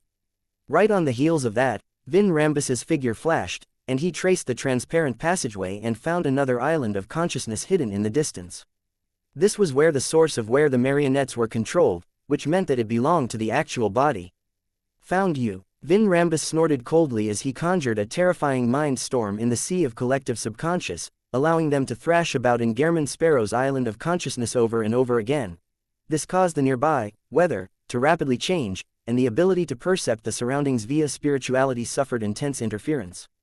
Vin Rambus took the opportunity to get close to Gehrman Sparrow's island of consciousness, and he conjured a grayish-white staircase in an attempt to furtively invade his opponent's subconscious. This was his usual style of fighting. One stayed in the light while the other stayed in the dark.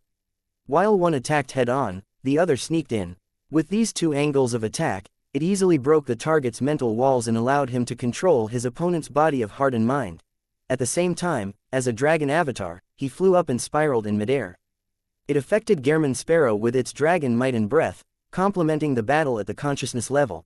At this moment, from deep within the sea of collective subconscious, Vin Rambus had silently invaded the Gehrman Sparrow's body of heart and mind when all of a sudden, he saw a boundless grayish-white fog. All the sea of collective subconscious around and the islands had vanished. Vin Rambus's heart tightened as he hurriedly analyzed his psyche, suspecting that he was under an illusion. However, no matter how he handled it, the grayish-white fog didn't change. Of course, there were no accidents or danger. It was as if it was just a simple background. That was pretty suspicious. Just as Vin Rambus was preparing to stir a mind storm here, the grayish-white fog finally dissipated, revealing the island of consciousness from before that belonged to Gehrman Sparrow. Vin Rambus didn't have time to hesitate. He quickly entered the corresponding subconscious and attempted to change his target's thoughts. However, those thoughts were dyed with a bright light, a holy and majestic aura. It was unshakable and uninfluenced. Vin Rambus instinctively looked up and looked towards the sea of consciousness from the stone stairs that he conjured. Other than the island itself, there was also a figure with 12 pairs of fiery wings, emitting golden light. It looked like the projection of an angel's powers. Since he was planning on dealing with a demigod from the spectator pathway today, Klein had no doubt used Angel's Embrace on himself. With the Red Priest's level of importance, he directed the powers of the mysterious space above the gray fog, allowing him to temporarily be unaffected when facing an incomplete mythical creature form. And the reason why he didn't show it directly was that he was experimenting with Vin Rambus. As Vin Rambus attempted to invade his island of consciousness, his marionette, Kona's Kilgore, distorted the target his enemy locked onto, changing it from Klein's body of heart and mind to Klein's projection of the gray fog. As a result, if Vin Rambus found the island of consciousness in the grayish-white fog, it meant that there was a being of unknown origin sleeping in the mysterious space. This meant that Klein had to be wary ahead of time. On the contrary, he could feel a little relaxed. This was something he had long wanted to test but didn't dare attempt because it might be dangerous.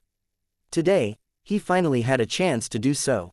After all, even if there were any consequences, Vin Rambus would be the one dying and not him. It might even allow him to easily finish off a demigod. Seeing that he was blessed by an angel and wasn't capable of breaking or infiltrating his opponent's body of heart and mind in a short period of time and exerting his consciousness on him, Vin Rambus retreated without any hesitation. He left the area and returned to his mind world through the sea of collective subconscious. Then, the massive dragon disappeared, disappearing into thin air, preventing Klein from even finding it via spirit body threads, psychological invisibility. Vin Rambus planned on using a psychological blind spot to hide in the dark. Then, using area of effect Beander powers like mind deprivation and mind storm to slowly weaken Gehrman Sparrow's angel-enhanced mental walls, he would attempt using his own sealed artifact to attack. As a demigod of the spectator pathway, although his dragon form was powerful at melee combat, it still lacked the necessary, powerful offensive Beander powers. It had to be made up for through certain sealed artifacts. At this moment, an illusory book appeared in front of the Gehrman Sparrow who could be either the marionette or his actual self. Following that, there was an ethereal voice. Klein was using Lightning Storm which had been recorded by the Creeping Hunger. For something like psychological invisibility, it could be easily resolved with a full area of effect bombardment. It has to be said that, when dealing with a Beander with such a fighting style, the Storm pathway was a pretty good choice. Chapter 1052, 1052-3VL.10523VL. Lightning bolts descended from the sky, covering the entire area illuminated by the huge crimson moon with a silver forest. Lightning flashed and destructive auras swept over, not leaving any spot unscathed. The giant grayish-white dragon, which still had a human head, appeared again. There were tiny bolts of electric bolts scurrying over its scaled body.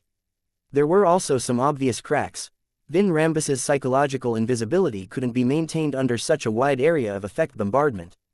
After all, his interactions with his surroundings couldn't be avoided. All he could do was eliminate his sense of presence and stay in the blind spot of one's attention.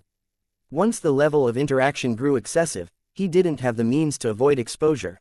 As soon as he appeared, the lightning storm calmed down quite significantly. The Gehrman Sparrow's body on the roof instantly blurred and phased into existence. Diagonally below the incomplete dragon, right on the heels of that, the glove on the crazy adventurer's left hand protruded with fine black particles that were deep and dark. Then, he opened his mouth and said his word filled with foulness and corruption from the devil language. Vin Rambus knew that his opponent was using Creeping Hunger and knew the true level of the item. He found Gehrman Sparrow amusing and was about to raise his left claw that grabbed onto an ice-blue metal cylinder, slamming it down at his enemy beneath him. This was a sealed artifact with unknown origins called Rotting Meteor. Vin Rambus had obtained it from a particular existence, and he was only aware that part of it came from the cosmos. This ice-blue metal cylinder could fire special dark green bullets that would instantly poison anyone who was hit with it. They would begin rotting in a way that even their spirit bodies wouldn't be spared. This was also effective against demigods. Its negative effect was that the wielder had a probability of gaining the attention of the cosmos and suffering corruption without realizing it. If not for having the item sealed thanks to a particular existence, Vin Rambus definitely wouldn't have dared to carry it around. But even so, he tried to limit his usage of it, lest he suffered a strange death or anomaly. That was a common ending for many of the previous owners of Rotting Meteor. Currently, Vin Rambus didn't believe that the language of foulness, which was at most at sequence 5, could affect him in his incomplete mythical creature form. He planned on using Rotting Meteor to finish off the sealed artifact-equipped enemy that posed a threat. However, at this moment, his actions had really slowed down, and his entire body felt stiff. On the pitch-black roof under the gigantic crimson moon, another Gehrman sparrow in a black trench coat and silk hat had appeared at some point in time.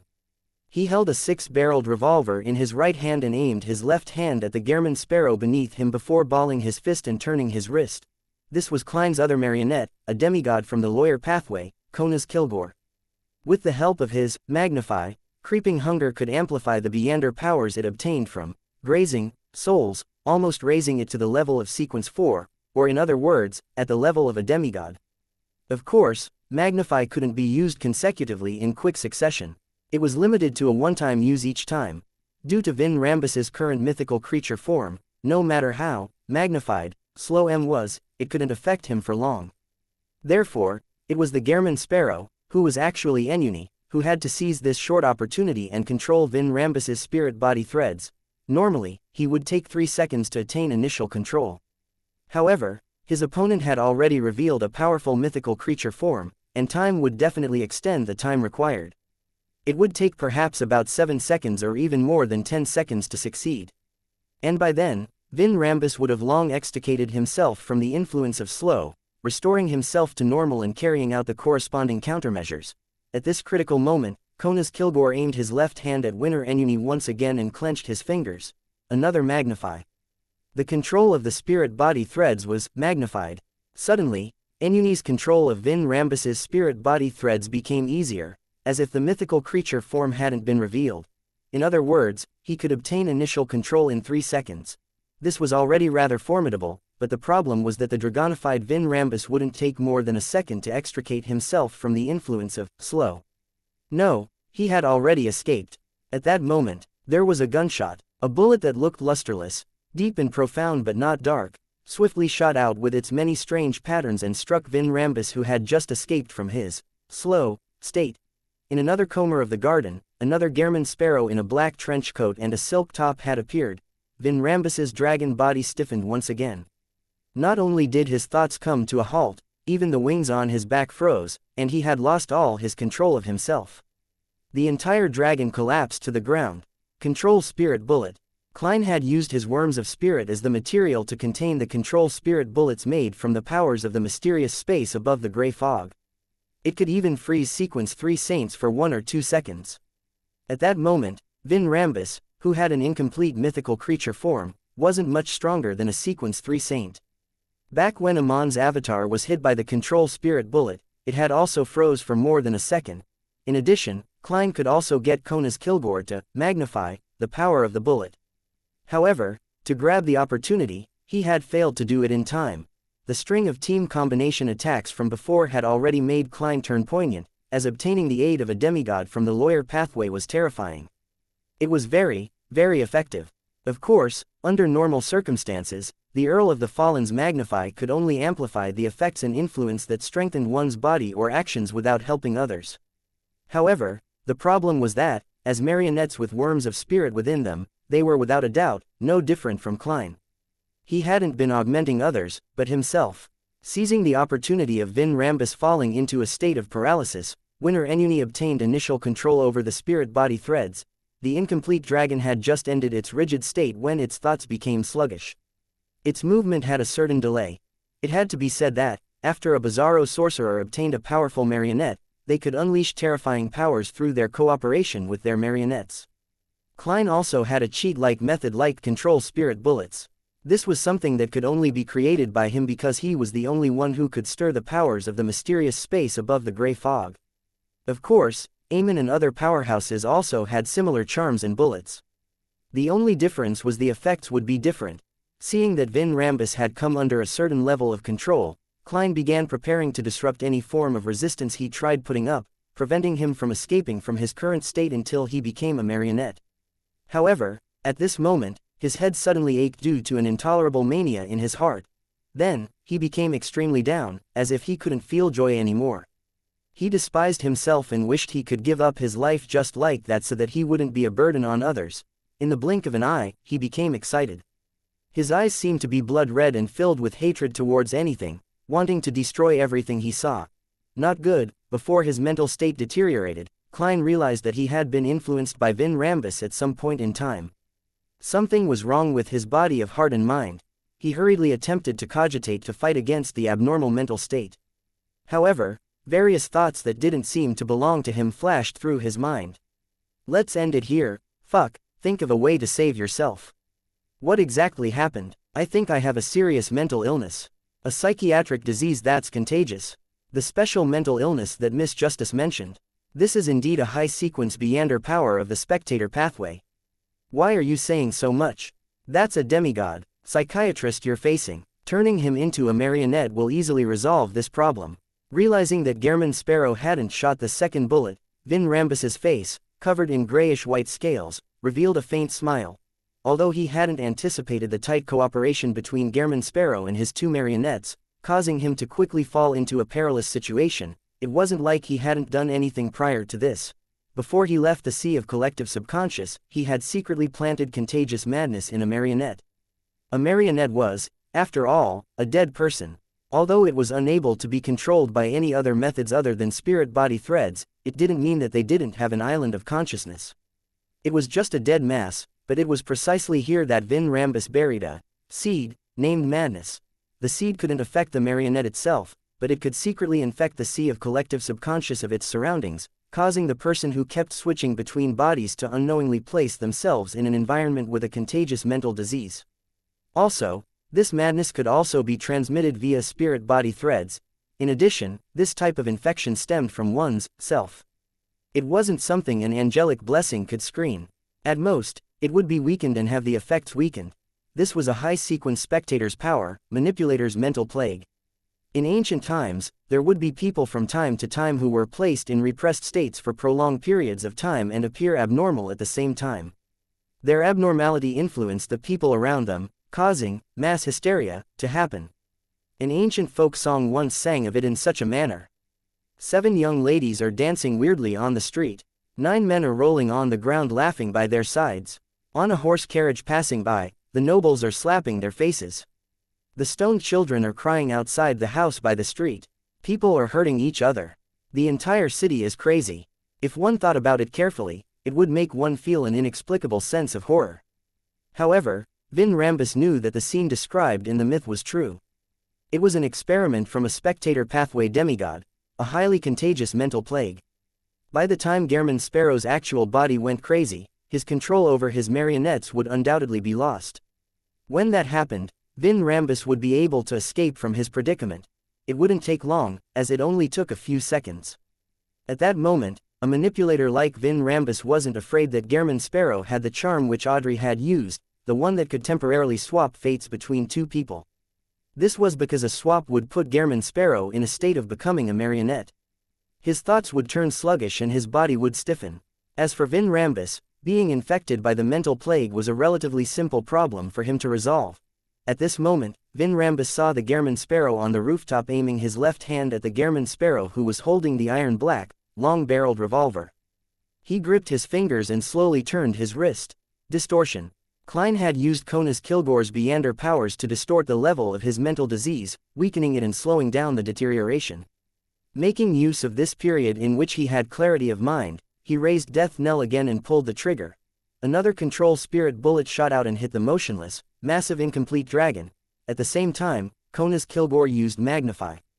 Despite being attacked, Vin Rambus didn't escape from Enuni's control, because he had fallen into a long period of feeling numb and stiff. Klein silently kept count of the time, shooting a third control spirit bullet before Vin Rambus truly recovered. And before the third control spirit bullet's magnified effects ended, the grayish-white, Incomplete Dragon trembled as it returned to normal, no longer looking sluggish. Chapter 1053. 1053 President.1053 President. In the dimly lit world, the gigantic crimson moon hung silently over the house while everything in the garden seemed to be asleep. The despair in the incomplete grayish-white dragon's eyes dissipated as it retracted its skin-covered wings, behaving like a docile hunting dog reared at home. The psychology alchemist's counselor, demigod of the spectator pathway, Vin Rambus, had lost his life and became Klein's marionette. Without bothering to enjoy this achievement, he switched places with Enuni, who was beside the grayish-white dragon, appearing as Gehrman Sparrow in his black trench coat and silk top hat. Then, he controlled his new marionette to treat the infection he received from mental plague. A gentle and cool breeze swept past the sea of collective subconscious, seeping into Klein's island of consciousness. It made him feel like the object reeking of a rotten, putrid, and discordant object in his body of heart and mind was being purged out of him with a surgical knife. Klein's face immediately contorted as he grimaced. He once again felt the excruciating pain in his soul. Thankfully, in order to create the control spirit bullets and the yesterday once more charms, he was already accustomed to this feeling. He didn't hold his head and roll around. After purging the contagious mental disease from his consciousness, the cool wind brought about a warmth that made him want to take an afternoon nap. It allowed his damaged spirit body to relax as if he was soaked in a bath. His mind and body quickly recovered thanks to the nourishment. By the time he recovered from his mental disease, the gentle breeze that blew at him became intense. It swept the surroundings, wiping out all the contagion left in the air. After doing all of this, Klein made the grayish-white dragon rapidly shrink its body, converge its godhood, and turn back into its human form. However, as Vin Rambus' clothes had been ripped to pieces, the gray scales on his body didn't disappear. A few seconds later, the ascetic leader of the Church of Evernight, Ariana, walked out of the gigantic crimson moon in her simple robe and belt made of tree bark. Her long black hair cascaded down as she stepped across the void and arrived diagonally above Vin Rambus. The angel stretched out her right hand and, with a gentle squeeze, let Vin Rambus's blurry soul leave his body and float above his head. "Why are you helping George III?" Ariana asked directly. Vin Rambus's confused expression immediately turned serious. "This is the choice of the times, an inevitability of destiny. We are just following the flow of the tides and providing some guidance, allowing the times to develop in the right direction." The standard answer of the Twilight Hermit Order. From the looks of it, the psychology alchemist's demigod doesn't know what Adam's true goal is either. Even as official members of the Twilight Hermit Order, most of them probably don't know. Klein didn't have any problems thinking thanks to his situation inside the concealed world. Ariana didn't show any surprise as she pressed, "What is the trend of the times?"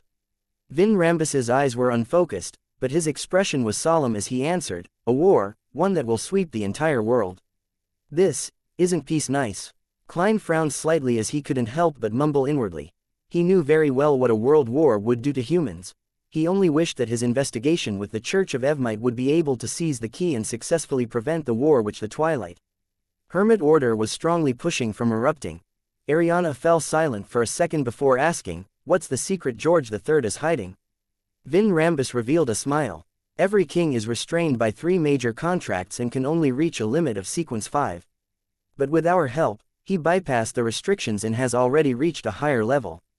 Once the tides of the times come, he'll easily be able to ascend to the spot that should have belonged to him." 3 major contracts, what's that? It's understandable to limit a king to sequence 5 due to the strong push to keep mysticism under wraps. It's best for a king to be changed normally. The people will find it acceptable if they could live for 80 to 90 years old, but to still be active at 120 to 130 years will be the cause for conspiracy theories and panic. George III cooperated with the psychology alchemists and the Demoness sect to live longer. Typically, this is a restriction on the king, not the other members of the Augustus family. They should have grounded angels among them, so there's no reason for them to support George III. Many questions arose in his mind. George III still isn't a demigod, is he? Is he using some method to possess a higher level and perform the acting ahead of time? Ariana asked unhurriedly. To the Church of Evernight, this was a crucial problem. If George III was already a demigod, they could directly contact the Church of Storms and Steam to capture him because the king himself was enough evidence. Vin Rambus's soul nodded and said, "Yes." "What is the exact method?" Ariana continued asking. Vin Rambus slowly shook his head and said, "I'm not sure. The person in charge of this matter is our president. I only remember him once mentioning that he wanted George III to have more talent. More talent. Upon hearing such a description, Klein instantly thought of something in Russell's diary. In the eyes of the emperor, the so-called talent was to make one's psyche and soul more like a high-level ancestor, as such be able to obtain the recognition of the corresponding Beander characteristics or the mental imprint within sealed artifacts, allowing them to easily consume the potion and wield the sealed artifacts without the immense negative effects. This wasn't a perfect solution. It could even be said that there were great latent risks. This was because the mental imprint would revert and control the consumer or wielder's soul, causing them to experience certain changes. If anyone were to rely on this method to advance to a demigod, there was an extremely high chance of becoming a monster formed of mental sutures. Was George III hypnotized? He actually accepted such a method. No, if he was hypnotized, the Augustus family's angel or sealed artifacts would definitely discover the problem. Klein became even more puzzled as he waited for the ascetic leader floating in the sky to ask further. Ariana clearly knew what more talent meant. Without any change in expression, she asked, "Who is your president?" Vin Rambus revealed a look of reminiscence. "He has many identities and names, but I can confirm that he is the president of our psychology alchemists as long as I see him. His current identities and names are: one of the four kings of the sea, the king of the Black Throne Bajos Hopkins, the former chancellor of the Backland Medical School, the royal family's medical consultant, the already dead Pauli Derlau, the famous ascetic of the Central Sonia Sea, Eric Drake. King of the Black Throne." It was only then that he realized that he had heard of this title, but he had always neglected it, not taking it to heart and seldom thinking about it. "So this pirate king is from the spectator pathway," he nodded in enlightenment. Ariana listened quietly and asked, "What secret? Is George III hiding in the Blood Emperor ruins?" Vin Rambus's slightly dazed expression changed slightly. "An extremely important thing. If he wants to grasp it, he will need a large number of sacrificial rituals." "What is it?" Ariana pressed without any pause. Vin Rambus was taken aback. I don't remember." He suddenly raised his hand to grip his soul's head, clearly in pain. However, no matter how he thought about it, he couldn't remember the answer. Was this memory forcefully deleted by Adam or a certain angel from the spectator pathway? Klein watched with a heavy expression as he felt that the secret in the ruins was more important than he imagined. Ariana fell silent for a few seconds before lowering her head and asking Klein, "Do you have anything you want to ask?"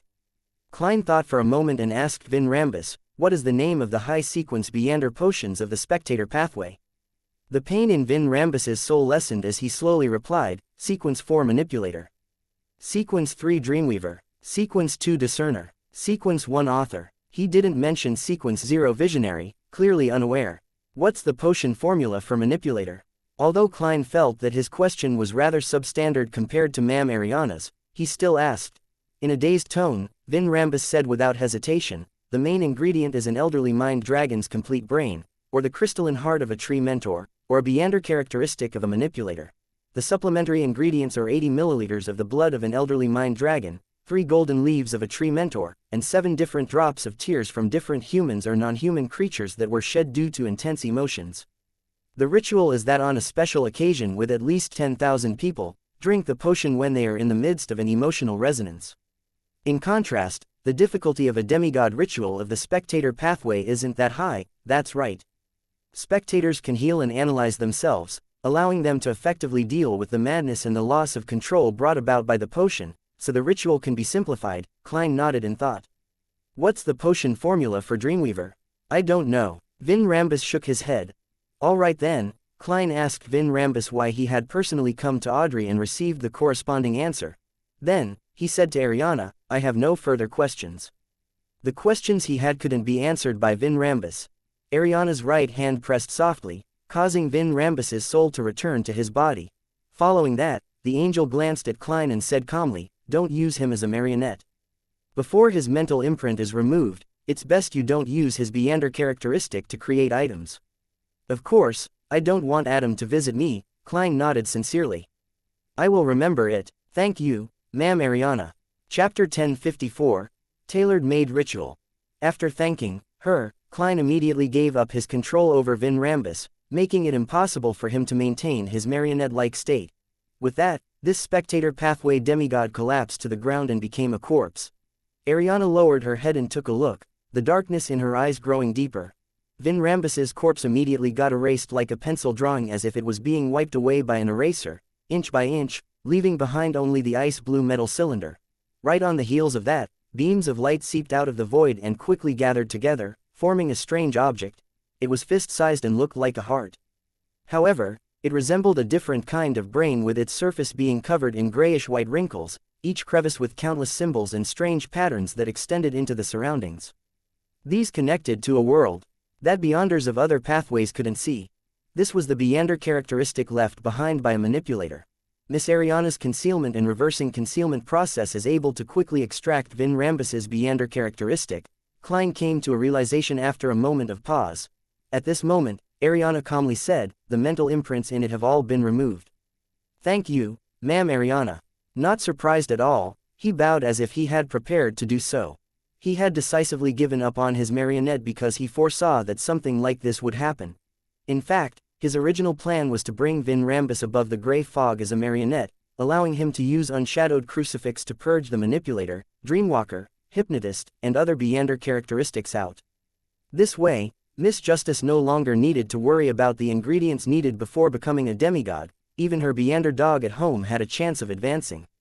After all, Audrey had briefly mentioned in the past to Dwayne Dantes that her act of escaping from Vin Rambus's control was all thanks to Susie. But later on, he considered that there was no way he could bring Vin Rambus above the gray fog inside this world of concealment, as it would directly expose the fact that he was the fool under Ariana's watchful eyes. And once he left, no matter where he teleported to, there was a chance of being discovered by Adam because of Vin Rambus's existence. In that case, giving up a marionette in front of Ariana was undoubtedly a better choice. At least, this angel had a high chance of helping him remove the mental imprint on the beyonder characteristic, and none of these affected Klein's original plan. He could easily find some ingredients to make Vin Rambus's beyonder characteristic into a problematic potion. He would then pour it onto an ordinary item so that it could absorb the potion and transform. After obtaining such a sealed artifact and binding it with the unshadowed crucifix, he could obtain the corresponding beyonder characteristics by keeping track of the time. As for the mental corruption during this process, there was no need for concern. The unshadowed crucifix could also cleanse it. Klein picked up Vin Rambus's beyonder characteristic, but he wasn't able to stuff it into the iron cigar case. He could only stuff it into his pocket. As for Ariana, she cast her gaze towards the ice-blue metal cylinder and said in an unhurried voice, "It's from the cosmos, so it's best you don't use it. Even you carrying it with you should be limited. Otherwise, a gaze might be cast onto you, causing you to be corrupted and suffer aberrations." From the cosmos, Klein found the description familiar. Soon, he remembered the origins of its familiarity. This originated from the yellow light, Venethan's prophecy of the apocalypse in sites in the spirit world, from the Abraham family. Casting one's gaze from the cosmos, the lands shatter. Everything in the world will cease to exist. The apocalypse, the origins of this sealed artifact is related to the apocalypse.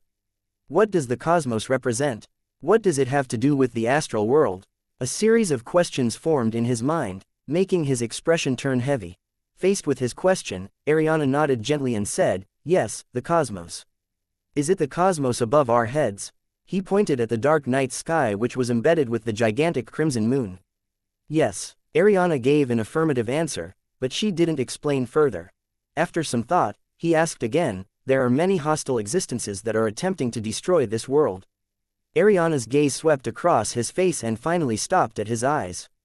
"I can't give you an answer. There are some things that make it easier to be infected, the more you know. Both your body and soul will be infected. Once you become an angel, you can seek out the exact answer. The more I know, the easier it is to get infected." A chill ran down Klein's back. He didn't ask Rhodes earlier about the sealed artifacts that Vin Rambus possessed, because he was afraid that Adam would notice them if they left any traces behind. When facing a king of angels, no amount of caution was enough. Seeing that Ariana wasn't revealing anything else, Klein pointed at the ice-blue metal cylinder and asked, "How should we handle this item?" The description of the ascetic leader made him a little afraid of bringing the sealed artifact above the gray fog to disinfect. Ariana calmly said, "My suggestion is to sacrifice it to the goddess. Together with the contributions you have previously rendered, you can exchange them for what you want." Klein nodded slightly. After expressing his gratitude, Ariana's figure was quickly erased and disappeared into the dark garden under the abnormally huge moon. And with that, the world of concealment collapsed. Klein observed for a few seconds before taking out candles and other ritual items he carried with him. He quickly set up an altar and sacrificed the ice-blue metal cylinder to the Evernight goddess. At the end of the ritual, amidst the howling winds, the burning ash of the herbs and the surrounding soil rose up and landed onto an empty spot on the altar. The ash and soil were connected, forming words. Sequence 3. Scholar of Yore. Main ingredients. Hound of Fulgrim, also known as Saphira Castle Keeper, pair of eyes. 1 demonic wolf of Fog's transformed heart. Supplementary ingredients. 100 milliliters of Hound of Fulgrim blood, 30 grams of white frost crystal of demonic wolf of Fog, a large amount of real ancient historical records. Advancement ritual. Be separated from reality for at least 300 years and consume the potion after one becomes history and doesn't belong to the present era. This, Klein couldn't help but blink, wondering if he had seen the wrong description. The description of not belonging to the present era made him think of a line in his honorific name. The fool that doesn't belong to this era. I've been hanging above the extraordinary door of light for more than 300 years, in a sense, have I already completed the ritual and am only waiting to consume the potion. The mysterious space above the gray fog really has a very close relationship with the seer pathway. Could it be the manifestation of the uniqueness? Klein was momentarily delighted but also grim. This was because he didn't know if a price was exacted for such a bestowment. Phew, I really want to jump to a neighboring pathway after becoming an angel to not follow whatever path was planned for me. For other bizarro sorcerers, the hardest part about the advancement ritual is to live for more than 300 years. After all, this isn't a pathway that's known for having a long lifespan. Also, being separated from reality for 300 years easily drives one mad. For bizarro sorcerers who are in a dissociative state, the risk of madness and losing control is quite significant. Klein looked at the Scholar of Yore's potion formula as thoughts couldn't help but flash through his mind. After an unknown amount of time, he ended the ritual and put away the corresponding items. As he walked out of the garden, the gigantic crimson moon and the pitch-black darkness faded away, disappearing inch by inch. Then, he saw fresh autumn flowers and the sunlight shining above them. He also saw a blonde girl waiting in between the house and the garden. Audrey's eyes wore an elated look as the corners of her lips curled up unconsciously. Klein nodded at her before his figure was enveloped by scarlet flames. Elsewhere. In the garden, there was another flame soaring in the air, but it wasn't obvious. When the flames dissipated, Gehrman Sparrow was gone. The remnants of the crimson moon and the night scenery vanished completely. Audrey fell into a daze for a few seconds before thoughtfully looking away and entering Viscount Glaint's residence. After she left in a carriage with Susie and the servants, she returned home and had a chance to be alone. As expected, she received the world's invitation for a meeting. Above the gray fog, inside the palace, Audrey looked at the world Gehrman Sparrow and calmly asked, what was Vin Rambus's true goal? She had long known from Gehrman Sparrow's calm composure that Vin Rambus had been finished off. Klein answered frankly, the first is to find out if there's a mastermind behind Zio and Furza's actions. Secondly, when the princes express their goodwill towards Earl Hall's family, the cue was for you to not be an obstacle. In essence, it's to create a fracture between the three major churches. With regards to this matter, Audrey had already discussed it with Mr. World before. There was no need to seek further explanations as she asked, then why was a demigod like Vin Rambus personally visiting me? Klein smiled and said, if you wish to deceive the guards arranged by Earl Hall, as well as hypnotize a hypnotist with great certainty without causing any commotion, a sequence 5 might not be capable of doing so, therefore, it's best to send a demigod. Furthermore, you knew Vin Rambus and had interactions with him before, so your vigilance against him would be minimized. To be honest, if you weren't careful enough and had an unnoticeable helper like Susie, the whole matter would have gone on smoothly without you and I knowing until Monday. Justice Audrey didn't wear a thick mask. She smiled and sighed with mixed emotions. So I'm already this powerful. Powerful to the point of needing a demigod to be certain of success. He was even more powerful than I had imagined. You actually hypnotized a demigod that's good at hypnotism, Klein praised with a smile. Audrey pursed her lips without realizing it and smiled. That's mainly because of the fate siphon charm you gave me. My hypnotist potion seems to have completely digested as a result of this. Chapter 1055, Train of Though, completely digested. That's understandable. This is the act of hypnotizing a demigod. Although it's thanks to the fate siphon charm, it only helped to open the door of the body of heart and mind. The subsequent consciousness manipulation and the cue planting needs to be done personally. If she weren't careful, she would trigger an intense rejection and would lead to failure. Acting, done to the extreme, would definitely accelerate the digestion process. Klein nodded gently and said in praise, "This is a good thing. It's even more so for the current situation." Audrey understood what Mr. World meant. In this storm that was sweeping around thanks to the angel of imagination Adam and King George III, even if she stood by the sidelines, she could sense her weakness and how powerless she was. She couldn't wait to improve herself. She tersely acknowledged and said, "I'll urge the son to give his conditions to complete the deal and try my best to advance to sequence 5. When the time comes, I hope that I can receive the protection of Mr. Fool and remain conscious in my dream." Having been prepared for this, Klein smiled and said, "Actually, you don't have to wait that long. I'll be able to sell you a Dreamwalker's Beander characteristic by tomorrow, and at the latest, Friday." As it was a private exchange, Klein didn't act as the world by deliberately making his voice hoarse. All he did was sound reserved. "Really?" Audrey's eyes widened, not concealing her surprise. Klein nodded and said, "It's actually from Vin Rambus. The new cross that Mr. Fool obtained can allow the Beander characteristics to be purged." He spoke very simply without explaining the actual steps. He maintained Gehrman Sparrow's unique coldness. "Is that so?" The corners of Audrey's lips curled up as she broke into a smile. She pressed against her chest and said, "Praise Mr. Fool, and thank you, Mr. World." A double token of gratitude. Klein chuckled inwardly and calmly said, "It's just a transaction. You need to pay for it," he lampooned to himself. Audrey maintained her smile and asked, "What do you need?" "For a sequence 5 Beander characteristic, £8,000. Klein chose something that Miss Justice could gather in the fastest time possible. Audrey didn't mind the price.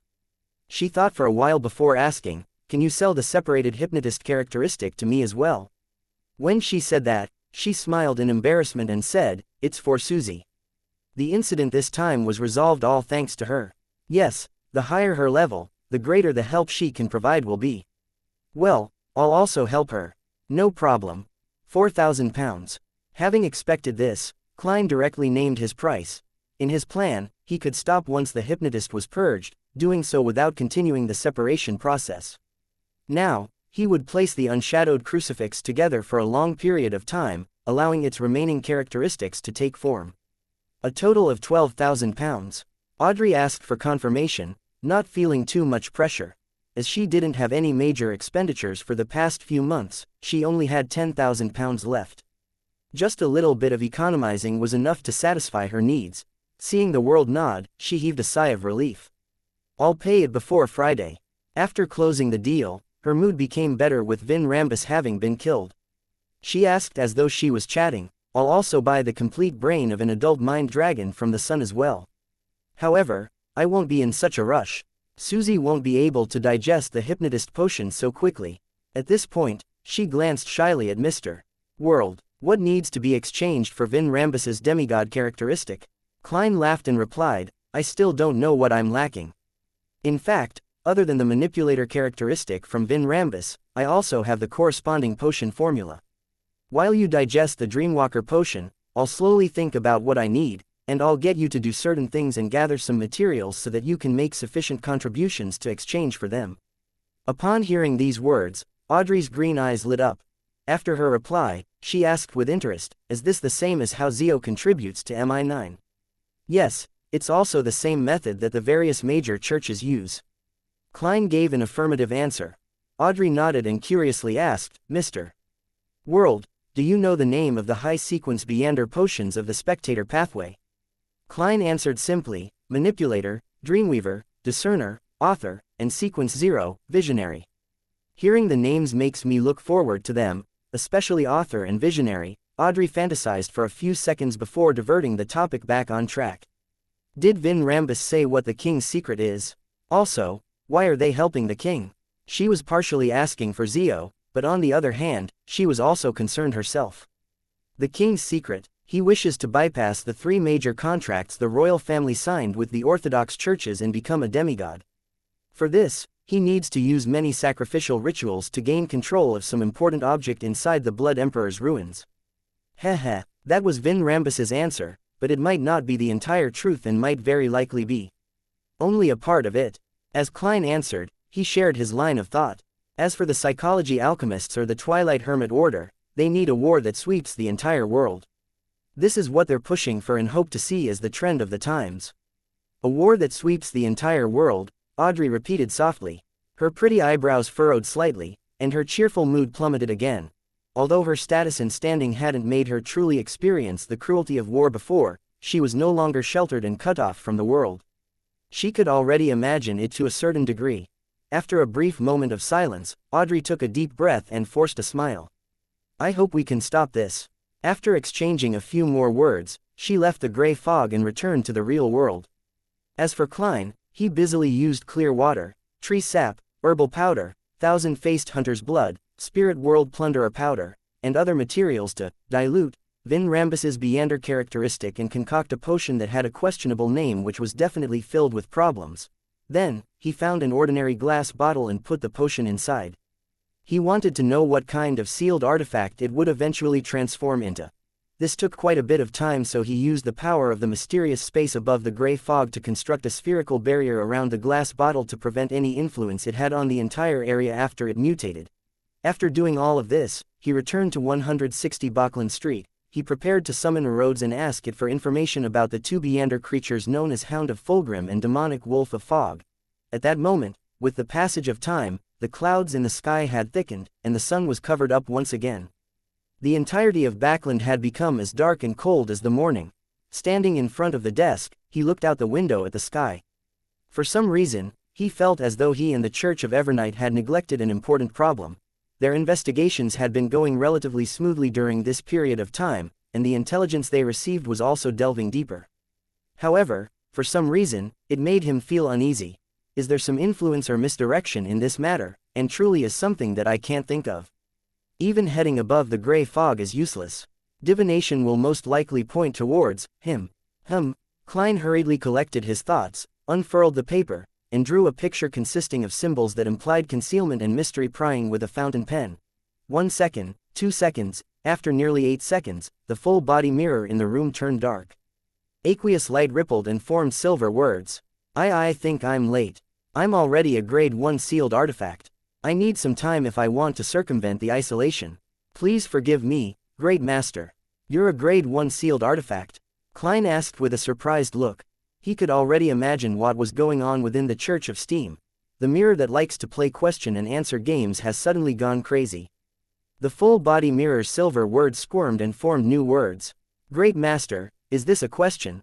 He wanted to answer, no, but to maintain his image, he nodded and said, yes. Rhodes immediately produced a line of words. I'm not actually a true grade 1 sealed artifact yet. I'm just enjoying the treatment of a grade 1 sealed artifact in advance. This is mainly because a grade 1 sealed artifact needs to be reported to other churches and be given a new number. The Church of Steam doesn't wish to do so. So that's how it is. That's understandable. Klein nodded gently. Got it. The aqueous light on the full body mirror's surface flashed again as new silver words formed. Supreme Master, do you have any questions to test your loyal servant, Rhodes? What do you know about Hounds of Fulgrim and Demonic Wolves of Fog? He asked without standing on ceremony, completely unfazed that it was actually 2 questions. In the mirror, the silver words squirmed like they had a life of their own and changed shapes. The Hounds of Fulgrim are a type of unique creature of the spirit world. They live in the historical void. Even the Seven Lights only know of them and are unable to interact with them unless they leave the historical void and attempt to hunt. But even so, what you see might only be a projection of their past. The Demonic Wolves of Fog are a type of high-level demonic wolves.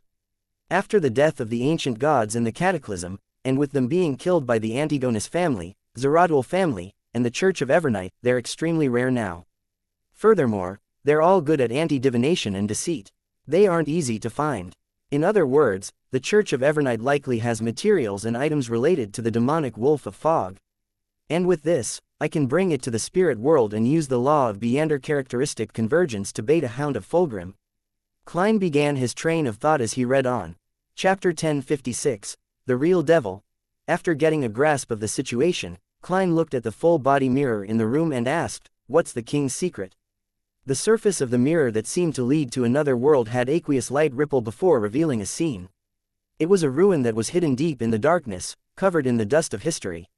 However, it was completely intact. Does that mean that the king's secret is in the Blood Emperor's ruins? Or Rhodes doesn't dare to answer directly, or is this as much as it can see? After some deliberation, he said to the magic mirror, "It's your turn to ask." The image in the full-body mirror didn't change at all. It only revealed silver words. "Great Master, do you have any other questions?" "Yes." Without standing on ceremony, Klein nodded and asked, "Where is Saintess of White, Katerina, presently?"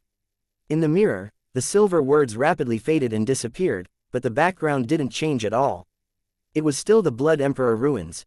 If not for the words' appearance and disappearance, I would have thought that this magic mirror, crashed. Katerina is hiding in the Blood Emperor's ruins. The real one. Klein nodded thoughtfully. "It's your turn." Above the scene, silver words condensed once again. "Benevolent Master, why don't you leave Backland?" "That's a good question. I originally had such plans. I originally investigated the great smog of Backland because of my outrage over the innocent deaths of the poor like old Kohler, as well as being lost due to the shattering of my main goal. Later, I ended up with the identity as a blessed of the goddess. Later on, I tried to prevent a disaster from happening and prevent the people I know from suffering due to the ambitions of the powerful and to not drown because of the tides of the times. I was willing to bear some of the risks.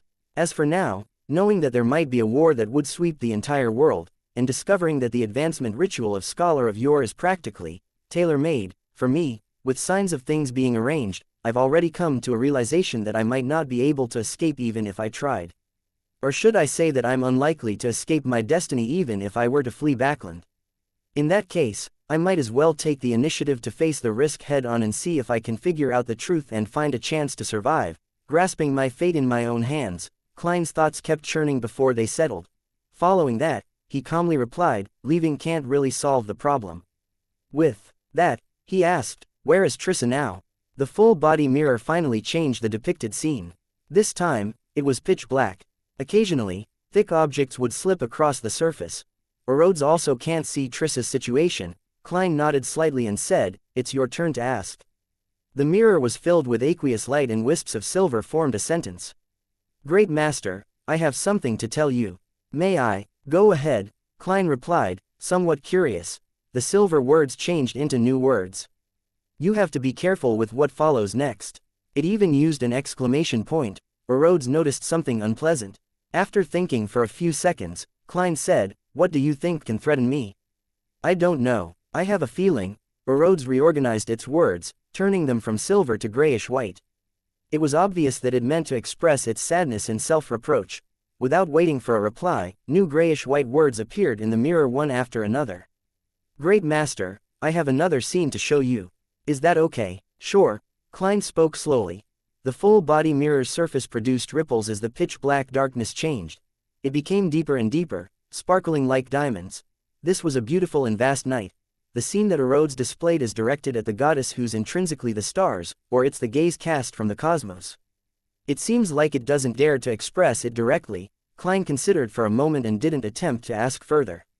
"All right." The grayish-white words were once again dyed with silver as the speed at which they appeared had slowed down for some reason. "Great Master, why you haven't said that you would summon me, your loyal servant, or Rhodes, again if you have other questions in the future?" "It's a mirror that needs to follow procedure," Klein said in amusement. "Of course, I'll summon you again when I have other questions." "Yes, Master. Goodbye, Master." The silver words on the mirror returned to their normal speed, forming a hand that kept waving. After everything returned to normal, Klein burned the paper with the summoning symbols and drew the curtains. He once again stared at the cold and dark sky. Empress Burrow, in a small Evernight cathedral. Zio and Furs received Miss Justice's update thanks to Mr. Fool, and they knew that the problem had been resolved. They roughly understood what the king's secret was. Truly impressive. Furs, who believed in the god of steam and machinery, opened her eyes in the dark and quiet prayer hall, turned her head, lowered her voice, and sighed. She originally wanted to directly say that Mr. World or German Sparrow was truly impressive, but she no longer wanted to make such a mistake. The past week made her feel like she had been in the mysterious world for more than 10 years. Zio opened her eyes as well, but she first drew a crimson moon on her chest, a form of showing her penitence towards her disrespect for the goddess. Yes, that's a. Before Zio could finish her sentence, the message she tried to convey reached Furs. What she wanted to say was that Vin Rambus was a true demigod, but from the time she and Furs entered the cathedral, less than 10 minutes had passed, yet, he had been finished off by Gehrman Sparrow. As saints, there was such a huge gap. Perhaps, it's the blessings of an angel. With her experience in supernatural events and writing novels, Furs made a vague guess. As the prayer hall was dark and quiet, making it unsuitable for communication, Zio didn't directly respond to Furs's words. She nodded, stood up, and walked into the aisle. The two of them left the prayer area, and after approaching the door, Zio exhaled and said, "I really hope that I'll be this powerful one day. I have such thoughts occasionally too." Furs smiled. No matter what, you've already completed your investigations, haven't you? Although the so-called secrets are definitely worth digging into, the outline of the matter is rather clear. Zio looked at the door ahead of her and fell into a daze for a few seconds. But what's the point? I can't do anything about this matter. No. When it comes to enemies, that person's identity isn't too lofty. At least, he's someone we can look at directly. Furs seriously comforted her friend. When you obtain a qualitative change in strength, you'll discover that you have the ability to participate in that matter. At least in matters that don't involve even higher levels. Furs, who had joined the Tarot Club for quite a long time ago, had witnessed matters that had been planned by Mr. Fool. He had used his blessed and the members of the Tarot Club to destroy the descent of the true creator, revealed Bansi's secret, obtained a portion of the authority from the Storm Domain, and interfered in the ownership of 008. Compared to the angels, King of Angels, and even true gods that were involved in these matters, King George III alone was indeed nothing special. Zio slowly walked to the door and said after a moment of silence, "I understand what you mean. We'll return to the East District. We won't be in a hurry to move. Once I obtain the Judge Potion formula, we'll disappear and go into hiding. I believe that after today's incident, they probably wouldn't dare to investigate us. That's for sure. They're just lurking in the dark, in spots that cannot see the light of day," Furs hurriedly echoed before exclaiming, "I only hope that before we move again, my letter to my teacher can be delivered." Zio grabbed her yellow hair and walked out of the church gates as she said in a serious manner, "After I get the formula, I'll buy that button and try to advance as quickly as possible." "Not bad, you've recovered your fighting spirit," Furs teased with a smile. Zio didn't say another word as she continued proceeding forward with a solemn expression. After walking a few dozen steps, she suddenly stopped and said without turning her head, "I don't think I have enough money to buy that button. When the time comes, lend me a little. I'll definitely return it." Furs was taken aback for a second before chortling. "If my guess is correct, I should be able to get the subsequent items from my teacher." Thursday afternoon. Using the excuse of having some rest, Klein returned to the master bedroom and entered the bathroom. He took 4 steps counterclockwise and arrived above the gray fog. He believed that the glass bottle that was filled with the potion had already finished absorbing it. Sitting at the high back chair of the Fool, he waved his hand and removed the isolation barrier, pulling his target over. The transparent glass bottle was already stained with a dark color. It had a mesh pattern on its surface which shimmered slightly, giving off an artistic flair. It was empty inside, with not a single drop of the potion remaining. The spacious bottle's mouth was covered with a layer of mist that glowed. It made Klein feel as though his gaze was being sucked in the moment it landed upon the mouth of the bottle. A voice sounded from the bottle. "By throwing in 100 gold coins in it, you can fulfill a wish. By throwing in 100 gold coins in it, you can fulfill a wish." Who did you learn this from? I have to say, this monotonous statement does have some hypnotic effect. Throwing in 100 gold coins would be akin to opening the doors of the body of heart and mind and becoming the bottle's slave. Klein did a simple analysis before beckoning for the unshadowed crucifix. Using the pressure brought about by the gray fog, he stuffed it into the bottle's mouth. "You devil!" The voice in the bottle screamed shrilly before it was miserably blocked by the gray fog. Chapter 1057, The Extraordinary and the Ordinary. After dealing with the mutated glass bottle, Klein took out his golden pocket watch, opened it, took a look, and took note of the time.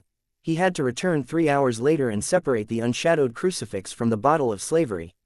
Only then could he obtain a single manipulator's Beander characteristic, and not a product that was mixed with the previous sequences. Beander characteristics. "It feels like I'm doing an experiment." Klein nodded slightly, put away his pocket watch, and returned to the real world where he had his actual afternoon nap.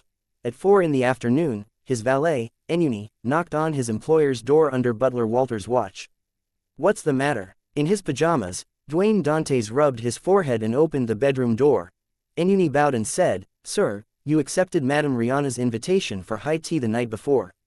"It's today." Klein looked at butler Walter and said, "All right, give me 15 minutes to prepare." Then he instructed his valet, Enuni, "Come in and help me change my clothes." When only he and his marionette were left in the room, he controlled the latter to bring out clothes suitable for high tea, taking glances at the wall clock from time to time. After about 10 minutes, after tying his bow tie and putting on his coat, he took 4 steps counterclockwise and headed above the gray fog. At that moment, 3 hours had passed since he last entered. Placed at the end of the long bronze table, the mutated glass bottle which had been firmly bound to the unshadowed crucifix with the gray fog's power no longer had the twinkling mesh, looking as though it went from being a piece of art to a common item on the street. At the bottom of the glass bottle was a large amount of grayish-white matter that had been purged. It flowed freely, forming a heart-shaped object the size of a child's fist. Not only were there wrinkles on it, but there were also cracks that resembled eyes. As for the complicated, three-dimensional, illusory patterns, labels, and symbols that extended into the void, they were nearly identical to Vin Rambus's Beander characteristic that Klein had seen from before. "It's just a little different." Klein released the gray fog suppression and took out the unshadowed crucifix from the bottle mouth.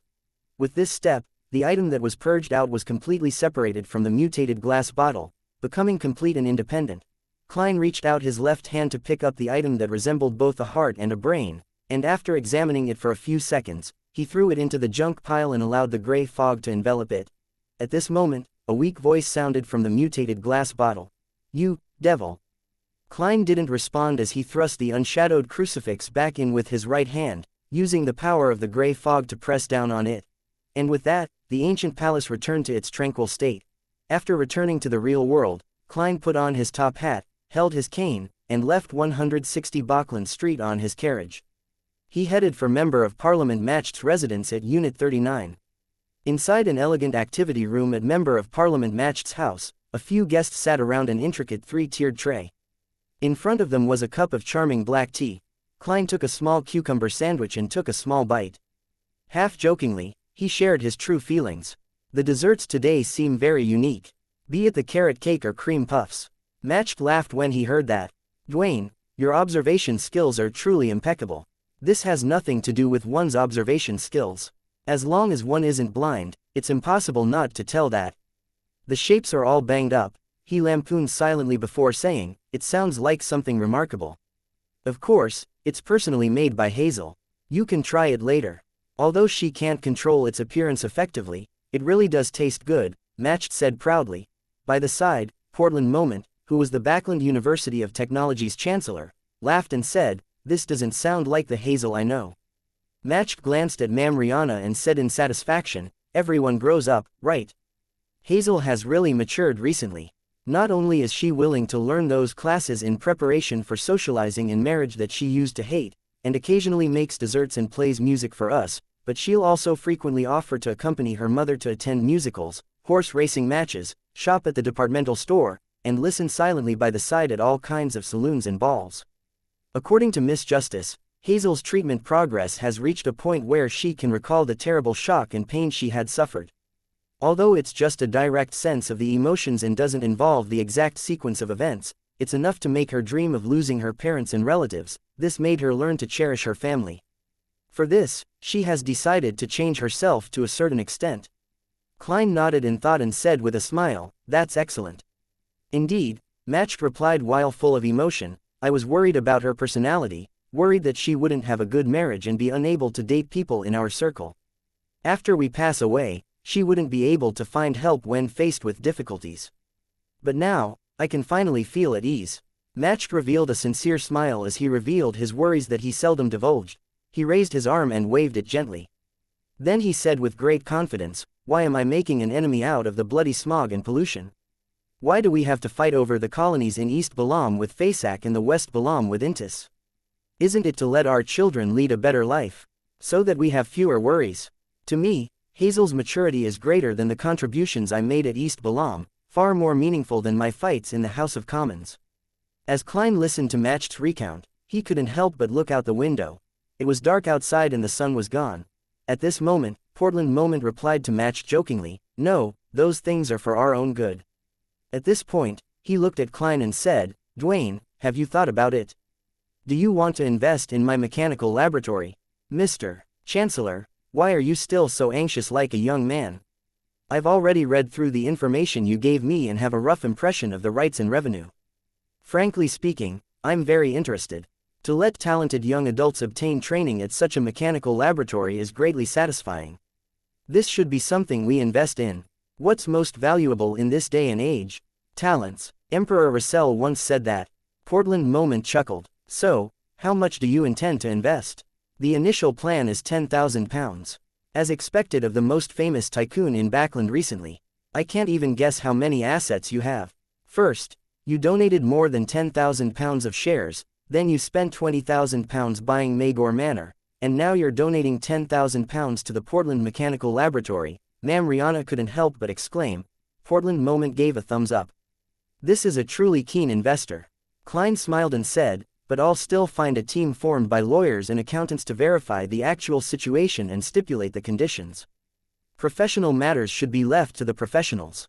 Besides, I still have to consider investing directly or first establish a company or foundation and complete the investment through it. Oh, Portland, I think there's one aspect that you didn't take into consideration. How can such an important laboratory not have any security measures? Aren't you afraid of commercial spies or foreign powers infiltrating and causing destruction?" Portland Moment was taken aback as he slowly nodded. "That makes sense. I previously neglected this problem." Having accomplished his goal, Klein no longer harped on the topic. Instead, he deliberately asked, "Has there been news regarding Brigadier General Conas Kilgore?" Matched sighed and said, "No, Civilas Yard said that Magor Manor and the surrounding areas have been searched. They didn't even find any leads." As he spoke, the House of Commons Member of Parliament lowered his voice and said, "I suspect that the Brigadier General had an accident while carrying out a secret mission. The current mood of the higher-ups has been a little strange." "From a certain point of view, you guessed right," Klein sighed. "I hope nothing happens." Amidst high tea, Klein took note of the time and went to the bathroom. Above the gray fog, he placed the Dreamwalker characteristic into the junk pile that seeped out of the mutated bottle. By the time high tea ended and he returned to 160 Bachland Street, the sky had already darkened. The street lamps on both sides of the road were lit up ahead of time as the rain pattered down the carriage windows. Now, all the questions are concentrated on what's hidden in the Blood Emperor's ruins. As long as the three churches discover the problem in time, they can prevent many things from happening. Klein looked out at the street lamps that looked blurry from the rain as he considered the recent developments. "For now, apart from capturing Katerina, I can't provide much help. Furthermore, the goddess is digesting or controlling death's uniqueness. She might not have the power to provide a response at that level. To solve this problem, I either get a grade 0 sealed artifact with a targeted effect from the Holy Cathedral, or I rely on the Church of Steam and Storms and see which one of the true deities will respond. A grade 0 sealed artifact might not be enough since it involves a king of angels, and there might be traitors amidst the two churches." Traveling from 39 Bachland Street to Unit 160 didn't take long. Before Klein could straighten out his thoughts, he had already returned to his doorstep. He had no choice but to get off the carriage. When he changed his clothes on the third floor, his spiritual perception was triggered.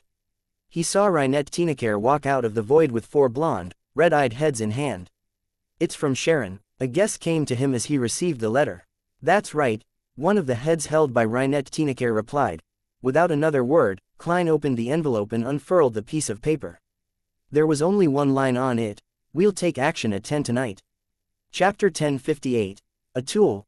Tonight at 10, looking at Miss Messenger, who stayed in place, Klein walked to the desk and wrote, "I'll be on time. In addition, the situation in Backland has become tense recently. Make sure to keep the matter under control." After reminding Sharon, Klein folded the letter and took out a gold coin and a rectangular diamond that kept refracting light. "This is a yesterday once more charm. It can allow you to temporarily borrow powers from your past self." Klein handed the 3 items to Reinette Teenaker. One of the blonde, red-eyed heads in Reinette Teenaker's hands opened its mouth and bit down on everything. The remaining 3 said, Why, give me. Count it as part of the remuneration I'll be paying in advance, Klein said with an ordinary smile. Rhodes's reminder made him feel that it was imperative to make more preparations. Reinette Tinekere didn't ask further. The four beautiful heads bobbed up and down from their hair as though they were nodding. She then stepped into the void and vanished from the room. Looking at the light rain and the dark sky outside the window, Klein took off his coat and handed it to his valet, Enuni. 9:50 p.m., on a street near the Tussock River in Sherwood Borough. In the commonly seen autumn-winter rain in Backland, a rental carriage turned in and slowly moved forward. On the carriage, the red-eyed Emlyn White, who was holding a top hat in his hand, looked at the young man with pale looks and disheveled hair before curling his lips. Is it here? The incorporeal figure, Marie, nodded. He pointed to a neighboring building diagonally across at the shops over there and said, that's right. That's a bookstore. The owner's name is Charlie Raker and is pure lowness. However, he went to the southern continent once when he was young, hoping to become a tycoon. There, he became a member of the Rose School of Thought and a believer of the Chained God. He was later sent back to Backland and was made to gather intelligence, as well as provide assistance to the other Rose School of Thought members who are executing other missions. We've been watching him for a while and wish to finish him off and sever the source of intel for the Rose School of Thought so that we can create a better living environment for ourselves. However, we ultimately held back. Emlyn smiled and said, the facts have proven that tolerance can indeed be exchanged for better results. Hey, to be honest, your performance is quite different from what I imagined for a temperance faction wraith. I thought you would be very terse. Marie glanced at the vampire who was already a viscount. Different people have different personalities. And temperance is only meant to control excessive desires. I'm afraid you wouldn't understand and that it would affect the final result of the mission if I didn't explain this matter too clearly. That way, the desires that need temperance will exceed the limits of what it should be. Hey, although it's very philosophical, there's no need to use me as an example. Emlyn leisurely leaned against the wall and looked at him. Continue with the previous topic. Marie looked out the window again. In Charlie Raker's house is a female servant from the Paws Valley. She's also a member of the Rose School of Thought. In addition, in the two houses diagonally opposite to Raker's house lives a widow and a male alcoholic. They're believers of the Chained God, and they would transmit information to the Rose School of Thought at critical moments. The thing you need to do is to secretly monitor these three people while we're dealing with Charlie Raker. Through the information sent, you'll be able to lock onto the person in charge of the Rose School of Thought in Backland. Of course, we'll definitely give Charlie Raker some opportunity to seek help or send out a signal. Emlyn nodded slightly and said, I understand. He then turned his head to look at the sky which had dark clouds that blanketed it, blocking out the crimson moon. He turned the ring with the ghostly blue gem on his ring finger. This was the Oath of Rose ring. It allowed Earl Mistral to share his sense of sight, hearing, and smell. This ring went around one big circle and ended up back in Emlyn's hands. Of course, it was only temporary. As such, Earl Mistral had already heard what Marie had said and shared it with the other sanguine participants. Emlyn originally believed that although he was only the intermediary who was in charge of communication and didn't play an important role, even if that were the case, he felt that he was able to showcase some of his spells. As a Scarlet Scholar, allowing him to pass the information in a really cool and elevated manner in front of Wraith Marie. To his surprise, he didn't need to do anything. All he needed was to be on scene wearing the ring. This made him very depressed. He felt that he was purely a tool. Without being a demigod, I'm not qualified to directly participate in many things, much less to save the race. At that moment, Emlyn felt a little impulsive. He felt that his level wasn't worthy of his secret identity and that he was unable to bear the responsibilities he needed to bear. As for the Oath of Rose's effect of being able to allow the thoughts of the two wearers to appear in the minds of the other party from time to time, Emlyn wasn't worried.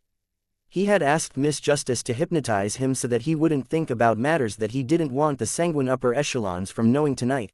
Just as he had this thought, he suddenly heard Earl Mistral's voice. Arrogance, childish, naive. This is a particular thought of Earl Mistral that was transmitted by Oath of Rose. Hey, Emlyn scoffed inwardly as he began chanting a name.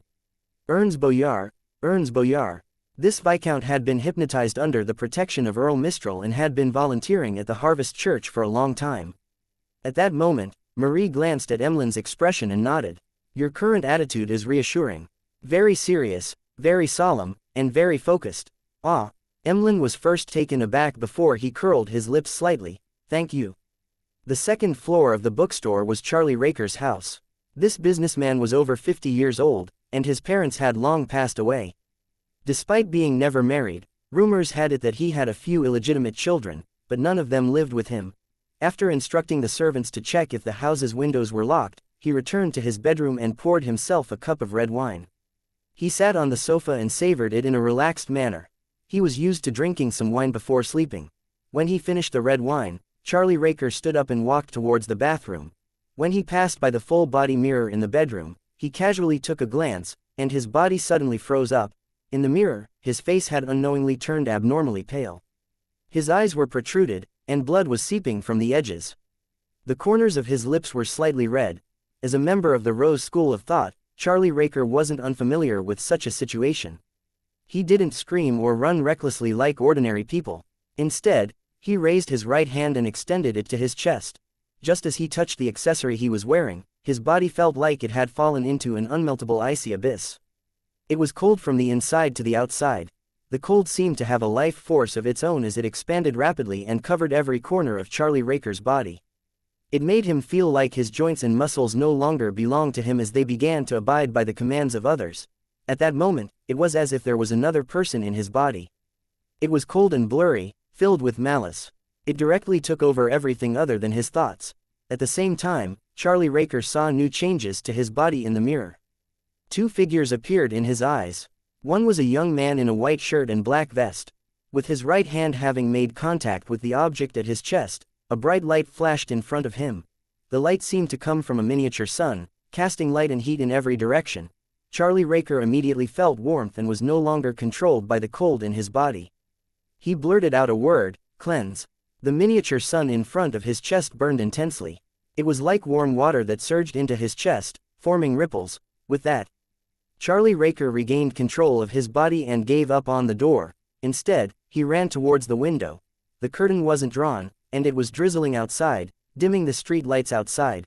When Charlie Raker walked past the carpeted coffee table area, he suddenly stumbled and nearly fell.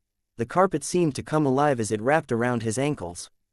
The coffee table flew up, and the porcelain teacup and all sorts of documents landed on Charlie Raker's face. It shattered to pieces, turning into a strange dismembered puppet. Suddenly, Charlie Raker's figure appeared elsewhere as he continued running with a sense of fear lingering in his heart. He had never hated his bedroom for being this big before. Fountain pens shot randomly, and paper swatted around as Charlie Raker finally ran to the window. As a devout believer, he didn't break out of the window immediately. Instead, he held the curtain and pulled it. At the same time, he pressed his other hand onto the gas pipe. A layer of white frost instantly formed on the black metal surface. Crack. The glass window in front of Charlie Raker shattered as every piece of glass flew out like a bullet and hit the merchant's face, piercing through his perfectly fine skin. It caused blood to gush out at his neck. Charlie Raker's eyes darkened, and he fell back weakly. During this process, he screamed and yelled, but his voice couldn't be heard beyond the room. At this moment, in another room, a maid from the southern continent could clearly see the light from the gas wall lamps shaking. She immediately turned her head and looked towards where her employer was, only to see that the gas pipes there were covered in white frost. In a house opposite to Charlie Raker, the brandy-nosed man, who had rolled up sleeves and gulping down alcohol, suddenly noticed that the curtains were only half closed. For the secret signal that he and Charlie Raker had agreed upon, having the curtains completely drawn meant that there wasn't a problem. Having half the curtains drawn or only one side meant an emergency situation. It required him to inform the higher-ups immediately. He abruptly stood up. Chapter 1059, The Authority of the Moon. The red brandy-nosed man rushed to a safe within a few steps where he then took out a radio transceiver and a codebook from a secret compartment. He crouched there and transcoded the incident that happened to Charlie Raker. Then, he started to send the telegram.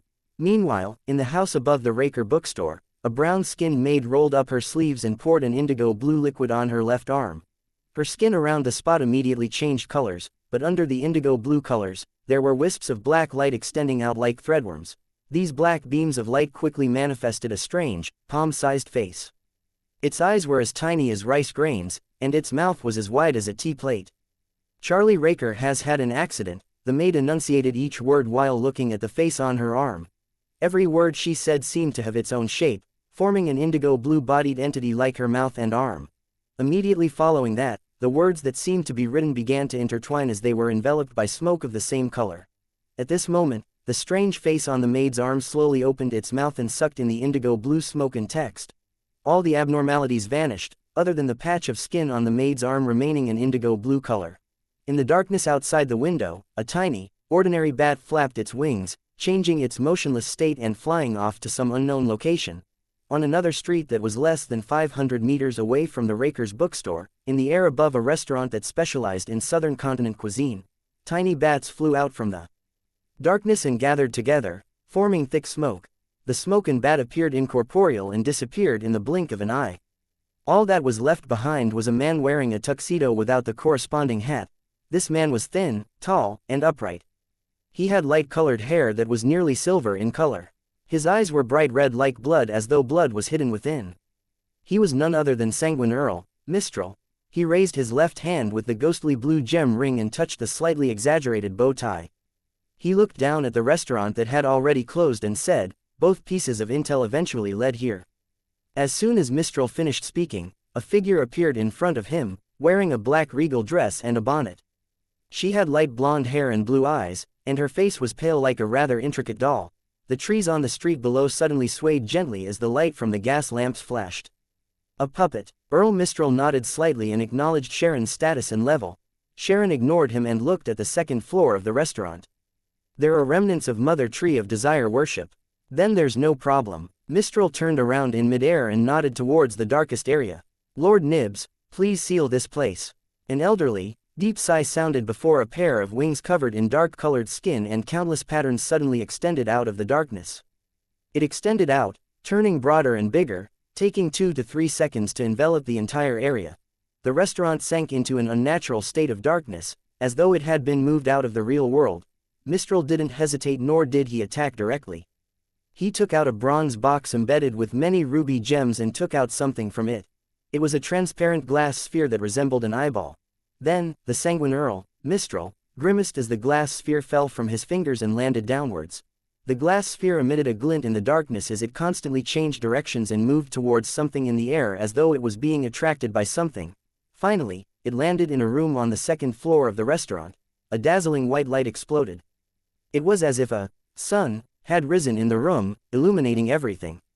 It made all the corruption, decadence, evil, undeath, and darkness rapidly melt away. Mistral, who had already closed his eyes, suddenly frowned and let out a puzzled voice. He didn't feel any resistance from that restaurant. Sharon, who looked down from above, leveled her gaze.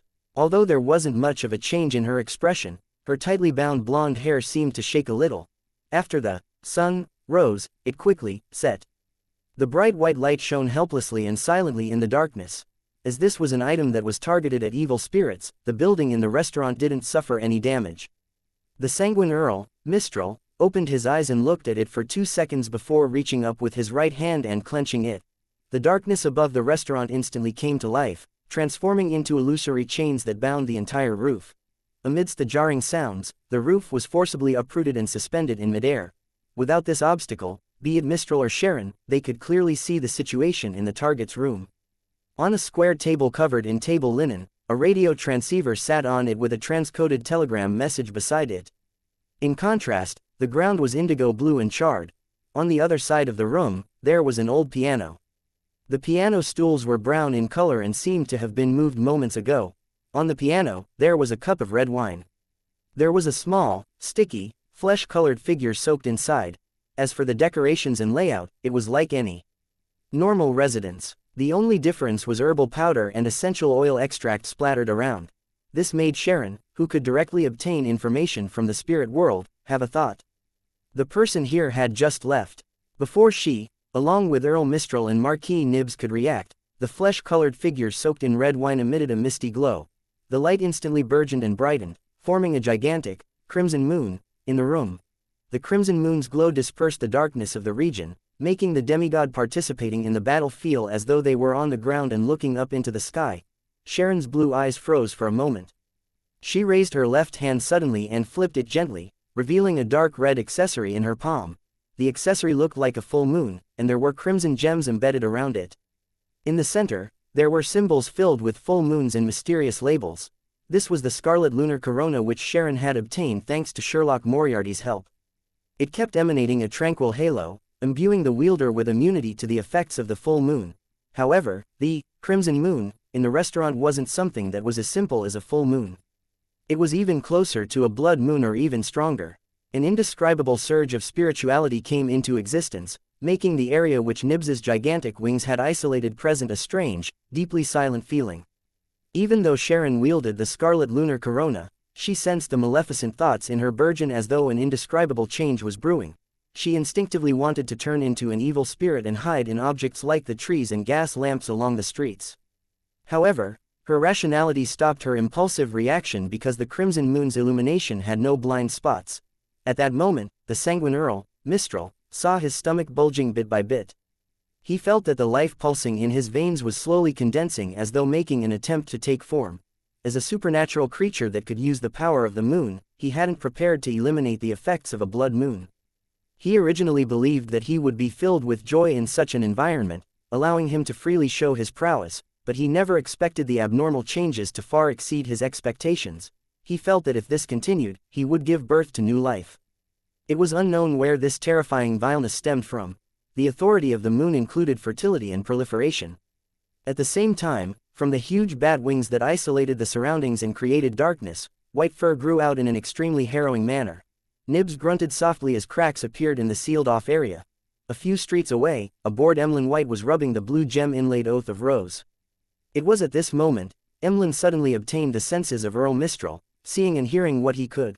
The feelings and thoughts that belonged to Earl Mistral were transmitted into Emlyn's mind after a long period of time. He sat up straight in fright. His expression distorted as his stomach churned, feeling the urge to vomit. With the help of creeping hunger, Klein's actual body was hiding in the shadows outside the restaurant, but the marionette he controlled, Conas Kilgore, had already hidden into the darkness created by Nibs and used distortion to circumvent the isolation, staying within range of his control of the spirit body threads. At that moment, under the illusory crimson moon's illumination, he was surprised to discover that his marionette, which was intrinsically dead, had an inclination towards reproducing. And that new life was definitely the offspring of the mother tree of desire. This is sanguine ancestor Lilith is mentioned in the legends of the City of Silver, as well as the manifestation of the primordial moon which Emlyn has mentioned before. Indeed, the mother tree of desire has already grasped a portion of the moon's authority and has corrupted it into an especially evil state, far more than it originally was. Klein was just about to swap locations with his marionette and enter the region illuminated by the crimson moon and teleport away with Miss Sharon when he felt an indescribable sense of joy within him. It was the joy of seeing a flower in his garden slowly bloom after a long night amidst the morning fog. It was the joy from leaving the city and heading to the suburbs, taking in fresh air in a forest after the rain, watching mushrooms grow. It was the joy of seeing everything grow healthily with new life descending upon the world. The white fur on the huge bat wings fell off completely as Earl Mistral's protruding belly shrank back. The look in Sharon's eyes, who struggled to hold on to scarlet lunar corona, seemed to relax. Right on the heels of that, the crimson moon in the restaurant quickly dimmed, as if large amounts of light had been sucked away by someone. Finally, the crimson moon vanished and everything returned to normal. Did Sanguine Duke Ulmer take action? Klein nodded thoughtfully and continued hiding in the shadows. Mistral restrained his anger and looked down at the dining room. He said in a low voice, "The target seems to have detected something ahead of time. It wasn't that much earlier." Combining the present situation and the revelations obtained from the spirit world, Sharon gave her answer. Mistral's bright red eyes revealed a strange glint as he observed for a few seconds before saying, "It was almost at the moment we came over when the person left, the person who left behind the glass of red wine and the strange puppet. This trap doesn't look like it was prepared. It's closer to a last-minute setup." Upon saying that, Mistral looked at Sharon and said, "How did they detect danger in such a timely manner?" Sharon's expression was calm as she replied, "It's not because of the mother tree of desire. This evil god wasn't capable of infusing too much energy into reality, making it difficult for her to send any preemptive warnings." Chapter 1060, Covered Up Secker. The sanguine Earl, Mistral, frowned slightly. Although he was unwilling to admit it, he said rather honestly, "I don't think there were any leaks prior to this. Because if that was the case, the Rose School of Thought's demigods would have had plenty of time to use the response from the Mother Tree of Desire and Abomination Sua, laying a more dangerous and terrifying trap. It wouldn't be something an angel could easily resolve. This was also the reason why Mistral had said that the trap appeared to be a last-minute setup and looked rather hasty. This proved that there was no mole. After all, the ones who knew of the operation before tonight were the ones involved. If they wanted to leak the information, they could have done it earlier. This was unless someone changed their minds or wanted to use the urgency of time to obtain more benefits. And all of these would only leave clear traces. The black-bonneted Sharon continued looking at the restaurant that had lost its roof. After a moment of silence, she said, "Perhaps it's a way of detecting danger via other means." For this operation, the Sanguine had used a sealed artifact that could even disrupt a devil's danger premonition, much less things like spiritual intuition. Possibly, Mistral couldn't think of a better explanation. At that moment, in a room on the second floor of the restaurant, other than the red wine and strange figure evaporating, everything else remained untouched, as if nothing had happened. Originally, Sharon and Mistral could attempt using divination to find answers to their questions and restore what had happened before the attack. But now, they couldn't do so because the surrounding area had been illuminated by the crimson moon. It was equivalent to receiving the corresponding cleansing from the mother tree of desire. This meant that divination easily led to this evil goddess, and the results would be unimaginable. Without waiting for Sharon to speak, Mistral took a silent deep breath and said, "There are incidents in every matter. There's no such thing as a 100% success rate. Let's leave it here today. If we stay here any longer, the officials might discover something amiss." As soon as he said that, the black chains hanging from the roof instantly turned dim and illusory. The roof descended once again, covering the second floor of the restaurant and looking no different from what it was like before. Of course, when the storm rained, there would definitely be water leaks. If there was a storm, the entire roof would be thrown up again. The gigantic bat wings that blanketed the area shrank back into the darkness as the drizzle once again took center stage. Hidden in the shadows, Klein watched as Miss Sharon's figure rapidly turned transparent and vanished. He saw an illusory cloud of smoke puffing up and countless tiny bats flying in every direction. He couldn't help but frown and silently mutter to himself. What exactly happened? It wasn't worrisome to have an accident. What was worrisome was not even knowing what the accident was. Regardless of what one's level was, the unknown was always frightening. At that moment, he suddenly heard a staccato voice. What, exactly, happened here? When Klein turned his head, he realized that Miss Messenger had walked out of the spirit world at some point in time, standing alongside him. The four blonde, red-eyed heads in her hands were all trained at the restaurant. "Can you see what happened here earlier?" Klein asked hesitantly. After the mutant pathway reached the Wraith stage, the Beander was free to enter and exit the spirit world, allowing them to receive revelations from there directly. Be it their spiritual intuition or divination, they were rather formidable at that. A corresponding sequence 2 angel was definitely powerful in such aspects. Therefore, Klein posed the question. The four heads held by Reinette Teenaker shook as they said in unison, "No." Klein nodded thoughtfully. Without further questions, he controlled his marionette to leave the area. Emlyn White, who had retched for a while, rubbed the ring that was embedded with a ghostly blue gem. He muttered to himself in surprise, "It ended just like that." Through the Oath of Rose, he could sense Earl Mistral's frustration, anger, and reluctance to vent his anger at a lady or others. His initial judgment was that the operation had failed because of an accident. "It's over." Upon hearing his words, Marie was equally stunned.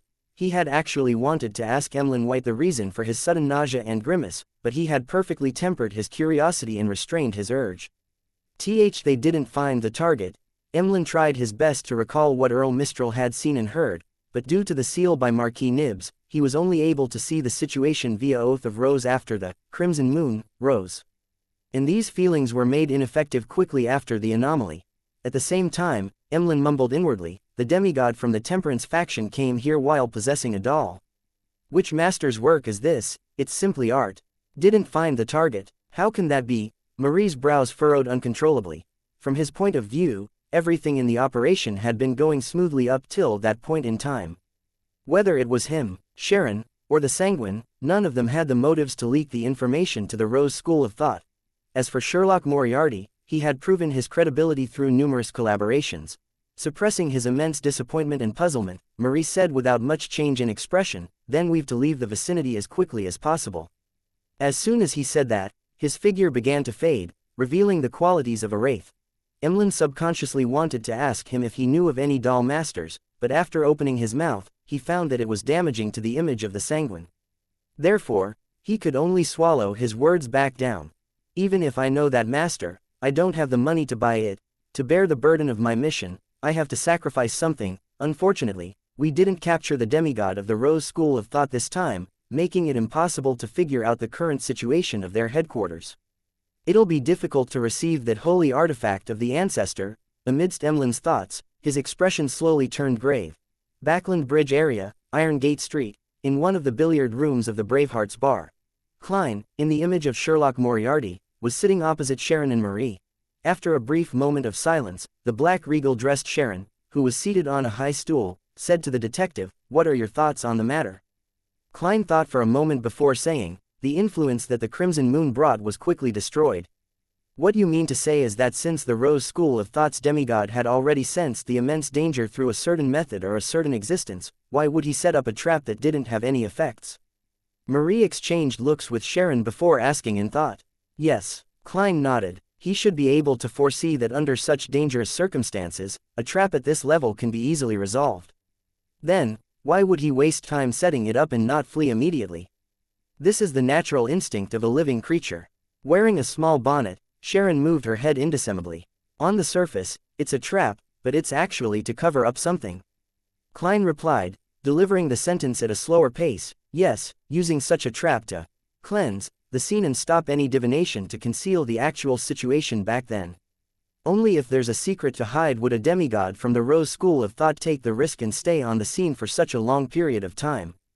But it's also possible that they didn't expect us to have an angel from the Sanguine to help deal with the trap," Marie suggested. Klein smiled and said, "They wouldn't ignore the angel behind you. For you to have launched a surgical strike on the concealed Rose School of Thought members in Backland, you must have defectors who know them well." He was referring to the existence of Reinette Tinecare. What secret would they need to cover up? Sharon seemed to accept Klein's suspicion as she sat upright and asked. Klein shook his head. "There are too many possibilities. Perhaps they discovered the secret of the attack in time. Perhaps they were planning on plotting something in Backland." Having said that, Klein tried to consider if the Rose School of Thought was associated with the current tense situation in Backland, but he realized that there was no place for them. Be it the orthodox deities or the evil gods, they were unlikely to work with the Mother Tree of Desire. This puzzled Klein even more. He didn't know what kind of unknown accident such an unknown factor would brew. He paused for a moment as he swept his gaze across Sharon's and Marie's faces. "In short, we need to be careful and cautious. We need to avoid coming here as well. Yes, under the premise that you can ensure your own safety. Try to monitor other members of the Rose School of Thought again and see if we can figure out the secret they're hiding." "Thank you." Sharon's figure floated up and bowed. Marie did the same. The scarlet flames soared up as Klein vanished from his spot. According to the agreement, as he didn't have the chance to take action, the only remuneration he received was one free instance of help from Reinette Tinecare. After returning to 160 Bachland Street, Klein took off his clothes and went to bed early, hoping to wake up early. Suddenly, he heard a series of illusory pleas. It was from a woman. "Miss Justice." With a guess, he nodded and entered the bathroom. He took 4 steps counterclockwise and went above the gray fog. As he had expected, the supplicant was Justice Audrey. This lady had gathered £12,000 in cash, hoping that Mr. Fool could transfer it to Mr. World to complete the transaction of the Dreamwalker and Hypnotist Beander characteristics. Yes, if the ritual can be replaced by Angel's Embrace, Miss Justice can try to advance in the next 2 days. When that happens, it's time to place the exploration of Grossel's travels in the schedule. Hey, Leonard has already become a spirit warlock for days and has nothing to do. Klein heaved a sigh of relief and replied to Miss Justice, getting her to begin the sacrifice.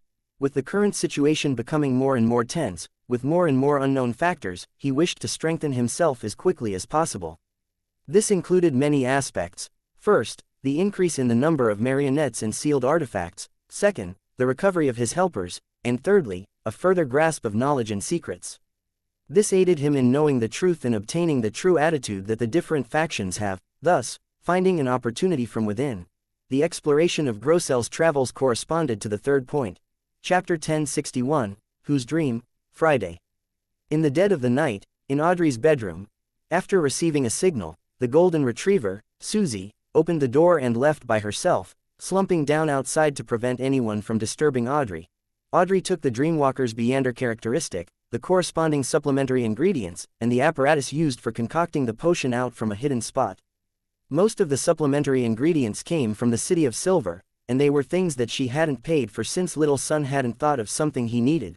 She concocted the potion skillfully and looked at the liquid that was dotted with darkened points of grayish-white light.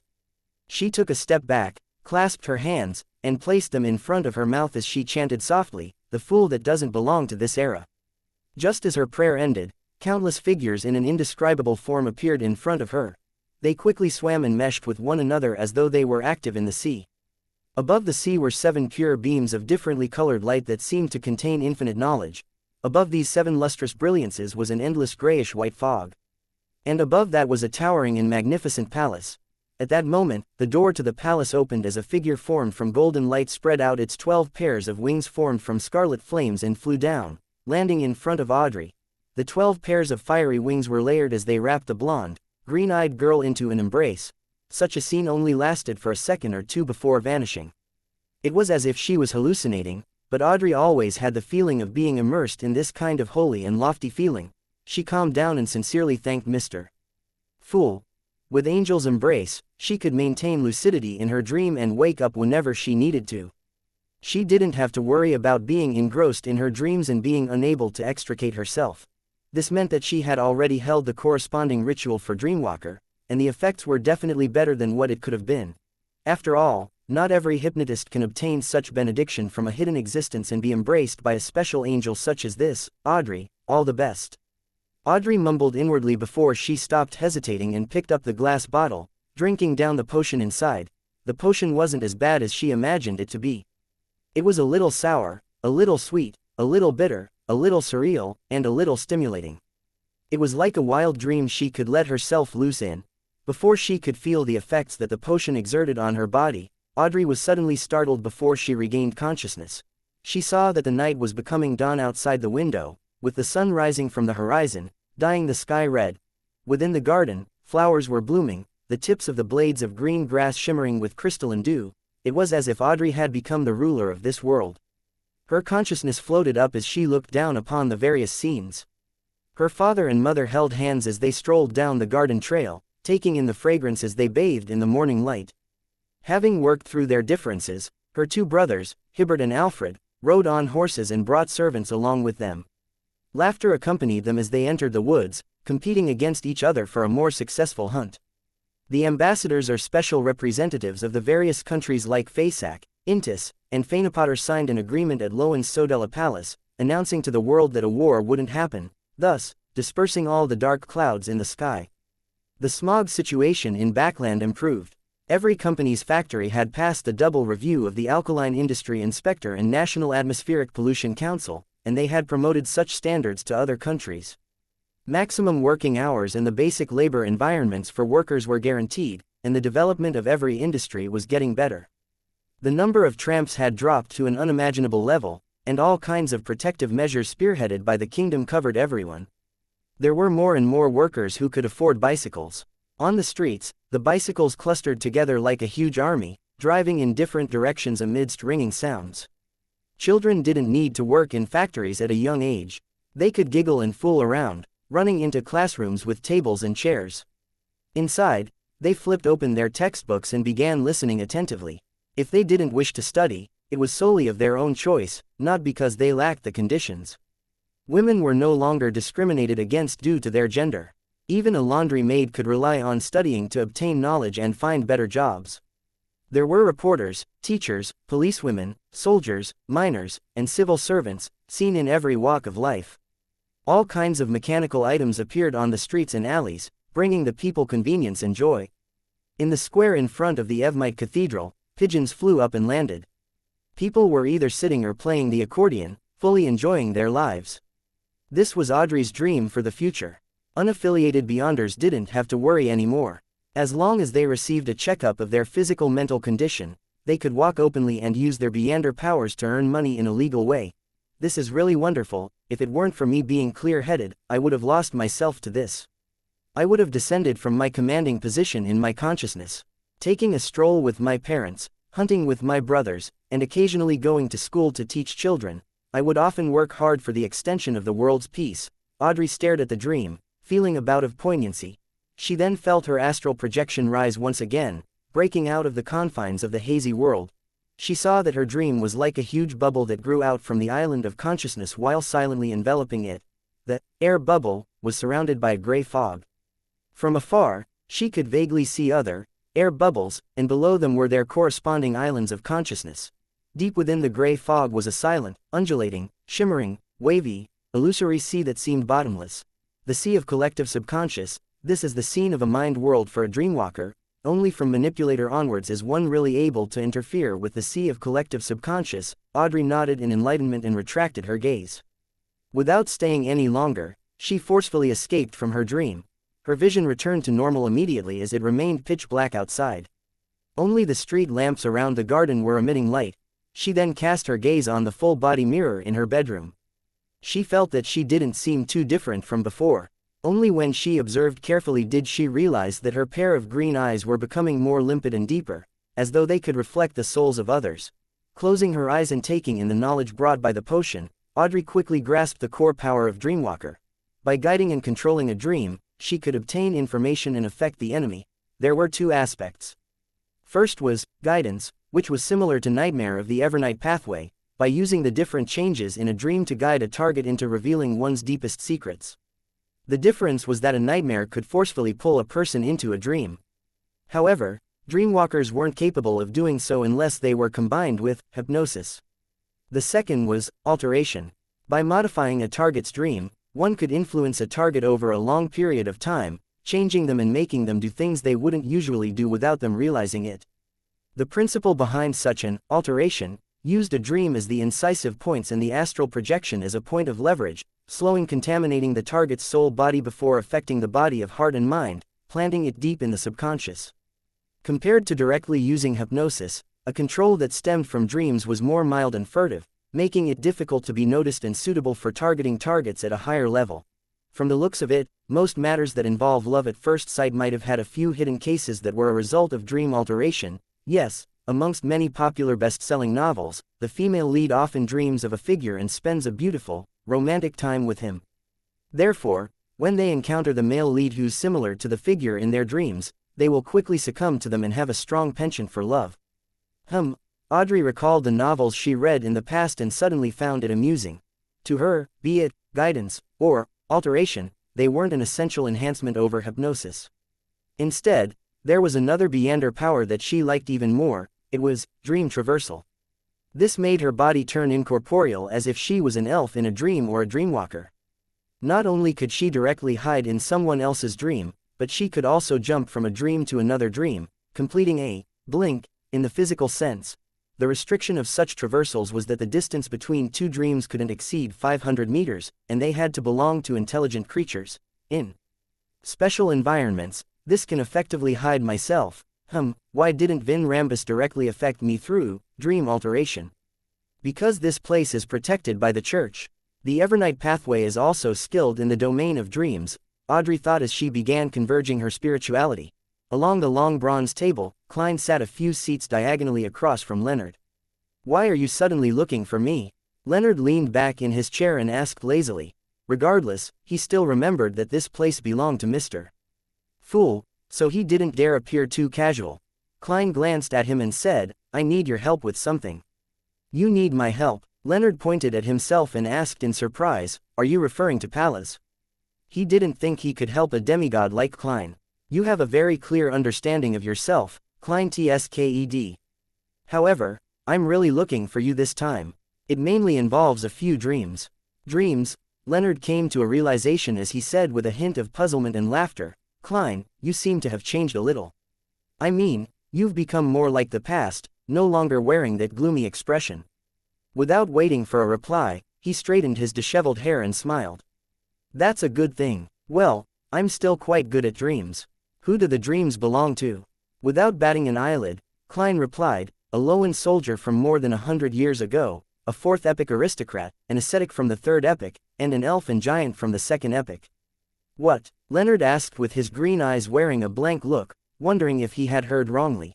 Ignoring the elves and giants from the second epic, even the nobles of the fourth epic had to be from particular Beander pathways and to have become saints before they could survive to this day. It can't be that they're all angels aside from that lone soldier, right? Entering the dream of angels, I think it's better to find old man. Leonard's thoughts churned instantly as though he was in a dream. Chapter 1062, Teaching Online. Klein glanced at Leonard and smiled. The targets aren't demigods, they've only lived to this day due to some sort of influence. This is also the secret I wish to discover through dreams. He deliberately emphasized the word, lived. Without waiting for Leonard to respond, Klein continued, the aristocrat from the fourth epic is a member of the Zoroast family.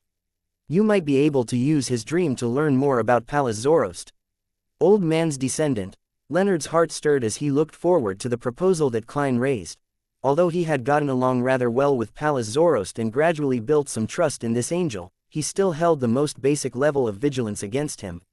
After all, he was an outsider who lived in his body. At that moment, Klein added, for now, don't mention this matter to Palace Zoroast. Do you think I'm such an unreliable person? Leonard grumbled inwardly as he replied, there's no need to remind me. Seeing that Leonard had agreed, Klein smiled and said, get me a few drops of your blood when you return. This is necessary to explore the dreams. He didn't specifically mention how to give the blood to him. After all, Leonard knew at least two methods. Firstly, he could sacrifice it to Mr. Fool and request that he bestow it to the world. The other was to summon the messenger of mysterious origins and place the blood inside a bottle, sending it over with a letter. Blood. Leonard subconsciously repeated the word. In mysticism, one's blood was an important item.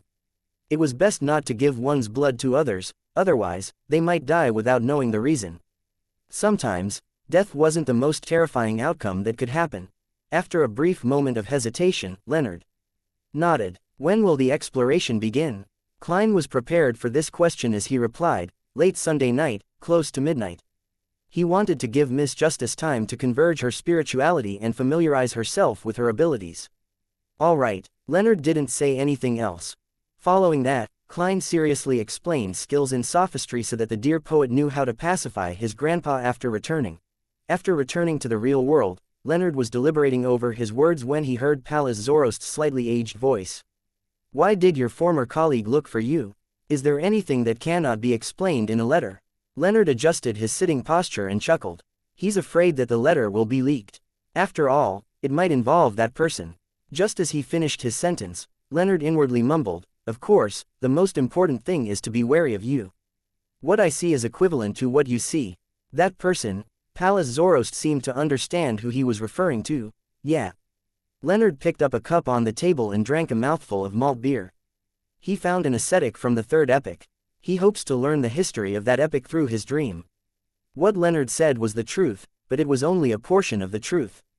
This was the skill that Klein had specially taught him. An ascetic from the third epic. He's still alive? Palace Zoroast asked in surprise. Of course, he wasn't too surprised. After all, at his level, even if he didn't grasp 100 methods that allowed people to live from the third epic, he knew at least 5 or 6 methods. The easiest way was to steal the time or life of others to imbue it into a target. He's likely still alive, but has a very special condition. Leonard explained what he knew. Palace Zoroast fell silent for 2 seconds before saying with a chuckle, is that so? Then I can only wish you the best in not seeing scenes you shouldn't see in the dream. Of course, your former colleague is protected by an existence of concealment, so he must be prepared. Leonard didn't respond to the topic. He suddenly exclaimed, old man, are you actually not the least bit curious? Don't you want to know what the true deities were like in the third epic, or the cause of the cataclysm? This was the second technique in sophistry that Klein taught him. Rather than being asked, it was better to take the initiative to ask questions. I can roughly guess what's going on, Palace Zoroast replied with a sigh. He then scoffed. You took too much initiative to control the flow of our conversation today. This is very different from your past behavior. This means that you have a secret you're hiding deep down. Not bad, it's much better than the past. At least it's not something that can be seen through at once. Leonard's expression froze. See, I just gave it a try and you exposed yourself. You still lack training. Your former colleague is really, tisk. Leonard could only respond with a dry chuckle. He put down his cup and leaned forward. He then picked up a silver ritual dagger and cut open a wound, causing a few drops of blood to drip out. Meanwhile at Earl Hall's residence, Audrey was also holding a dagger with gems embedded in it. She was preparing to fulfill the promise of providing help for free. She moved the tip of the dagger towards the back of her hand. The pain is very mild. The pain is very mild. As she hypnotized herself, she exerted force and tore open a wound. It was currently impossible to tear her skin without using strength, even if she didn't reveal her dragon scales. On Sunday night, after attending a ball, Klein returned to 160 Bachland Street. He made up an excuse that he was feeling tired and needed to sleep early. In the wee hours of the night, he got out of bed, set up a ritual, and summoned himself. After some work, he sat in the seat that belonged to the world Gehrman Sparrow. He confirmed that once the summoning ended, he could use the gray fog's level and standing to forcefully extricate himself from Grossel's travels. At that moment, in front of him were 3 metal bottles and a silver mask. The former was filled with his, Leonard's, and Audrey's blood, while the latter was sacrificed by Miss Justice ahead of time. As she knew that Mr. Starr would be involved in the exploration of the dream this time, she planned on wearing lie the entire time to mask her face and avoid her identity from being uncovered. After examining it for a while, Klein made the hard-covered, deep brown Grossel's travels to fly out of the junk pile and land on the long bronze table. At the same time, he placed the unshadowed crucifix into his body. Following that, he pulled Justice Audrey and the Star Leonard above the gray fog. 2 dark red beams shot up at the same time, forming rather blurry figures. Audrey and Leonard cast their gazes at the bottom of the long, modeled table and sized up the items in front of Mr. World. Then, their attention was drawn to the ancient book. Audrey's eyes darted around as she curiously asked, "Our exploration this time is related to this book?" "Yes, our targets are inside this book," Klein replied with a smile. "Inside the book?" Leonard asked in surprise. Even though he was a Red Glove, and had also read a large number of supernatural case files, he had never heard of communicating with characters in a book. Klein nodded slightly and said, "Yes, this is a magical book. Inside it, there is a world that was envisioned. What happens in that world becomes the book's contents." Envisioned. Audrey acutely grasped a key phrase, linking it to its synonyms. She had only just learned a few days ago from Mr. World that the Spectator Pathways Sequence 0 was called Visionary, and she knew very well that the King of Dragons, the ancient god, Anquelt, was the dragon of imagination.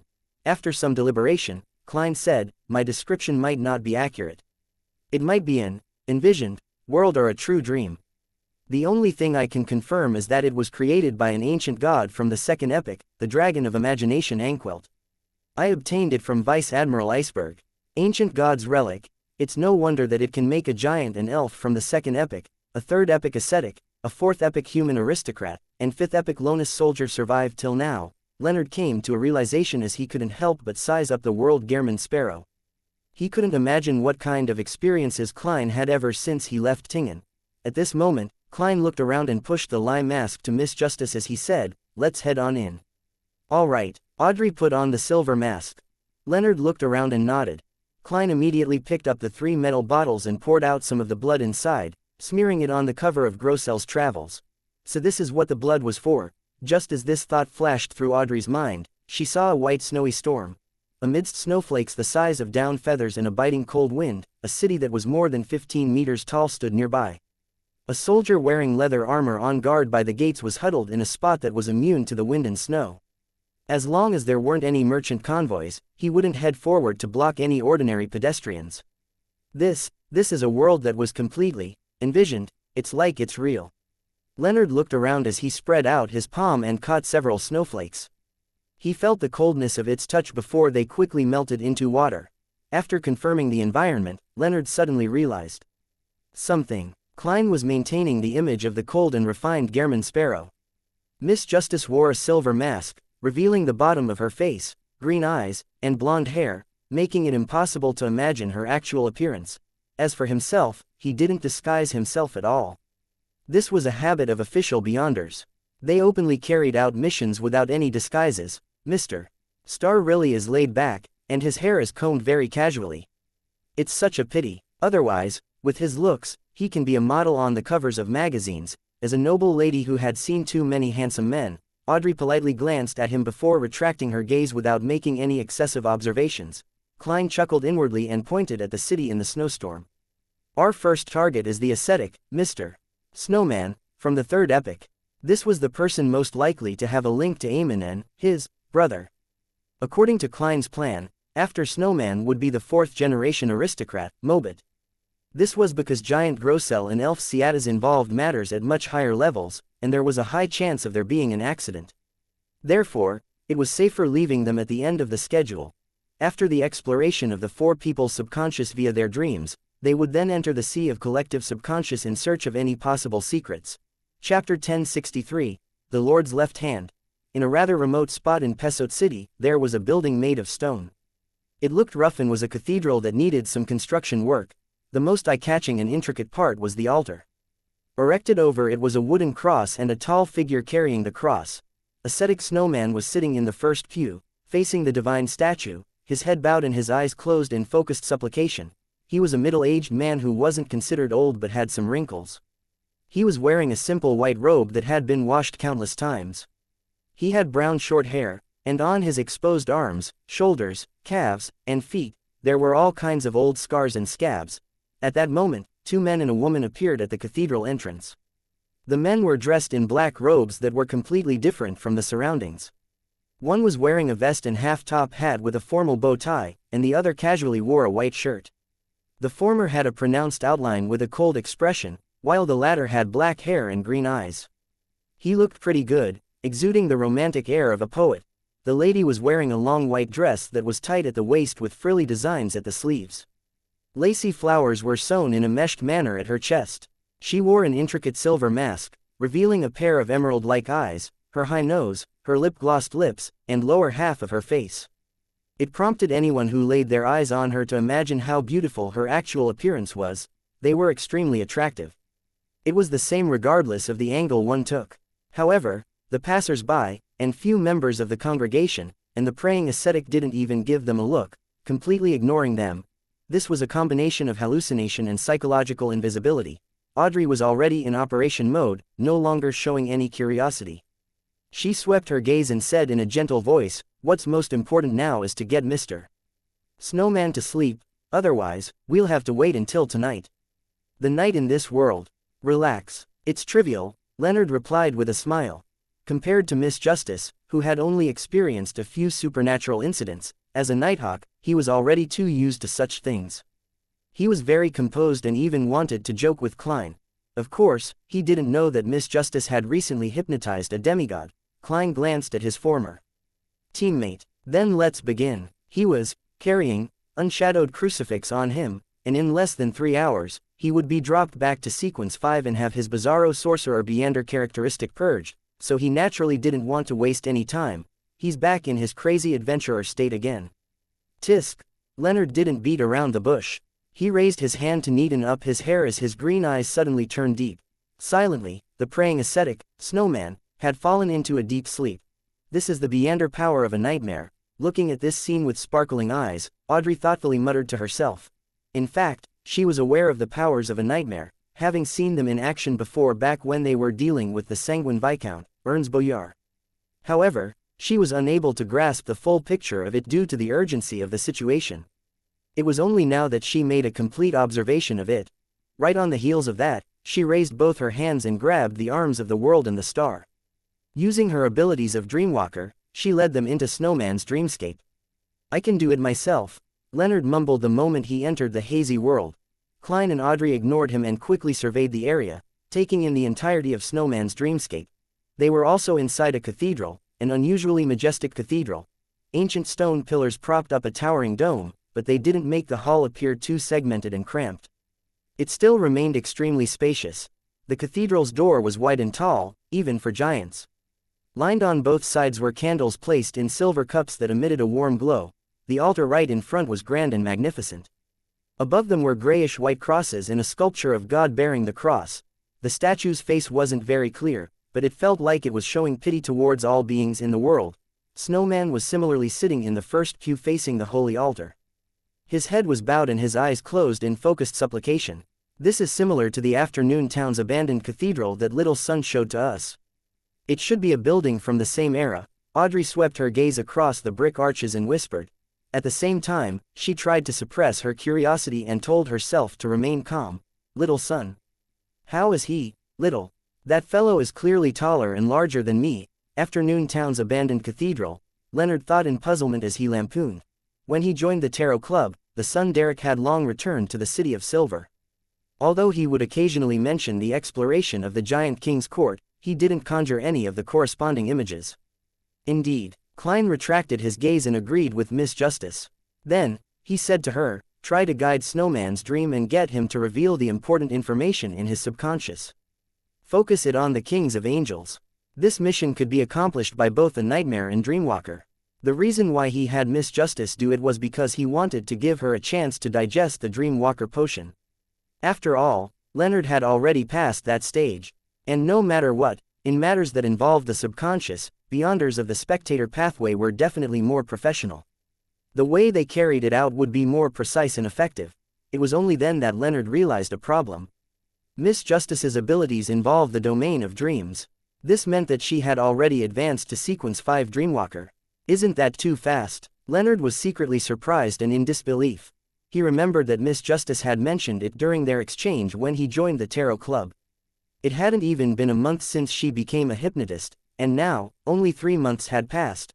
She had indeed tried to purchase the ingredients needed for her advancement at the tarot gathering, but to completely digest the hypnotist potion in 4 months is shocking enough.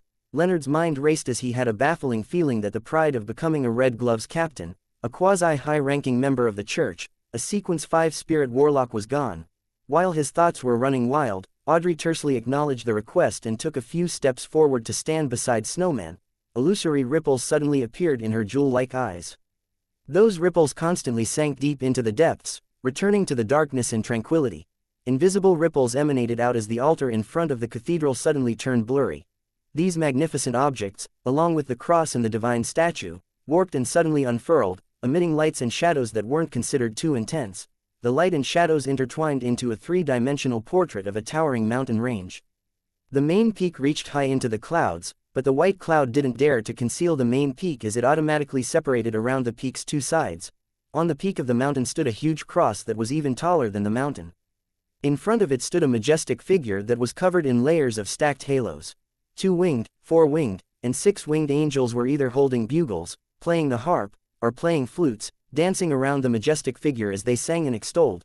8 blurry figures with 12 pairs of wings surrounded the majestic deity. Some fell to the ground beside his feet, leaning against him, as if completely relying on him. Others floated on both sides, awaiting his orders. This was a scene that Klein had seen before. He knew that the deity was the ancient sun god, and he knew that the figures with 12 pairs of wings on their backs were the kings of angels. At that moment, Snowman opened his eyes and looked at Justice Audrey. As if teaching his student, he solemnly said, "Only the Holy Spirit can truly serve the Lord. This is the goal I've been chasing my entire life. I see the Lord standing above the infinite radiance, benevolence scattering over his kingdom and the land. Around him are 8 kings. The dark angel was the first angel created by the Lord. He is his left hand, his proxy and the deputy of heaven. The angel of imagination is the Lord's eldest son. The Lord said that in a distant future, you will become the savior of all life. The angel of time is the Lord's second son. The Lord said that you are a god of trickery and a god of mischief, the light at the dawn of the apocalypse. The white angel, wind angel, and angel of fate are loyal followers of the Lord, firm, brave, honest, having been that way from the time when they were weak till they became strong. The wisdom angel was sanctified due to his redemption from being penitent and contrite, completely opposite from the ones who fell after eating the fruit of sin. The war angel is the Lord's rage, the Lord's punishment. His appearance over the land means war is at hand. From the looks of it, this ascetic has never been to the ancient sun god's divine kingdom, nor has he ever seen a king of angel. What he's describing is probably from religious canon.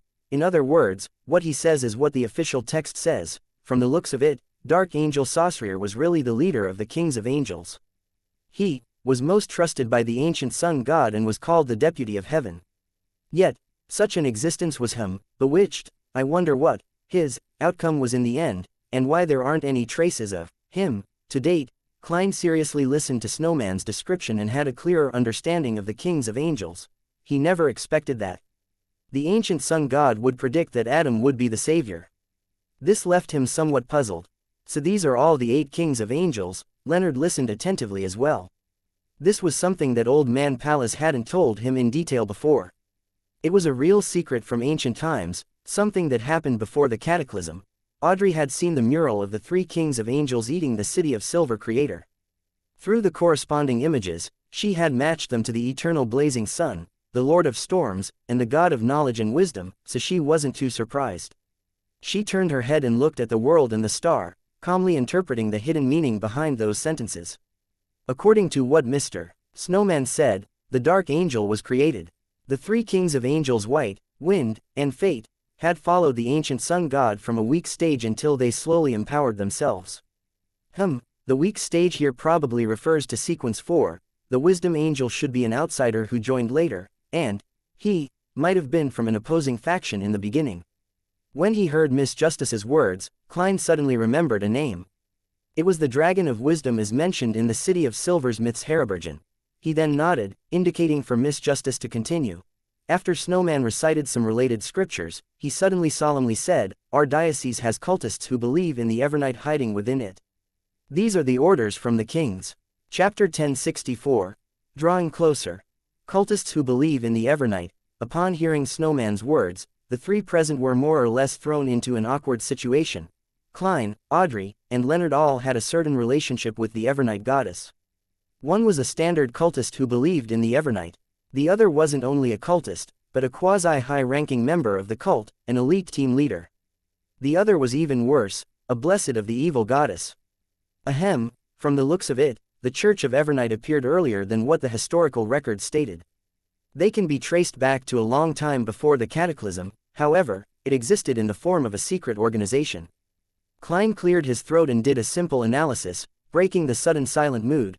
Audrey pursed her lips and nodded. She continued guiding Snowman's dreams, letting him reveal the information related to the King of Angels in his subconscious. Unfortunately, Snowman was only a sequence 5 ascetic. He would be considered a quasi-high-ranking member in the 5th epoch and would be able to come into contact with several important figures and historical secrets.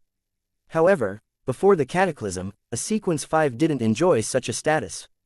He wasn't even able to enter the divine kingdom, so he naturally knew little about the kings of angels and the ancient sun god. What he knew was limited to what was written in the various religious canons. However, Klein keenly noticed that he had mentioned something. There were traces of the remnant giants in the northern Ridge mountain range. This mountain range's present name was Antares, and it was located within Fasak. It made it easy for him to associate this information with the people of Fasak claiming to be descendants of giants, how the god of combat was a giant, and other information. Seeing that there was no connection to the kings of angels, Audrey switched to guiding Snowman's dream into presenting what was most important and influential to him. The majestic cathedral they were standing in began to shake as changes silently happened. In just a few seconds, the cathedral's scale shrank. Outside was a square that had been renovated. Snowman knelt in front of the cross and divine statue, his body bathed in pure sunlight, a blurry figure in simple priest robes appeared beside him, speaking with a loud and solemn tone. "Are you willing to choose the path of an ascetic, to give up love, to distance yourself from indulgence, to not wield power, to train your mind, and to temper your mind, allowing you to approach our Lord by entering heaven one step at a time?" Snowman devotedly kissed the ground and said, "I'm willing to choose the path of the ascetic. I'll give up love, distance myself from indulgence, not wield power, train my mind, and to serve the Lord. It will be so forever and ever from this day forth. It will be so forever and ever from this day forth." The more Snowman spoke, the more resolute he became. In the end, he solemnly repeated his promise. This is the one thing that left the deepest impression on him and has resulted in the deepest effects on him. Audrey turned her head and said to the world and the star. Thinking back on Snowman's past performance and recalling how he never gave up on his beliefs, nor stopped his ascetic training despite being stuck in the book world, Klein nodded gently and sighed.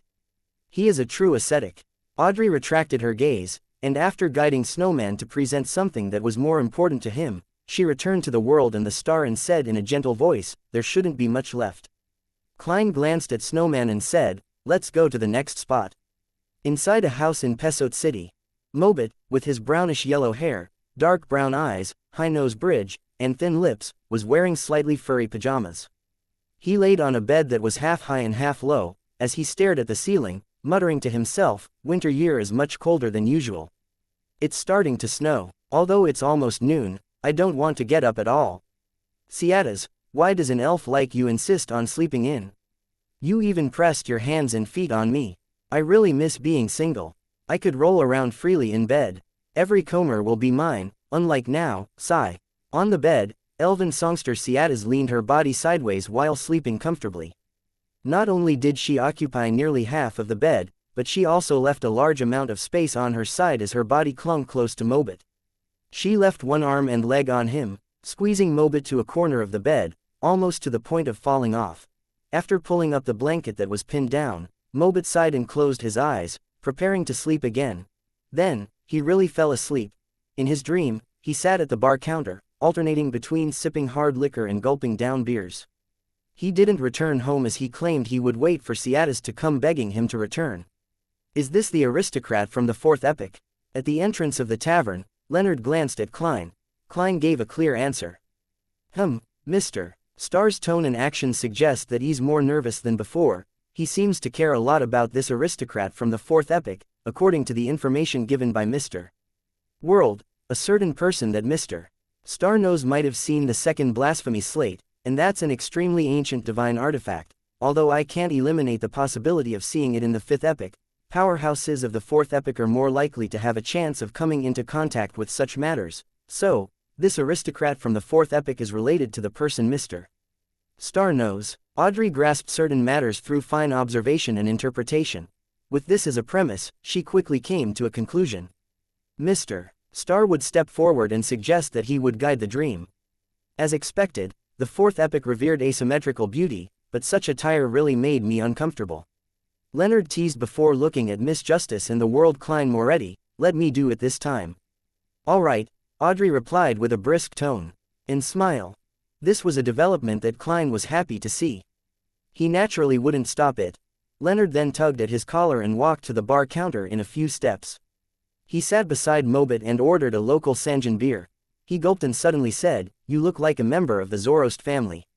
Everyone here knows that." "No, not just humans." Mobit took a sip of his alcohol and continued looking forward. Leonard smiled and shook his head. "Let me introduce myself. I'm a student of Palace Zoroast." He planned to use this identity to pull strings and reduce any sense of reluctance Mobit would have, making it easier for him to continue guiding him. Indeed, the person Mr. Star knows is also a fourth epic aristocrat, a member of the Zoroast family. I wonder what level that person is. So Mr. Star is secretly a student of a certain important figure. No, he said that without complete confidence, a self-assumed student. Audrey validated her guess as her smile became more obvious. After hearing Leonard's self-introduction, Mobit finally turned his head and sized him up. He scoffed and said, "Student. More like the target of parasitizing, right? Target of parasitizing? Although Audrey was mentally prepared, she couldn't help but twitch her eyebrows. As for Klein, he had a hard time holding back his laughter. Of course, he didn't believe that there was anything wrong with Leonard's identity as a student of Palace Zoroast. If it were him, he would have said the same thing. It just wasn't right to directly mention that he was a parasite's victim, right? And being friends appeared too distant, a disadvantage for any subsequent attempts to learn more. The problem this time was that nobody expected Mobit to guess the truth. After laughing twice, Mobit looked at Leonard's slightly stiff face and said, "You aren't a member of our Zoroast family, so how can you become old man's student? You can only be a target of parasitizing." Having said that, he slowed down and said, "Don't worry. Old man isn't too bad. He wouldn't really take over your body. After the parasitizing is done, he will at most take away a few years of your life. You're still young anyway, so raising your sequence would make up for it." Heh. Actually, most Beyonders can't live till the end of their natural lifespan. Why must he take a few years of my life?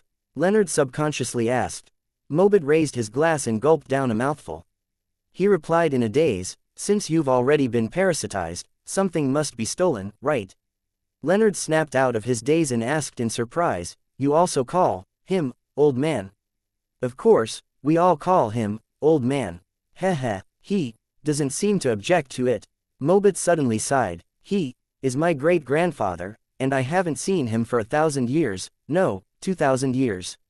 So the reason why old man tolerates me calling him old man is because it can remind him of the beautiful past. I wonder if his direct descendants are still alive. Leonard suddenly felt wistful. As for Justice Audrey, while she was finding the words, something must be stolen, funny, she was surprised at the word, he. This represented that old man, Mr. Pallas Zoroast, was an angel. Indeed, Audrey had expected this. At this moment, Mobit sharply noticed a keyword and asked, also. Why did you say, also? Do you also call him old man? Leonard nodded seriously. Mobit was instantly puzzled as he sized up Leonard again. Don't tell me you have the bloodline of the Zoroast family. I don't know, Leonard answered honestly. Mobit shook his head. No, it doesn't look like that's the case. It might be that old man suffered a terrible blow and has changed to a certain degree. That I know, Leonard pondered and said, he was nearly killed by blasphemer Aemon. He hasn't recovered yet. Grossel's travels was currently above the gray fog. It didn't matter which deity's true name was mentioned in it, since it wouldn't be sensed, therefore. Klein, Leonard, and Audrey were free to talk about Aemon and Adam. The powerful and terrifying ancestor of the Aemon family. Mobit's voice unconsciously lowered. Leonard finally gained the initiative and asked, the aristocrats of the Solomon Empire are all very cold and evil. Why isn't the Zoroast family like that? Chapter 1065. Cosmos Wanderer. He raised his glass and took a gulp. Don't you know that the higher the sequence, the greater the inclination is towards being cold and crazy? Which major aristocratic family in the Solomon Empire doesn't have an angel? That's why they're definitely different from normal people. As for the degree of coldness and evilness, it has to do with the choice of their anchor, and the traits of their meander pathway. I don't know what my great-grandfather's situation is. I only know that he's very kind and amiable, and the way he speaks and acts is rather casual. In addition, the rules set by His Majesty have a key point: disharmony. If all the aristocratic families have the same style, he definitely wouldn't be satisfied. The first reason given was something I expected, but the second reason is a little unexpected, but it's quite funny. Was the Black Emperor of the Solomon Empire trying to get himself diagnosed with obsessive-compulsive disorder? Disharmony is actually a requirement. Without wearing too thick a mask, the corners of Klein's lips curled up slightly. At this moment, Audrey turned her head to look at him and asked the same question that she had as Mr. Star, Anchor. All of them knew that the aesthetic taste of the fourth epoch was disharmony and asymmetry and had considered it common sense, so they didn't think too deeply about why there was such an aesthetic style. To the deities, believers in faith are an anchor, Klein simply explained. So that's the case, Mr. Fool also said that it's to stabilize one's condition. Audrey felt her sights broaden, allowing her to consider the relationship between the deities and believers. At the same time, she thought in puzzlement, in the early stages of Mr. Fool's reawakening, he shouldn't have many believers. Back then, what was his anchor? Leonard listened attentively as he couldn't help his expression from turning solemn. It was as though he had suddenly thought of many things. He quickly focused his attention on Mobit. After some deliberation, he said, what kind of an angel is Pallas Zoroast? What kind of habits does he have? Leonard is still very cautious. He still hasn't fully believed that the grandpa in his body is Pallas Zoroast. Yes, we can't rule out the possibility that the real Pallas has fallen, and that the one still alive is an impostor. To an angel of the Marauder pathway, such an action is rather normal, and to a secret existence, replacing a particular identity is equivalent to possessing that identity, so, he wouldn't deliberately expose the truth. On more important matters, matters that he's interested in, and those that involve his safety, Leonard is more reliable than I expected. If not for that, he wouldn't have realized that I was still alive back then. As for other matters, he's just too half-hearted. He's too used to using his past experience. It's not that he isn't intelligent, but rather that he can't be bothered to use it. Klein couldn't help but sigh. Mobit was taken aback for 2 seconds before he drank a mouthful of hard liquor and said, old man appears to be an ordinary elder at home. He's a bit naggy and likes to throw blows at his descendants, and enjoys life. If one didn't know it ahead of time, no one would have guessed that. He is a Sequence 1 angel. His aesthetic style is different from His Majesty. He is absorbed over categories and emphasizes cleanliness and tidiness. When facing enemies, he is good at trickery and often likes to finish off his enemies by making them break down. This is quite similar to how old man has acted to date. Leonard nodded and asked, do you have his portrait? How could I be carrying a portrait with me? It's not like I'm looking for anyone. Mobit shook his head in amusement. At this point, Leonard suddenly pointed to the side. Isn't that it? Ah, Mobit turned his head in confusion and doubt, only to discover that an oil painting had appeared in his right hand at some point in time. As he picked up the oil painting, the content on it gradually became clearer, revealing an old man with dark brown eyes. The man's hair was already completely white. It wasn't very sparse, and it was neatly combed to the back of his head. His forehead, the corners of his eyes, and the corners of his mouth didn't seem to have any wrinkles, not appearing too old. It was obvious that he looked quite good when he was young. He looked quite similar to Mobit, but he exuded a rather solemn air. I really can't tell that this is a Sequence 1 angel. Is this also because he didn't reveal his mythical creature form? Audrey tiptoed and looked at the oil painting. After Leonard memorized the contents of the portrait, he mentioned a few relevant questions related to the Zoroast family and received a satisfactory answer. The only exception was the name of the potion names of Sequence 3-0. Mobit wasn't too sure either. All he knew was that Sequence 1 was apparently Worm of Time. After ending this topic, Leonard asked about the Solomon Empire. In your era, what major aristocratic families are there in the empire? There weren't many families with dukes. Mobit put down his cup and spread out his palm. Our Zoroast family, the Abraham family, the Zeratul family.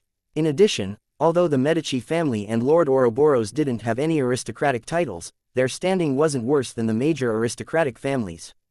Every time he spoke, he would curl his finger, finally curling them into a fist. Then, he smiled and said, at that time, although Tutor and the Truncest were the most loyal angels under His Majesty, they were still ranked beneath us. They were on par with Augustus and Castia. The history of the Augustus family can actually be traced to the era of the Solomon Empire. While Audrey was surprised, she became even more focused on listening. Leonard thought and continued asking, in that era, what was the situation in the northern continent? All living creatures submitted to His Majesty.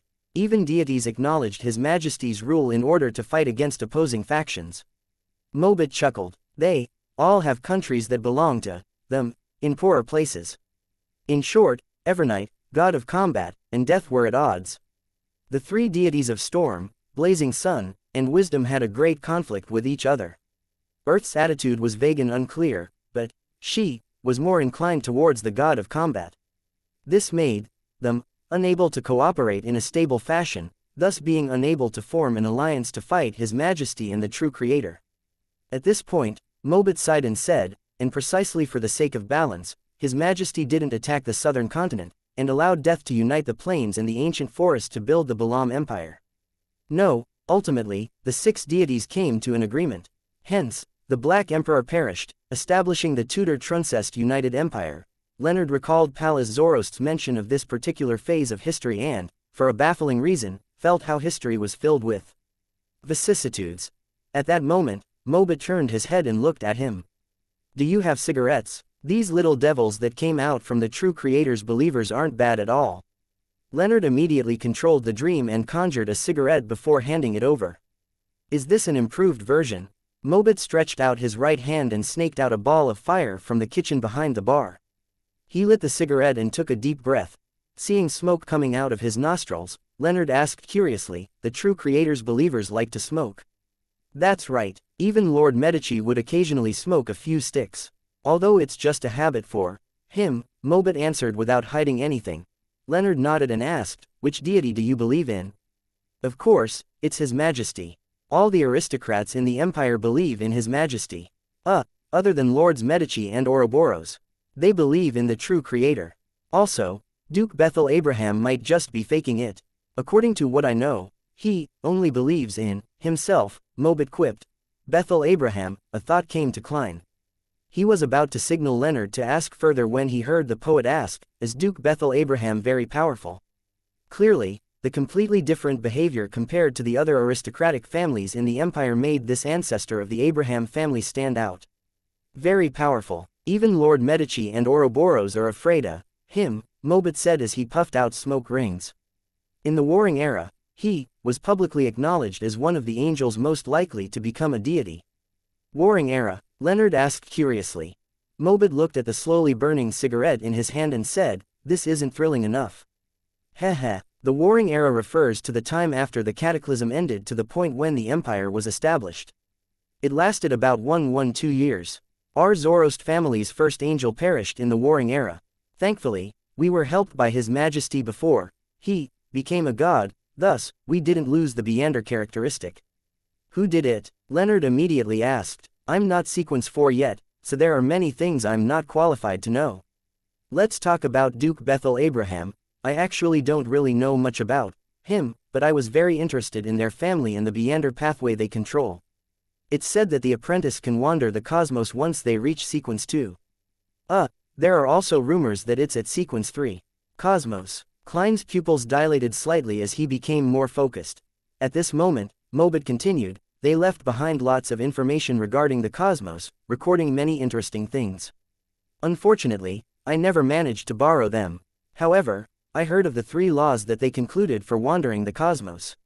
First, don't respond to any calls. Second, don't be reckless and approach unknown creatures or buildings. Third, endure loneliness. It sounds like the cosmos is vast and dangerous. I wonder if the current Abraham family still has the travel notes related to the cosmos.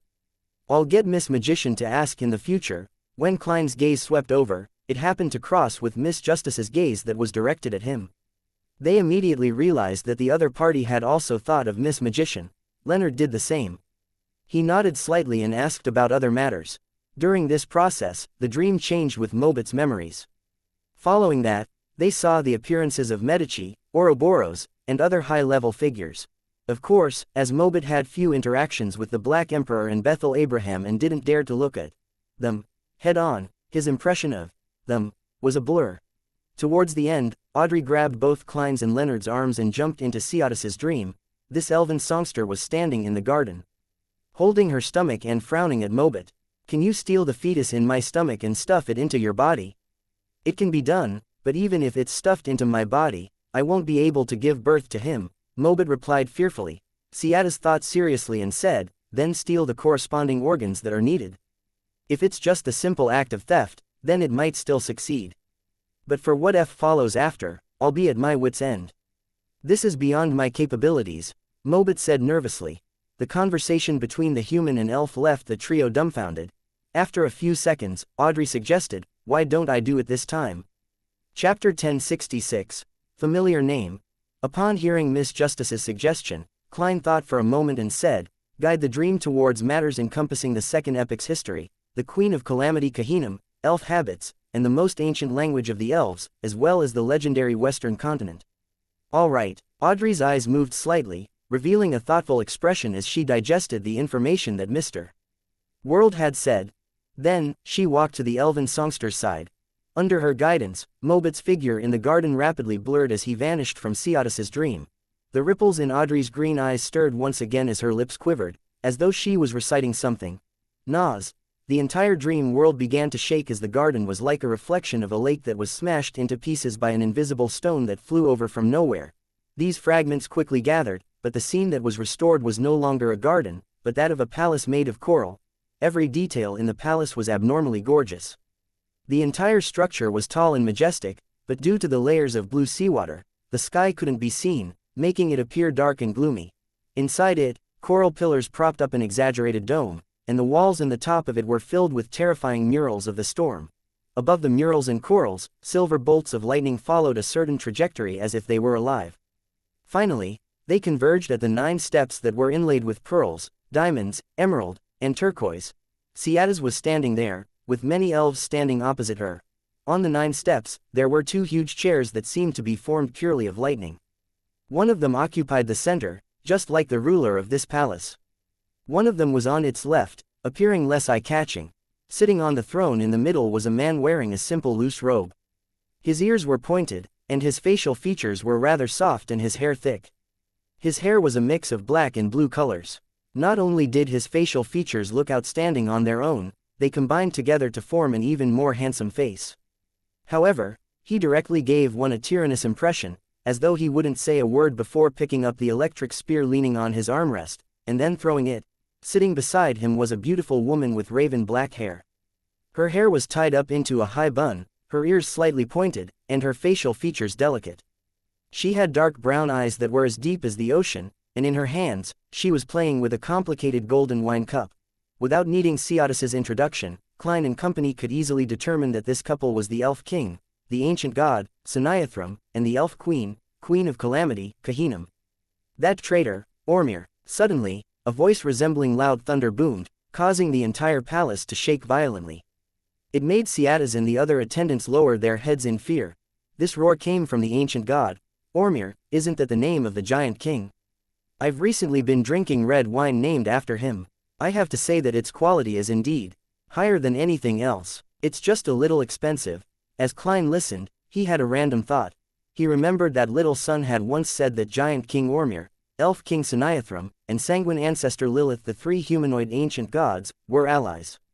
They fought against the opposing camp formed by Dragon of Imagination, Anqueld, Phoenix Ancestor, Gregrace, and the mutant king, Kvastir. As for the devil monarch, Farbati, and the annihilation demonic wolf, Phlegre, they were independent beings who wanted to subvert all order and corrupt all living beings. So, the alliance of three humanoid ancient gods eventually collapsed. Klein reined in his thoughts and waited for the subsequent changes in the dream. Due to Derek's existence, Audrey wasn't unfamiliar with the history of the second epic. Without any hesitation, she directly made Xiaxxia's dream continue its development. Despite the terrifying roar, Queen of Calamity Kahinem wasn't affected at all.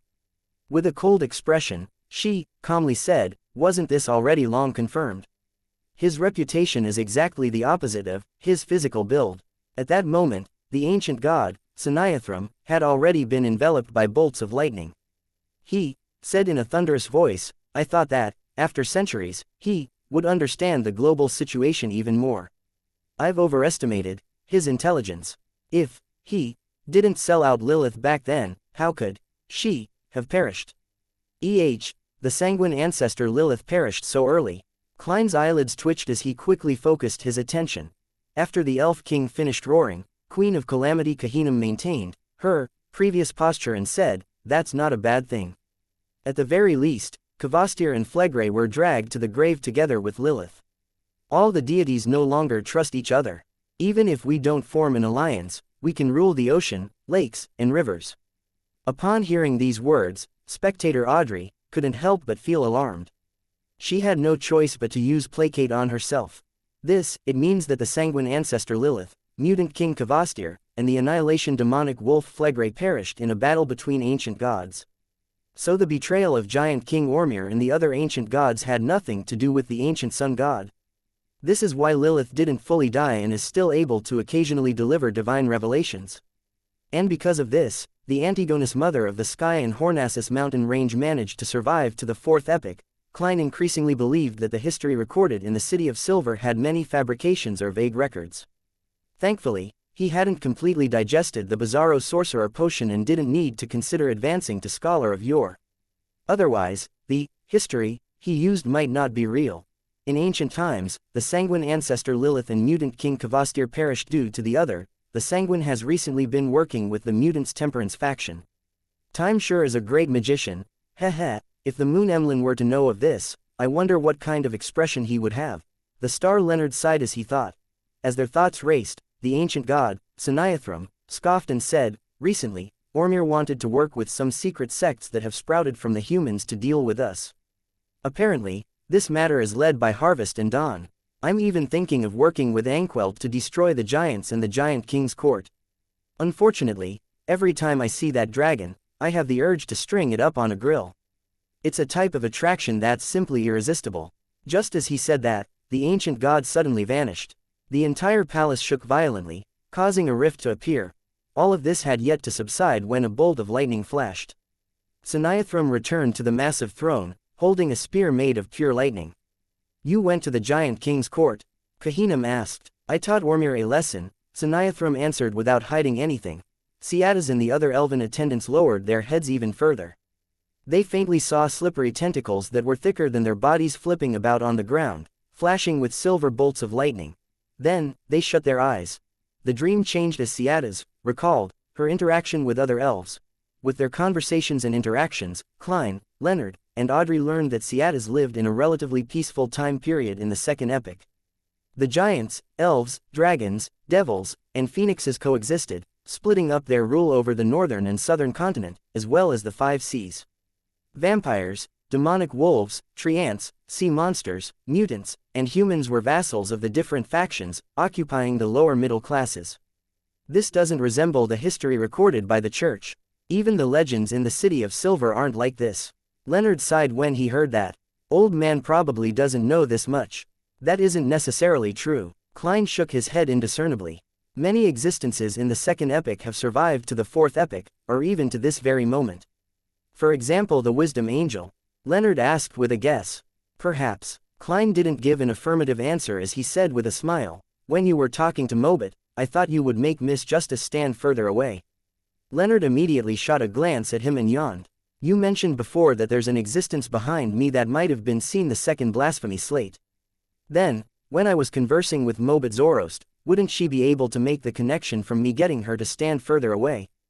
Besides, you also mentioned that back when dealing with all of Amon's avatars in Backland, part of the cleanup operation involved Miss Justice. To a Sequence 5 spectator, what she knows is sufficient.